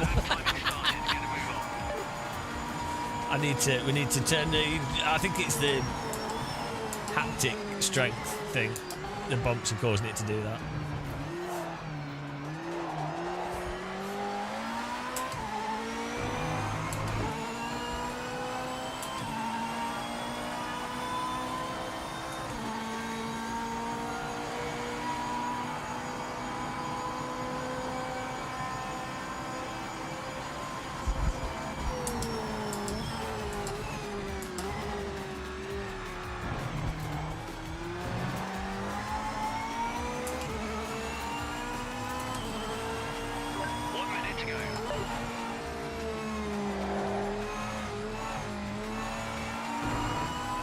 Is it?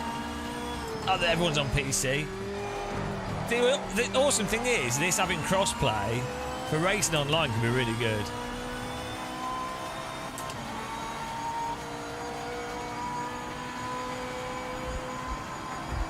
Bloody hell.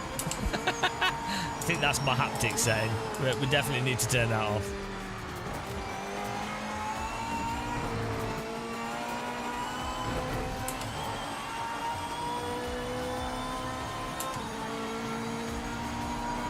I've got some tricks we could use. If damage is off, we can turn the we can close the brake ducts for mega pace down the straights. Project Cars 1 hacks.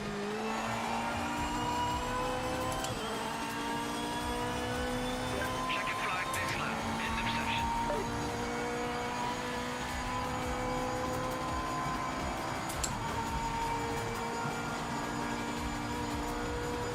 Oh, we're well slow.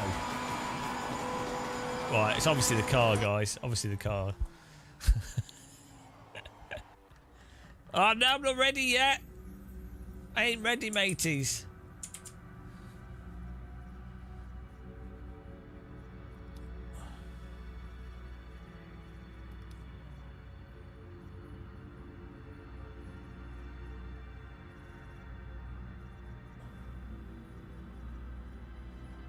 Oh no.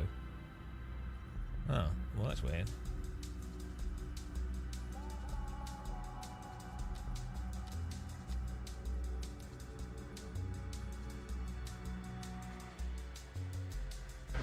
Ah, my menu's gone. Set up between now and the race and find some pace. Right, I think the Corvette's compromised. We have tried the extremes of that. What's going on here? Oh, next session. Oh, we're just waiting. Let's go.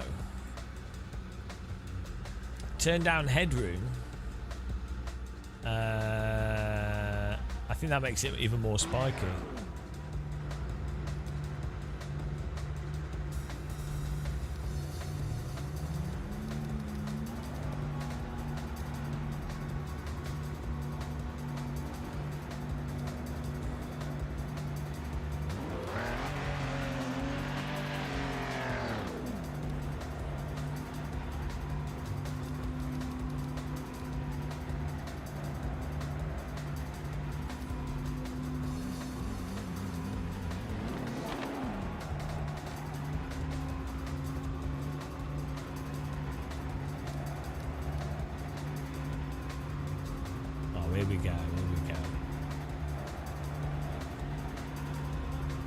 Got 40 seconds, we're fine. Fine.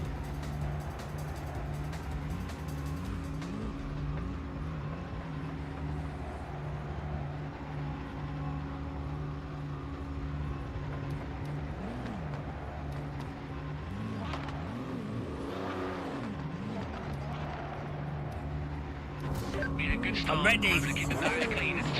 I don't think we did anything good there, but oh, it's 15 minutes. No, how long's it? Oh, 4 laps. No, 6 laps. No, I missed the start.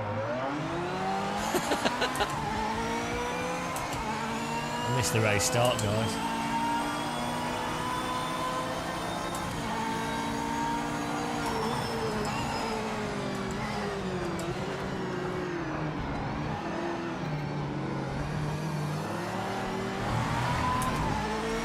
He's aero boying. Hayden's played too much Formula One.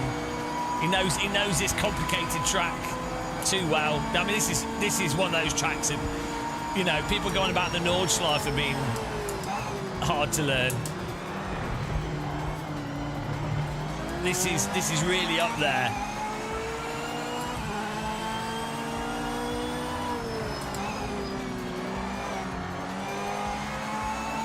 Probably one of the hardest tracks known to man, this.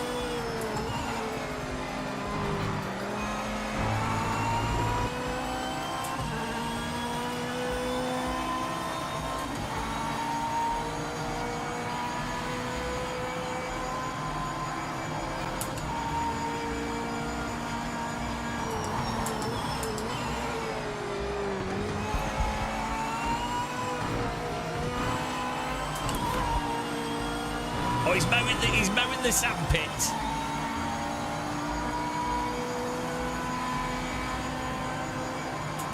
I've already been banned from sim racing. You can't ban me twice.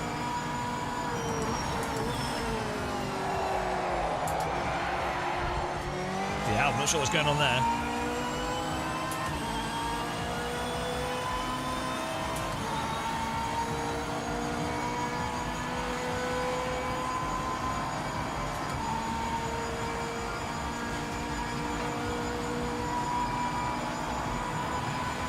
I drive hard to be fast.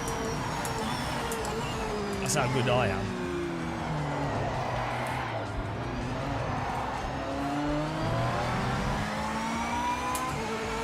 Dive bomb inbound.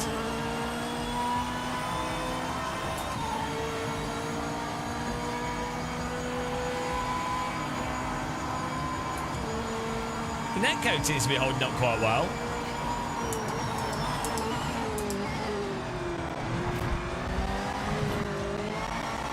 The other cars look smooth.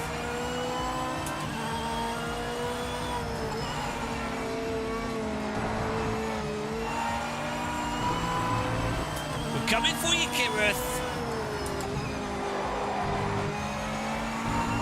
Game of Muso. I'm getting bigger.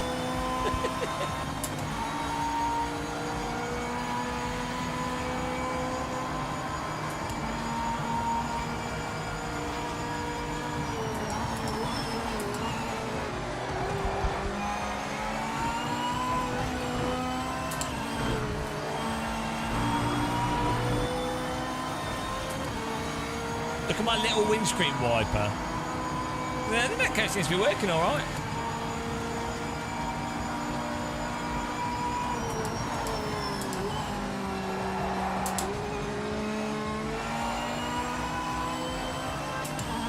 I'm learning, I'm adapting like the ball gear.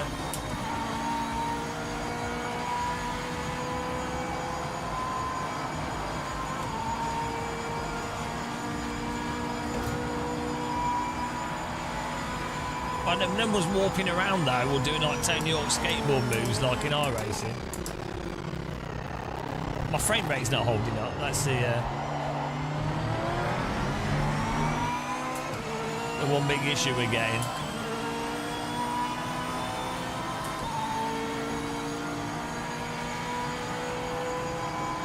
It's for the brake bias, front to the right, left to rear brake bias.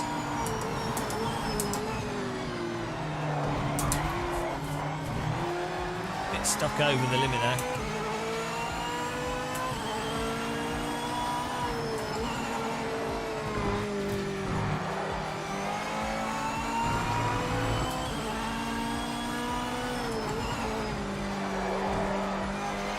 Quite sure what's going on with the rears.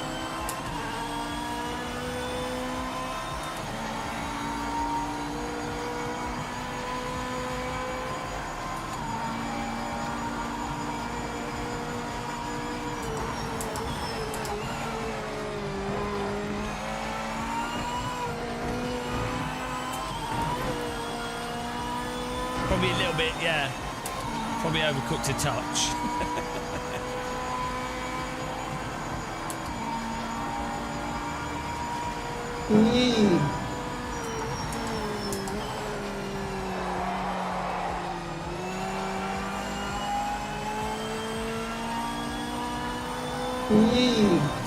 Thanks for subscribing. Welcome. Appreciate it.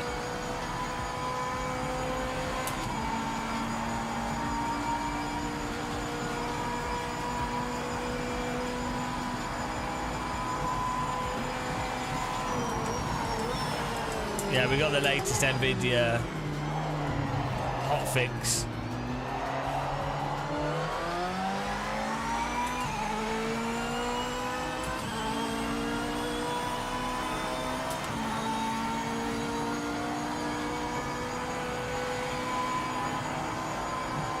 No, it's to get the game's breaking itself, the audio.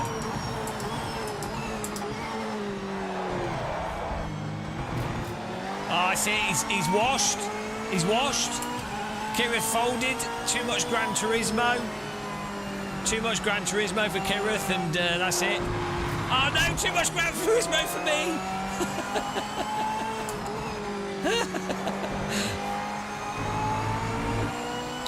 Pressure got to him. I've got my tea boiling away. My kettle going.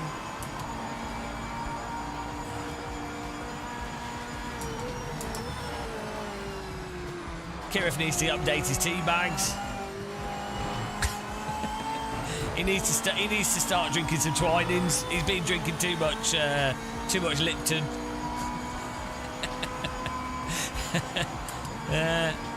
Wrong brand.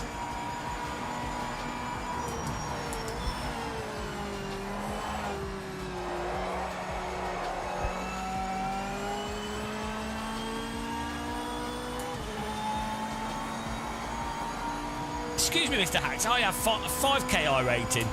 Okay, it's 4k at the moment, but we have had 5k I rating, I'll have you know. Ow! The bump there made me push both shifters at the same time. That was like an electric shock of a bump. That's crazy. Oh no, me bloody, what is going on?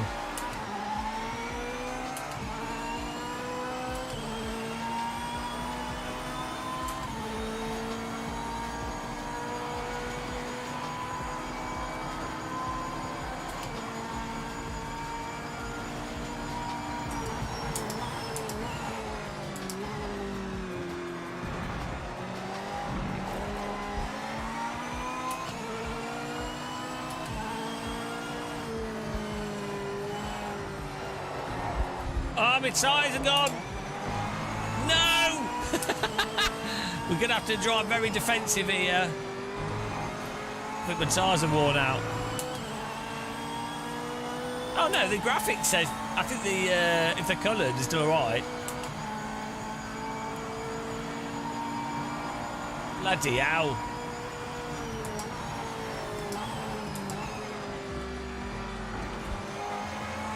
Come on, Kirith. I mean, he's got a 2-second penalty, so he'll have to run away from us as well.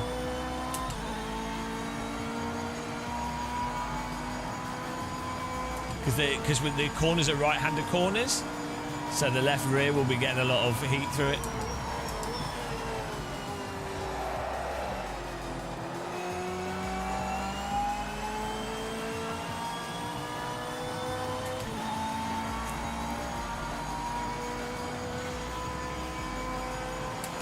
Well, this is it. I mean, Kirith is going to have to delete his channel. He's watched... Whoa! keep accidentally pushing the shifters over that bump. He's going to... he's watched too much Formula 1 and it's damaged his ability to drive safely. Ow! Kira! I stopped him. I punted him back here. Come on. Here we go. We'll have a drag race for the finish. Here we go. That netcode worked, though. Those contacts were pretty good. He drove into me first, guys. It's actually worked pretty well. Oh, he's driving it the backside.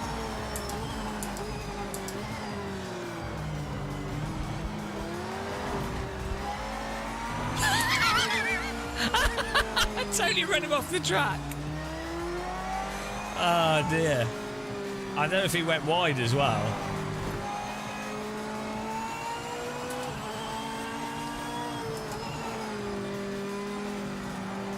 He's closer than he is in the mirror.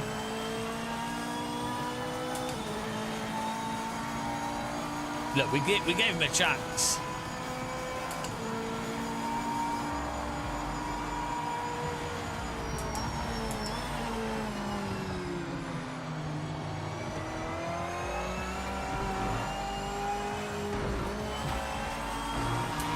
We're going to hold the inside line here. I think he might have damage.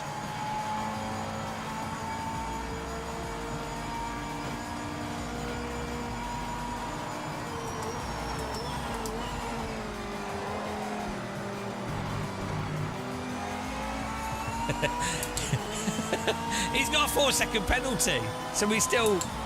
Oh, photo finish! He's put me in the wall! Take that!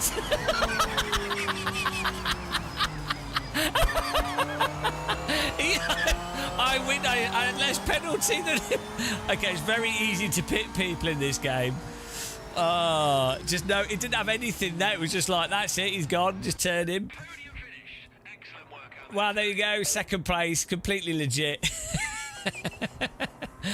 Yeah, it's weird, the contacts in this. Like, it seems to be moderately forgiving, but also you can wreck people really easy. Like you can spin people quite easy. It'd be interesting to see from his stream how that actually looked from his view. Like if it felt aggressive, like me hitting him. Because on my view, it was like his car was made out of paper. Right, we need to do like a GT1 car. GT1 car. Come on, Kirif. Get the GT1 car going.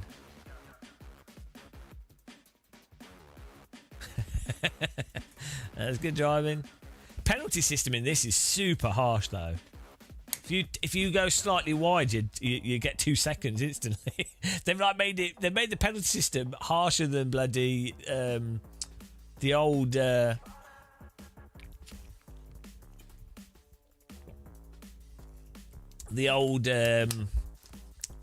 Project Cars 2, where it was mental for their cutting. GT1, Kirif, what you doing? We need a GT1 car. Oh, he's gone. Has he had to make a new session?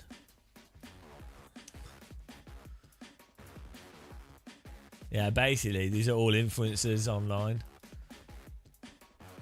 Do I make a server? I'm going to create a server. How do I... Let's do GT1. No, we need real cars. Group C. There we go. I'm making a real server. Right, how do we change the name of the server, though? Server settings. Just have 5 laps.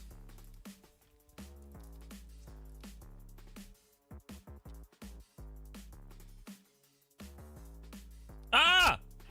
What happened there? Oh, okay, we're picking the track. Well confusing.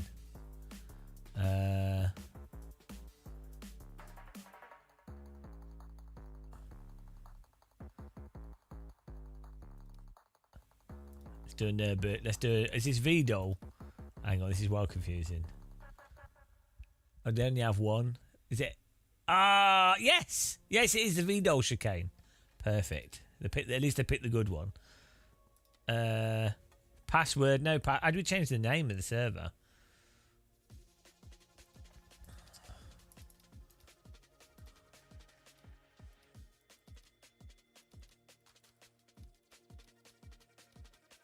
Okay. Tell him I'm setting up the server. I'm gonna be a bit slow here because I'm a bit dumb.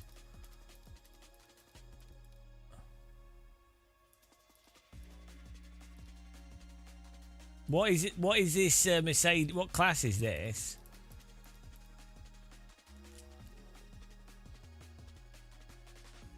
What is this? GT? Was it GTO? GT1? I don't know what its class does. I think it's Group C. Oh, okay. Oh, it's already done it. That's it. It's already done it already. Right, that makes sense. Yeah. Right.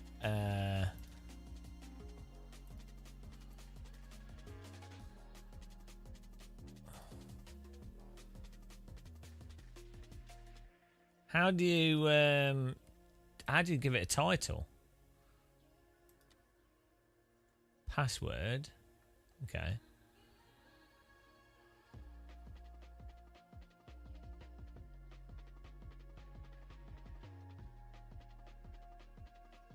Oh, we can all have the same car. Creating lobby. But then, can we not give it a name?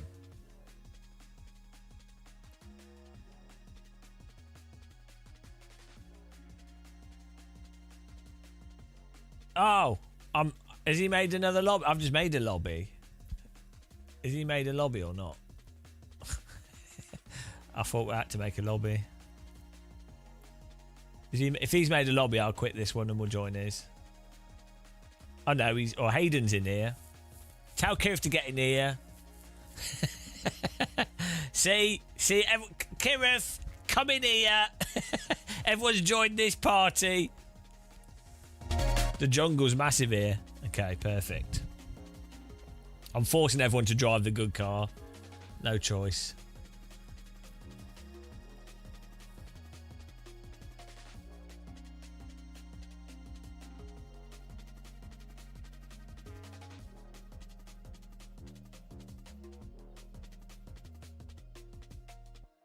He's a bit slow to join. Does he need encouraging?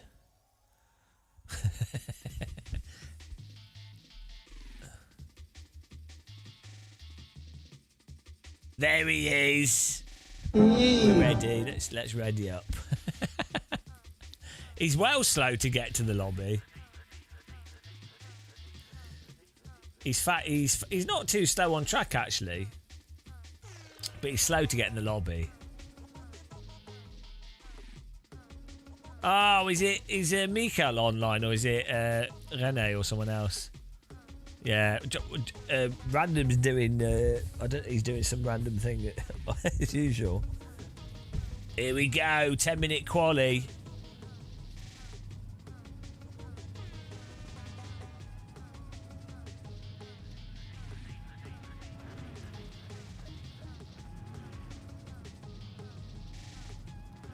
We've only got hard tyres. That's it.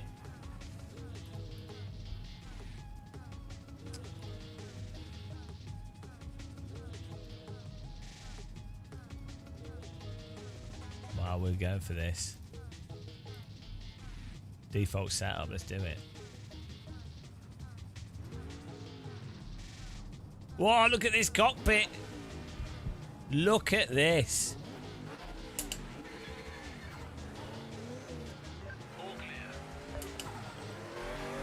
Oh, yes. It's a real car.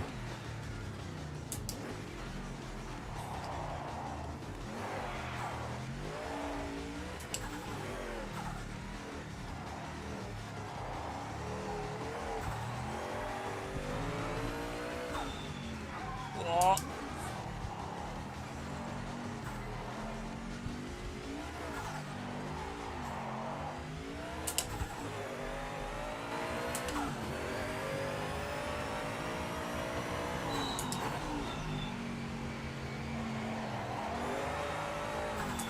Bit floaty this. Oh, the tyres are cold.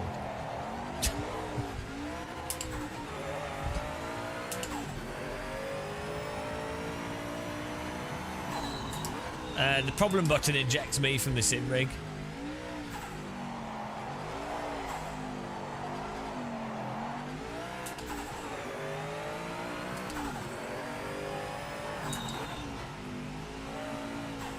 Oh man, we're getting terrible frame rate on this track. 40 FPS.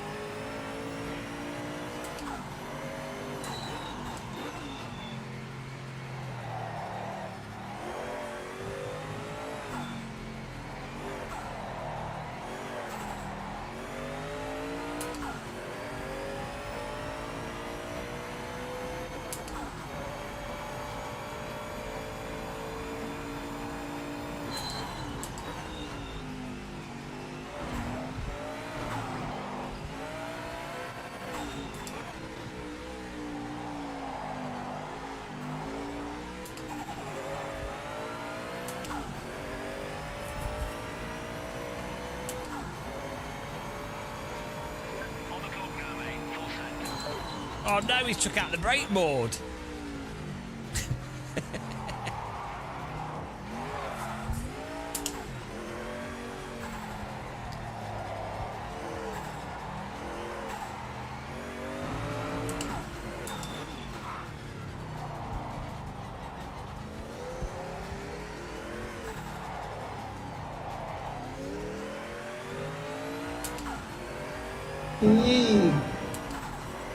Thanks for subscribing.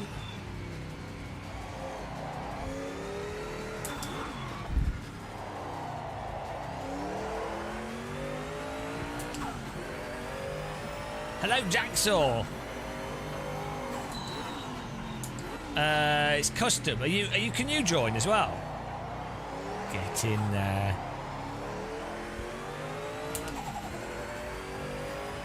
This is only a 5-lap race, and join the next one.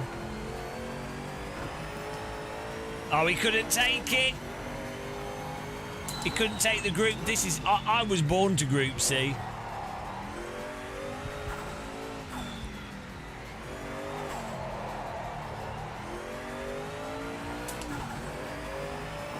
Oh, yeah, probably have to next session.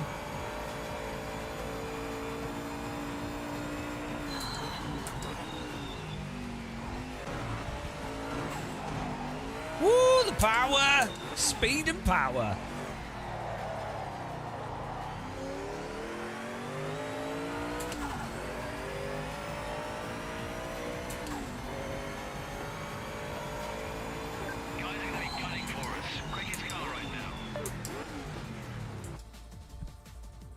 To adjust force feedback though, because it's a bit crazy.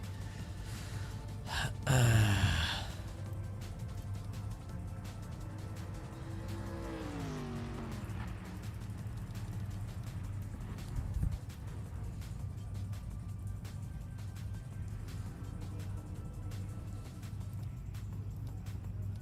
try this.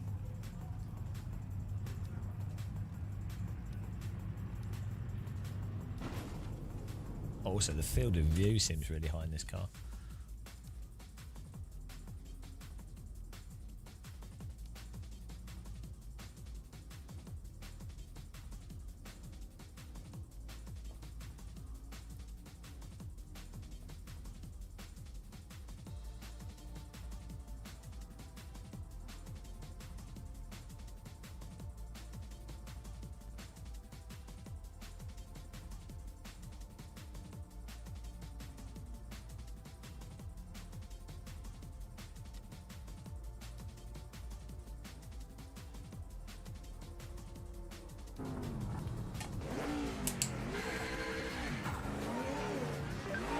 The pace car is out of control.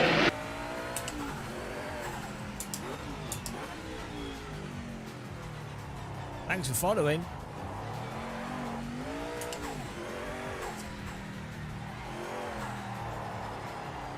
Yeah, you have to just turn the one of the effect things down. I think it's jolts that are causing the centre to like oscillate from bumps when the steering's centred.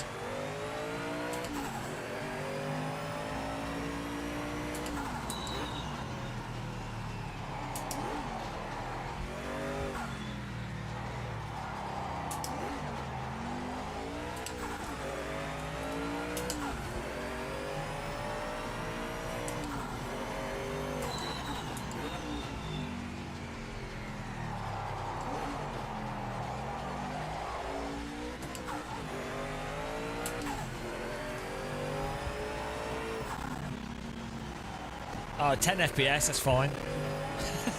Who needs any more? It is quite slidey. I mean, we do... It doesn't have that, you know, that sort of initial hooked up bite that you get in AC1?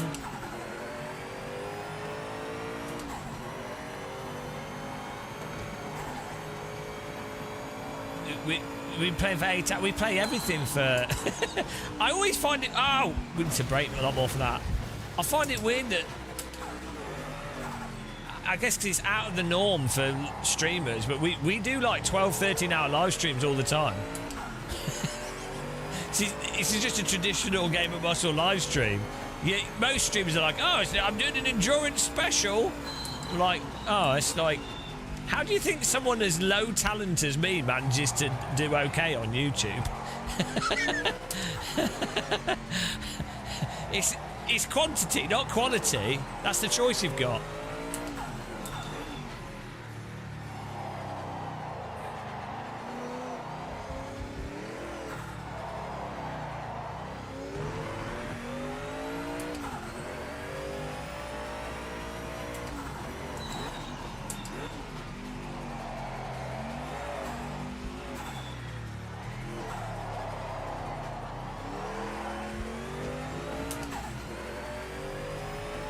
Oh, Aiden's well quick.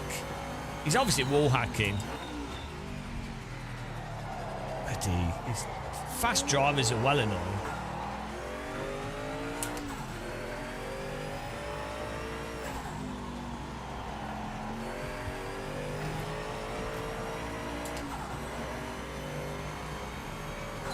Final minutes of the session.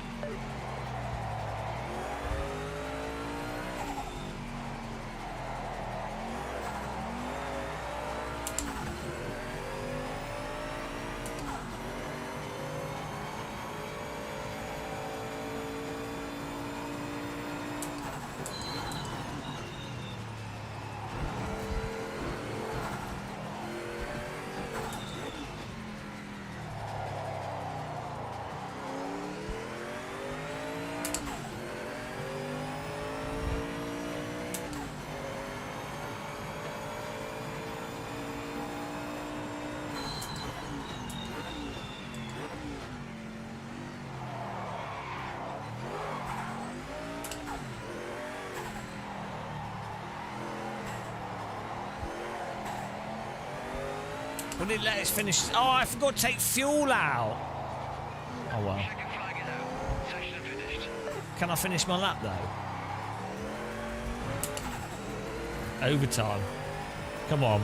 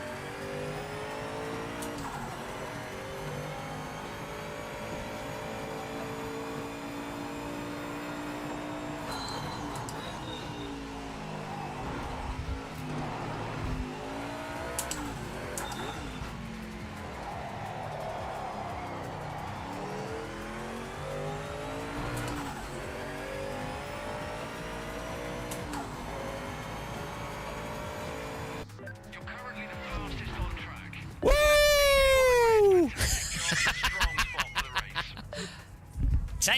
race. Take that, you dirty influencers. I just need a faster car. We were focused there. They're probably just dicking around. I'm like, I'm gonna get the best time. I'm gonna get the best time. I was a Group C driver in a past life. I was you know. Here we go. Now bin it on the first corner. Ah, dear.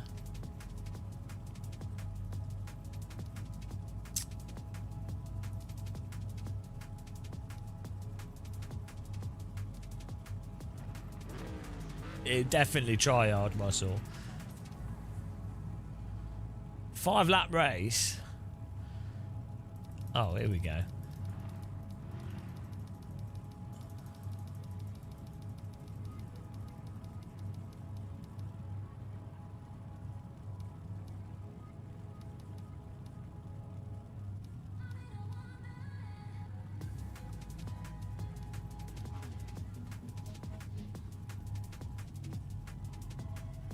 Is everyone waiting for me?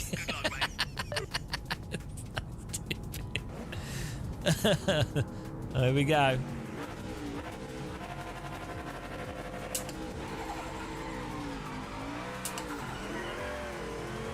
Ow! How is he so quick off the line? Absolute scammer. Oh, we're faster on the inside. Cold tyres, guys. Cold tyres. Oh, he's there!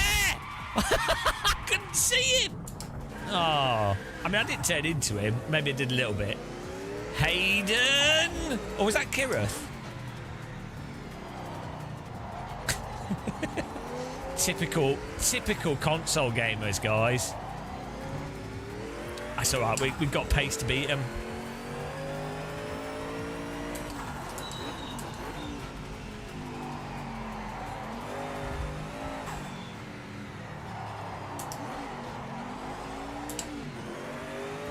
Oh, this car looks so good from behind.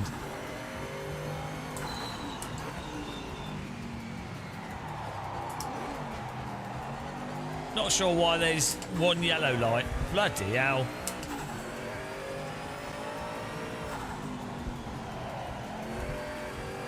I like the tyre rubber effects in this.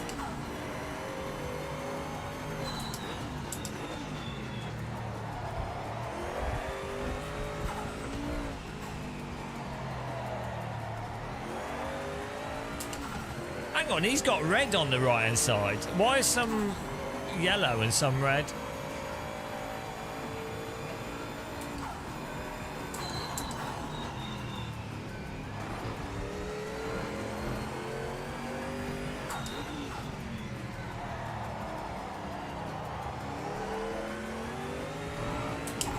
That rubber effect is really good. Like iRacing does it as well. It's really good.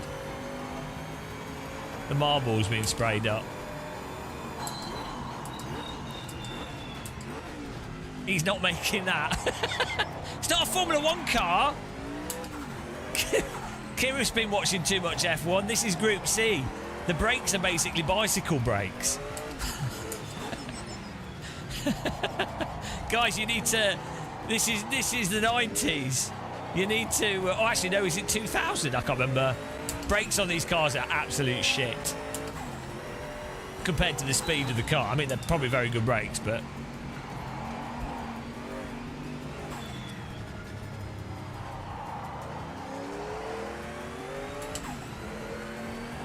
Oh, it's such a nice looking car. I mean, what went wrong with motorsport, guys? It's ridiculous how shit modern cars are. They look shit, they sound shit, they move shit. 1989.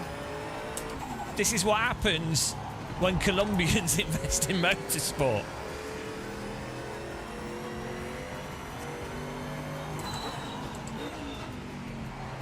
How come Hayden's so... He's bad on his brakes, but he's really good on the throttle?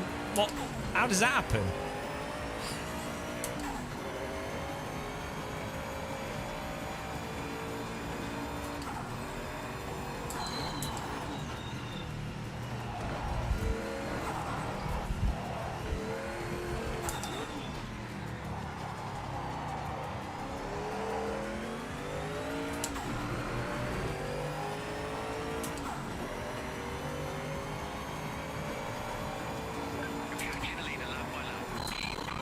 Oh my god.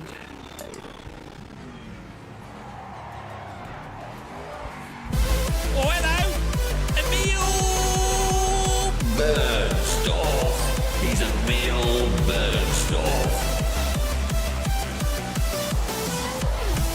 Thank you. Welcome, Bernstorffians. That's very loud. Thanks for the rain, man. Hope you're doing well. Guys, give Emil Bernstoff a follow. He's a really fast sim racer. He does a lot of iRacing. He's a funny guy as well. He's a funny guy. Give Emil Bernstoff a follow. Emil, that did not help us for our pace. We've got 2 laps here to try and beat Hayden, and Hayden's pretty quick. Car is out of control.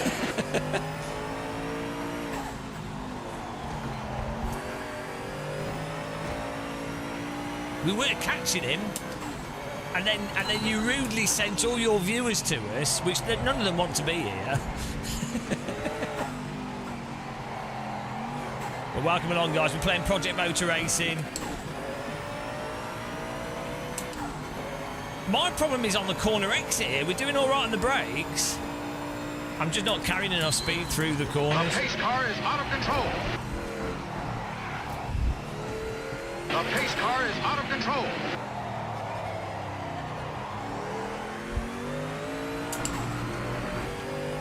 Right, welcome along, guys.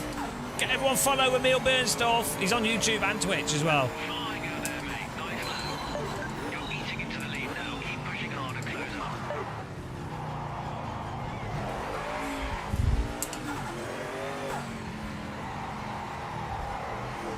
Schumacher. Is it Schumacher? No, it's Arena corner. Schumacher S's. Wow, he's locking up. Trying to avoid him.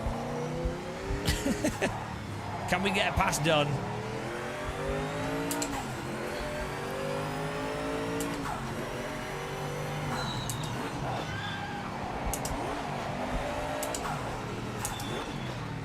Oh, we're sending up the inside. He didn't defend that very well, did he? I think he gave us that. I think he handed us that. Now, unfortunately, I can't see him. If he's there, I don't know where he is. I can't even hear him. Oh, no, he's backed off a bit. I left room there because I don't know where he was.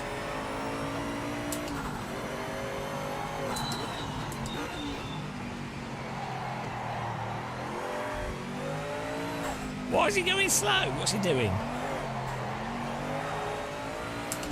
He's fuel saving.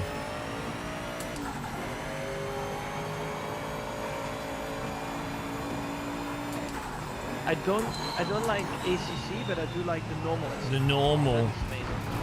It's probably one of the well, one of the or not the best simulation to practice, like even F1, GT mod. The world's slowest defensive. I can't see him to pull out. I'm going to just move over slowly. Oh, there he is.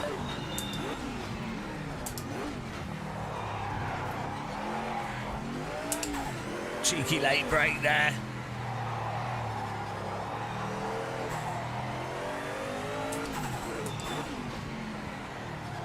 What car do we do after this? Is there GTE in this?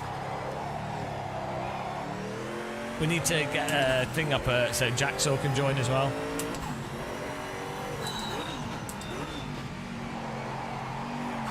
Where's he gone? Oh, he's still there. It's really hard to tell where other cars are on this. You can't hear them over your engine.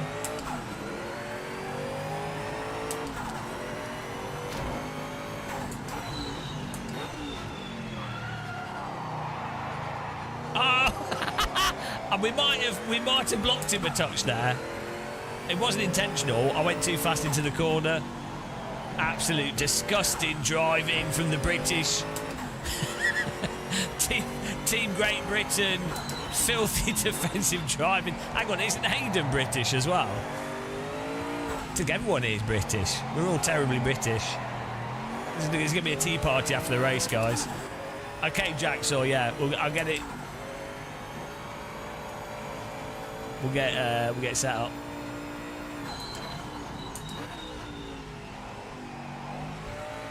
What car would you like?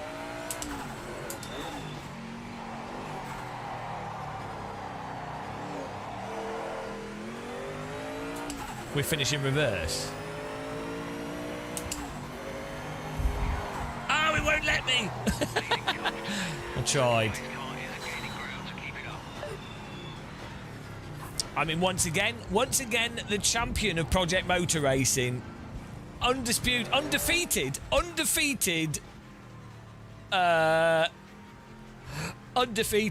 That's so far. We've won every single online race. Oh no, we didn't win. No, we didn't actually, did we? We lost the last one. No, we came second.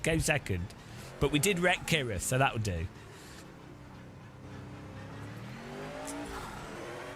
I just in my head we've won every race. I like what happens in my head is a different universe. Ranked number 1 world. Ranked technically number 2. Maybe 1 out of the 4 people playing the press version. Woo! I'll take it. What's going on here? Is he still driving? Oh. Oh, that's all right, Ben. The Crew. Sounds like a 90s boy band. The Crew pulled it out of the bag. I think you just need to go to... when this finishes, the server should still be there, but I don't know if we can change car when we're in it.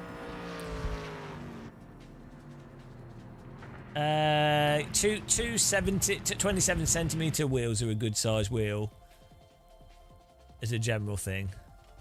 Hang on. Can you not change? Oh, you can change vehicle here. What? Oh, no, it's stuck. It's same as... that's a different colour. It's the same as Automobilist. I'm going to make a new server. Because we can't... You can't change the settings, I don't think.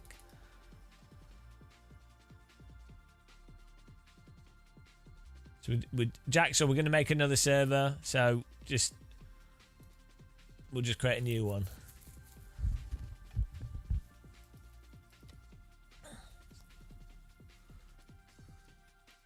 Just give me 2 seconds here. Oh. How do I get rid of this? Oh, create server. Here we go. What car do we go for? We should try the LMP. Yes! Real cars. Confirm. Can we do, like, identical vehicles? Oh, there we go. LMP. What track should we do? Oh, we should do a Spa. There we go. I turn the... I need to get a cup of tea, guys.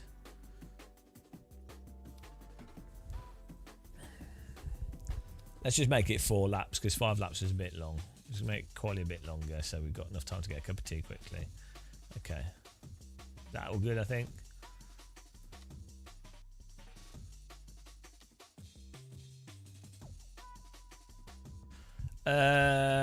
It's hard for me to say, Jack, so I've not really worked out what good force feedback settings are in this, to be honest. A thing to be aware of that's different from many games is that the force feedback is in the individual car setups. You can change the force feedback, which is good. I think it's a good a good thing to do for general driving games. Where's Kit? We've got Walter Roll in here. Where's Kirith? Get in his chat, guys. Tell him to hurry up. He's always slow to join the server. Kirith here. Where's Hayden? Yes. Look, when you can have bad frame rate and glitchy stuff, but when you've got a bunch of people to race against, this is what I was saying about Rennsport. Like, it's a bit lacking, I think, in many features and everything, and it's not perfect. But when you've got a race, like, you're good. It's happy days. Ready. Here we go. And why am I gold? If I'm in a different LMP car, I'll pick the one with 3 wheels.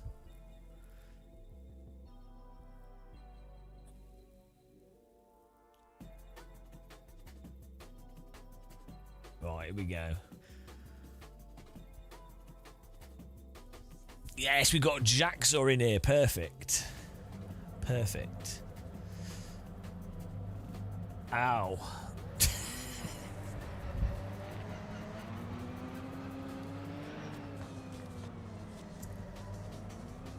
I need to get a cup of tea before we do this now.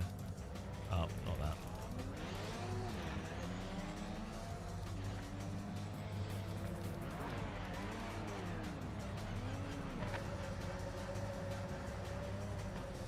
if you're getting the big bump oscillations, like from the centre bumps, it might be worth turning down the mid or low EQ setting for the car. I think that might address it. I still need to do more dicking around with it though to know for sure. What track are we on? Spa. Is Spa like a... How much downforce you use on Spa? Like medium? I think medium's alright.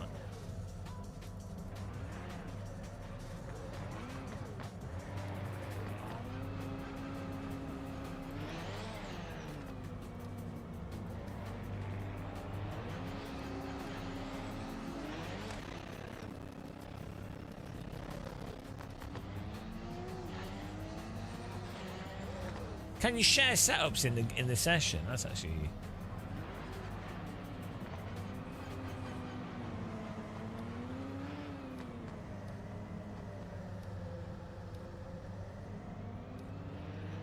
Don't think you can.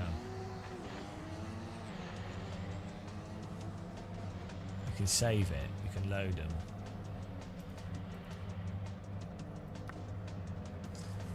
Here we go. Oh, look at this.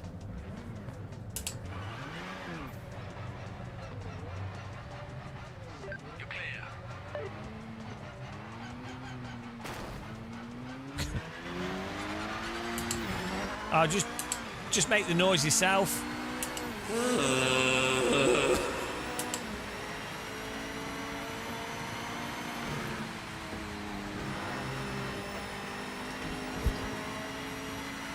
Why does the field of view seem really high in this car? Does it save field of view per car as well?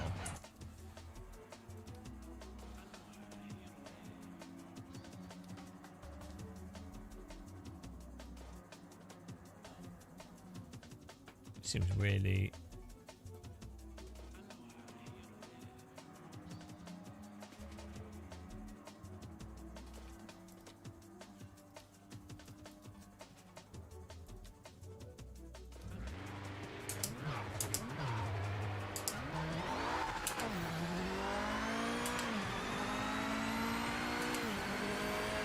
Ah, can you not? Jacksaw's just a problem. I can't restart the server easy. God. What is he doing?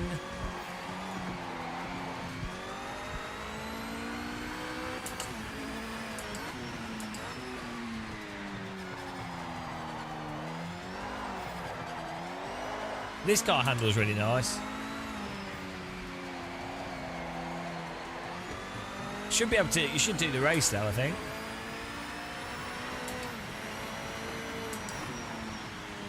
Go and get a cup of tea. Okay. It's only a 4-lap race, so then.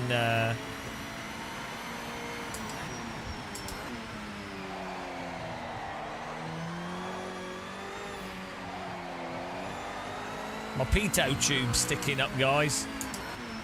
Do you think I've got a big pitot tube?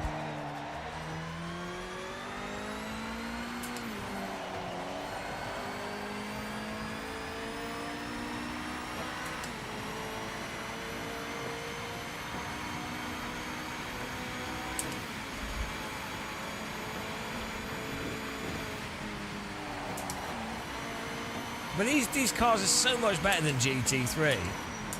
Like, this is what all Sims should have had in them instead of this GT3 rubbish.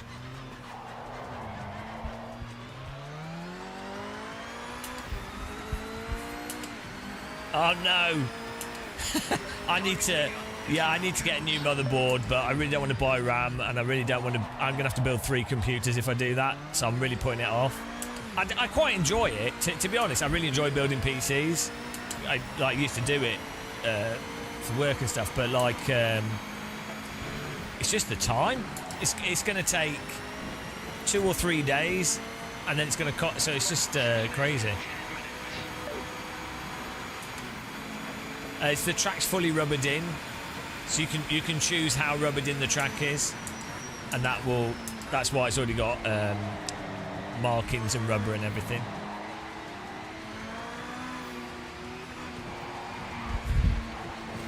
Bloody hell.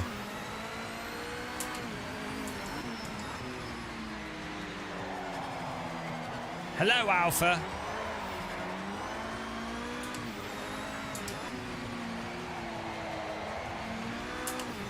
Oh no! That'll be £1.2 million. This is the original Le Mans winning Audi, this as well. Surprised they let us run it.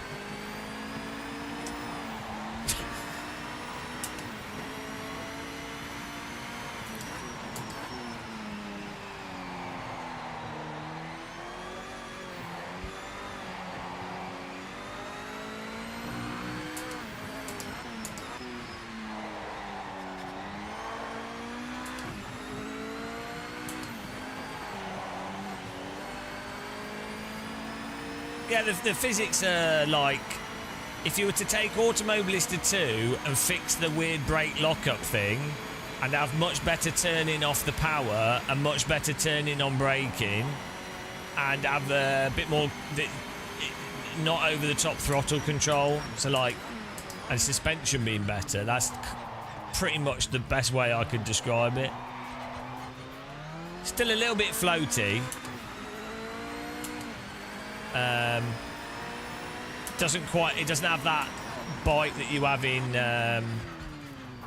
like under the limit. It doesn't have the bite that you get in iRacing or AC1 or AMS1.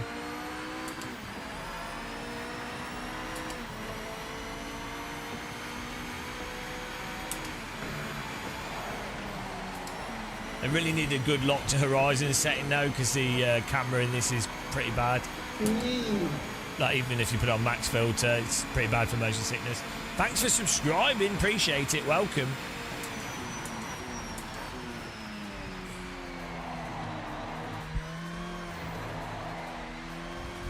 Hayden's rapid? This guy. Isn't Hayden like in his 20s? I think if we were to add a handicap for being old,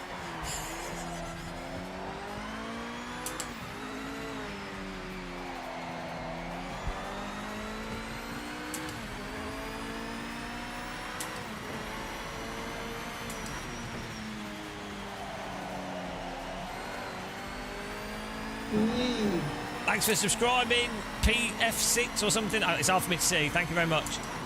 Appreciate the subs, guys. Oh, if you're watching on Twitch and you don't want adverts, you can become a member by linking your Amazon Prime. Or you can become a member if you want to, but I don't expect it. Just appreciate everyone watching.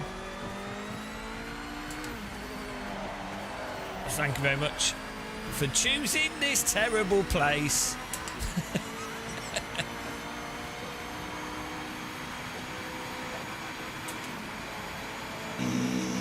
Woo! I need a cup of tea.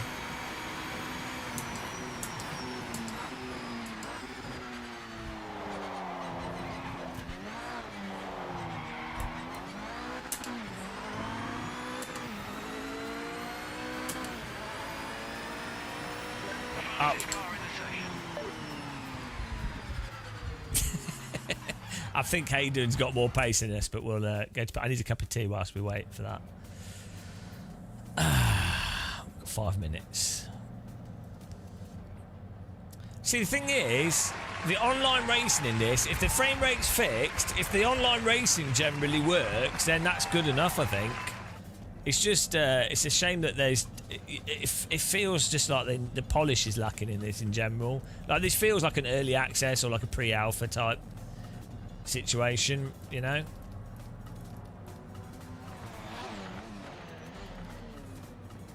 Which it's not needed, right? Like the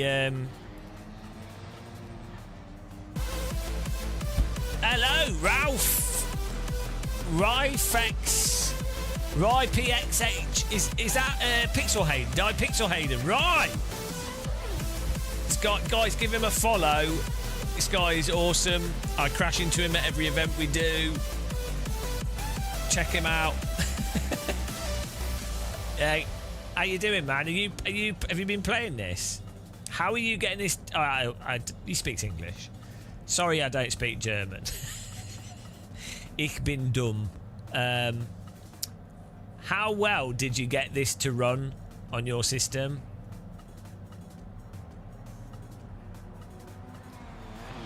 I need to get a cup of tea. I don't want to be rude. Welcome, auf dein Channel Gamer Musklen. Du hast ein Spangort? The pace car is out of control. Ja, sehr gut. Wunderbar.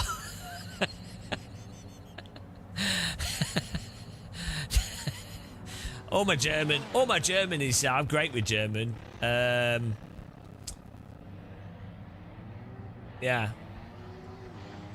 Oh, you got it to work okay? It's absolutely struggling on my system. They've got a fix in the works, I think, so. I don't want to be rude. I really need to get a cup of tea. Spieler muscle. I'm getting a cup of tea. Really appreciate the raid. I haven't stood up for like 3 hours, and I don't want to get a deep vein thrombosis. But welcome along, guys. Thanks, Rye, as well. Can we give a shout out to Rye in the chat on YouTube? You can join it, GP Laps. Yeah, well, so this race is just 4 laps, and then we'll create another lobby afterwards, and I think Jacksaw wants to join it, and it'll probably be like 10 minutes from now. Well, 15 minutes, and then you'll be able to just join it. I'll be back in a second. I really need to get a cup of tea. I'm dying. Thank you for the raid. Really appreciate it. Sorry for being rude, Rye. Guys, check out his channel. Please give him a link to check his channel out. Cat Debate's done it. Rye's awesome. Super good guy. So, I'll see you in a minute.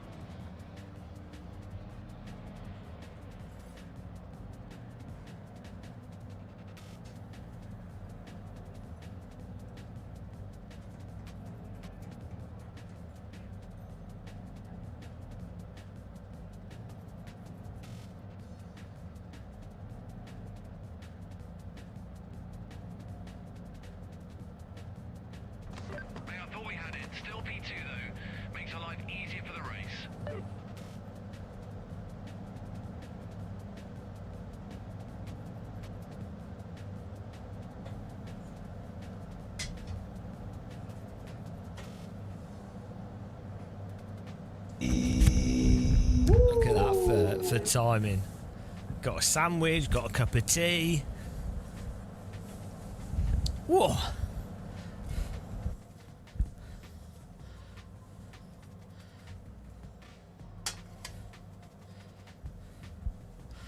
Okay.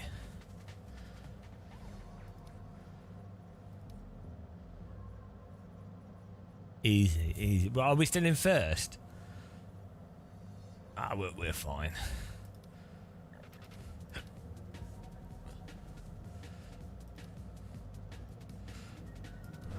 Oh no, Hayden beat. I knew he would. He's too quick.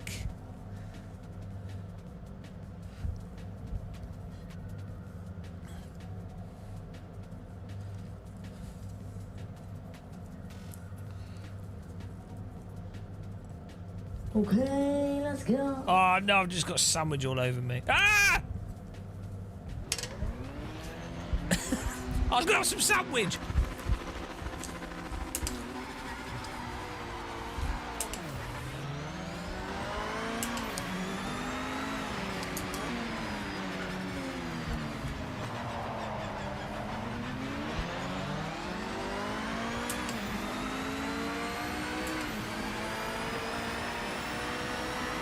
No sandwich allowed. Got to race.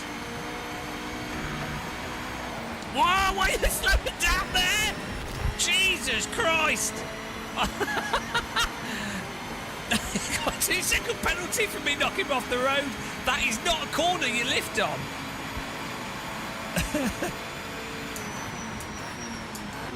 Oh, the brakes ain't working. Oh, we both got a 2-second penalty now. What a disaster. Where are you going? Kyrgyz's getting into the mix as well.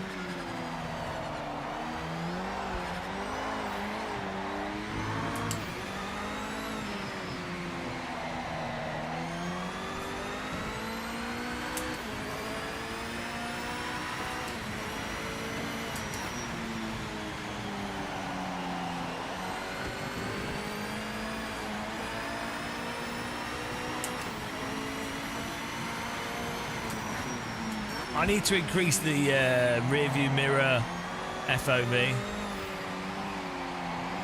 Oh, that's nice. If you cut the grass, it leaves a hole in the grass. It's really good.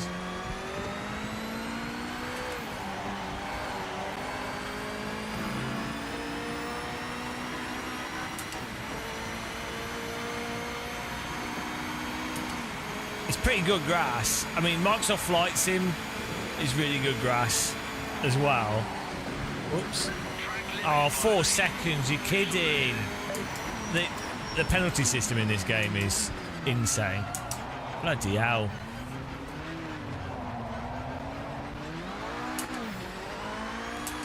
I really need to bind to look left and look right.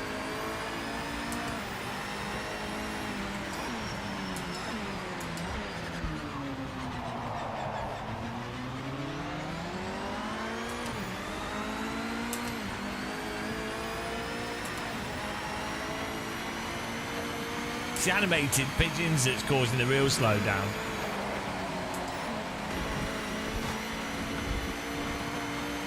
Kirif just got a penalty as well. The penalty in this! The penalty system's crazy.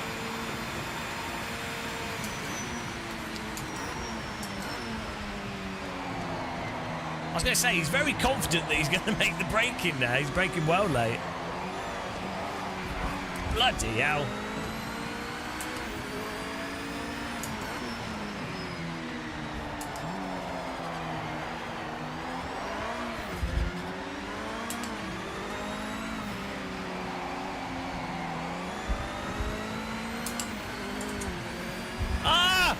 What's going on? What was that? Just lost force feedback.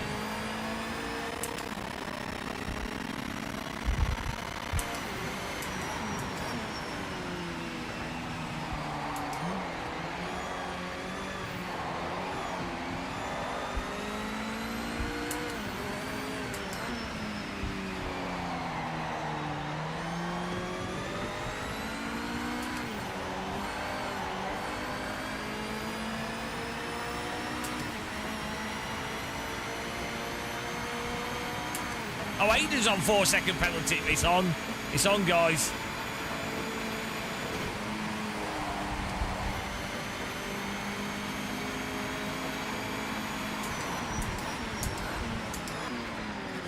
Oh, no, Kirith! He's played too much Gran Turismo, and look what it's done to him.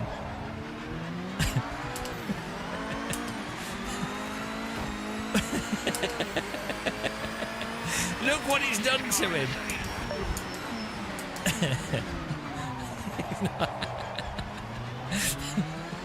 If I give him a bit of a push.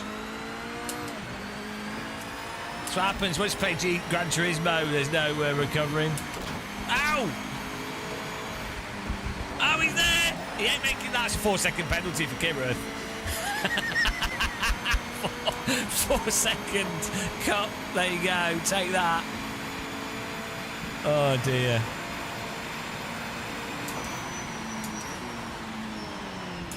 Kirith's given up. He's given up on corners for today. He's not getting any more penalties though. Kirith's had enough of corners. He's like, wow, you know. Oh! I've got a 6-second penalty! Why do I get 6 seconds? He punted me off the track. Oh, the penalty system in this game, guys, is crazy. Where's he gone? Where's he bloody gone? He's vanished. Where'd he go? Where's he gone?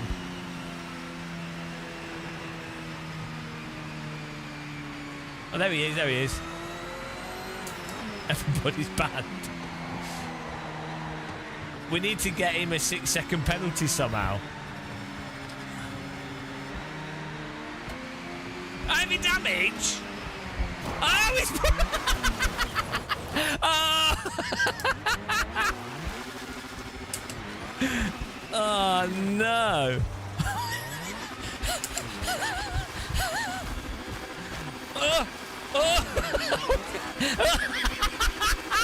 Come on!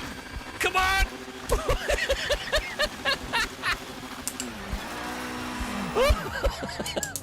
Oh no! Oh, it's so. Imagine doing this in like multi-million-pound cars. Oh dear! Turn this into Wreckfest.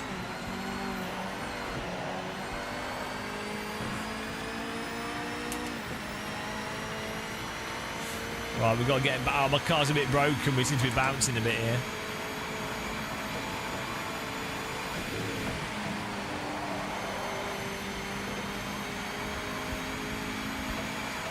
No! What? He knew what I was going to do. Well, he still made the corner. I wasn't going to do anything.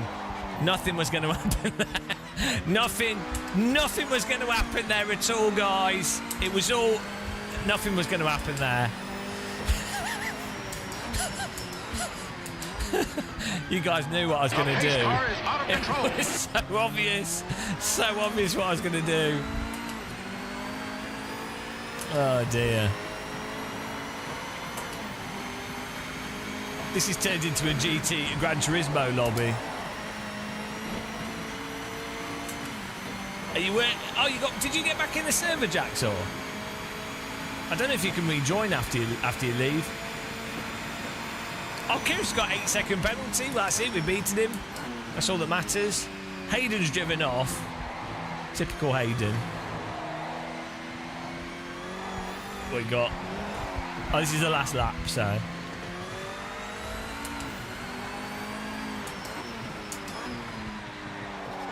GP laps are at nice. I'll make well. What? Ask Jake what car he wants to drive. We'll let Jake pick a car. He probably wants some sloppy GT car, like a really sloppy car. He likes wheels. He likes cars with wishbone suspension. He likes cars that were developed just after rubber was invented. He's GT 69. What's that? Okay. He wants cars which don't have. He wants wheels without air in them. Just rubber, horse-drawn carriage.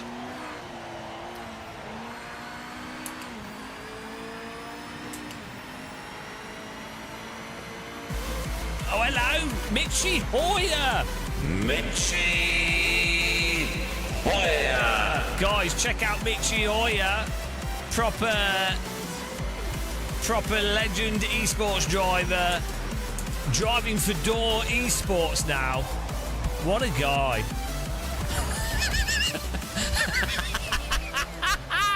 4 seconds. 3, 4. We've won it fair and square. 6 seconds. Oh, no. It's sorry, Hayden. I had to. Congratulations on the win. Oh, we won. Amazing drive. We won. We've beaten him. Pure skill. Pure skill, guys. Sorry, Hayden.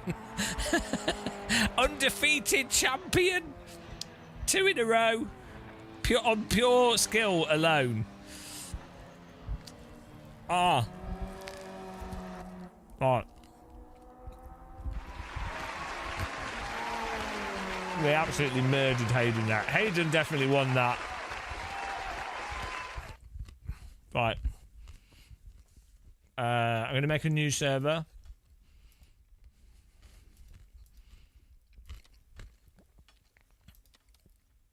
What's GT69?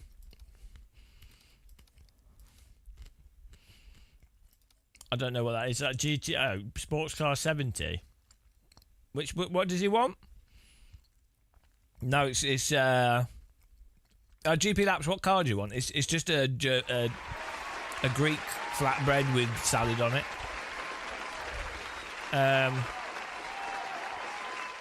How about one of these? We've not driven these yet. This could be good. Yeah, let's go for this. We've not done this class.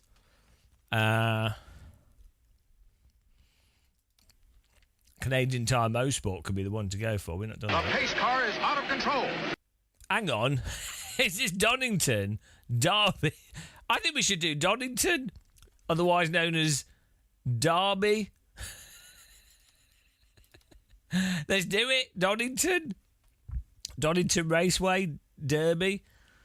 Right. It's still. It was still like daytime. We want like afternoon. Let's try 6. Derbington. They should have called it Midlands Raceway, really, because it's in East Midlands. It's East Midlands Airport is what it's next to as well. Right, here we go. Derbington. Creating lobby here. Right, there we go. Well, we can do rain after. There's some people that just join in for the first time, so I don't know if their things work.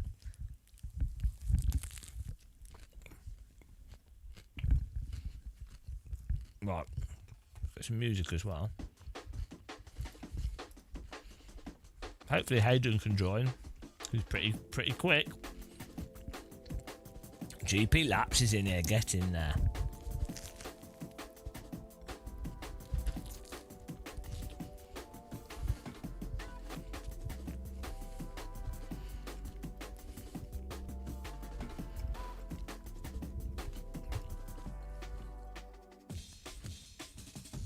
Alright, fair enough.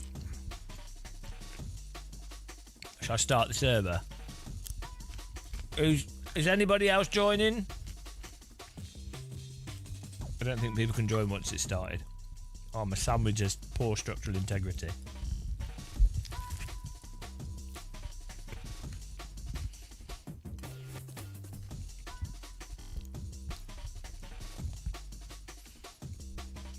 Do you know if Hayden's still streaming?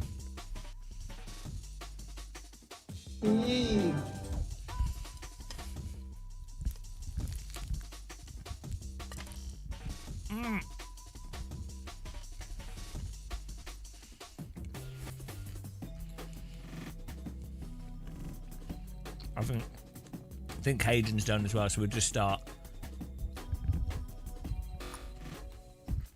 We'll start him.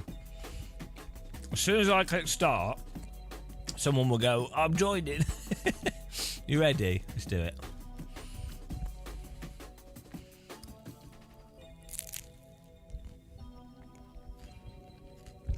It's barely holding together. Ah, Jacksaw!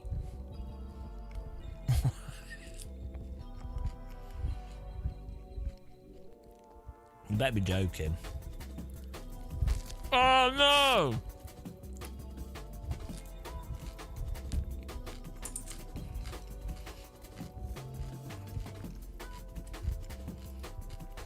Computer says no.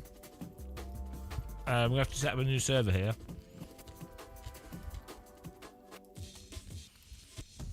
Yeah, so the computer just game just crashed.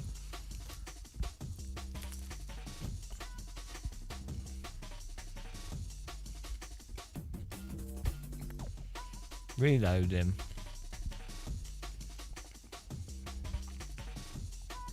Can I have a rewind?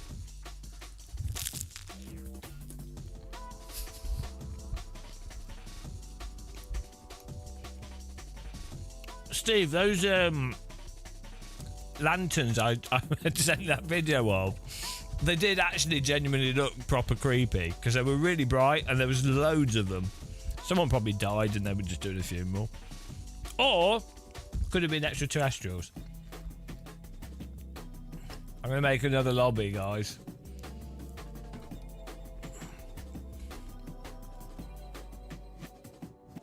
Has it remembered the server settings? It has. That's good. I think we're good, yeah. New lobby.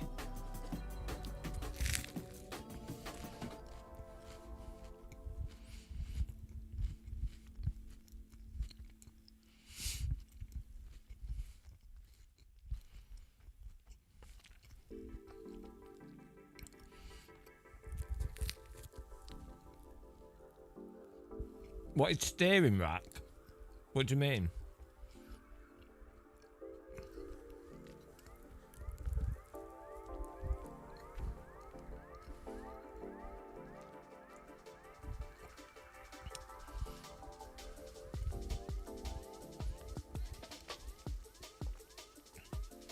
Oh, it's the sensitivity of the it's like just steering sensitivity. I like overly sensitive steering. Does Jake know that we're in another server? Oh no. Oh! Hayden's back. Get in there. We need Jake GP laps. Could someone spam his chat or something? Yeah, rejoin. The server crashed. Who else was there? Was it someone else as well? Kirith has gone. Hayden's back. There was someone else. I'm going mental.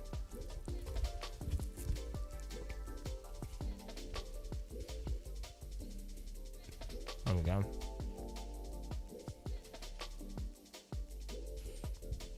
We often do like 8-hour streams. Or is that it? Okay. Let's go.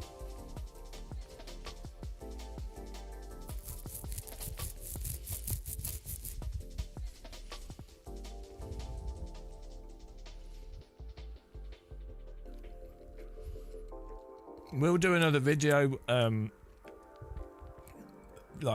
before the actual release day. We've done a first impressions video. What I'd say is the game feels like it just needs more polish.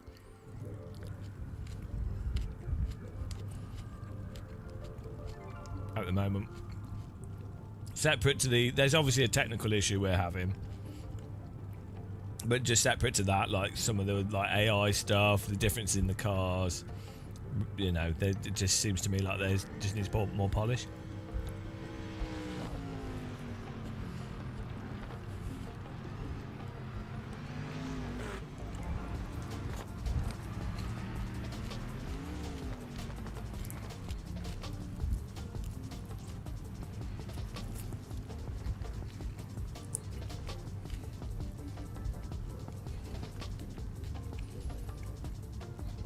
The actual day one patch converts this into a flight simulator. It's the most epic troll in gaming history.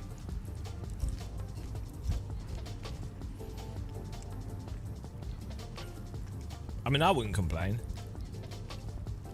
Imagine if they turned this into a glider, Swiss glider sim. I'd be well stoked. I'd be so happy.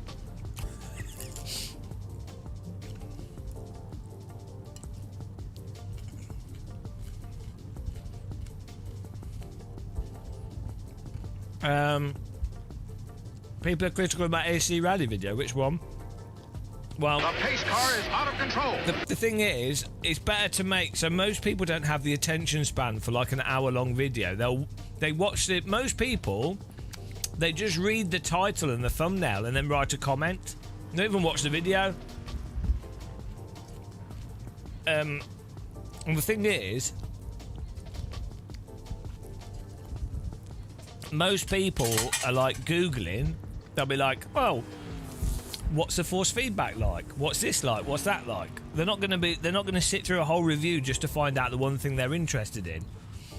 So it's a lot better to do.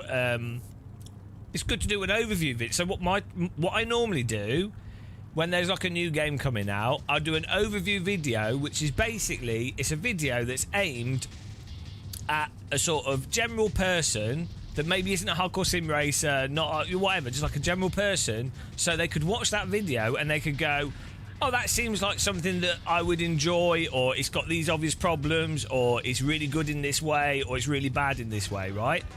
And so they can watch that and they'll be like, okay, and from that they can make an informed decision on whether we're going to spend the money on it. Then after I've done that kind of a video, then we like delve into like, well, how does the physics compare to this other game, or what do I think about this, or what setting does this, or you know. So a lot of people just also want an excuse to be angry at something. And then you happen to say something that they disagree with, even if it's just the title or the thumbnail. They don't watch the video, and they're the ones that we even had a comment on one AC Rally video.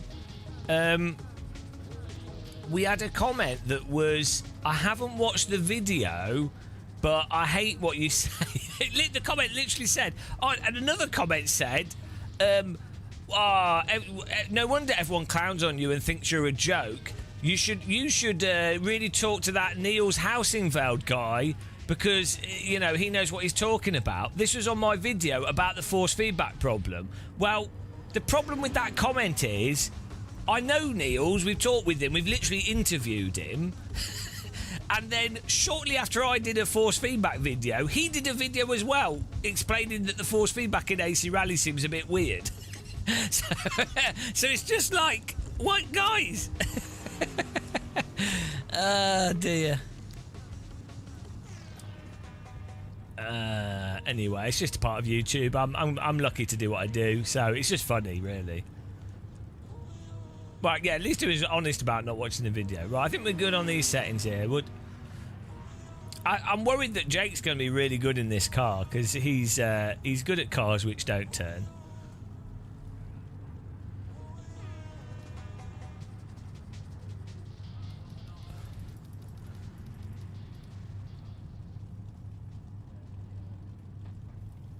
Oh dear. Right. Oh, Donington, guys. Been to this track in real life. They've even got the new 10 minutes remaining in the session. The new like lounge area. The pace car is out of control. Buckle, yeah, no, I know what you mean. Like, that can work. It can work doing a longer video, but it sort of depends.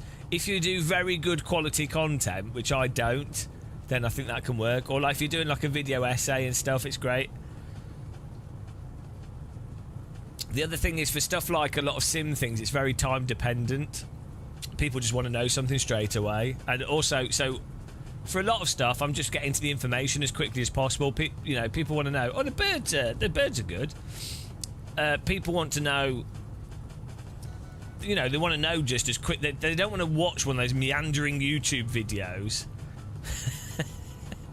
They just, you know, they want to go, right, does it feel nice? Does it run okay? Will I generally enjoy it? Right, Game of Muscle's a miserable git and it will get to the point.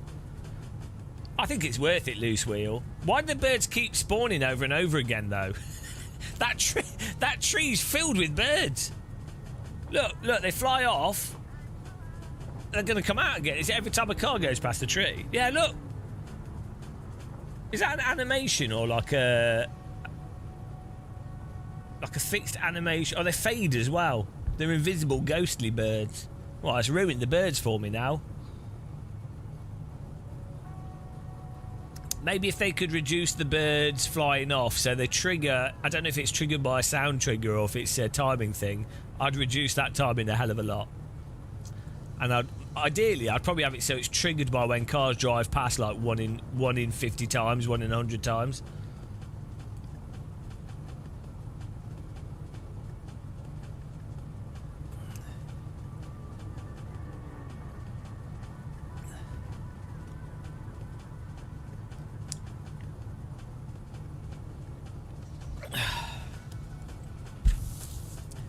Right. This is a proper... I mean, look at this car cockpit. Sorry about the little break there, guys. We've been streaming for like 10 hours, so we have to eat and we have to like give our wrists a rest every now and again. I mean, look at the cockpit. Like, these cars are so good. Oh, we can actually just use the mouse to look around, can't we?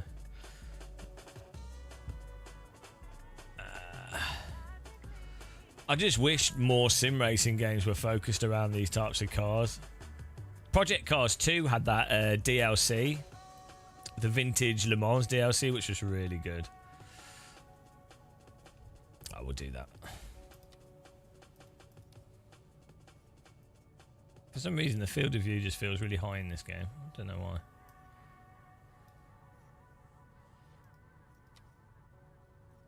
Right, I need tea. Like, it's really weird. Like, I find it super relaxing.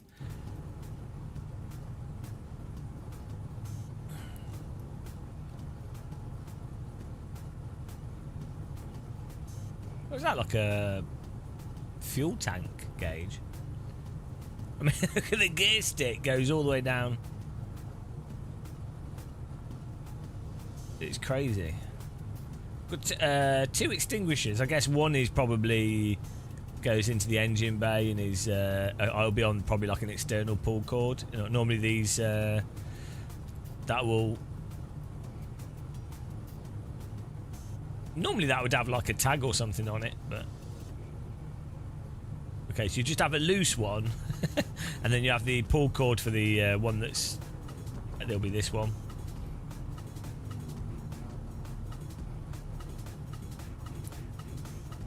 Right, let's get this going here.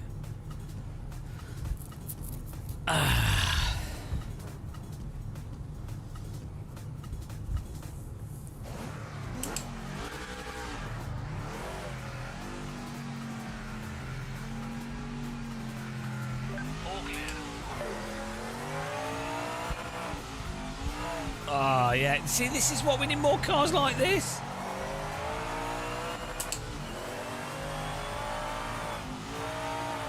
Oh, trees are flashing. It's an absolute boat.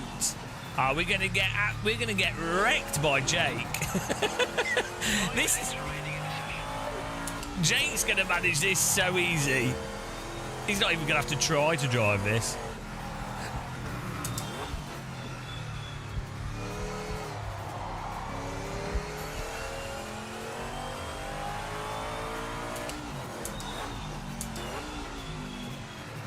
Sounds like a train. Oh! We're doing the short layout, I think. Yeah.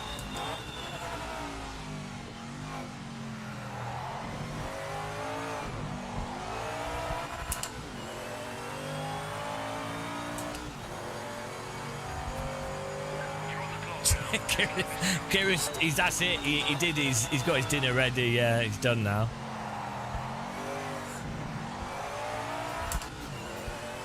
Good default setup on this. Pretty new, a little bit understeered, but perfectly fine.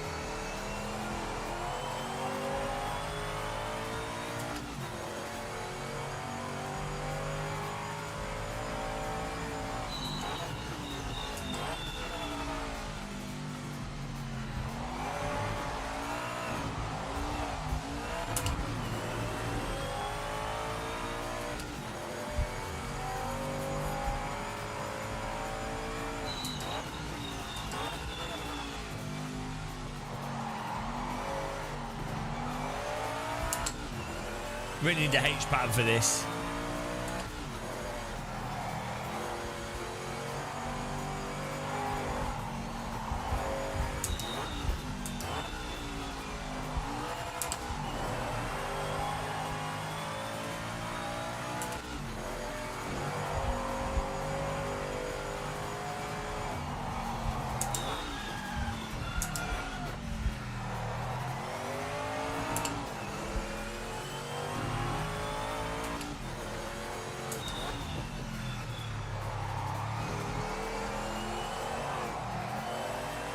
I think we could probably stiffen the suspension up on this, make the rear diff a bit more locked so it rotates on the throttle a bit more.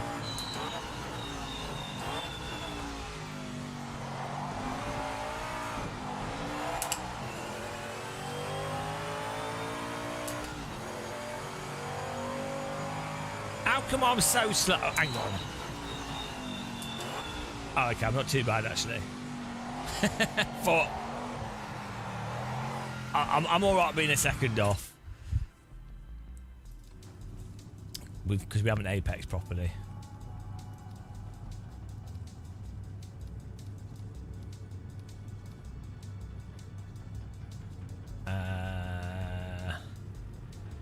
That's all good. The pace car is out of control.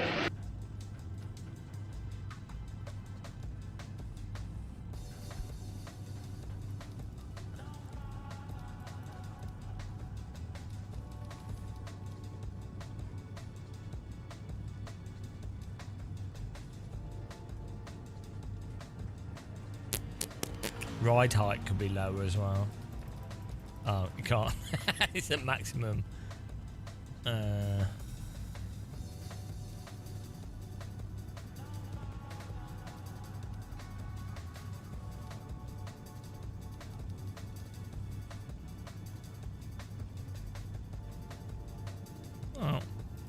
let's give that a little quick test.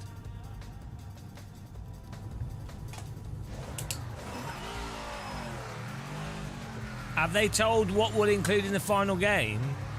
If they have, it'll be published. Oh, what's this? Is Jake throwing out smack talk? We just need to tighten the suspension. Jake, you can tell with Jake, he's one of those guys that will just slap you in the face.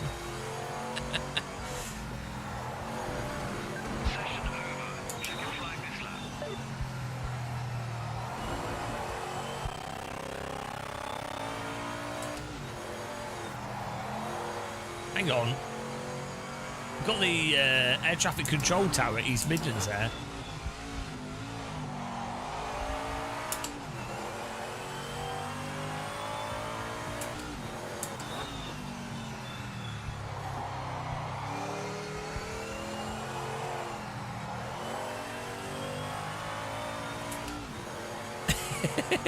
Yeah, he's the smack talk master.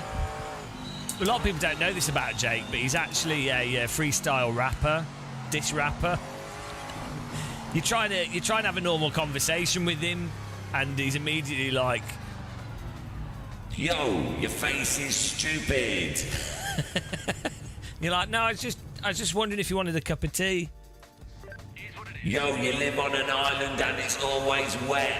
That's why you're stupid." You're like, "No, Jake. Just do you want a cup of tea?" He's like one of those New York rappers throwing signs. GP Lapper, part-time rapper. "Yo, you're drinking tea, but I only want a coffee. All you tea drinkers have bad teeth." What? He's really bad at rapping, but he tries. Oh dear, that's so dumb. Right, we go. Here we go. It's time to put these guys in their place. Time to show them who's. Oh, I wonked my camera. Are we going? Oh, no! Jake, you shit! We got a 15-second penalty. He tricked me. The car. See, he's there with his mind games straight away. he's already outplayed us there. And Hayden's off again. Oh dear.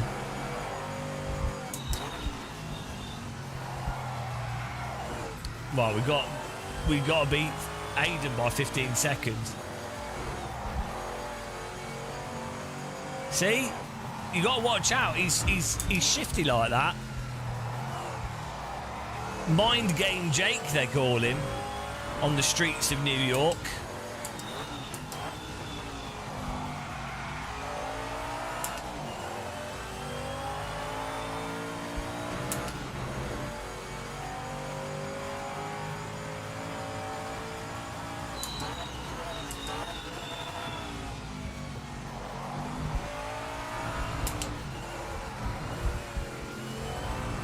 Call me Lawnmower Man.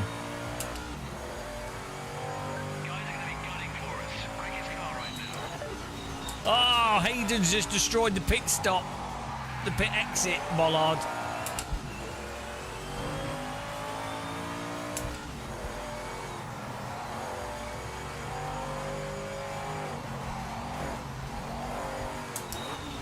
Jackson's got a 2-second penalty. I don't know what he's doing. I hope he's got sound.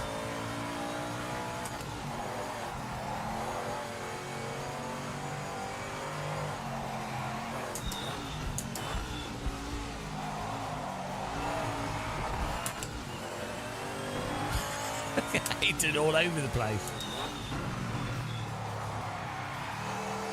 Ah, he's run out of track, going up the inside.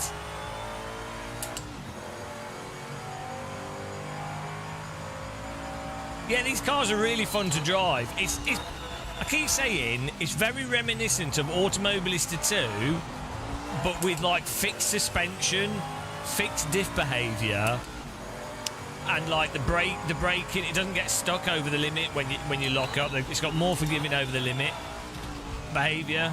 So I still, for me personally, in terms of like tyre realism, it doesn't to me feel like it's got enough bite under the limit.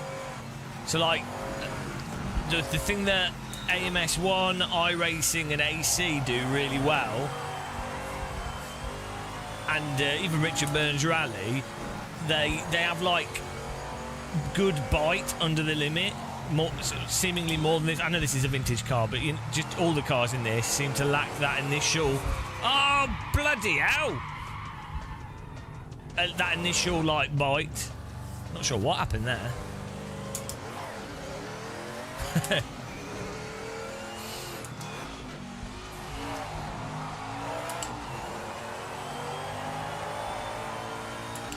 Absolute disaster.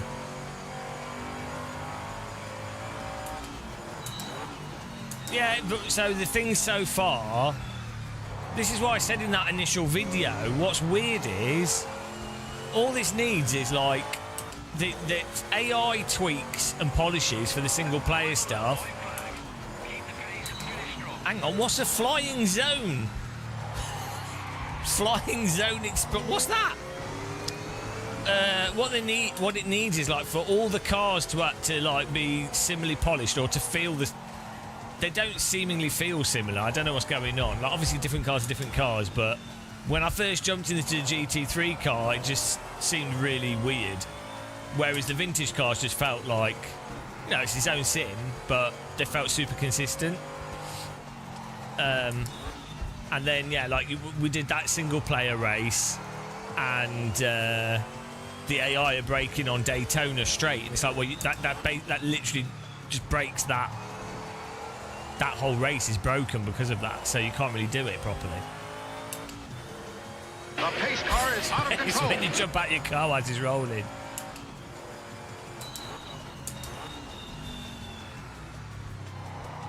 Ow! Hang on. I was pushed off the track! Jake! I told you he's violent! Hang on, he just beat us! I told you guys! I told you he's shifty! He bopped us off the track!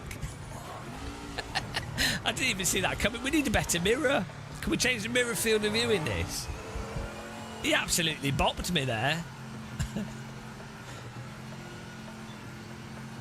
Bloody hell. Tricked us at the start and then bopped us at the end. Absolute disgrace. I think we should do another race with this car on a different track. I like this car. Oh, we might even be able to pick a different car of the same class, actually. Or swap over. Oh, yeah, it's good fun. Yeah, I think the developer knows about that. Lime Rock, okay. That's a podium, mate. Great drive. Okay, let's get a new server up here. Thing is, though, the other thing to consider with this, right? If you got these cars like this on a games console, right? And then you can just race with your friends. But that's really good. Like, it's really significant for sim racing. Oh, we haven't done Imola. We should do Imola because we've not done it. If you don't mind. We'll do Imola and then we can do Lime Rock if you don't mind. Can we change it? How do you change? Oh, you can't change the track when you've made the session. That's a bit silly. Yeah, they really need to make it so you can change options, unless I'm being dumb. Why? Yeah. No, the developer's working on a solution. Yeah, you can't.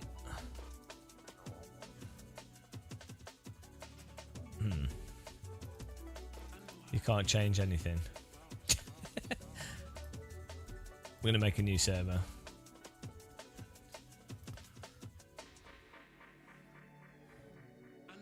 I'll tell you what, we'll pick a different car. We'll do a different car on Imola because we've not done that yet.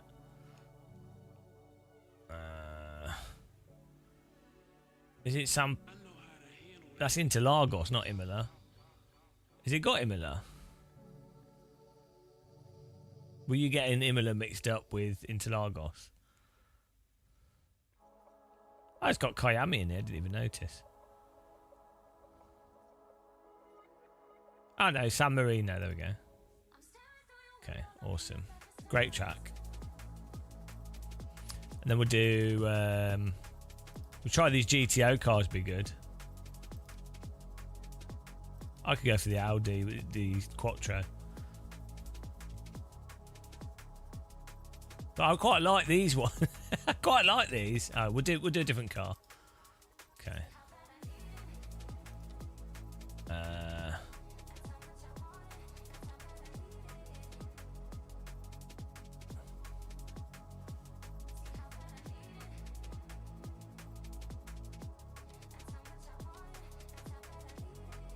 Just get the session up here.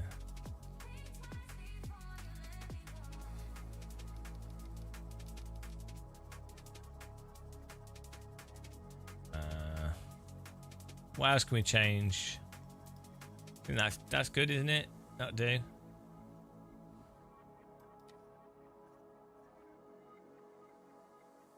There you go. It does look like a Matt Malone car, doesn't it? Servers up. Server filter.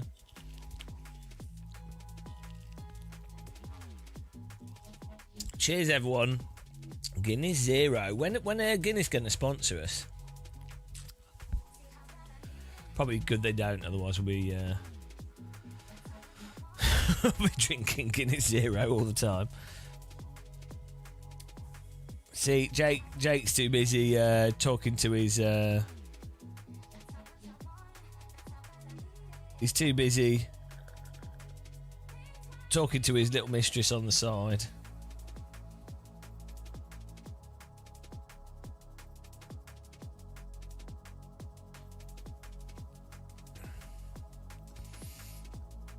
Oh, you're not streaming? Wow. Wow. you need to embrace the bombardment. Oh, it's not letting you join. That's weird. Do you want to try and create a lobby, or I could try creating another one. I'll just create another one. Let me just make another one.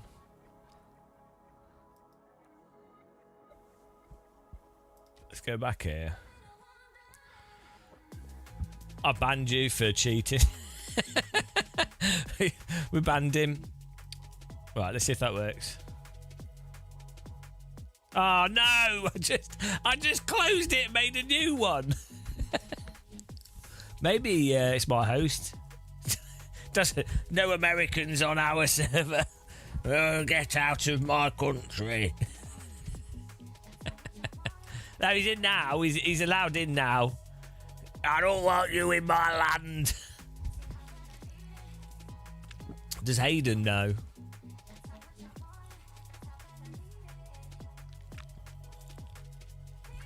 Do you know what?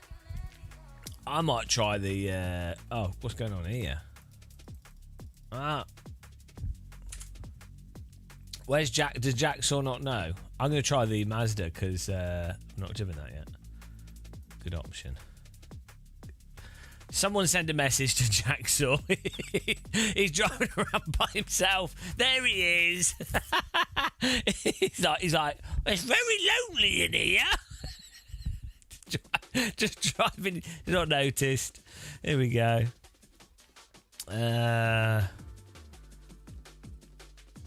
You've gone for the... Hang on, where's my car? Oh, there we go. Right, we're good. Hang on. Okay, he's changed car. He sucked me out, but I really want to try this Mazda, so... Jacksaw's gone for the Audi, of course. It's Audi 90 Imsa. That's the one that's in iRacing, right? It's actually a good car in iRacing, weirdly.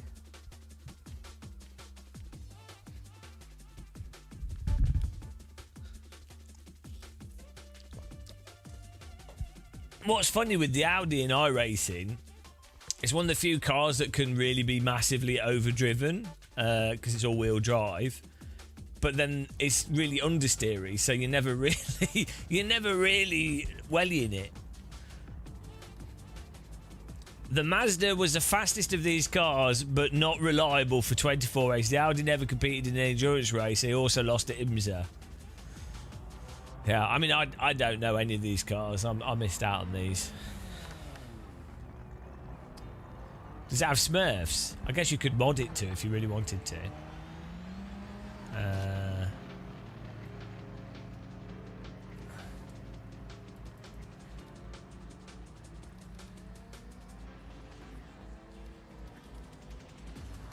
Show me how to drive in cloudy weather. I wonder how they cope with the rain here, since everyone only drives in dry roads. Oh yeah, we need to do some wet driving, actually. Good idea. Fraud investigator. I'm not playing a game that has Smurfs. no Smurfs. Oh, do you mean actual Smurfs? I was thinking of like Smurfs, the little blue characters. Are you talking about skilled gamers under rank, like playing at the wrong rank?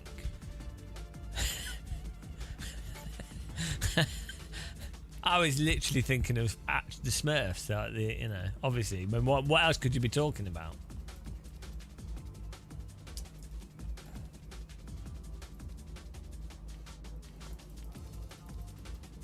Right.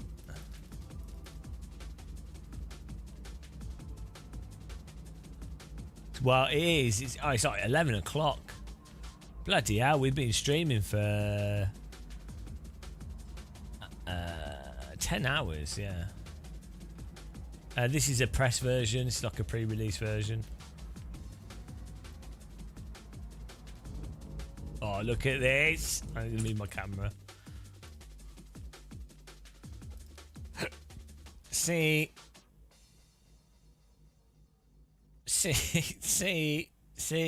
mirror. Beautiful. Look at this. This is a proper Mazda. What is in these containers? Like oil.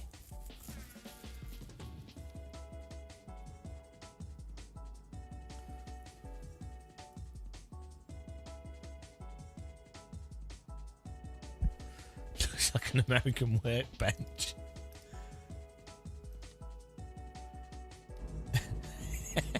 It's spare drinks.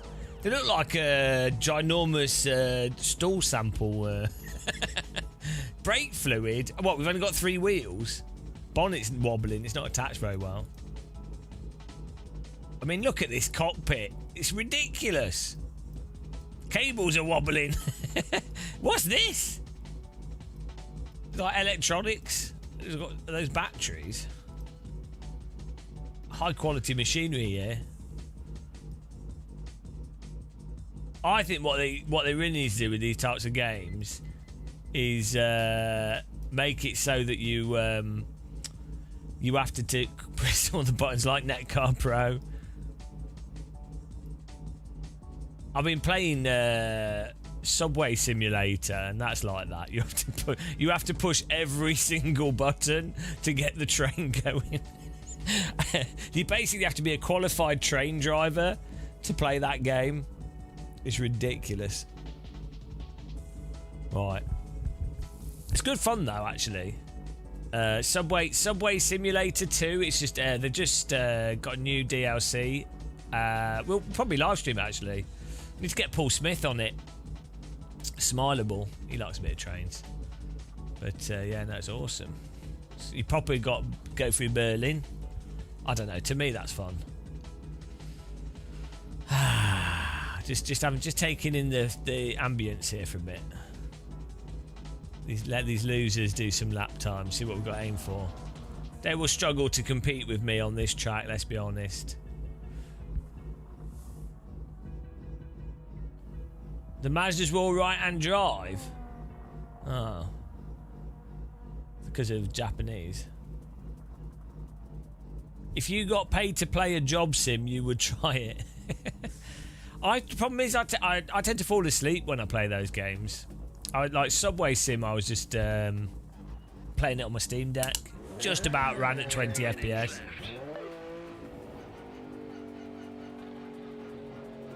Okay, probably need headlights on here. I can't see the road.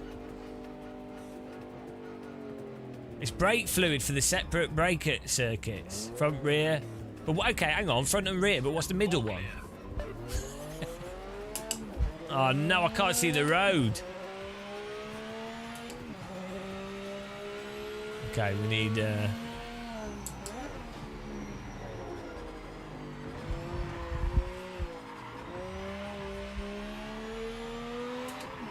we need bloody what is this? Oh, blinker fluid. Yeah, that makes sense. I need headlights. I can't actually see the road.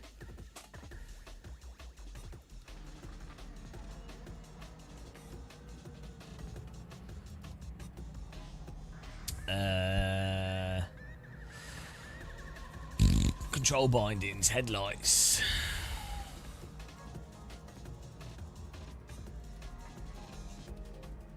is that not? Oh, keyboard and mouse.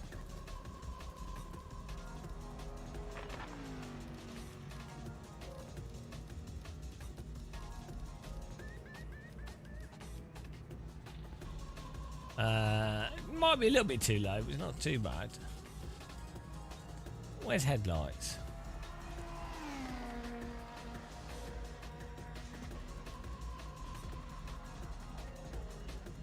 Ah, lights toggle.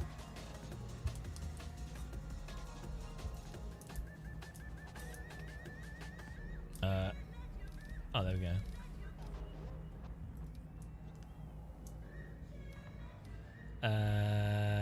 I was going to do look left and look right. That'd be handy. Those are probably good buttons to have. Here we go.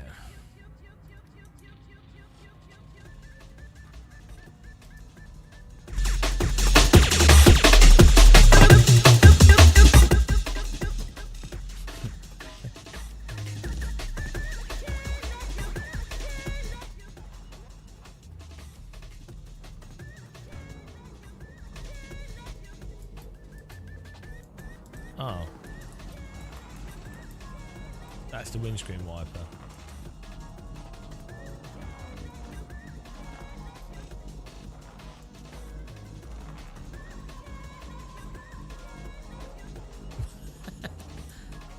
Oh, hang on. Whoa. Why is that staying on for a certain amount of time? What is going on here?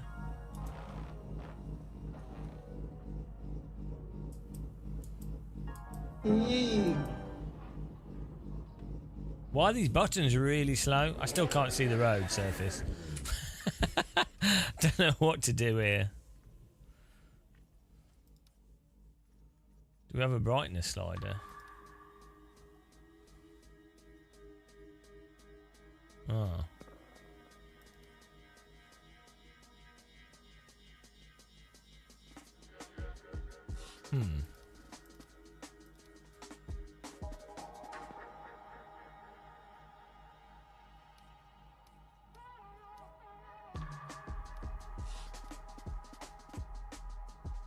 Oh, does it not have headlights? Oh well. Well, we'll win anyway. Don't worry. We can do this. Maybe we can go to a dash view. I cannot see the road.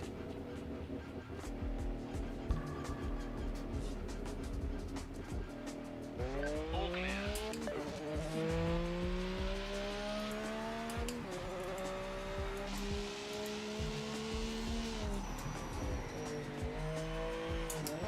It's just epidemic sound jungle. Oh my god, this is terrible to see.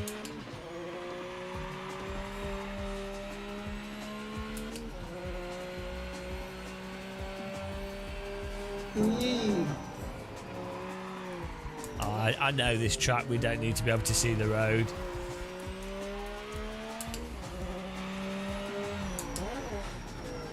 Oh, good A column there.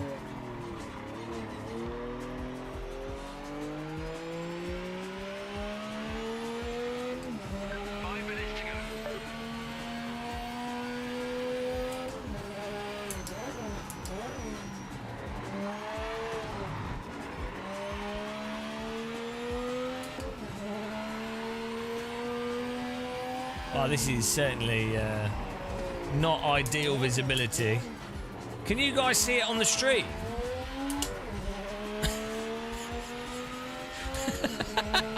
Can't see nothing.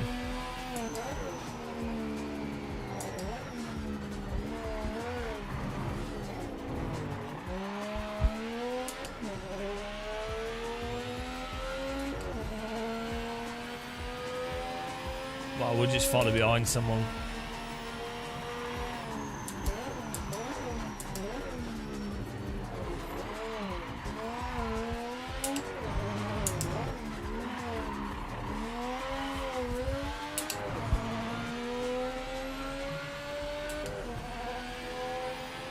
I mean, eyesight's overrated for racing, you know. Qualifying lap underway.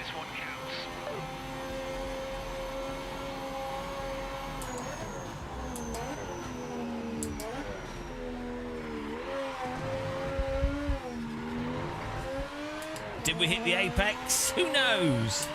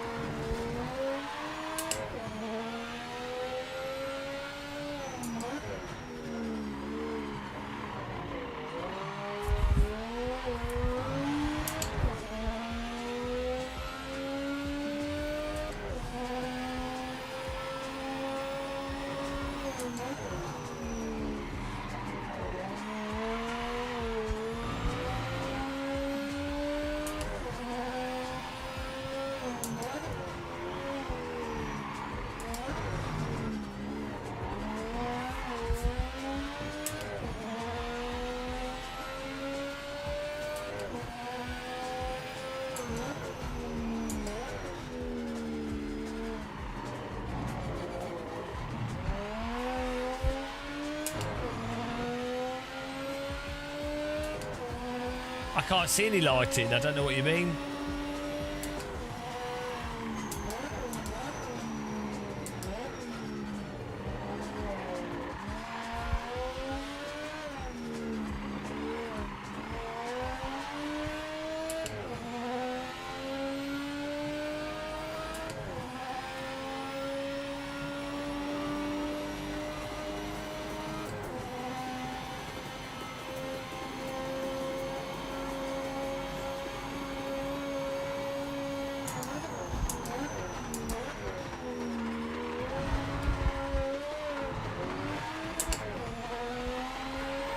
I'm just guessing at the apex at this point.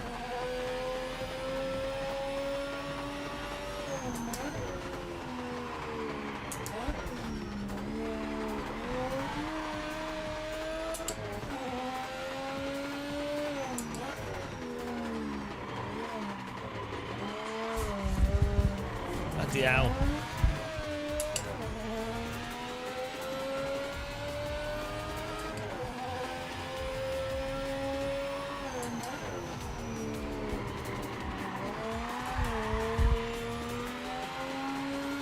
Tires are chirping.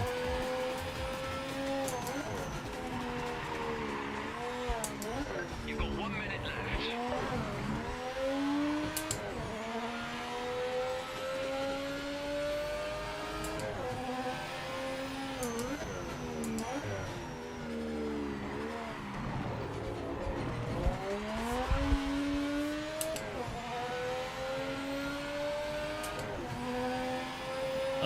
What do you do? Watch some telly? I've got a flu. I'm having my flu jab soon. I'm old. I literally booked my flu and COVID jab on my birthday. I need to get the winter flu jab so I don't die from bacteria that my body should deal with.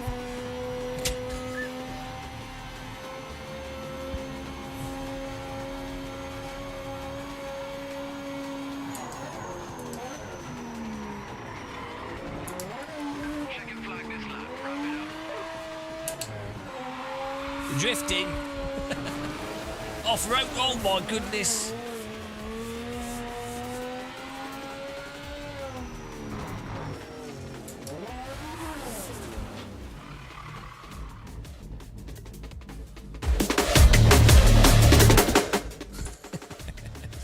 It's all about the jungle. Is it drum and bass?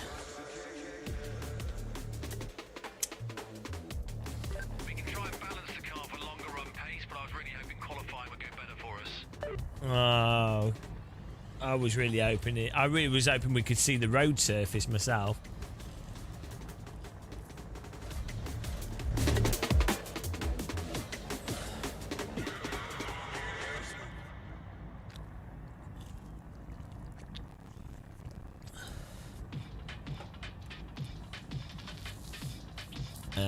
No.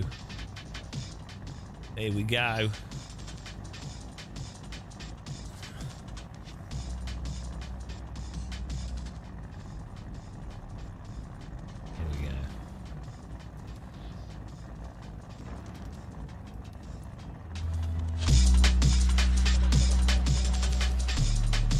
There's no... do they have headlights on their cars? That's a really unfair advantage.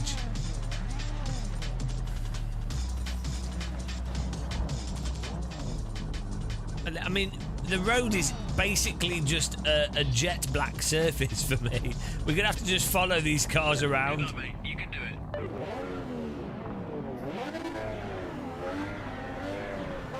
Here we go.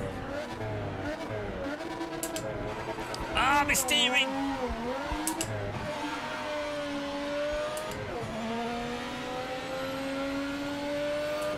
Because it's the road's quite dark. The pace car is out of control. It's so hard to see. It's the ultimate driving challenge, this. I think the gamma setting's a bit off.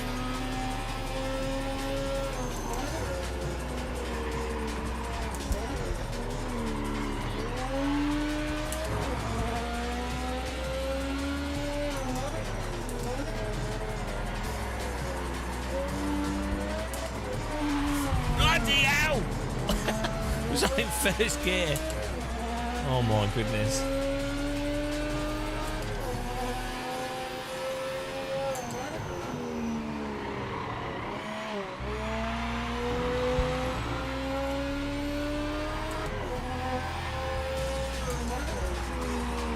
Are they not on OLEDs, do you think? I'm starting to feel like my really good OLED monitor is not helping me. The contrast is well good, guys.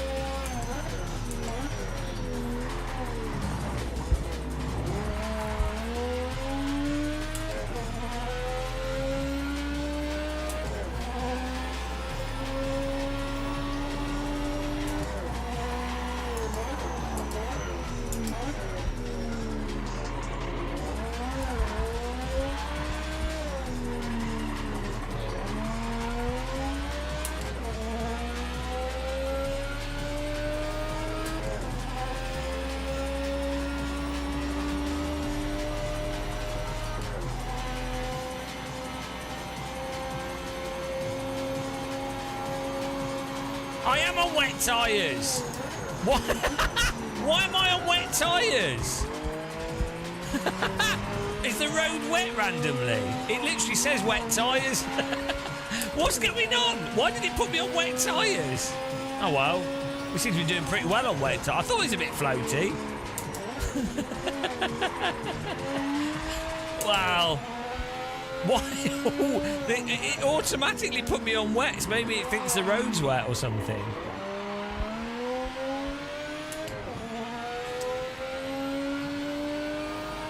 Yeah, I don't know what that's about.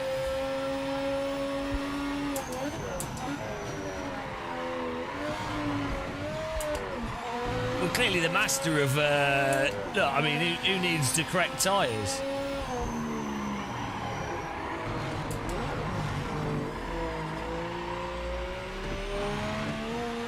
Just in case. Yeah, middle of summer in Italy. Who knows? Could just start raining, couldn't it? You just don't know. Did I set it on wet before? Look. I would never do such a stupid thing. I must have clicked it and then not realised. God. Well, it's working. Ferrari Strat. Don't question my tyre choice.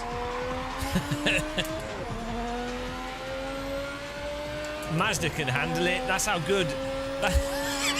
That's how good of a car a Mazda is. Don't matter what compound. The compound's irrelevant when it comes to a Mazda. It can drive any type of wheel. We could be on bricks and we'd still win. Look, they're struggling. Idiots. Noobs. They should have known that Mazda with wets is the true combo when it comes to invisible road driving. Obvious combo.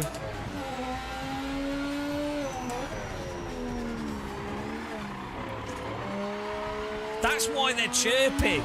Good job on the audio for the tyre skid sound, because I was thinking it's a bit of a weird sound for slicks to be making, But cut tyres and wet tyres make that chirping sound when they're pushed. Oh no! Oh my god, the gravel just pulled me off! Oh shit. Kirif, why did you leave the amazing Game of Muscle server? You need to get back on.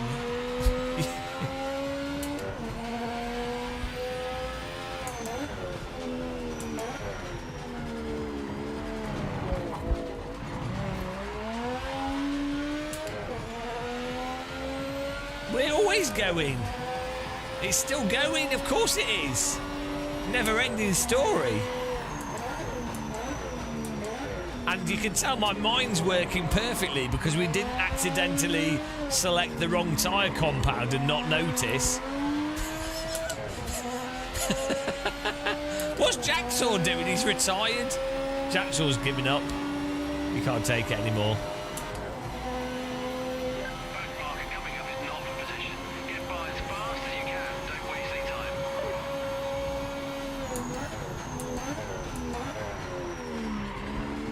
Oh, he spun there.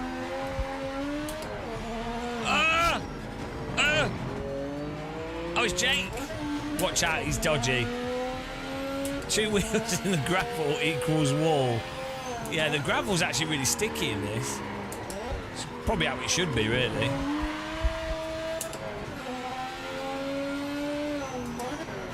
Was there a lack of... can you see the road on your screen? We've got a cougar in front of us.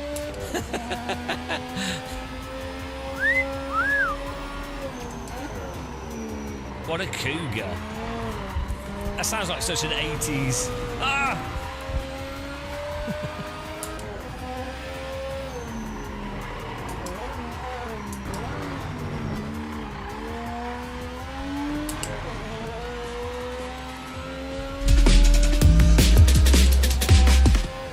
How good is drum? We need some drum and bass now after this. Jungle and drum and bass is perfect for live streams.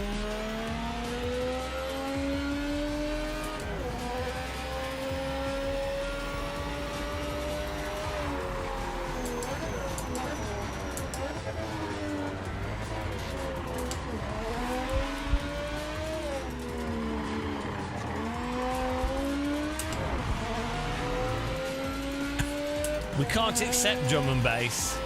I'm afraid we need jungle. Oh, is it jungle is what we're looking for? I can't remember what he says.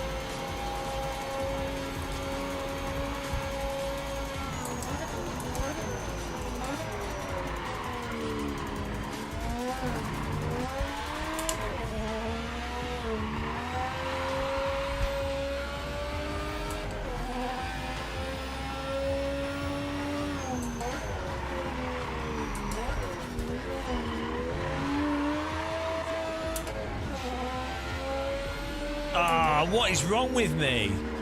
I keep thinking I'm in Britain. It could rain at any second. Subconsciously, I'm always expecting rain. D-Man! The game's got some technical issues at the moment. But, in theory, I think the career mode could be quite fun to play through. They do need some AI bugs to fix. Hopefully, day one patch addresses a lot of stuff.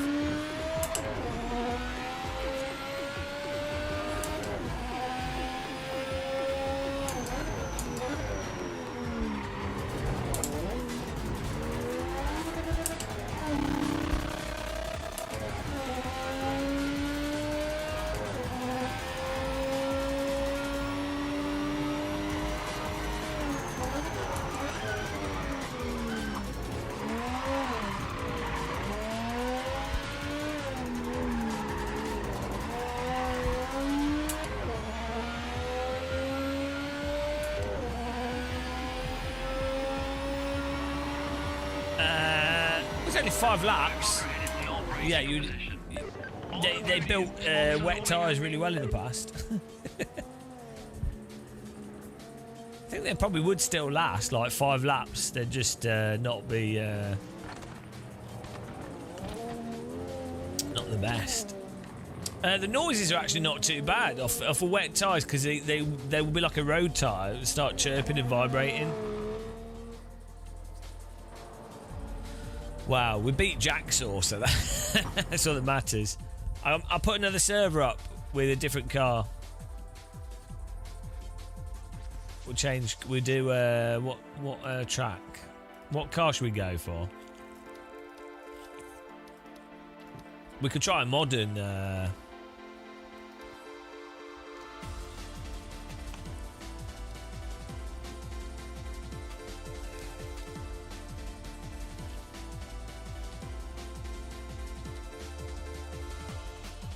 It's a press. It's not really influencers. It's like it's a press version.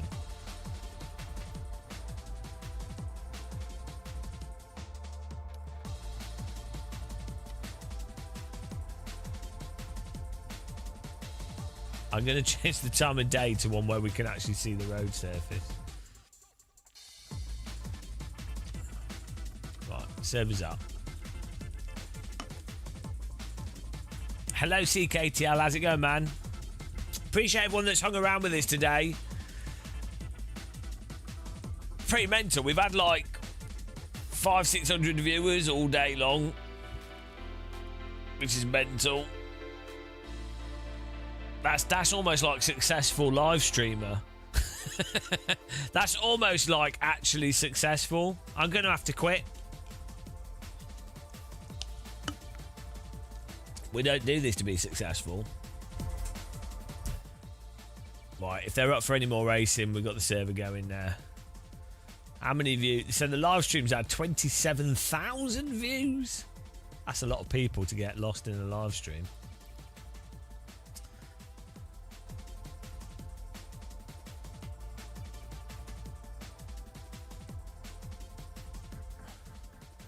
Yeah, back to the race tomorrow. Oh, I can't do Lime Rock Park. We need a slower car for Lime Rock. I want to try these faster cars. I think everyone's gone to bed. YouTube likes this game more than Twitch. Twitch, you have to build up an audience for the specific game. It's really weird. I don't know if... are you done, Hayden? He's heading off now. That's it. Jacksaw, are you done? Oh, these guys have got no stamina. No stamina at all. Good racing, I appreciate it. It was fun getting destroyed repeatedly. One of these days I'll learn how to drive.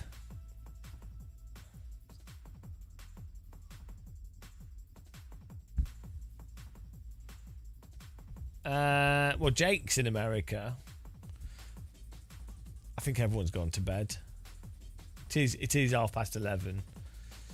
I think we'll try the hypercar offline. Unless Jacksaw wants to join us.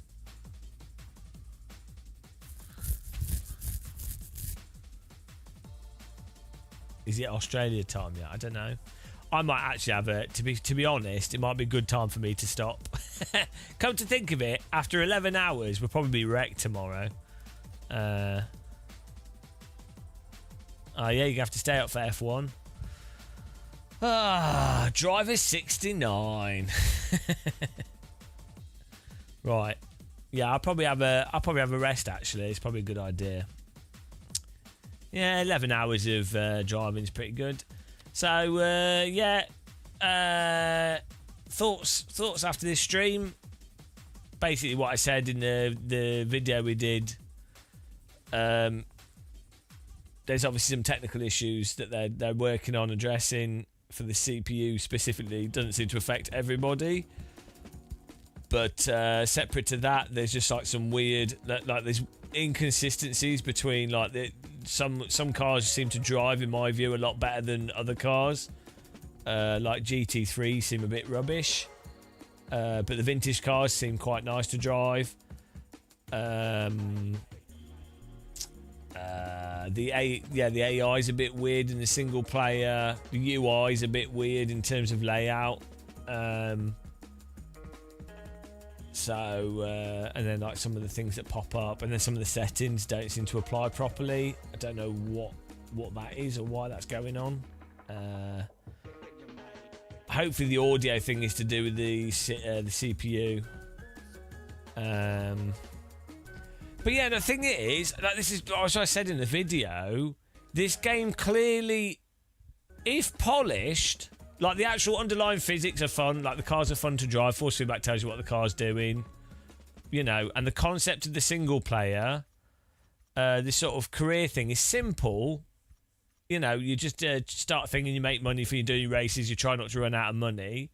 It's simple, but it actually, that's all you need. That's good. It could be presented with a bit more pizzazz, but you know, and then having some, like, they could do with some more challenges, just hot lap challenges, like set lap times as part of the single player of the game. I don't know why that doesn't seem to be in there. Like, it should be, if I click challenges, there should be a lap challenge button, and every track should have a gold, silver, and bronze and a platinum time to achieve. And I get it that they've got, you know, they've got this here, so in theory you could see this. But like what I would like, it's not just the online challenges. I just like a developer one, you know, so it's separate. So this is like challenges based off people online, but I would like a challenge that's like a good, just, you know, the built-in game challenges.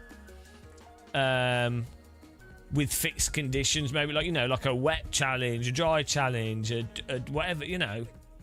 So it's a bit sparse. Like that's what's weird with this. Like this could be like a really standout game as a racing driving game, but it's super sparse. And then those little sort of bugs and things and tweaks and things that it needs. So, feels like it needs like 6 months more development.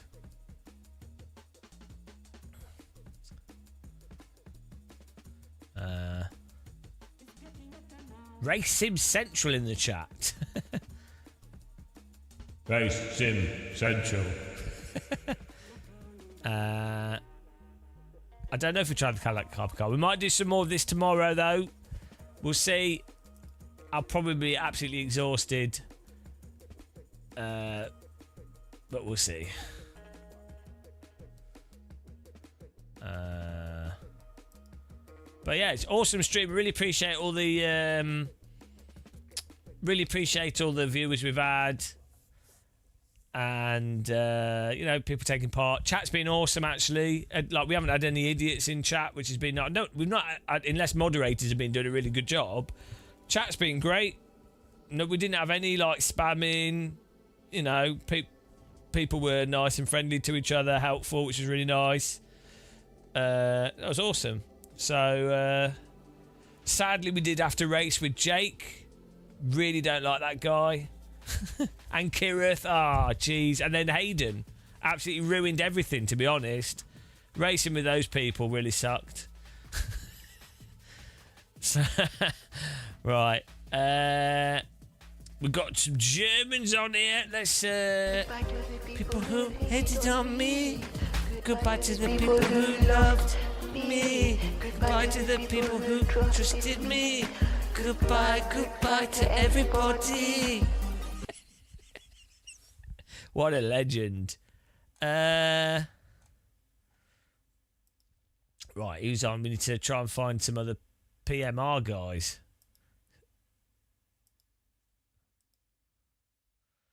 There are no other English PMR streamers on Twitch. What's going on? Well, I'll send you to French. We'll send you to France, guys. Have a good one. Have a good one. Take care. Bye. Bye, guys. Bye, guys.